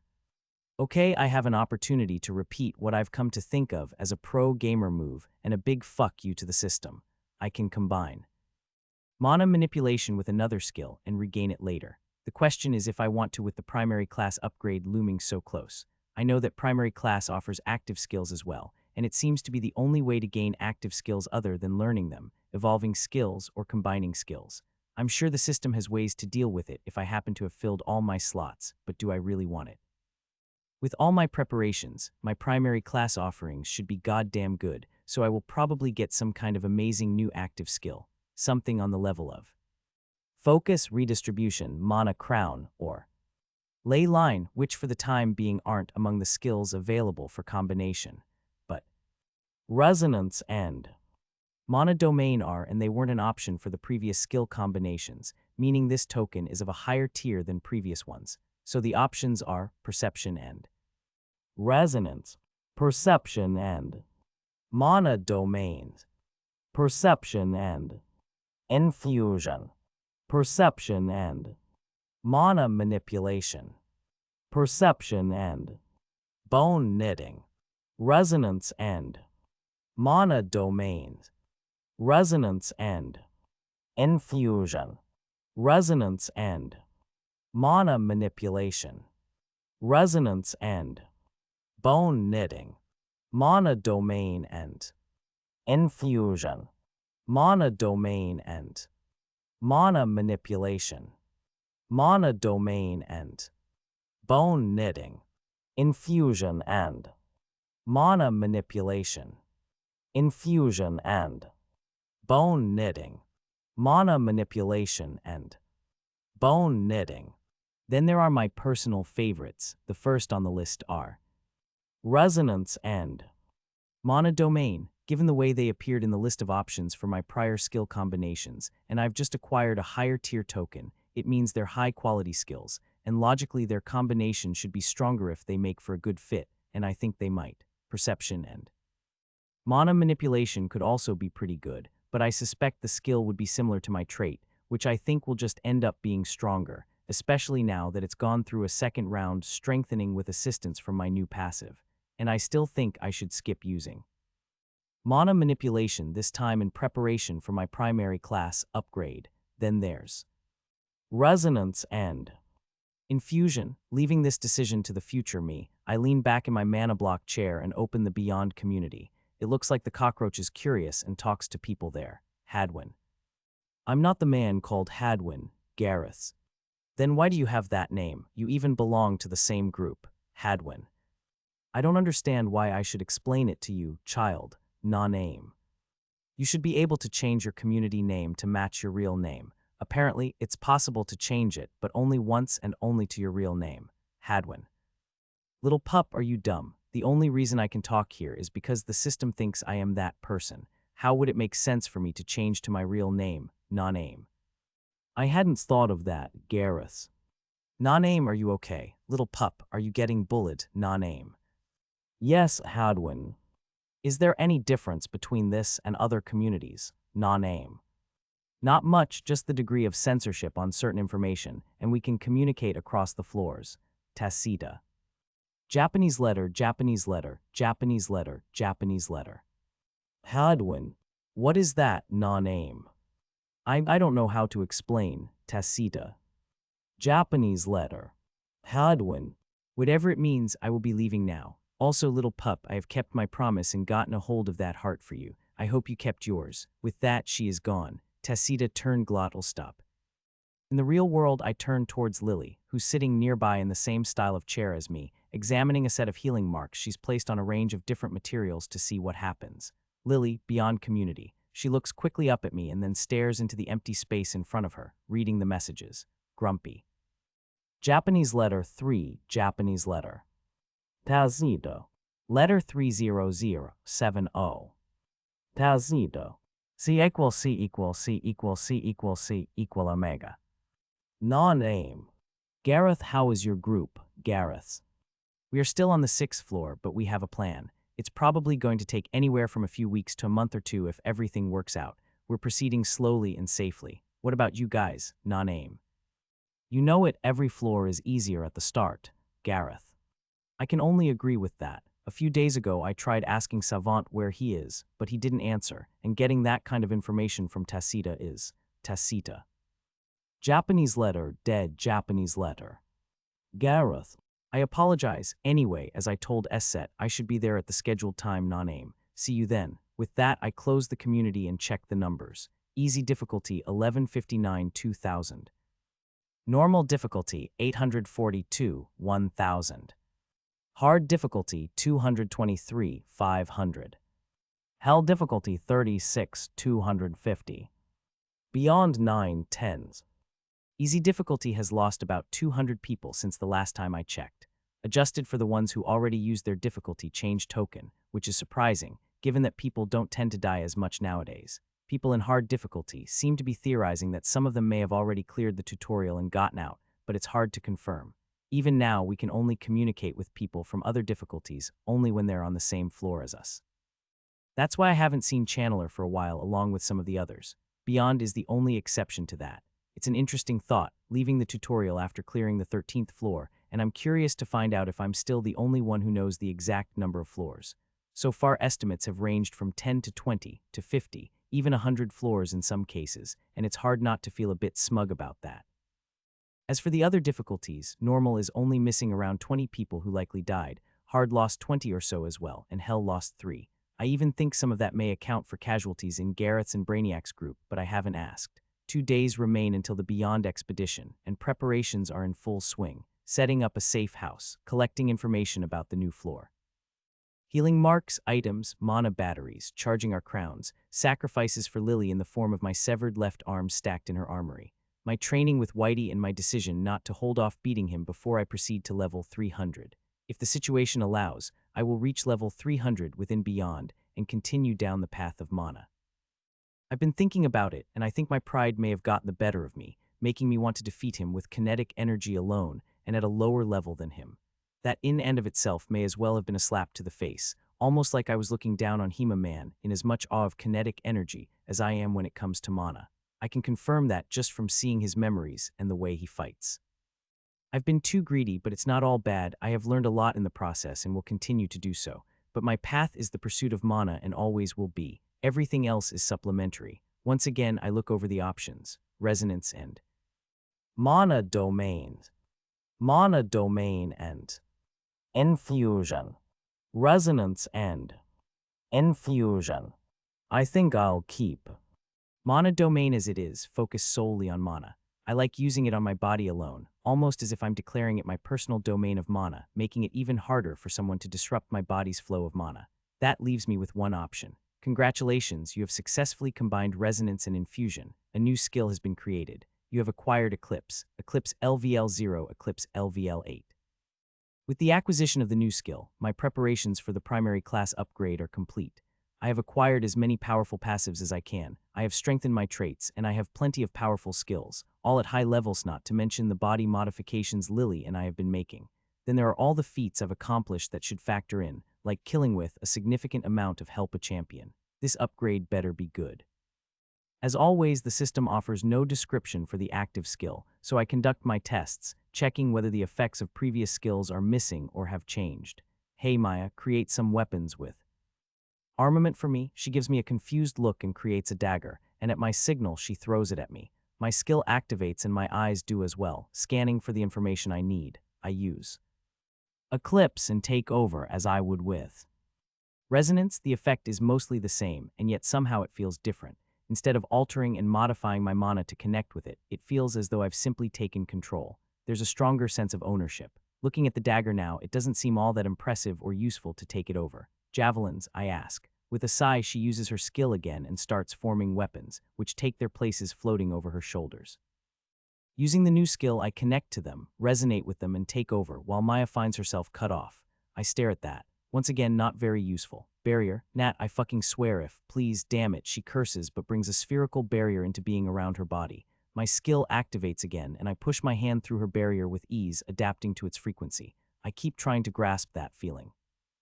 The best way to describe it is that my control seems to overshadow hers as I infuse myself into the skill, resonating deeply with its inner workings. I still have a sense that I could disrupt her control over mana just like I did before. Even at this low level, it feels almost strong enough to rival the previous version. However, there's something different about it now, and I'm finding it difficult to fully grasp. I'm sure the skill will truly shine in combat. However, that also means more testing, and I feel that familiar rush of excitement I get whenever I get a new toy, or in this case, a new ability. I've thought about it a lot recently, mulling over the difference between using upgrade tokens on my skills and acquiring new ones with combination tokens, and I've come to a conclusion there is a difference. Upgrading a skill feels almost like cheating, taking the easy way out, but combining skills to create a new one is different. Sure, at first I let the system guide me and show me how to use it, but I always strive to master the skill on my own and push it to its limits.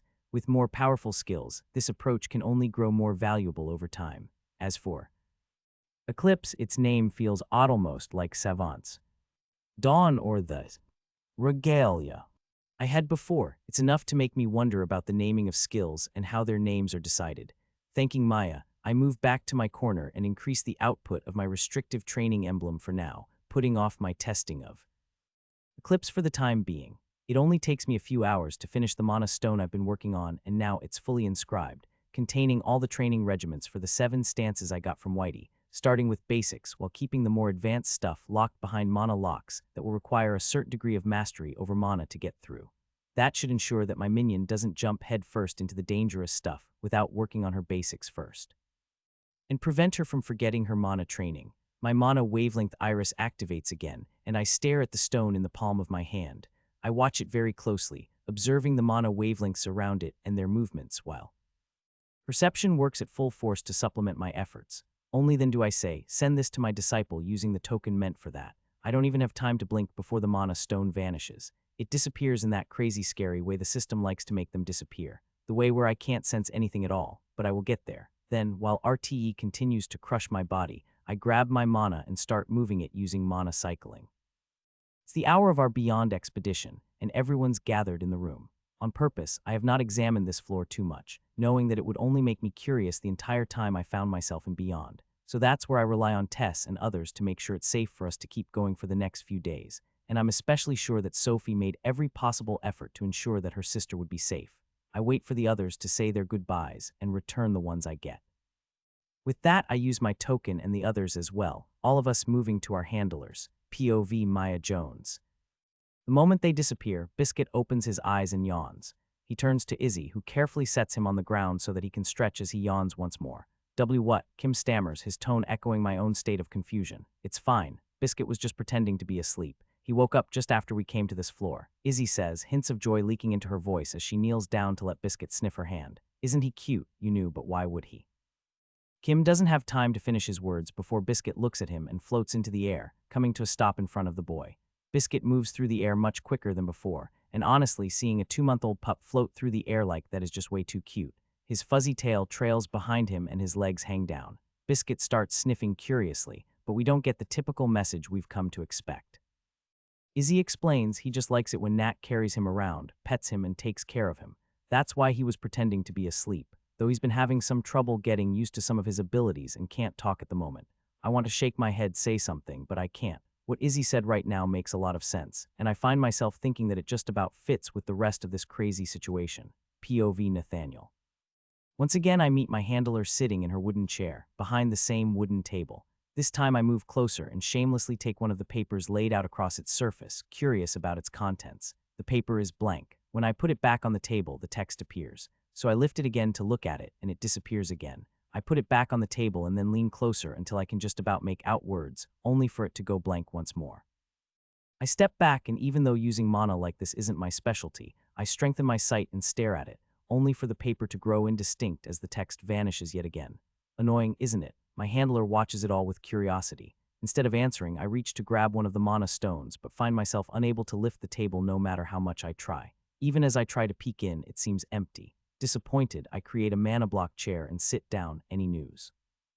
It seems like you've already been warned about the guest in your mind. Other than that, the Enforcers Guild came looking after you over that contract you signed, but they stopped after a few months mostly because it didn't seem like you were the one who broke it, and the people who died weren't really all that important, and it wasn't a very high-tier contract to begin with. That's good. They're just leeches, so if they start to get on your nerves, feel free to fuck them up. As long as you haven't signed an A or S-tier contract with one of the top guilds, they won't even bother sending anyone all that powerful. Currently, they have 2 or 3 such people, but they won't move for such low-end contracts. I'll keep that in mind. I probably can't ask much, right, about Beyond. It would get censored, though I'll still tell you all the important bits and leave the rest up to you. The rest of the information allocation I'm saving for the big ones, like that little tidbit I gave you before. You liked it, right? She interlocks her fingers and rests her chin against them, a bright smile on her face. Do you have any theories as to who the rulers could be? Well, for the first, Cinderbear; for third, I wouldn't be surprised if it was one of those damned sparrows, otherwise Edwul, or the king, even though they seem unlikely, getting stuck at the same city over millennia, so maybe the saint somewhat. I look at her, trying to read something of her expression.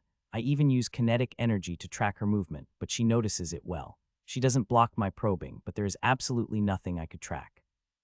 Her smile widens, so I continue. Fifth, I don't know. Gaethra, Nile, some other champion I may have missed. And as for the sixth, there are too many possible candidates to guess. No guess for the second floor, she asks. There is no need, am I right? I see, she nods with a smile. In exchange for satisfying my curiosity, allow me to tell you about something exciting to watch out for. So being polite pays off.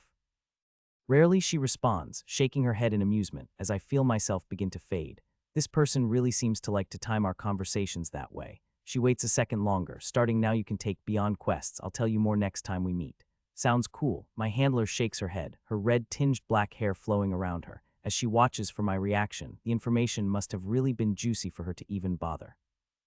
Beyond quests will allow you to leave the tutorial for a certain time, usually a few days, to work on a quest commissioned by someone on the outside. I've even gone through some of them. There are a few you might like, all with really nice rewards. The higher the rank you reach in Beyond, the better the quests you'll gain access to. Trust me, some of them are truly fascinating. These could include anything from quests that no Beyond attendee has completed in 100 years, 1,000-year-old challenges, and many more. Well, she got me again. She seems to notice it as well as I watch her smile brighten, just in time for me to disappear, finding myself back on the entrance floor. The price to use the teleportation array to different entrance floors outposts is 10,000 shards. After you do it, that entrance floor becomes your starting floor the next time. That's why it sucks to be Lily and Tess, both of them having to use their shards. Lily at least should have plenty because of the item selling spree we went on back in the Mana Desert, but it must have set Tess back quite a bit. It would seem that even if you do happen to be from the same group, you may not appear in the same outpost, and instead find yourselves split in between God knows how many others. I thank Duncan for this information, along with the coordinates or address you might say, for our current outpost. Never mind that he charged me 1,000 shards. I guess the grind just never stops for that man. After meeting up with Sophie at the smithy, where I told her to wait if she arrived first, we make our way over to the teleportation array. When Lily and Tess rejoin us, I'm already there to cheer them up again. This time they get to pay for their own identification tokens. Truly the authentic Beyond experience. A first impression is important, so they must realize how this place is. I teach them how to activate their identification marks, and when they do, my ivory white C rank contrasts nicely with their obsidian black D rank. Not wanting to show off for too long, we head to the spot where our Earth expedition formed the first time around while ignoring the others around us, and we find a group of people already waiting there for us. The winner of the first round's first tournament, Carrot Cake Akajin, the big bulky mountain of muscles with that annoying little jerk sitting next to him, Akalution, though I still have no idea how he passed through Beyond's trials, being a healer without any obvious fighting capabilities. The mountain of muscles seems to be training or something as we watch his skin stretch over his body and tear, while a focused expression continues to dominate his face. And I can still feel that immense sense of danger radiating off him. My respect towards the guy grows seeing the damage he causes to his body. Meanwhile, Letitia jumps to her feet with a happy smile. Non-aim. I thought you would make it. Luna, you owe me 5,000 shards. Letitia stops in front of us, the golden retriever following behind her while complaining. First impressions are important, Letitia. Please tone it down and don't embarrass me. The golden retriever takes a quick step and grows till her head sets at the height of Letitia's chest and shoves her to the side while coming to a stop in front of Tess. I apologize for my companion. You three must be Non-Aim's friends, so allow me to introduce myself. My name is Luna, and that silly woman over there is Letitia. She may get like this sometimes, but she's generally more reliable when things get dangerous, I promise. With a laugh, Letitia jumps on Luna's back and wraps her arms around her neck, forcing Luna to grow even bigger.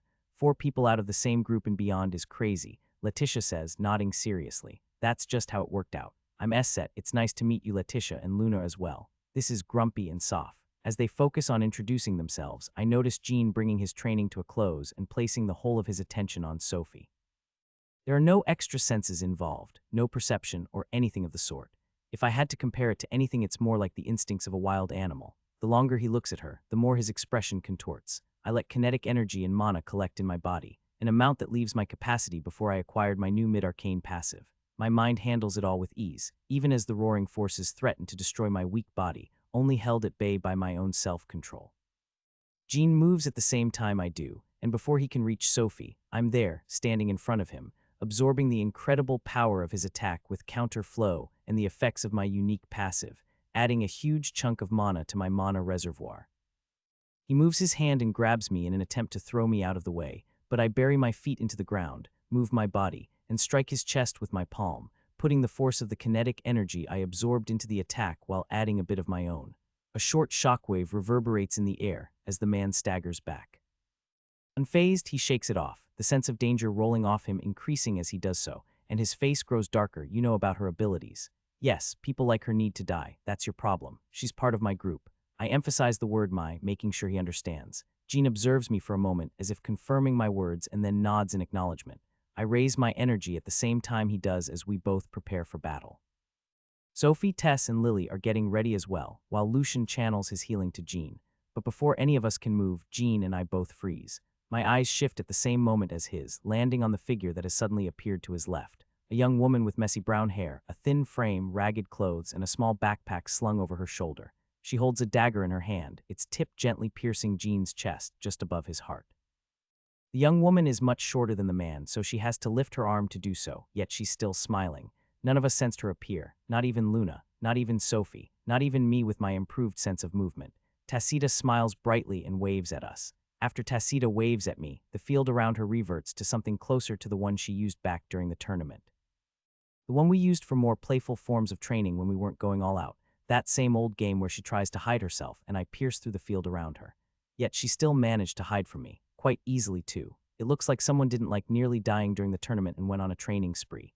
Jean swings his arm at her, but she vanishes, reappearing on his opposite side with incredible speed, her dagger raised even higher, aimed directly at his eye. The man freezes at that moment and I see his muscles tensing. But Tacita doesn't follow through. Rather, she takes a step back, putting the dagger away and lifting her empty hands, still smiling. She ignores Lily, who's been waving at her frantically, and instead moves to the side to take a seat, pulling her knees up to her chest and watching us with curiosity. Before Jean can do anything, Letitia jumps down from Luna, who shrinks and moves towards him, cursing at the man and calling him a fool. I could have stopped him, Sophie notes as I moved to stand next to them. I saw him move too, Nat. I don't think I would have lost against him. Lily states, tapping the blade of her axe and finally pulling her eyes away from Tacita. It's fine. I'm the one who organized it all, so it's only reasonable for me to be the one to stop him, and you shouldn't underestimate him. He won their tournament for a reason. I'll talk to him, Tess says, stepping away from us. Everyone knows how Sophie's abilities are perceived, so his reaction really wasn't all that surprising. I'll make it clear if she ever uses them against any of us, she'll answer to me first. With a smile and a wink at Sophie, Tess strides toward the bulky man, while Lily shifts her focus back to Tacita. She doesn't approach her directly, treating the young woman like a skittish stray that might decide to bolt at any moment. Instead, Lily continues to wave and smile, all while maintaining a gentle, reassuring distance.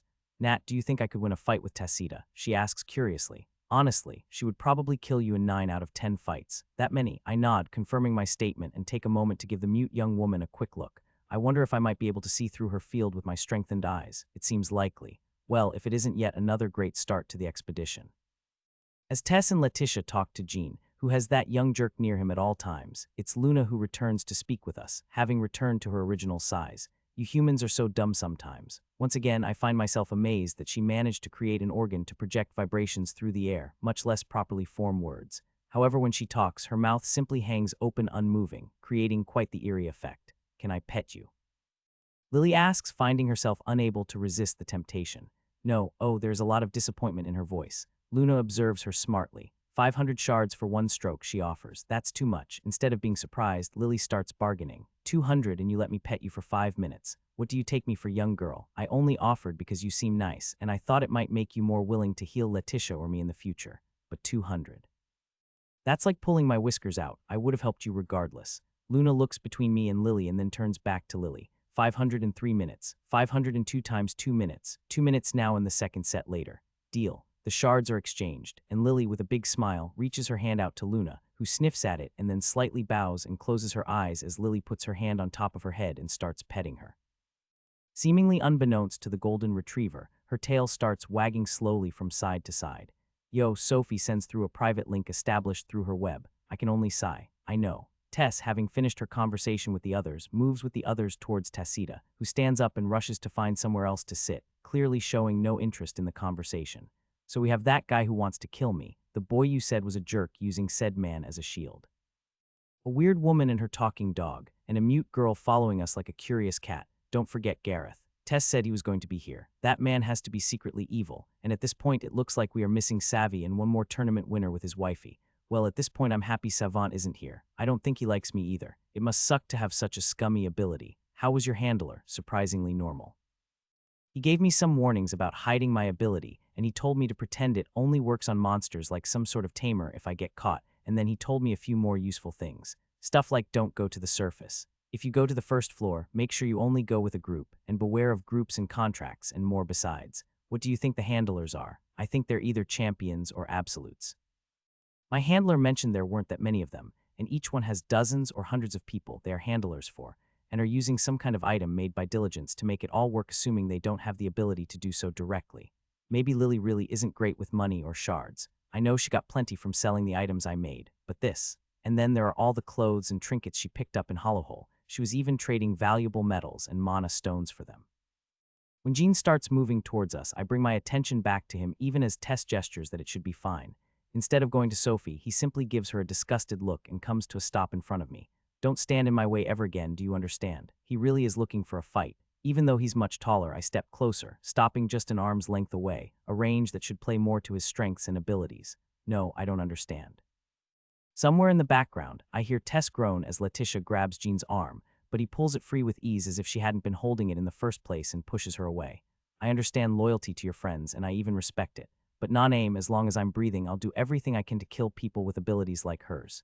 Each of his words is calm and stated with utmost clarity, giving the impression that he means each word. But my decision is simple. Got it.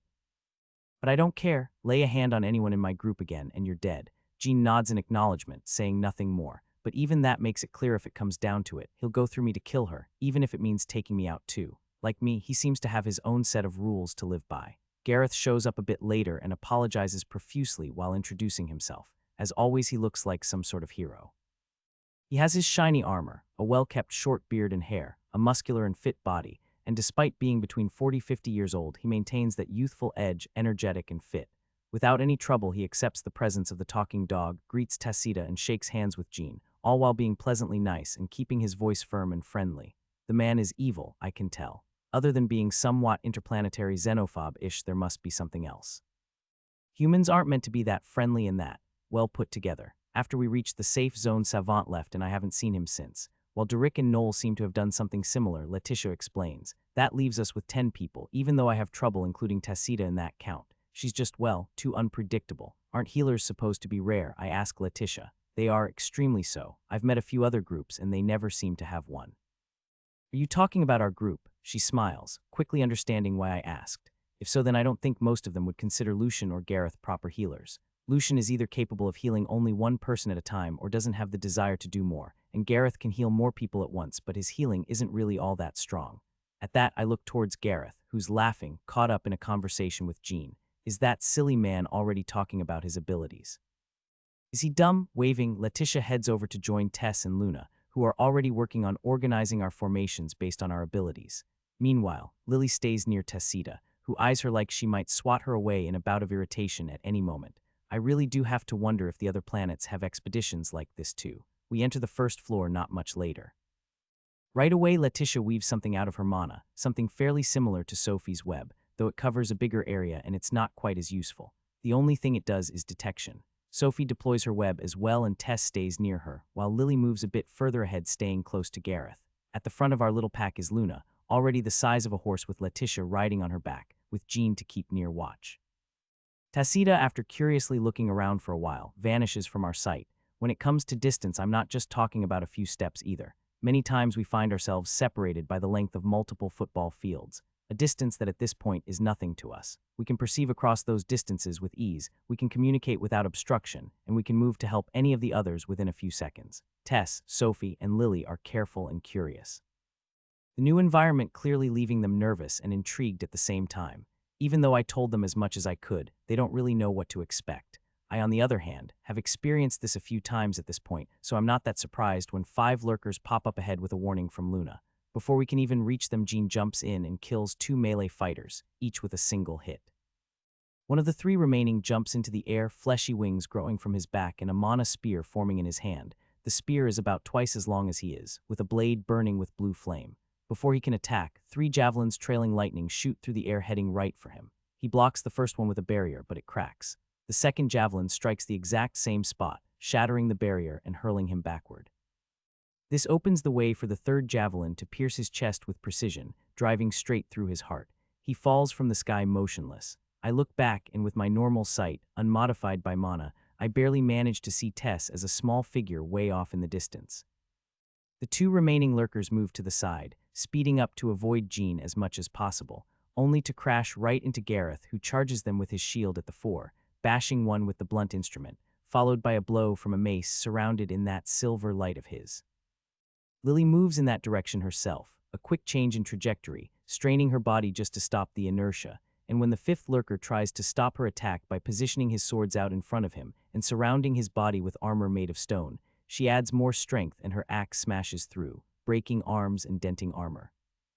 Her feet move quickly and she swings that giant axe again and again, using it more like a hammer than the bladed implement it is. I guess she's still working on actually sharpening it.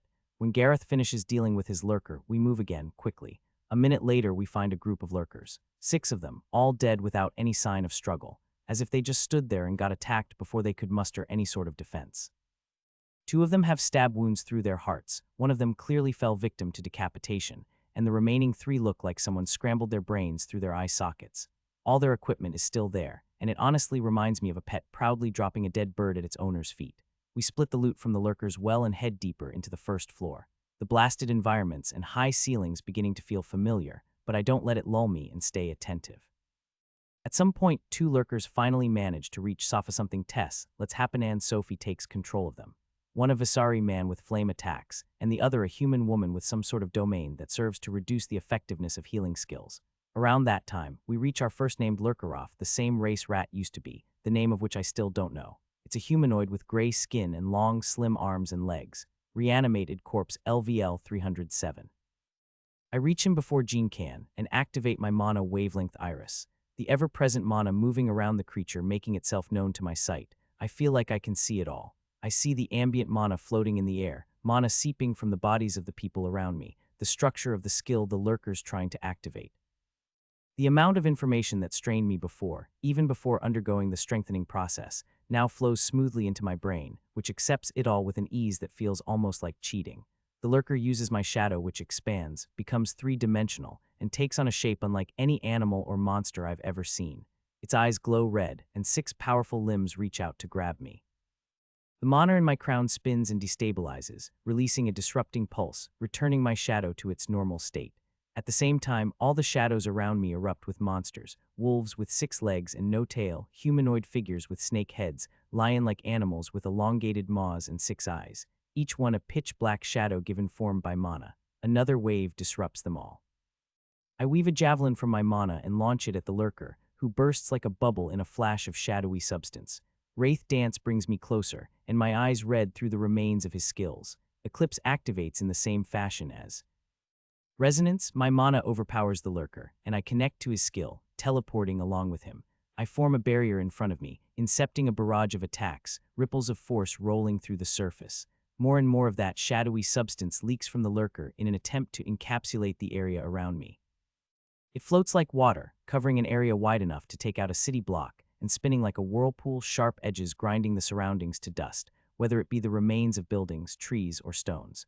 I create a projectile and launch it through, piercing his defenses with ease without slowing down in the least and opening a gaping hole in his barrage.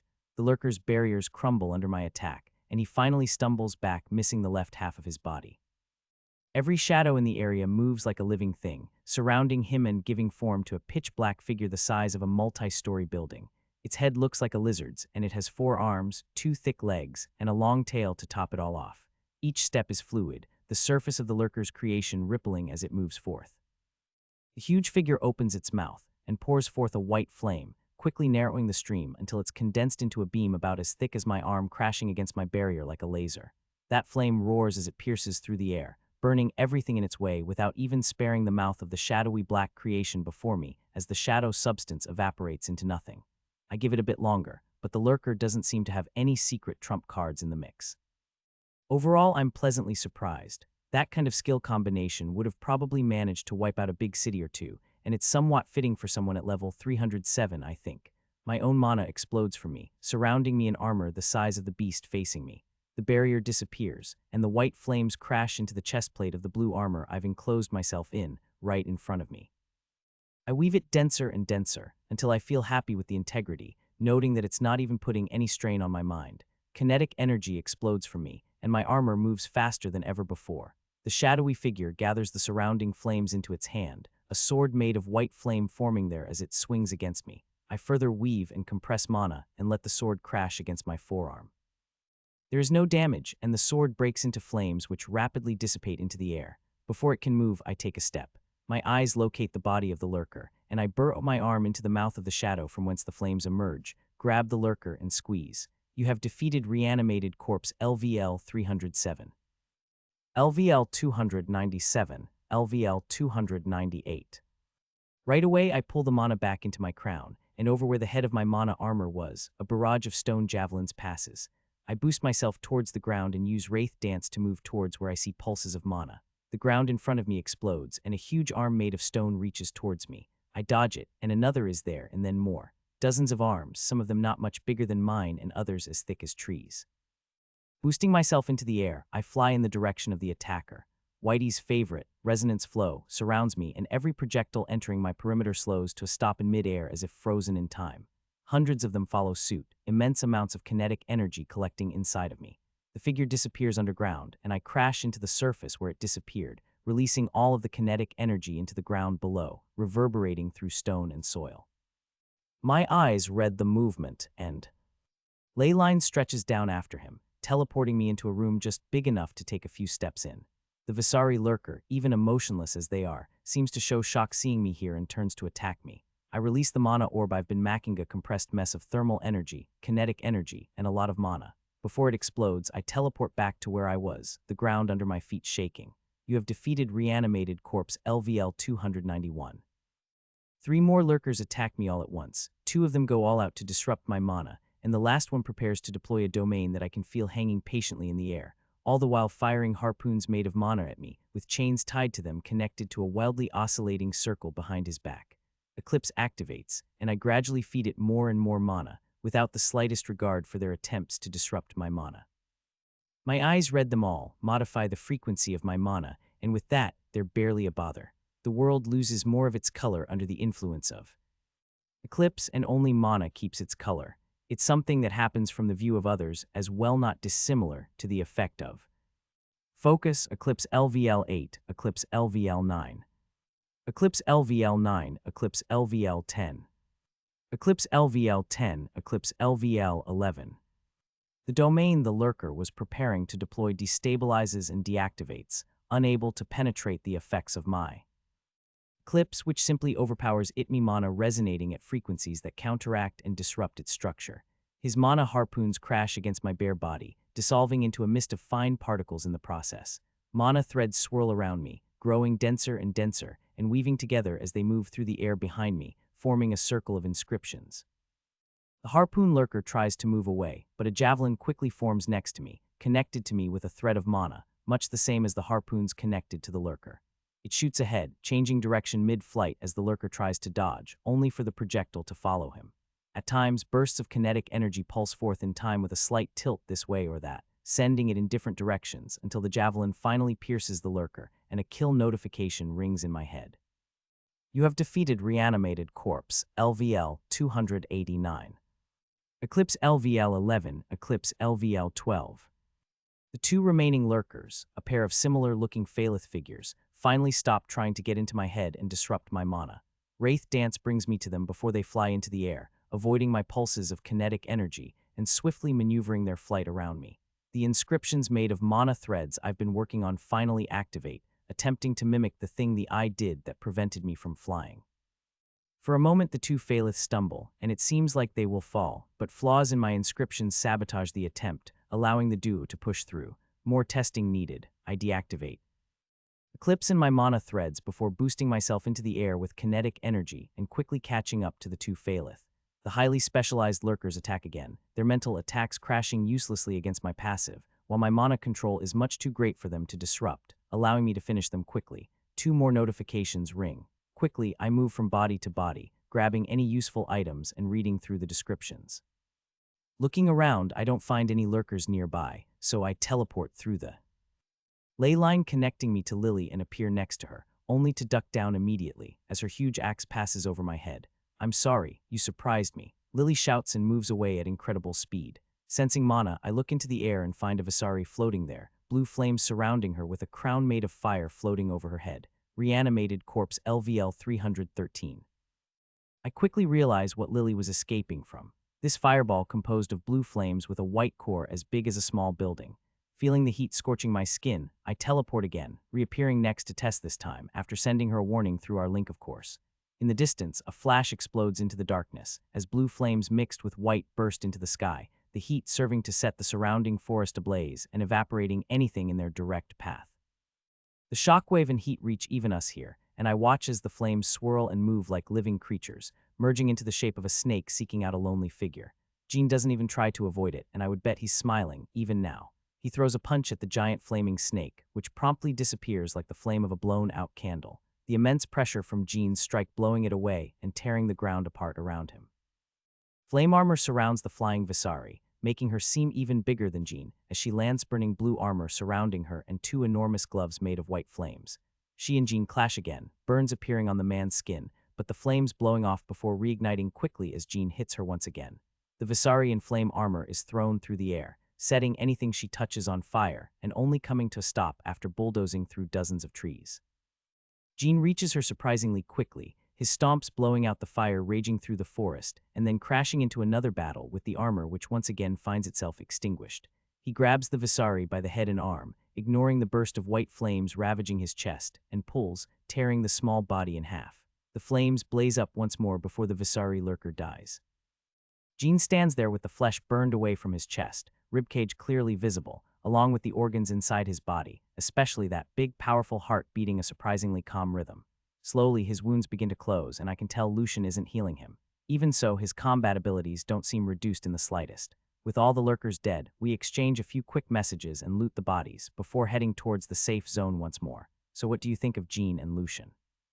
I ask Lily, matching my speed to hers. I could beat him if I wanted, Lily immediately says. Now that I think of it, that would be fun to watch, but I don't say it out loud and specify instead, you know what I meant.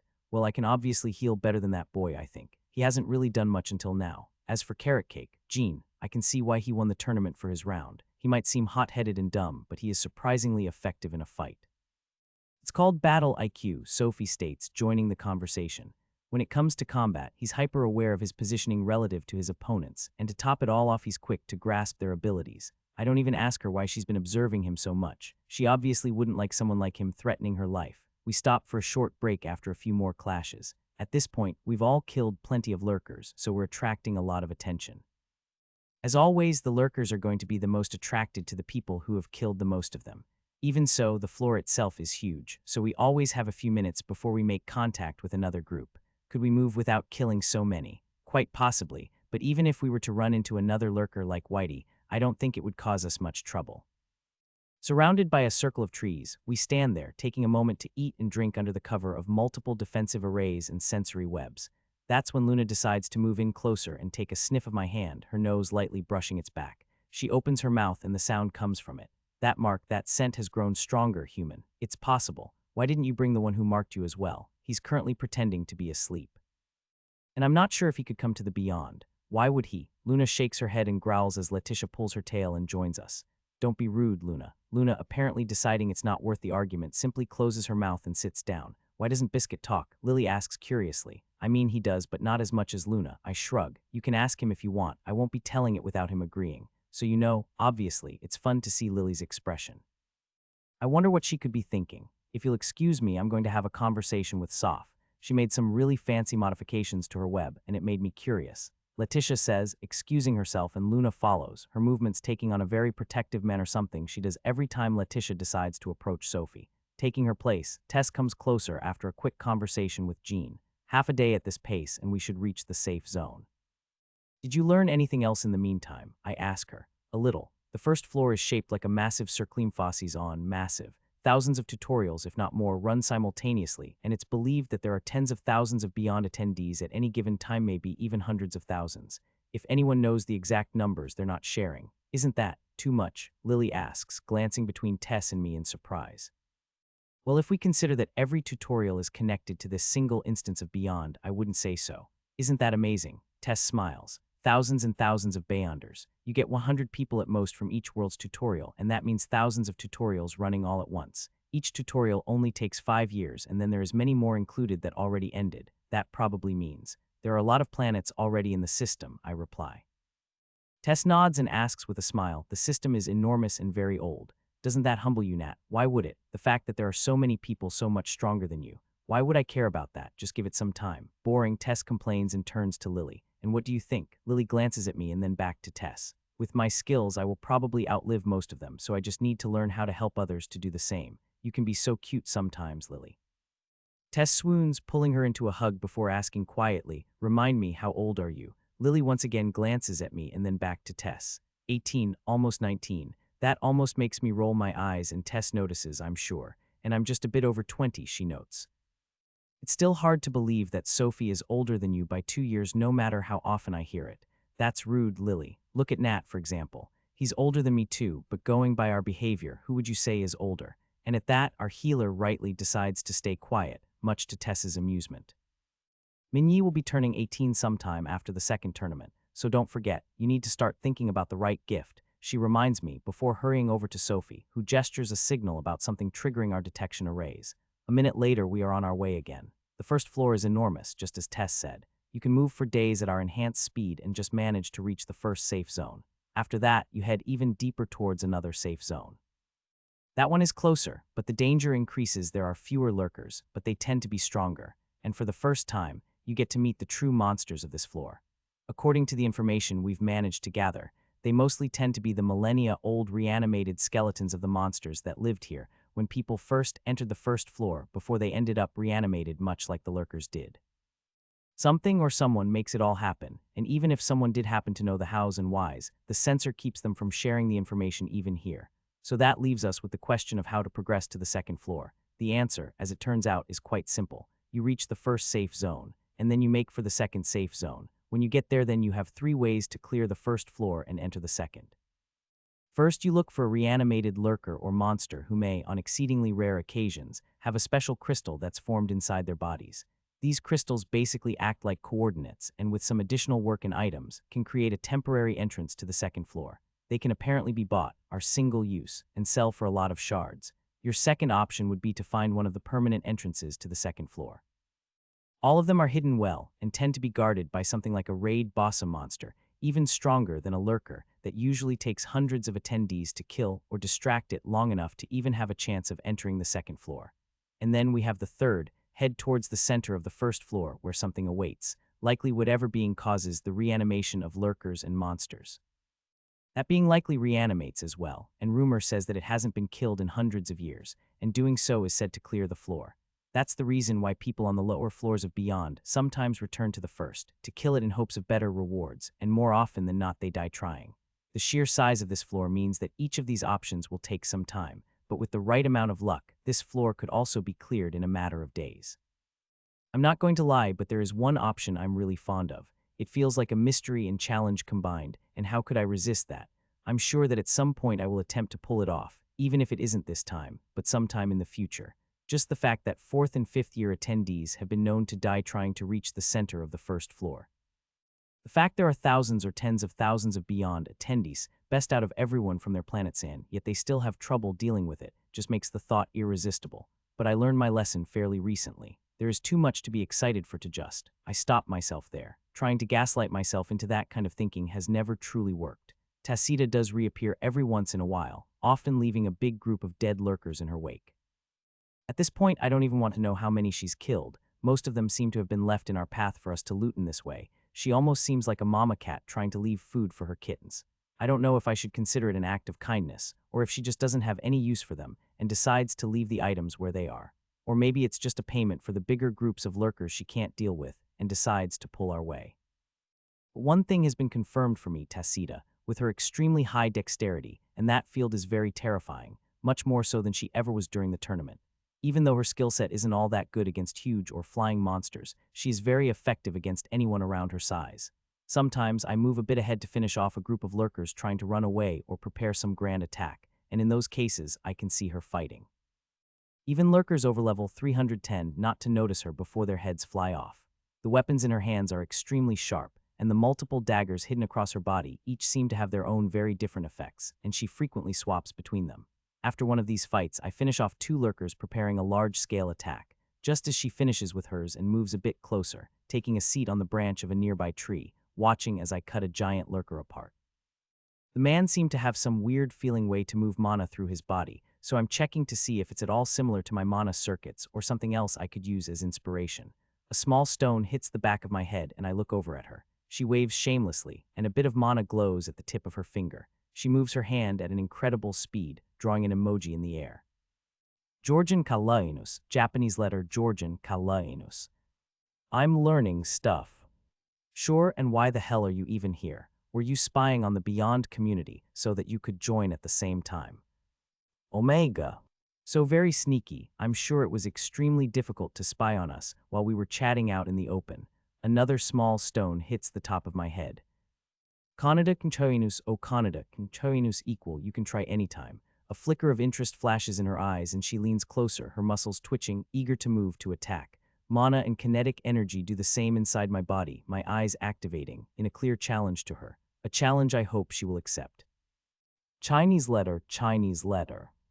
Tacita disappears. My body moves, and the resonance flow field surrounds me, slowing anything that moves within it by absorbing its kinetic energy. Within it, Tacita's movements slow down, but with wild animal instinct rather than skill or knowledge, her field adapts and her movement returns to that same incredible speed. I boost my movement more, and rather than relying on my eyes, I focus on tracking the disturbances in the air around me. The dagger playfully moves toward my neck as I absorb my inertia, shifting in place, absorbing it again, and moving once more. I repeat this multiple times in half a second, something that would tear a normal body apart. After all, humans aren't meant to move like this.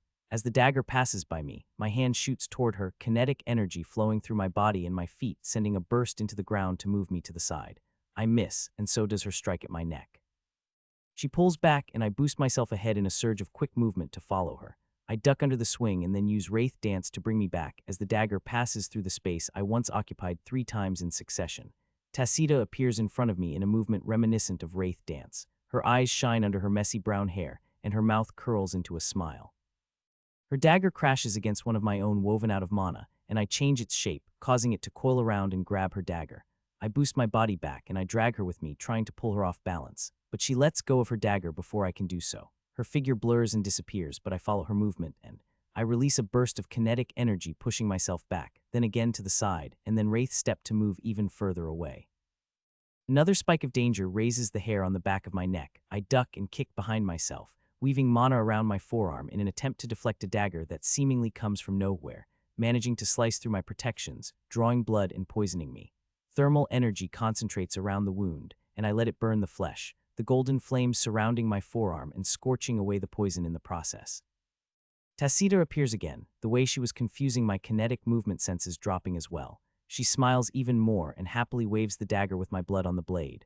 Wow, so that's how it is. I let my heart beat without trying to calm it down. Armor covers my left forearm once more, and a dagger forms in my right hand again.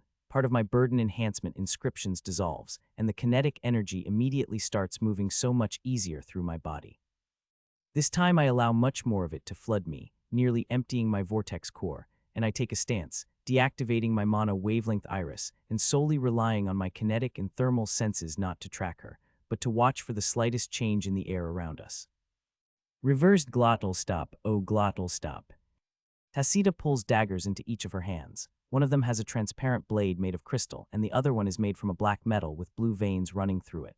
She lowers her body, taking on a stance more reminiscent of a wild beast than anything a human would take. I know she's getting more serious too. Before either of us can attack, though, a powerful shockwave washes through the area, followed by 3 more in quick succession.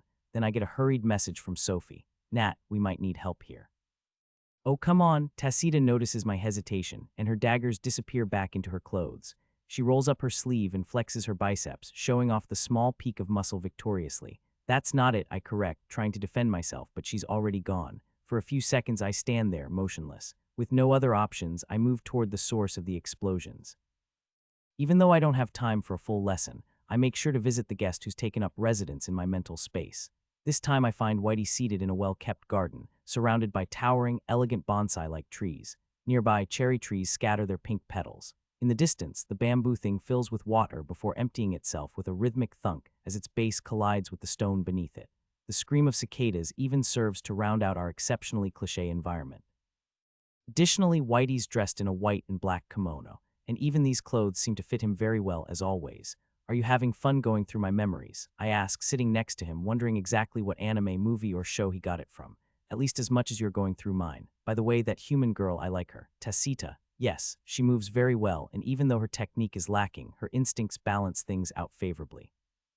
Back then you would have lost against her with kinetic energy alone, you know. Bullshit, so why don't you point out what I did wrong? Whitey, always excited to put down my abilities and make fun of me, reaches into his pocket, pulling out a smartphone and brings up a video of the fight from my point of view. First, she is, in fact, using some sort of field as you refer to it, but until she deploys it over a wider area, there still should be signs of movement. Look here, end.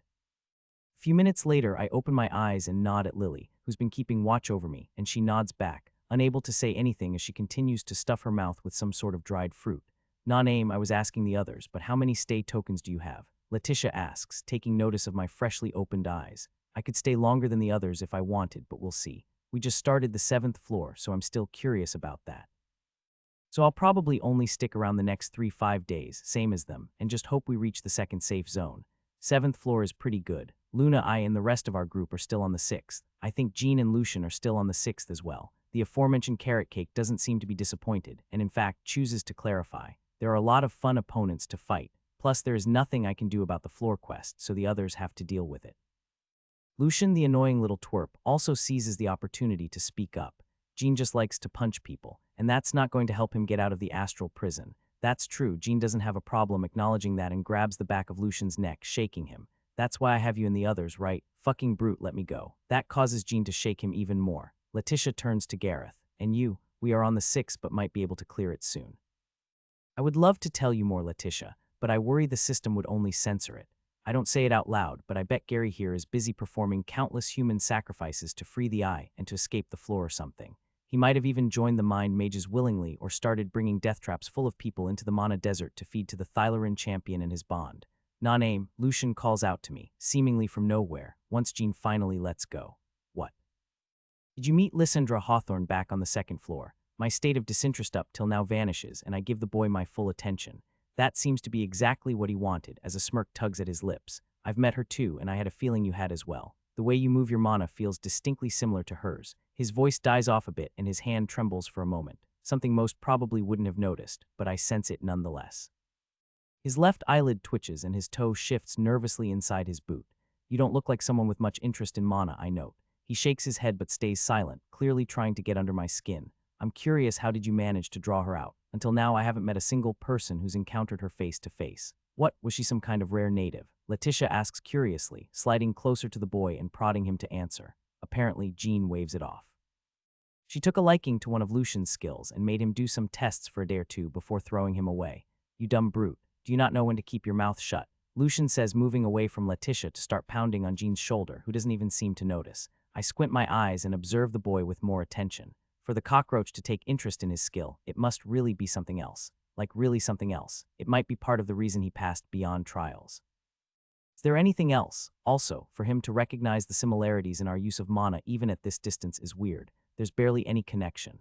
Lucian notices me looking at him and his frustrated expression disappears and he smirks again, probably knowing what's going through my head and the frustration I feel for not knowing the answer. You will fail, do you know that, non-aim? He says, leaning back, arms crossed over his chest. You will never be like her, no matter how much you imitate her techniques. You will never be as strong as her. That confuses me, but I stay quiet, and while we all stand up, preparing to move again, I think, why would I be doing all this, only to become as strong as she was? Before we finally reach the safe zone, I have an opportunity to watch Sophie use Golem Heart, the damaged arcane item I left with her long ago. She's already made her own modifications, and even though she hasn't used the grains of white sand I left with her on the 7th floor, it's still stronger than it was before. Now, if she wants to improve her control, she can infuse her bond into the creation, such that when the earth rises up, her shadow connects to it, making the golem faster and more reactive while Sophie works to keep the frame of the golem strong, changing it according to the situation. It can be humanoid, it can crumble down, and deep within that mass, a smaller wolf-like figure acts as a skeleton, making it seem more alive. But most of all, she uses it to protect herself while she does her own thing. There are even still 2 lurkers under her control fighting in her stead. There are weaknesses I'm sure she knows about, but there are strengths as well. As far as I know, she still hasn't fully tested the limits of her ability. Just how many lurkers can she control and imprint with her? Gesh, another thing that interests me is Gareth and his silver crown. I remember seeing it back during the tournament all those months ago, yet I still have no idea what crown it is, much less what that damned silver light around him could be.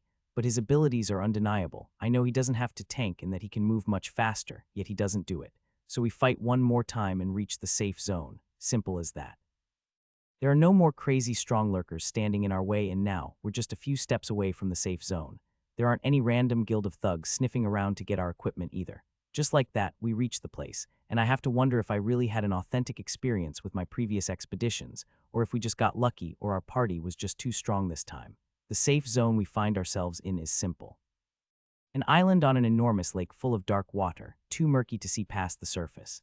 Despite that, something does seem to be swimming beneath the waters, and when Sophie makes her lurkers move closer, the surface ripples, and whatever it is pulls the lurkers down below. We had already heard about it from Letitia, given that she and the others had already made it to this safe zone, so it should be safe, but still, let them move in first. They also mentioned something about fish or fishing, but I'm not sure how that connects to anything. Letitia takes a step onto the surface of the dark, almost black lake, and stands on the surface of the water, ripples of blue light pooling under her feet. Jean takes a step as well and confidently continues to walk, his ripples much bigger, reflecting his weight. It's not them using an ability that makes it possible, but rather one of the lake's properties. Out of the corner of my eye, I catch movement, a slim figure darting across the surface like one of those crazy lizards back on Earth that run on water. The lake is massive, and the island lies far off in the distance, yet Tacita crosses it swiftly. Something in me wonders if she could pull it off just as easily even without the strange effect that allows the rest of us to cross. I let my eyes activate and take a step, watching the ripples of water, mana, and moving mana signatures under the surface. No monsters attack us, and despite the fact that we've been walking for a few minutes, no lurkers try to approach. The contrast with the situation, even a few moments earlier, is striking, and it's taking us a while to get used to not constantly feeling lurkers prowling just out of sight. Given the number of attendees and the first floor size, there's quite a few safe zones. This one is called Lake City, Letitia starts explaining. That's very original. It also seems too small to be called a city. I know set, Letitia flashes her a smile. There are fewer people inside than you might expect, probably a few dozen at most, though sometimes that number rises to just over 100. It changes according to season, and more natives and attendees come to this safe zone when it's time to fish. Tess asks, how do natives get here and what are they fishing for? Once or twice a year, they pay a lot of shards to the top 100 guilds who send them a few B or A ranks who help them fish and to get here safely. They even share part of the catch. Are you going to tease me longer? Hee, it is fun, set. Letitia ignores Luna, who quietly bumps her leg. They're hunting for a fish that eats mana. These fish also tend to eat weapons and items from the lurkers who get pulled into the lake, but more importantly, when they eat mana, it crystallizes inside of that fish's belly and makes mana stones favored by the larger guilds. Is the fish tasty? I'm sorry, I don't know, Jean. I understand. By the way, set, are you guys planning to join any guilds? Luna and I are still on the fence, and we've got a few offers, but we might also be waiting a bit longer for a better one. Apparently, the better guilds don't tend to bother with newbies until they've made it to the second floor. It's pretty rare for them to take an interest in anyone from the first. We're going to wait and see as well. Is there any reason to? Non-Aim told me a few things, but he only had one source, so I want confirmation from someone else. I remember something about longer stay tokens, better prices, and salaries. Well, that's mostly it, Letitia giggles.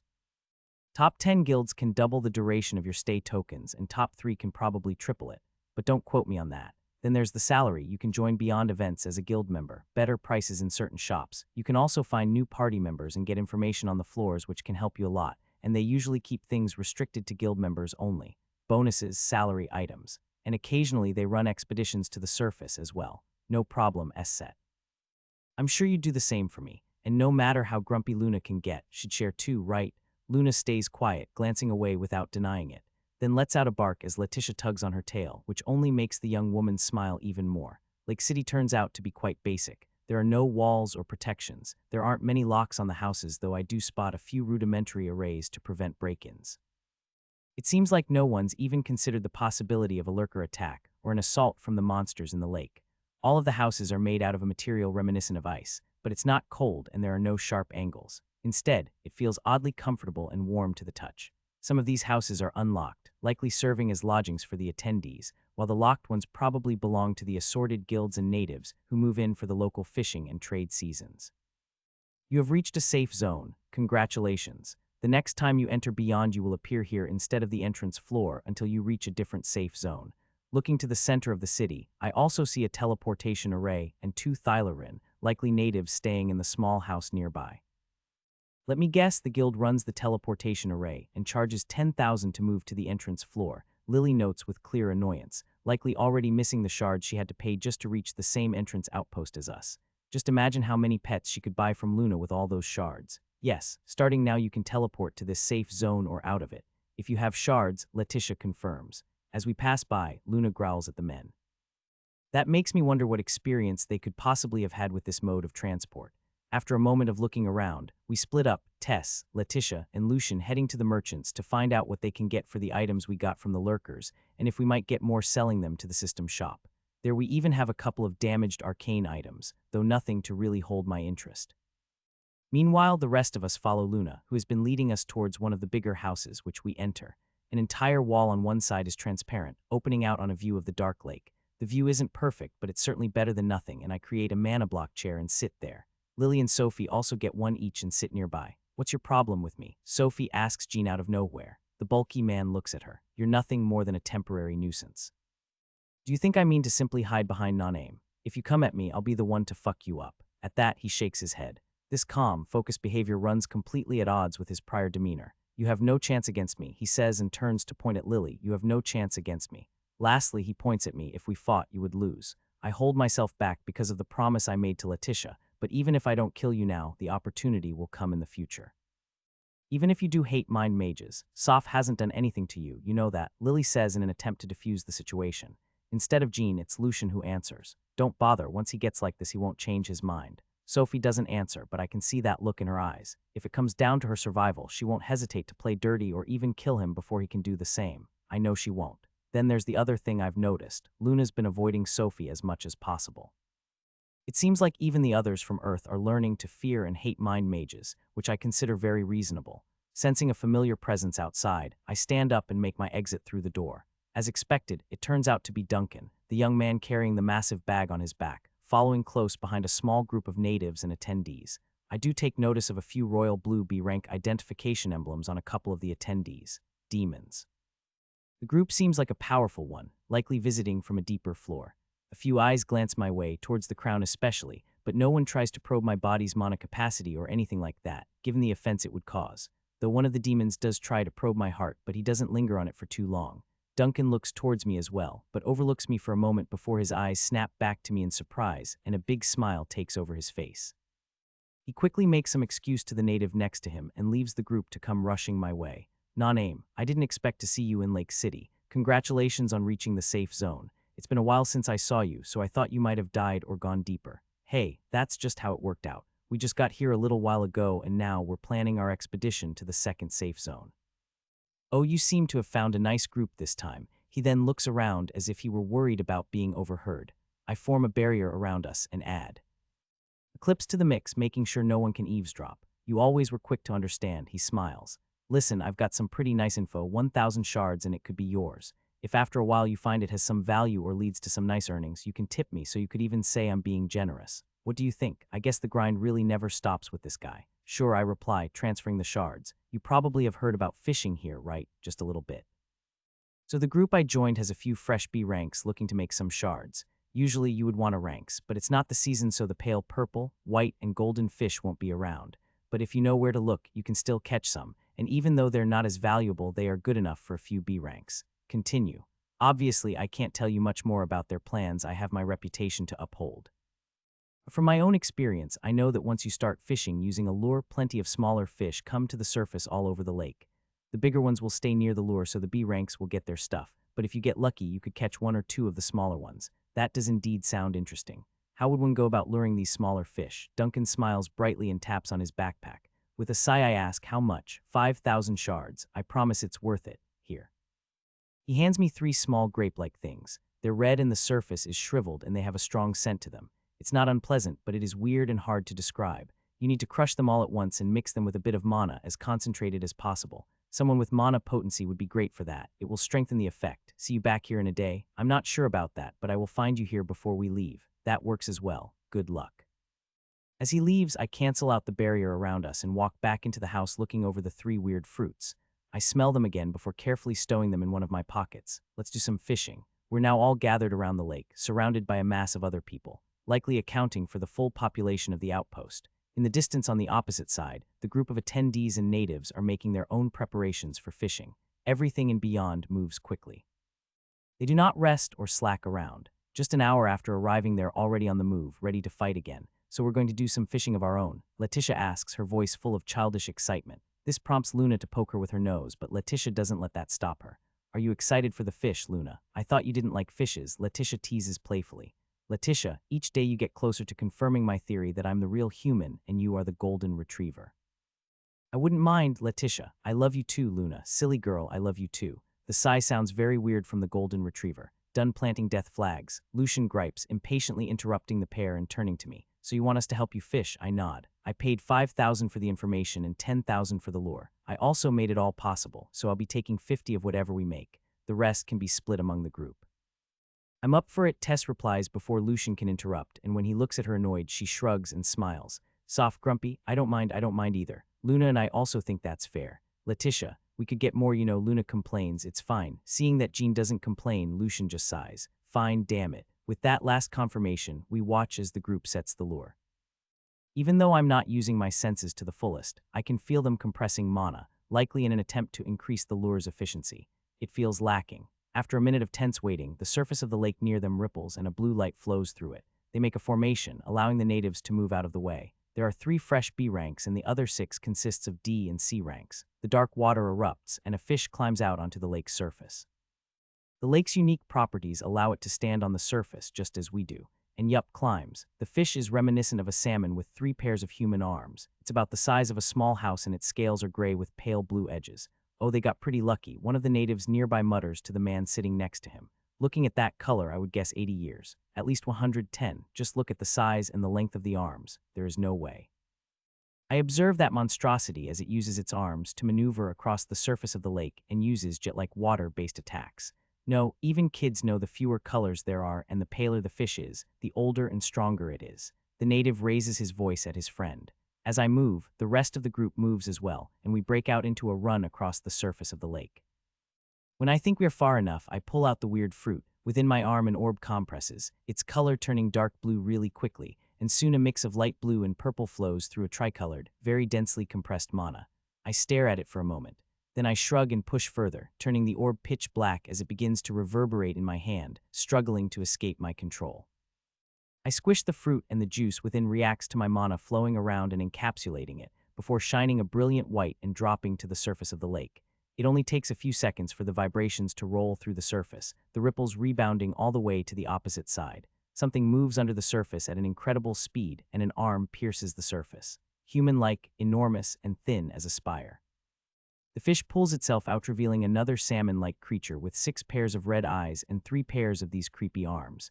That fish is twice as big as the one the others lured, and its scales are of a single color only, pale blue. Fish LVL, even before it fully climbs out, I find myself sliding into. Focus as. Clips activates, reaching out for the fish while ley lines crisscross their way through the area. The pressure just feels that strong. Sophie deploys her webs. Luna grows to the size of a horse, nudging Letitia and prompting her to climb on her back as she begins to form a bow of mana in her hand. Lucian quickly repositions, and Tess grabs him as she runs by, both of them keeping their distance. Gareth steps forth, his armor taking on more bulk as the silver light condenses around him. He lifts his shield just in time as a stream of water erupts from the fish's mouth, striking the shield as if drawn to it, though it's difficult to tell whether the effect originates from man or fish. Gareth holds his ground, using both hands to fend off the assault. Jean runs by him, and the fish turns to shoot that stream at him, but in quick succession, multiple lightning-charged javelins pierce it and make it miss. In one smooth movement, Jean reaches the body and strikes the fish, only to be thrown back with incredible force, his body skipping across the lake's surface like a stone. I immediately recognize the skill's similarity to reflection and lift myself higher into the air before launching a few mana javelins at it, which hit the body. Does that mean it only works on physical attacks? Lily reaches the same conclusion, so the axe stays on her back and coats her fist in disintegration instead before throwing a punch of her own. The attack would almost seem gentle were it not for the gray mana eating a huge hole in the fish's body. Moving surprisingly quickly given its huge size, the fish turns to her, swatting at her with one of its arms, only to be struck by a series of lightning javelins moving at incredible speeds, throwing the attack off course as Lily's punch takes a huge chunk out of that arm. The fish moves again, 2 arms moving, but they freeze mid-air, held by Sophie. Seizing upon the opportunity offered by the immobilized fish, Letitia showers it in a barrage of arrows, leaving some kind of corrosive effect in their wake, and Tess does the same with her javelins, both of them focusing on the eyes. The surface of the lake moves unsteadily, a huge wave rising in the wake of the fish as it moves, turning its jet-like stream on Sophie, only to be blocked by Gareth once again. This time I notice the attack bends slightly in the air as if pulled towards the man. That same stream eventually moves up, targeting me, but I form a shield to intercept the stream in its entirety.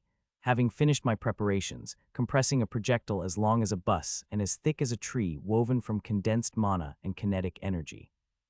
It erupts forth at high speed, piercing through the monster's skull, gouging out massive chunks of flesh, leaving a big hole in its wake, wide enough to see through. The creature's blood begins to drip onto the surface of the lake, and for a moment the fish wavers just before its 6 arms reach out to stabilize it. With incredible speed, the wounds heal except for those inflicted by disintegration. The flesh sizzles and bubbles as it regrows, rapidly mending the damage. 2 more pairs of arms emerge from the fish's back in an eerie sort of twisting motion. Then they clap, sending vibrations through the air along with a powerful disrupting wave, weakening any mana-based skills in the area. Not mine, though. Mana domain protects my body, and Eclipse drains the color from the air, making the varied hues of mana even more vibrant by comparison. At that moment, Jean reaches the fish again, and I launch more projectiles its way, which pierce through its body, tearing the arms from its back. Then Jean punches it again in an even greater show of strength than before. This time, he isn't immediately thrown back. A wide grin spreads across his bloodied face as the fish's skin ripples at the point of impact, inflicting a fresh set of wounds before Jean is hurled away with even greater speed and force than before. As the fish regrows the arms and claps again, I release more of my mana, countering its attempts at disruption with Eclipse as more and more of the surrounding colors fade away under the spreading effects of my skill as it envelops the area. 6 huge arms form from the mana surrounding me, each extending forth and reaching down towards the monster, reaching out to me in turn with the pair on its back. The 6 of my arms grab these 2 arms and pull them off, the blood exploding from the monster. Then the arms grab it to hold it in place. The water swirls around us as another wave prepares to wash over the group, but Sophie moves her arm, causing the water to follow the gesture and roll in place before bursting forth in a series of pressurized streams, bombarding the fish with a myriad of imitations of its own attacks. 3 more javelins pierce its body, Tess's primordial lightning seeming to slow the healing a bit. Striking from underneath, Lily attacks the head, her punches sending threads of gray mana through the body of the monster, stopping the healing fully. Then Jean is there again, delivering another punch and stripping a 5th of the monster's body to the bone, blowing the flesh away in an explosion of blood. He isn't thrown away this time either, apparently having changed something in his approach. Roar of satisfaction erupts from his throat, and he throws another punch, stripping more of the monster's body, spraying blood and flesh everywhere. Gareth and Lily are blasted away in the aftershocks, sent tumbling and sliding across the surface of the lake. One of the fish's arms moves to meet Jean's fist, only to be blown away, with the second following close behind. The water that Sophie and Letitia have been holding back stops spinning and drops back to the surface of the lake, falling like a quick summer's rain. As Jean moves to deliver another attack, 2 of the remaining 4 arms, connected to mostly bones and pieces of flesh, move and slap the surface of the lake. Like an enormous geyser, water under the monster explodes in swirling patterns, cutting into Jean's skin and pushing him away. Then, behind the shroud of water, a light begins to shine forth. I notice Tess lifting her hand high towards the sky and pulling it down, and as if she had drawn it with the stroke of a brush, a huge red and white bolt of coiling lightning crashes down from the sky, assaulting the shroud of water.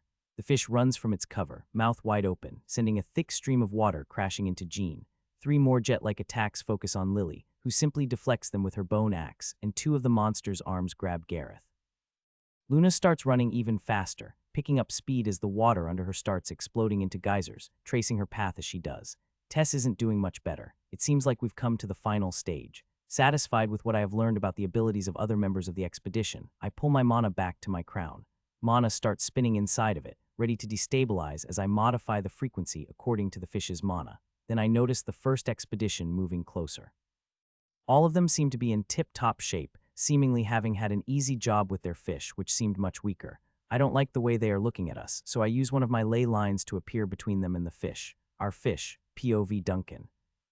That should be as far as you go, Non-Aim says as he appears in front of us, his voice projecting the permanent calm reflected in his expression. It's dark down here, but his crown throws a bit of pale blue light across his face. It might just be me, but the colors in the area around him seem almost washed out, aside from the pale blue of his mana. Muriel, the leader of our expedition, steps forward, coming to a stop in front of him, and as he does so, I hear one of the other B ranks snort in amusement. "We came to help you. Looks like you were unfortunate enough to attract one way too strong for you. We won't ask for much, 70% should be fair for our assistance in taking it down, right? It's unfortunate, but this isn't the first time I've seen something like this."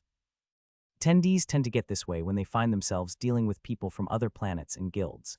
Especially now, granted, they seem to recognize the strength of Non-Aim's group, but at the same time, they won't hesitate to take advantage of their exhaustion from the fight. Muriel stands out as particularly strong, a cut above the other B ranks, ranking somewhere in the lower mid-tier of B ranks overall. The fish Non-Aim's group lured must be at least 200 years old, judging by the color. There is no way Muriel will let the opportunity pass, especially when it comes to a group of rookies with nothing beyond a few D ranks. "It's fine," Non-Aim rejects him anyway. "You seem to misunderstand, human. It's only because we lured our fish that you got lucky." Impatience laces his voice typical of Muriel. He is, after all, a demon, and demons have never been known for their patience. Even then, Non-Aim doesn't seem to hesitate or be worried. "I don't know, man. You might just suck at fishing." Like most of our group, I can hardly believe this blatant provocation.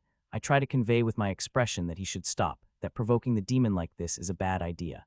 Non-Aim, however, simply glances at me before turning his attention back to Muriel. "Your heart is weak, too," he adds. As he says this, his expression remains blank, only making the words hit harder. "I bet baby demons have stronger hearts. Yours is probably worse than the pets of the royal ladies." Ripples spread across the surface, and the fish being fought by the group battling in the distance is all but forgotten. Muriel's smile widens, his eyes glowing a darker shade of red as his black hair rises, fanning out around his head. A powerful thump echoing through the area, resonating from his heart. I take a step ahead just to try Muriel can. The words freeze in my throat, my movement held at bay, and I find myself unable to move, not to blink, not even to breathe. Damn, the little baby demon got an ouchie. Did I hurt your feelings? I would have expected Non-Aim to at least change his expression or even to smirk a bit, yet his face remains the same, and that only makes it worse. Muriel takes a step towards him, and incredible vibrations rumble through the area as his powerful heart generates an incredible amount of energy. "Human, I will enjoy this very much, sure. If you take another step, you will die." The confidence in Non-Aim's words makes Muriel hesitate for a moment, but he simply smirks and takes another step. "What now?" Non-Aim shrugs. "Kill him." Before anyone can react, another figure appears by Muriel's side, a human girl, slim with eyes peeking out from under her brown hair. That powerful demon heart only manages to beat a few times as Muriel turns towards her, energy exploding around his body. Then it falters, the energy dissipates, and the demon stumbles. At that moment, his head begins to slide down his neck, falling toward the water's surface, landing with a splash before coming to a stop. The light in his red eyes slowly begins to fade, surprise etched in his expression, and as the last glimmer of light vanishes, his head sinks beneath the surface. I lift my eyes to look at the woman once again, but she is gone. Panic ensues in the group as they stand in formation, skills deploying around them. The two remaining B ranks separate from their formation, coming to a stop beside Muriel's body and grabbing it before it can sink beneath the surface.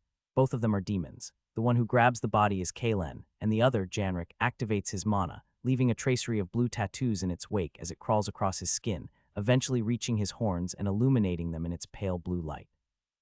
Kalen stretches and looks towards the group still fighting in the distance. "Which member of your party should I kill first?" A lot of anger seeps into his voice. He and Muriel were close, and he doesn't seem to be thinking straight at the moment.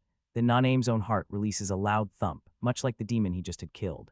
Kalen and Janrik both take a step forward, their eyes filling with bloodlust as their mouths twist upwards in a pair of dangerous smiles at the obvious challenge.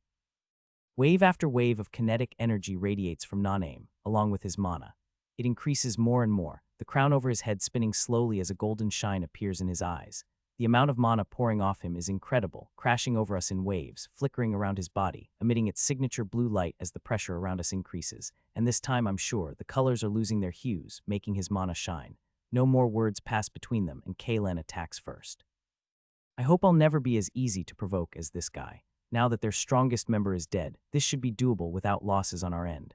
I sidestep using Wraith Dance, bringing myself in line with the path of the demon carrying the corpse of their leader. I switch to Breaker style and release the kinetic energy I've been collecting.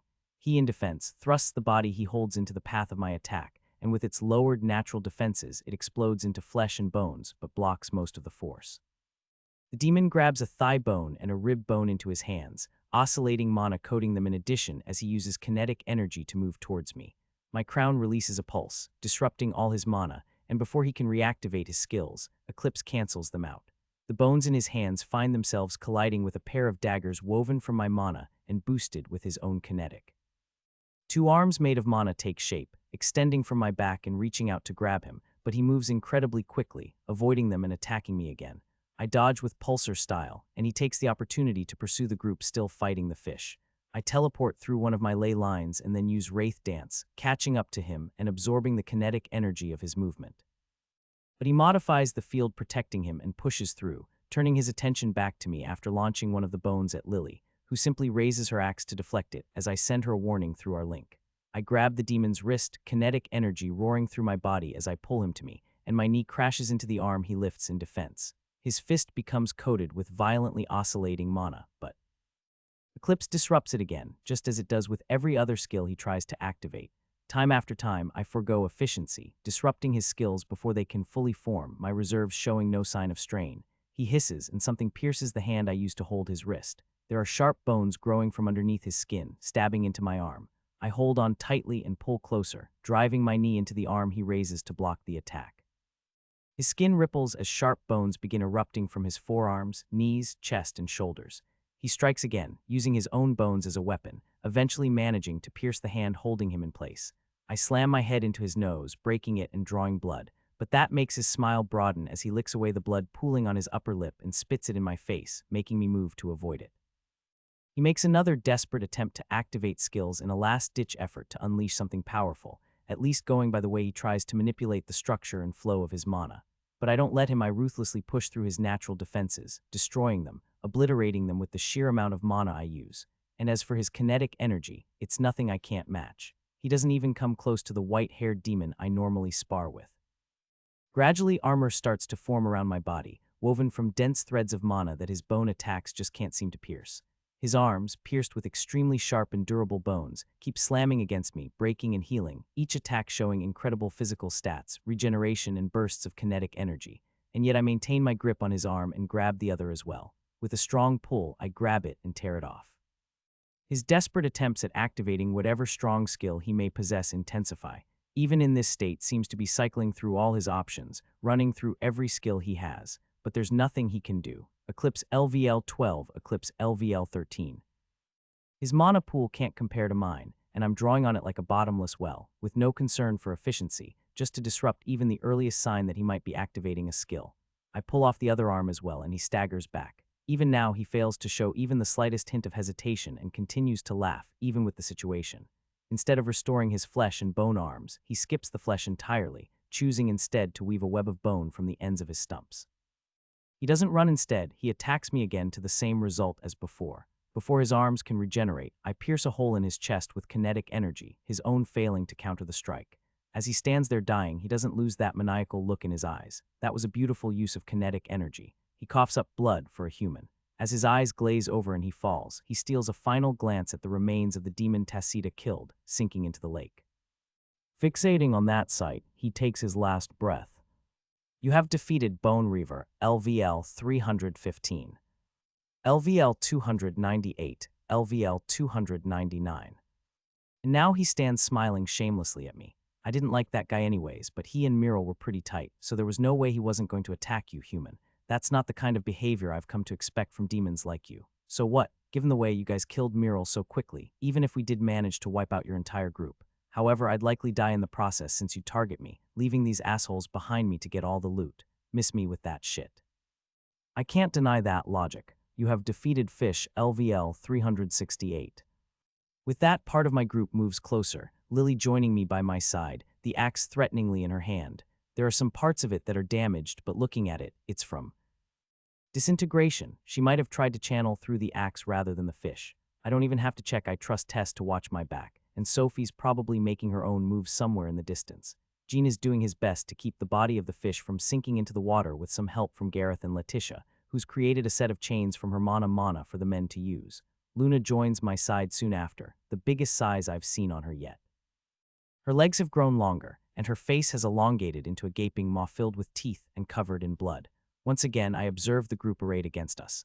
A B-rank demon, who probably saw what I did in the way I fight, and another 8 C and D ranks. I don't think we would lose. I'm even fairly confident I could take on this demon, maybe even easily and on my own if my skills counter his in a similar way to the demon before. Human, don't even think about it, Janrik interrupts, bringing my attention back to him. I have no interest in fighting you or the girl, no, I'll simply avoid both of you, and trust me, one or two of your team members will die in the process, and what for? His words still make sense, even though I think he's still underestimating us. But what for? Without saying a word, I simply turn around and head back to the others. He doesn't say anything either. I sense his group leaving, returning their attention to their own fish. Meanwhile, I send the body of the demon I fought to the house we've been staying at. Human, you might not be as crazy as I thought you were, Luna says by my side. I expected you to attack them. Well, we'd better leave here quickly in case they come back with reinforcements. I'm guessing that this isn't the kind of fish that should be appearing out of season. It's our fish, Human, we will defend it, for it was our prey, Luna growls with a dangerous glint in her eyes. Cute, the doggo likes her fishy. I reach out and give the side of her neck a scratch, taking advantage of her currently huge frame. She then rushes towards the others, grabs one of the chains in her teeth and starts pulling alongside them, her tail swinging excitedly, almost as if she were playing tug of war. We struggled to skin the fish for over an hour, looking all the while for any interesting materials we might use, but it's a messy process all around, all of us clearly lacking the necessary experience. That's why I go to the outpost and bring back Duncan along with a few of the other natives. Each of them pulls out a set of specialized tools, making us help all the while, given the way our skills allow us to make sharper tools and serve to make us stronger. First, they dig through the chest and head for the bulk of the innards, and soon they pull something free, pale blue core arcane. A spherical core within a fish's body that pulses with mana. This core serves as the source of its power, capable of amplifying mana fields or fueling high-tier constructs. Some of them shout in excitement, and the older ones start bickering about when the last time they saw such a big pale blue core was. Apparently there are even bigger ones, but they tend to be different colors. For example, one can also find pale purple cores, pale golden cores, and pale white cores, which seem to be the rarest.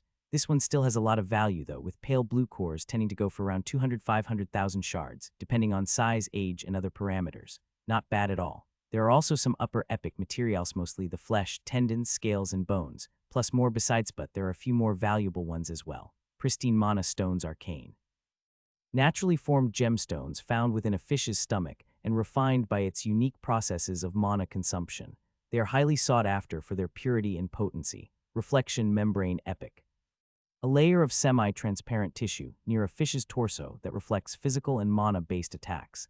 Ideal for crafting shields and defensive barriers. Energy-hardened skeleton epic. The durable skeleton of a fish, laced with absorbed mana. Its fragments can be used to craft high-tier weapons and mana conductors. Overall, our fish is estimated to have a value somewhere between 300–700,000 shards at most, for a converted value of 3–7 low arcane weapons or 1–3 mid-arcane, for a fish. Sure, it took 10 of us to take it down, but I'm sure we could pull it off with less, and if you could catch a few in a row, you would certainly end up with a decent amount of shards. And from what I've heard, some of the more powerful B and A ranks have been known to take out similar fish on their own with minimal effort and damage to the materials. The problem is that even pale blue fish are extremely rare, not to mention the higher tiers of them. I want to see it. I want to fight more of those guys. I want to try hunting a fish on my own, and now we find ourselves standing around that loot, splitting the parts amongst ourselves based on their potential usefulness. I even got some pristine mana stones and a few pieces of membrane out of the deal, and Lily got some more bones, as usual. She also got the body of the demon I killed, along with a few small pieces from the other demon's body. That makes me wonder if a lurker could still grow from the pieces left behind after we take our share with us when we leave.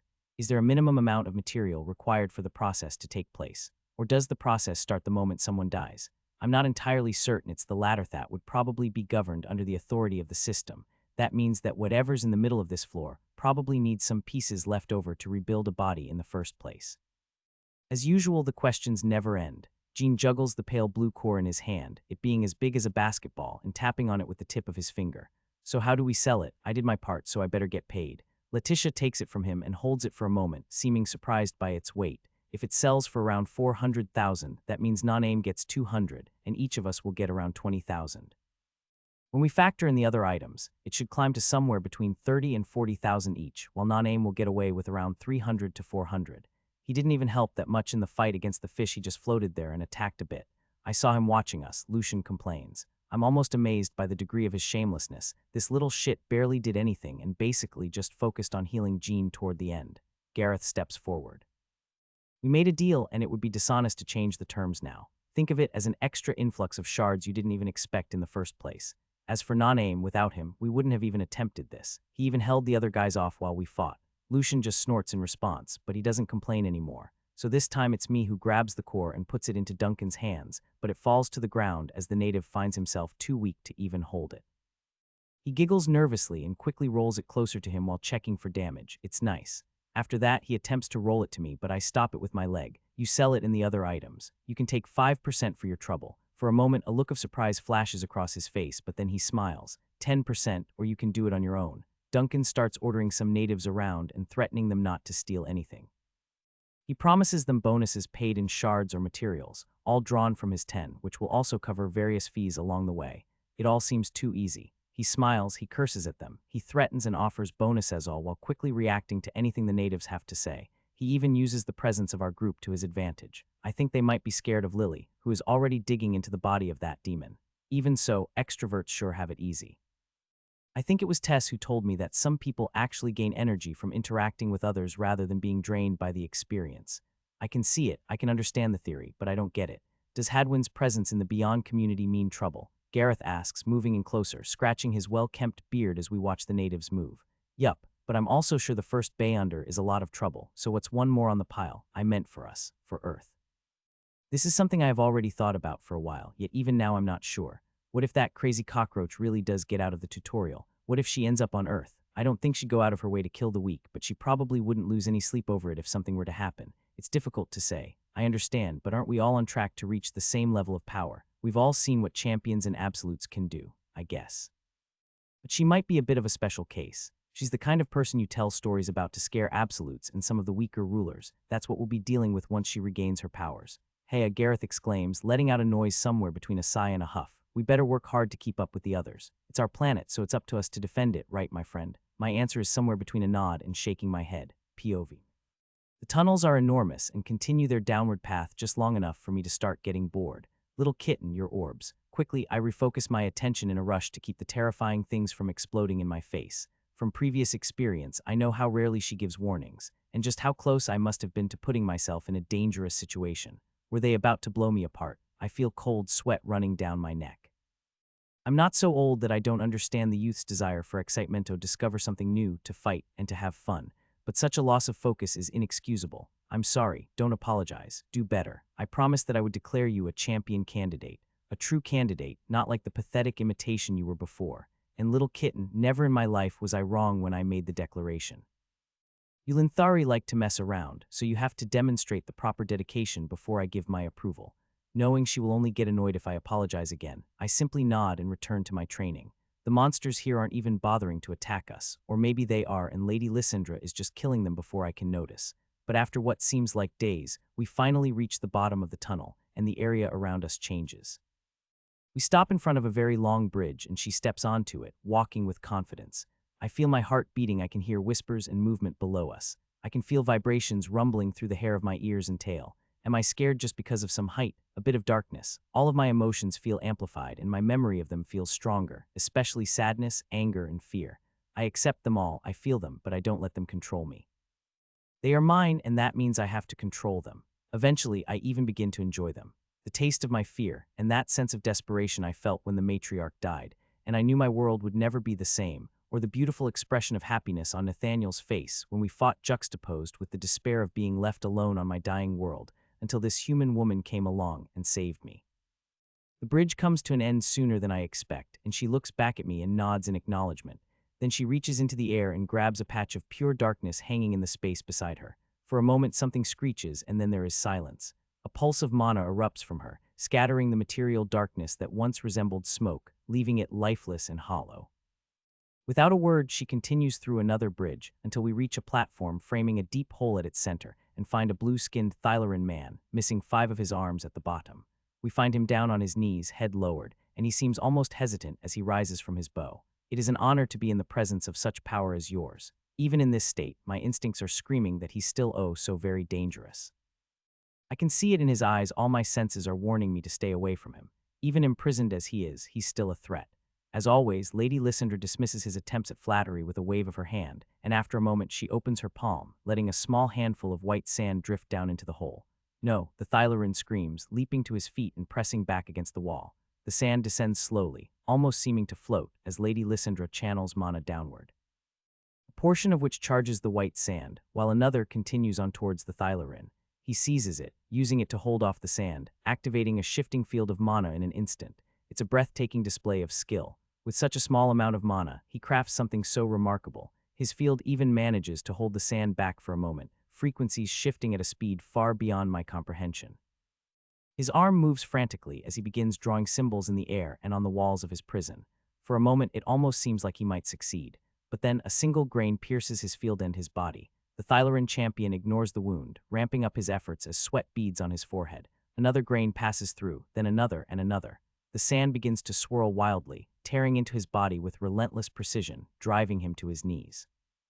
Gradually, the symbols he's drawn start to weaken, their glow fading until they vanish entirely.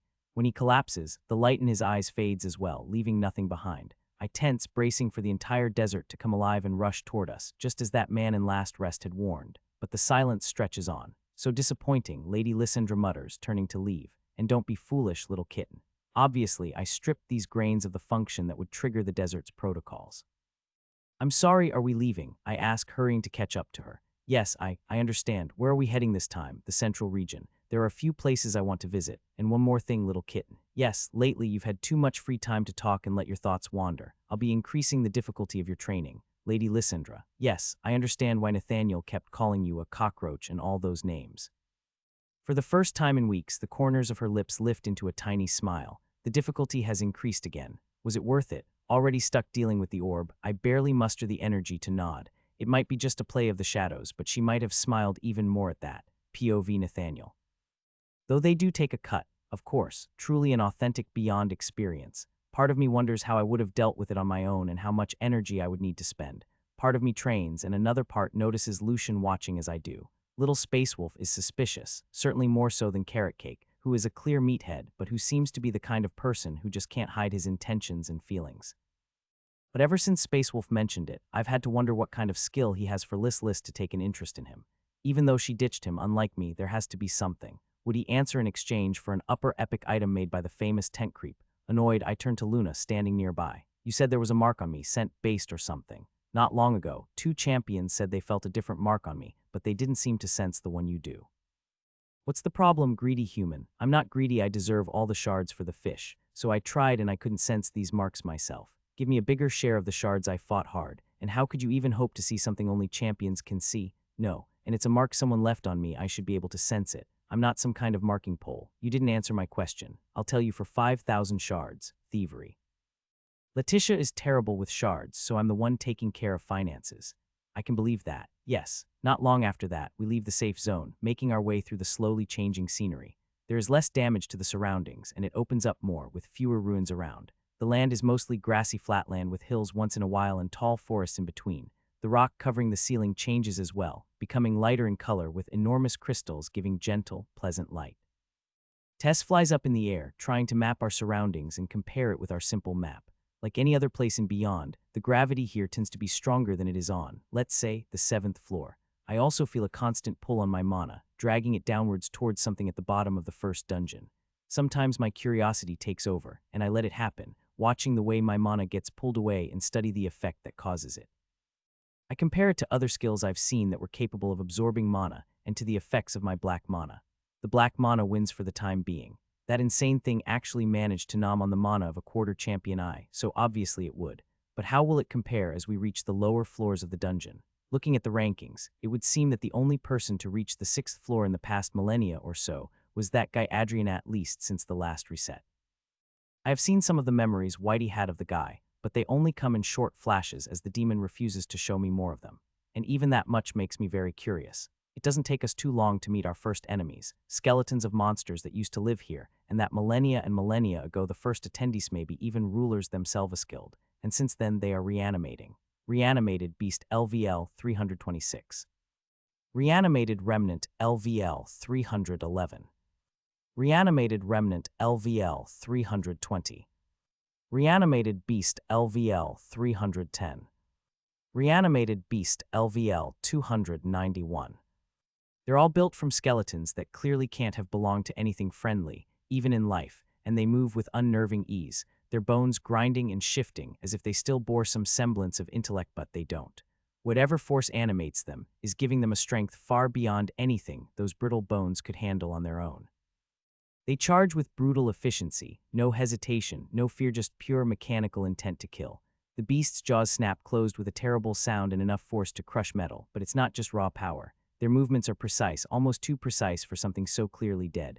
I can't help but wonder how much of the original monster remains. Remnants are different. They aren't whole monsters, not even close. Each one is a unique patchwork of skeletons, cobbled together like some child's nightmare of a puzzle. Each step they take is jerky, almost clumsy, but there's a disturbing unpredictability to them. The spine from one beast fused to the ribs of another, claws that don't match the attached limbs. It's like something threw them together in a hurry and still made them work. Fortunately, we learn about them long before they get close, so we're ready when they do. Gareth and Jean taking the front, while Sophie, Letitia, and Luna handle the defenses, and Lucian cowers behind Tess. That leaves Lily and I to do whatever we see fit, and Tessita manages to be somewhere else once again. As the highest-level beast in the approaching group attacks, it tears through Jean's body, freeing his organs and taking a piece of his leg with it before Gareth bashes into the monster. As Gareth finds himself tossed aside, Sophie steps in to halt the monster in its tracks, while Lily moves in with an incredible burst of speed, intercepting one of the beasts trying to outflank us, and Tess bombs each monster in turn. Stones are torn from the ground around her, each thrown at incredible speed at the monsters. Jean, having finally recovered, lets out a hearty laugh and rushes back into the fray with glee, muscles bulging dangerously under his skin. The fight takes much longer than expected, but after what feels like an eternity, the reanimated monsters finally lie dead, leaving our small group to lick its wounds which still refuse to close, the attacks of our opponents leaving behind red scars even with healing. Despite expectations, the bonk strategy seems to work, and Jean finished the level 326 reanimated beast all on his own, without outside help aside from the healing he got at the start. I also went hard and helped to kill the remaining monsters. It feels awkward, so I ignore it and they leave me alone. Another day passes, marked by countless clashes with the monsters. I push myself to kill as many as possible on my own, testing the limits of my mana and my new skill. There are a few things that give me an edge, but these creatures are formidable nonetheless. They're incredibly durable, and their razor-sharp attacks easily pierce through barriers. Plus, they have some kind of anti-healing effect and even employ their own scouts to track us. Still, after the first few battles, things do get slightly easier. We start adapting to their fighting patterns, and losing a limb or two feels like a small price to pay for such excellent progress. Though at some point, something inside me starts to wonder if Jean might be level 300, but I don't quite think he is. But it wasn't so long ago that I was saying level didn't matter much. Well, I might have lied a bit, because right now, I care a lot, for one simple reason. LVL 299, LVL 300. Well done, you have successfully reached level 300. You may now select a new primary class. Available classes and their rarity are based on your actions and performance up until now within the tutorial. Specifically this system message and the 5 options it's currently presenting. Let's see what the system has for me. It seems like arcane primary classes are on the menu, and I'm here for it. I might have been hoping for something along those lines, but the fact that none of my options are below arcane means, well, a lot of things, really. I relay the message through our link and ask Tess to keep an eye on surroundings while I look over my options. Mana Reforger Arcane. An advanced class specializing in augmenting and transforming one's body and equipment through precise energy manipulation. Mana Reforgers push the boundaries of physical and magical enhancement, all the while forging powerful artifacts and refining themselves into dangerous combatants. Your dedication to self-improvement is extraordinary. You've modified and strengthened your body beyond your level and crafted multiple mid-arcane items. You have modified your body extensively. Acquired Bone Knitting. With mana manipulation at level 60 and a mana stat exceeding 1,200, you've showcased exceptional skill in enduring and reshaping both yourself and your tools. Your fortified physique alone allows you to withstand attacks that would be fatal to others. Mindshield Guardian Arcane. An advanced class focused on mental fortification and resilience. Mindshield Guardians possess unparalleled mental defenses and are therefore capable of resisting mental manipulation and enduring the strain of powerful abilities and advanced mental calculations. Your mind is an unbreakable fortress. With passive skills like Mana Fortified Mind Low Arcane and Mental Attunement Loop Mid Arcane, you've strengthened your psyche to withstand any assault. Your level 60 skill. Focus allows you to wield potent abilities without faltering. Primordial Kinetic Master Arcane.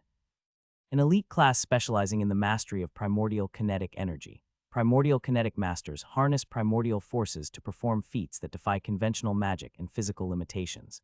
Your journey through the study of primordial energies sets you apart. Under unique teachings, you've begun to master primordial kinetic techniques, demonstrating remarkable degrees of control and understanding.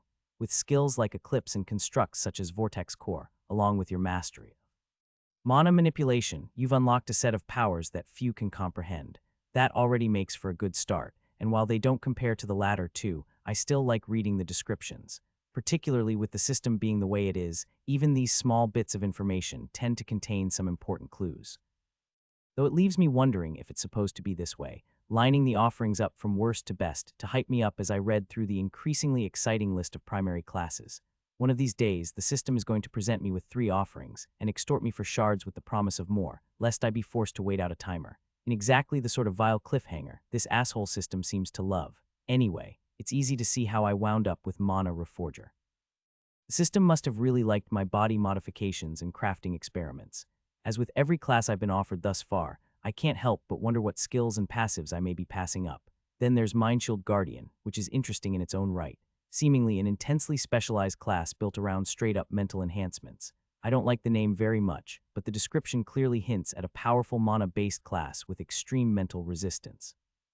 That also reminds me that I'll have to ask the others how many arcane classes, if any, they were offered when they reach level 300. With all the shit I went through to get here, it had better be less than me. Anyway, Mindshield Guardian very nice, but maybe next time. Primordial Kinetic Master sounds more interesting, though I'd probably like it more if I were Whitey. Hell, it even sounds interesting to me. Defy conventional magic and physical limitations. What kind of man wouldn't be enamored with that description? I want to defy physical limitations. It would seem I have Whitey to thank for this one. For the system to acknowledge him that much, the guy must have had a truly incredible talent for kinetic energy, and so far I haven't met anyone close to him, and I still have 2 to go over. Options I never would have expected to see. Kinetic Mana Harmonizer Unique Arcane. A unique class granted to individuals who have taken their first steps towards harmonizing kinetic energy with the manipulation of mana, enhancing their magical prowess through kinetic augmentation. Kinetic Mana Harmonizers utilize kinetic forces to refine and empower their mana-based skills, achieving feats surpassing conventional applications of magic. Mana Weaver Unique Arcane. An unparalleled class for those who have harmonized their mana's wavelength to achieve ultimate control over its flow. Mana Weavers wield mana with such power that their very presence influences the flow of magic around them. Your unrestrained power is a sight to behold, and you've accomplished feats only witnessed by a select few. You have killed champions, have become a champion candidate before receiving a primary class upgrade, have received a unique passive skill, have studied under an absolute. Have mana reserves far exceeding your level, have a second stage mana wavelength iris, have mid-arcane passive, allowing you to endure the strain of powerful skills and see mana in a way that few can match, have reacquired the mana manipulation skill multiple times. You have used mana far surpassing your body's capabilities countless times and survived. Through sheer determination and focus, you reign supreme over your mana. Unique. Rarely does the system use this word. The last time I saw it was when I combined 2 upper epic passives, creating a skill that, in certain situations, is the equal of an arcane skill, which I'm finally seeing confirmed in the description of Kinetic Mana Harmonizer. Unique means it was made for me, a new thing, modified, changed, or created based on my performance and stats. At least that's what's been implied. The same goes for these 2 primary classes. They're probably modified forms of more basic arcane classes, unique to me, and the related skills and passives will probably be the same. I think it was Lysandra who once told me the system doesn't like to give you options to cover your weaknesses. No, the system strengthens and builds upon what you've accomplished. Since then, I've been thinking about the 2 starting skills I got, focus and mana manipulation. It's almost as if the system pulled them out of us rather than giving them to us, and we've been building on them with the system's help ever since. Each of these skills feels important and telling, and often reveals a lot about us. The twins, constantly seeking some form of connection, Tess gaining Farsight because of the way she liked to watch that group of friends play, Lily, gaining a healing skill despite all the anger she carries with her, twisting her wrath into disintegration, and me acquiring focus, allowing me to ignore my emotions to a greater degree than I ever did before. Even now, almost 2 years into the tutorial, there's so much I don't know. How the system came into being, who made the tutorial, which even seems to predate the rulers who learned how to influence it slightly. What is the first dungeon, and why did the rulers build beyond over it? Why did they connect beyond to the tutorial and the real world? Why, Nat? We need to move. There is a group of 20 heading our way, Tess says, tapping my shoulder and pointing off into the distance. Obviously, I don't see anything, but I believe her. Need me to slow them down. There is no need for the moment, but be ready to defend. They seem to have long-range attackers as well. So we move, running as quickly as we can. Sophie leaves behind some of her webs to make us more difficult to track and does something to the air around us, making it more challenging to establish visual contact. I use Eclipse expanding its reach beyond our small group and dissipating the mana we leave behind. We don't head back, no. We delve deeper, and the moment I go to reread the descriptions, Tess shouts a warning. Screaming through the air over our heads, a bone javelin 2 times the length of my body passes by with a red light glowing inside. The incredible amount of mana packed within begins to expand as cracks spread across its surface. A quick teleport brings me in range, and I grab it with my outstretched hand. The colors of the world fade around me as the red light shines ever so much brighter, but even that light starts to dwindle, pulling back and dying off as my Eclipse surrounds and suffocates it, as my mana wavelength iris observes the whole process. When I finally let go, the javelin crumbles, mana potent enough to equal my tricolored orb explosions fading to nothing. My kinetic energy surrounds me, and another javelin slows to a crawl. I fly towards it, grabbing it, surrounding it. Eclipse once more as the mana within fights back, threatening to destabilize around me, but in the end, even that dissipates into a mist of fine particles. When I grab the third one, the light simply blinks, slowly changing and beginning to glow a pale shade of blue. The javelin becomes mine, and I throw it into the air, boosting it further with kinetic energy. It only takes a few seconds for me to see the explosion rippling out from the place the javelin came from. Resonance flow expands even further as I fly just behind our group, covering a wide area around us, slowing 6 more of the bone javelins slowing to a halt in midair. More and more mana funnels its way into Eclipse, and my eyes move to read the wavelengths of each incoming weapon. I modify my frequency, adapting to theirs, and then I take over, overriding the enemy's control and making them my own. Ley lines connect to each of the weapons, pumping each one with an increasing flood of mana as I return them to sender, severing my connection in the process. 6 more explosions ring out, still miles away, but this time I can feel the vibrations of the explosions even without the kinetic senses. You have defeated Reanimated Marauder LVL 306. You have defeated Reanimated Marauder LVL 301. Seeing no more javelins heading our way, I boost myself in the direction of the others, catching up to the group after taking a moment to deploy some traps triggered by mana threads, along some extremely dense mana threads to cut through the weaker monsters while snaring the stronger ones for a bit. Landing near Tess, I boost my body with kinetic energy and break into a run at her side. There's another group to our left and a smaller one ahead of us, she warns. Is something attracting them like it was in the previous zone, or is this normal? I already asked Sophie, Luna, and Letitia to look into it, but they couldn't find anything, and Letitia said there shouldn't be anything attracting monsters like we attract lurkers. It seems like they have scouts tracking us and sending them our way. Then she speaks through our link to keep the others from overhearing. Are you going to upgrade your class? To be honest, I'm already starting to get impatient. I already have my choice all lined up. But I don't know if it won't give me some stuff that could make me unconscious in the process, and I don't need a new class to deal with these guys. So yes, damn it, yes, we hide inside one of the huge stone pillars connecting the floor to the ceiling. They turn out to be surprisingly durable, and it takes a great deal of effort to carve our way inside, with Sophie manipulating the stone to close the way behind us, while I use one of my tiny black orbs to destroy any trace of our mana before allowing it to crumble away. With our signatures hidden and the area shielded by a multitude of webs and arrays, we take a moment to sit around the gentle light of a normal candle that burns surprisingly bright in the dimness of our hidey hole, keeping our usage of mana to a minimum. The hideout is cramped, and the air within is stale and heavy, carrying faint traces of the dust shaken loose by our excavations. The walls, smooth yet imperfect, hold an eerie stillness, their muted gray surfaces serving to absorb the flickering glow of our single candle. It casts elongated shadows that stretch and twist across the stone in an unnerving manner. As we settle in, so too does the weight of our exhaustion. Every breath feels heavier, every sound rings louder in near silence. Even the candlelight feels fragile, as though the oppressive darkness might snuff it out at any moment. Put simply, the morale has never been better. After a day of running and fighting, we all seem to have leveled up, but after having to heal all that damage and disintegrate these unhealing wounds, Lily, now with short black hair, is running out of her mana. So currently we sit here waiting for her to recover. I'm sorry, Grumpy, Gareth apologizes. I've been working on modifying my skill so I can do more to help you next time. It's fine. I can heal a lot, I just want to have some reserves in case things go to shit. she says, tapping her backpack. Thankfully, no one asks what she has in it. It would be difficult to explain. Also, what's up with her language recently? Will you keep watch for me? I ask Tess. Go for it, she confirms. So I pull myself further into my corner and close my eyes, hoping that the process of upgrading my class won't make me scream or anything. That would be awkward. I have an image to maintain. First, for good old time's sake, I check my previous class. I know I haven't been giving it a lot of attention lately, but it served me well. Focused Channeler Epic. Active Skill Mana Domain. Establishes a limited area, granting the user a heightened degree of control and influence over the flow of mana, providing various tactical advantages. Active Skill Tether. Anchors the user's mana to a specific location, enabling quick return or other location-based effects. Passive Skill Mana Reservoir Epic. Allows the user to slowly and gradually store mana beyond their natural maximum, effectively increasing their total mana pool. Bonuses: Constitution plus 20. Mana plus 100. I still have Mana Domain even now, and I'm hoping to keep it because of the applied effect of pride to it.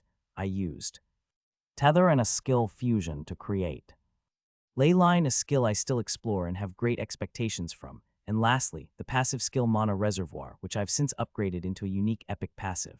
Congratulations, you have chosen the primary class Mana Weaver Unique Arcane. In the future, you may be able to upgrade your class or exchange it for a new one, befitting your actions at that point within the tutorial. Another window pops up. Congratulations, you have acquired a new primary class, Mana Weaver Unique Arcane. Active Skill Empyrean Lance. A luminous spear of refined mana, charged with harmonic frequencies that resonate with both matter and energy.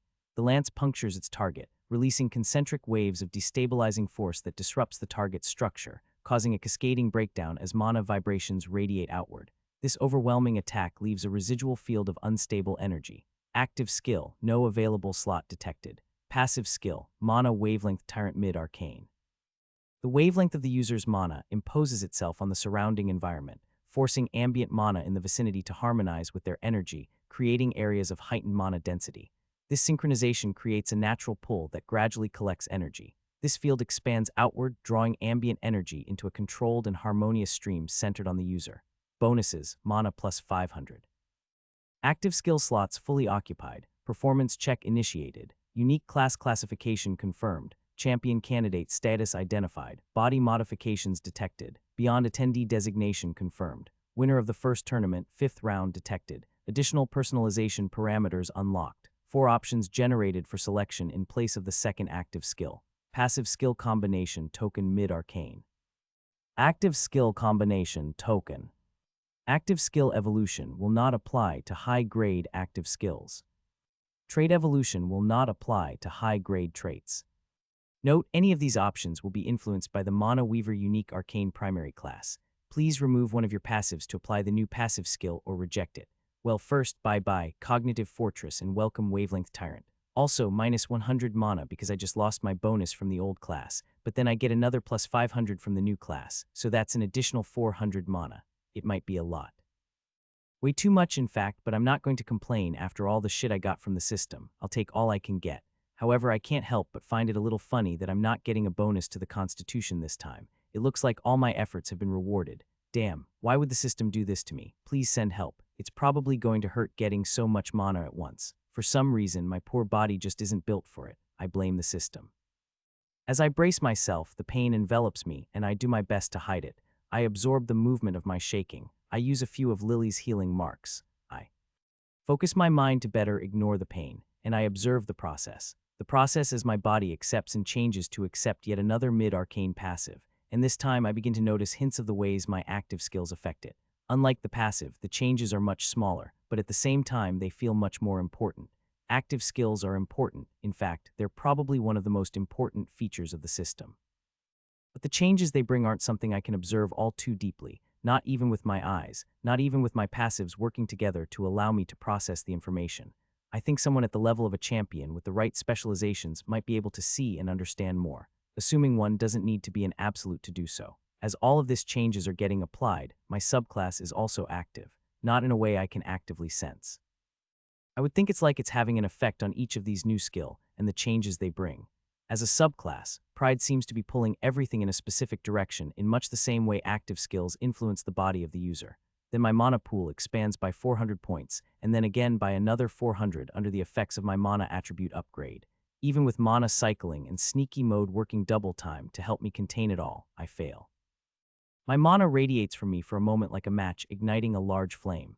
It fills the small area around us. It pierces through our defensive arrays and seeps outside, announcing my presence to anyone who might be looking.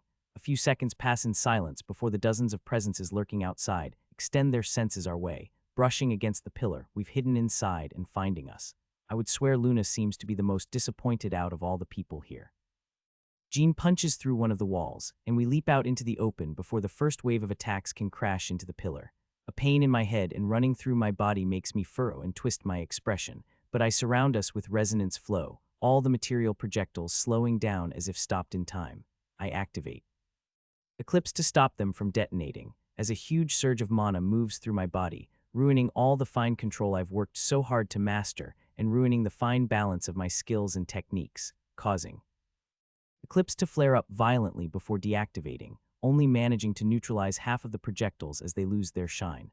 Already far away and noticing I have failed, Sophie's shadow flows out around her, expanding and blending itself with the dust rising into the air. It blocks the shockwave of an attack that tears through the environment around us. At the front, Jean crashes his way through a group of skeletal monsters, and Tess uses her psychokinesis to rip chunks of stone from the ground and fling them into the path of incoming projectiles to detonate them a safe distance away from us. Even then, the shockwaves from the explosions push us and batter our defenses. Once again, I move my mana to activate my skills, but I end up using way too much, ruining the carefully cultivated balance of mana in my body and leaving the excess mana to swirl within my body, tearing a hole through my chest near my heart. All my constructs strain, parts of them breaking, as the pathways fail to endure the heightened strain and movements of my mana. With my eyes in mind, I watch it all happen. The information flows through my mind with ease, failing to strain my focus even under the circumstances. It's a funny experience, to be honest, and a strong reminder that even with all these free stats from training with the restrictive training emblem, my body still relies on my fine control and my firm grasp on my mana. Increasing my body's reserves has affected me more than using mana from the crown or the reservoirven if they do hold more mana. More than anything, it's the shift in the amount of mana being generated with each pulse of my heart and being sent coursing through my body that's throwing me off. When another attack pushes me to my knees, I boost myself to the side with kinetic energy and reach an arm out behind me, forming a shield to block yet another projectile. Before it explodes, my mana encloses it in a bubble. The red light explodes inside the bubble, stretching the tight membrane of mana before I actively compress it and launch it back at the attackers, where it finally bursts, causing another explosion. You have defeated reanimated Marauder LVL 304. LVL 300, LVL 301. I quickly reinvest the stats, only to stop at it. A strong sense of amusement washes over me. Even with all the trouble I've got on my hands right now, I have automatically invested these 3 stat points into mana. There is something extremely hilarious about that. With an improved mood, I straighten my back even with all that pain. A big part of my mind separates itself from the chaos and starts working on the task of temporarily fixing my constructs and strengthening the surviving pathways while repairing the broken sections. The another part turns to mana cycling, getting used to all that mana roaming through my body, grabbing it and forcing it to move in the way I'm used to, with the occasional tweak to adapt to my increased pool. Mana manipulation LVL 60, mana manipulation LVL 61. The third part turns to the attackers, switching to kinetic energy and supporting the others as much as I can, but there is a tiny fourth part, a most curious one. That one opens my status, impatient to check it.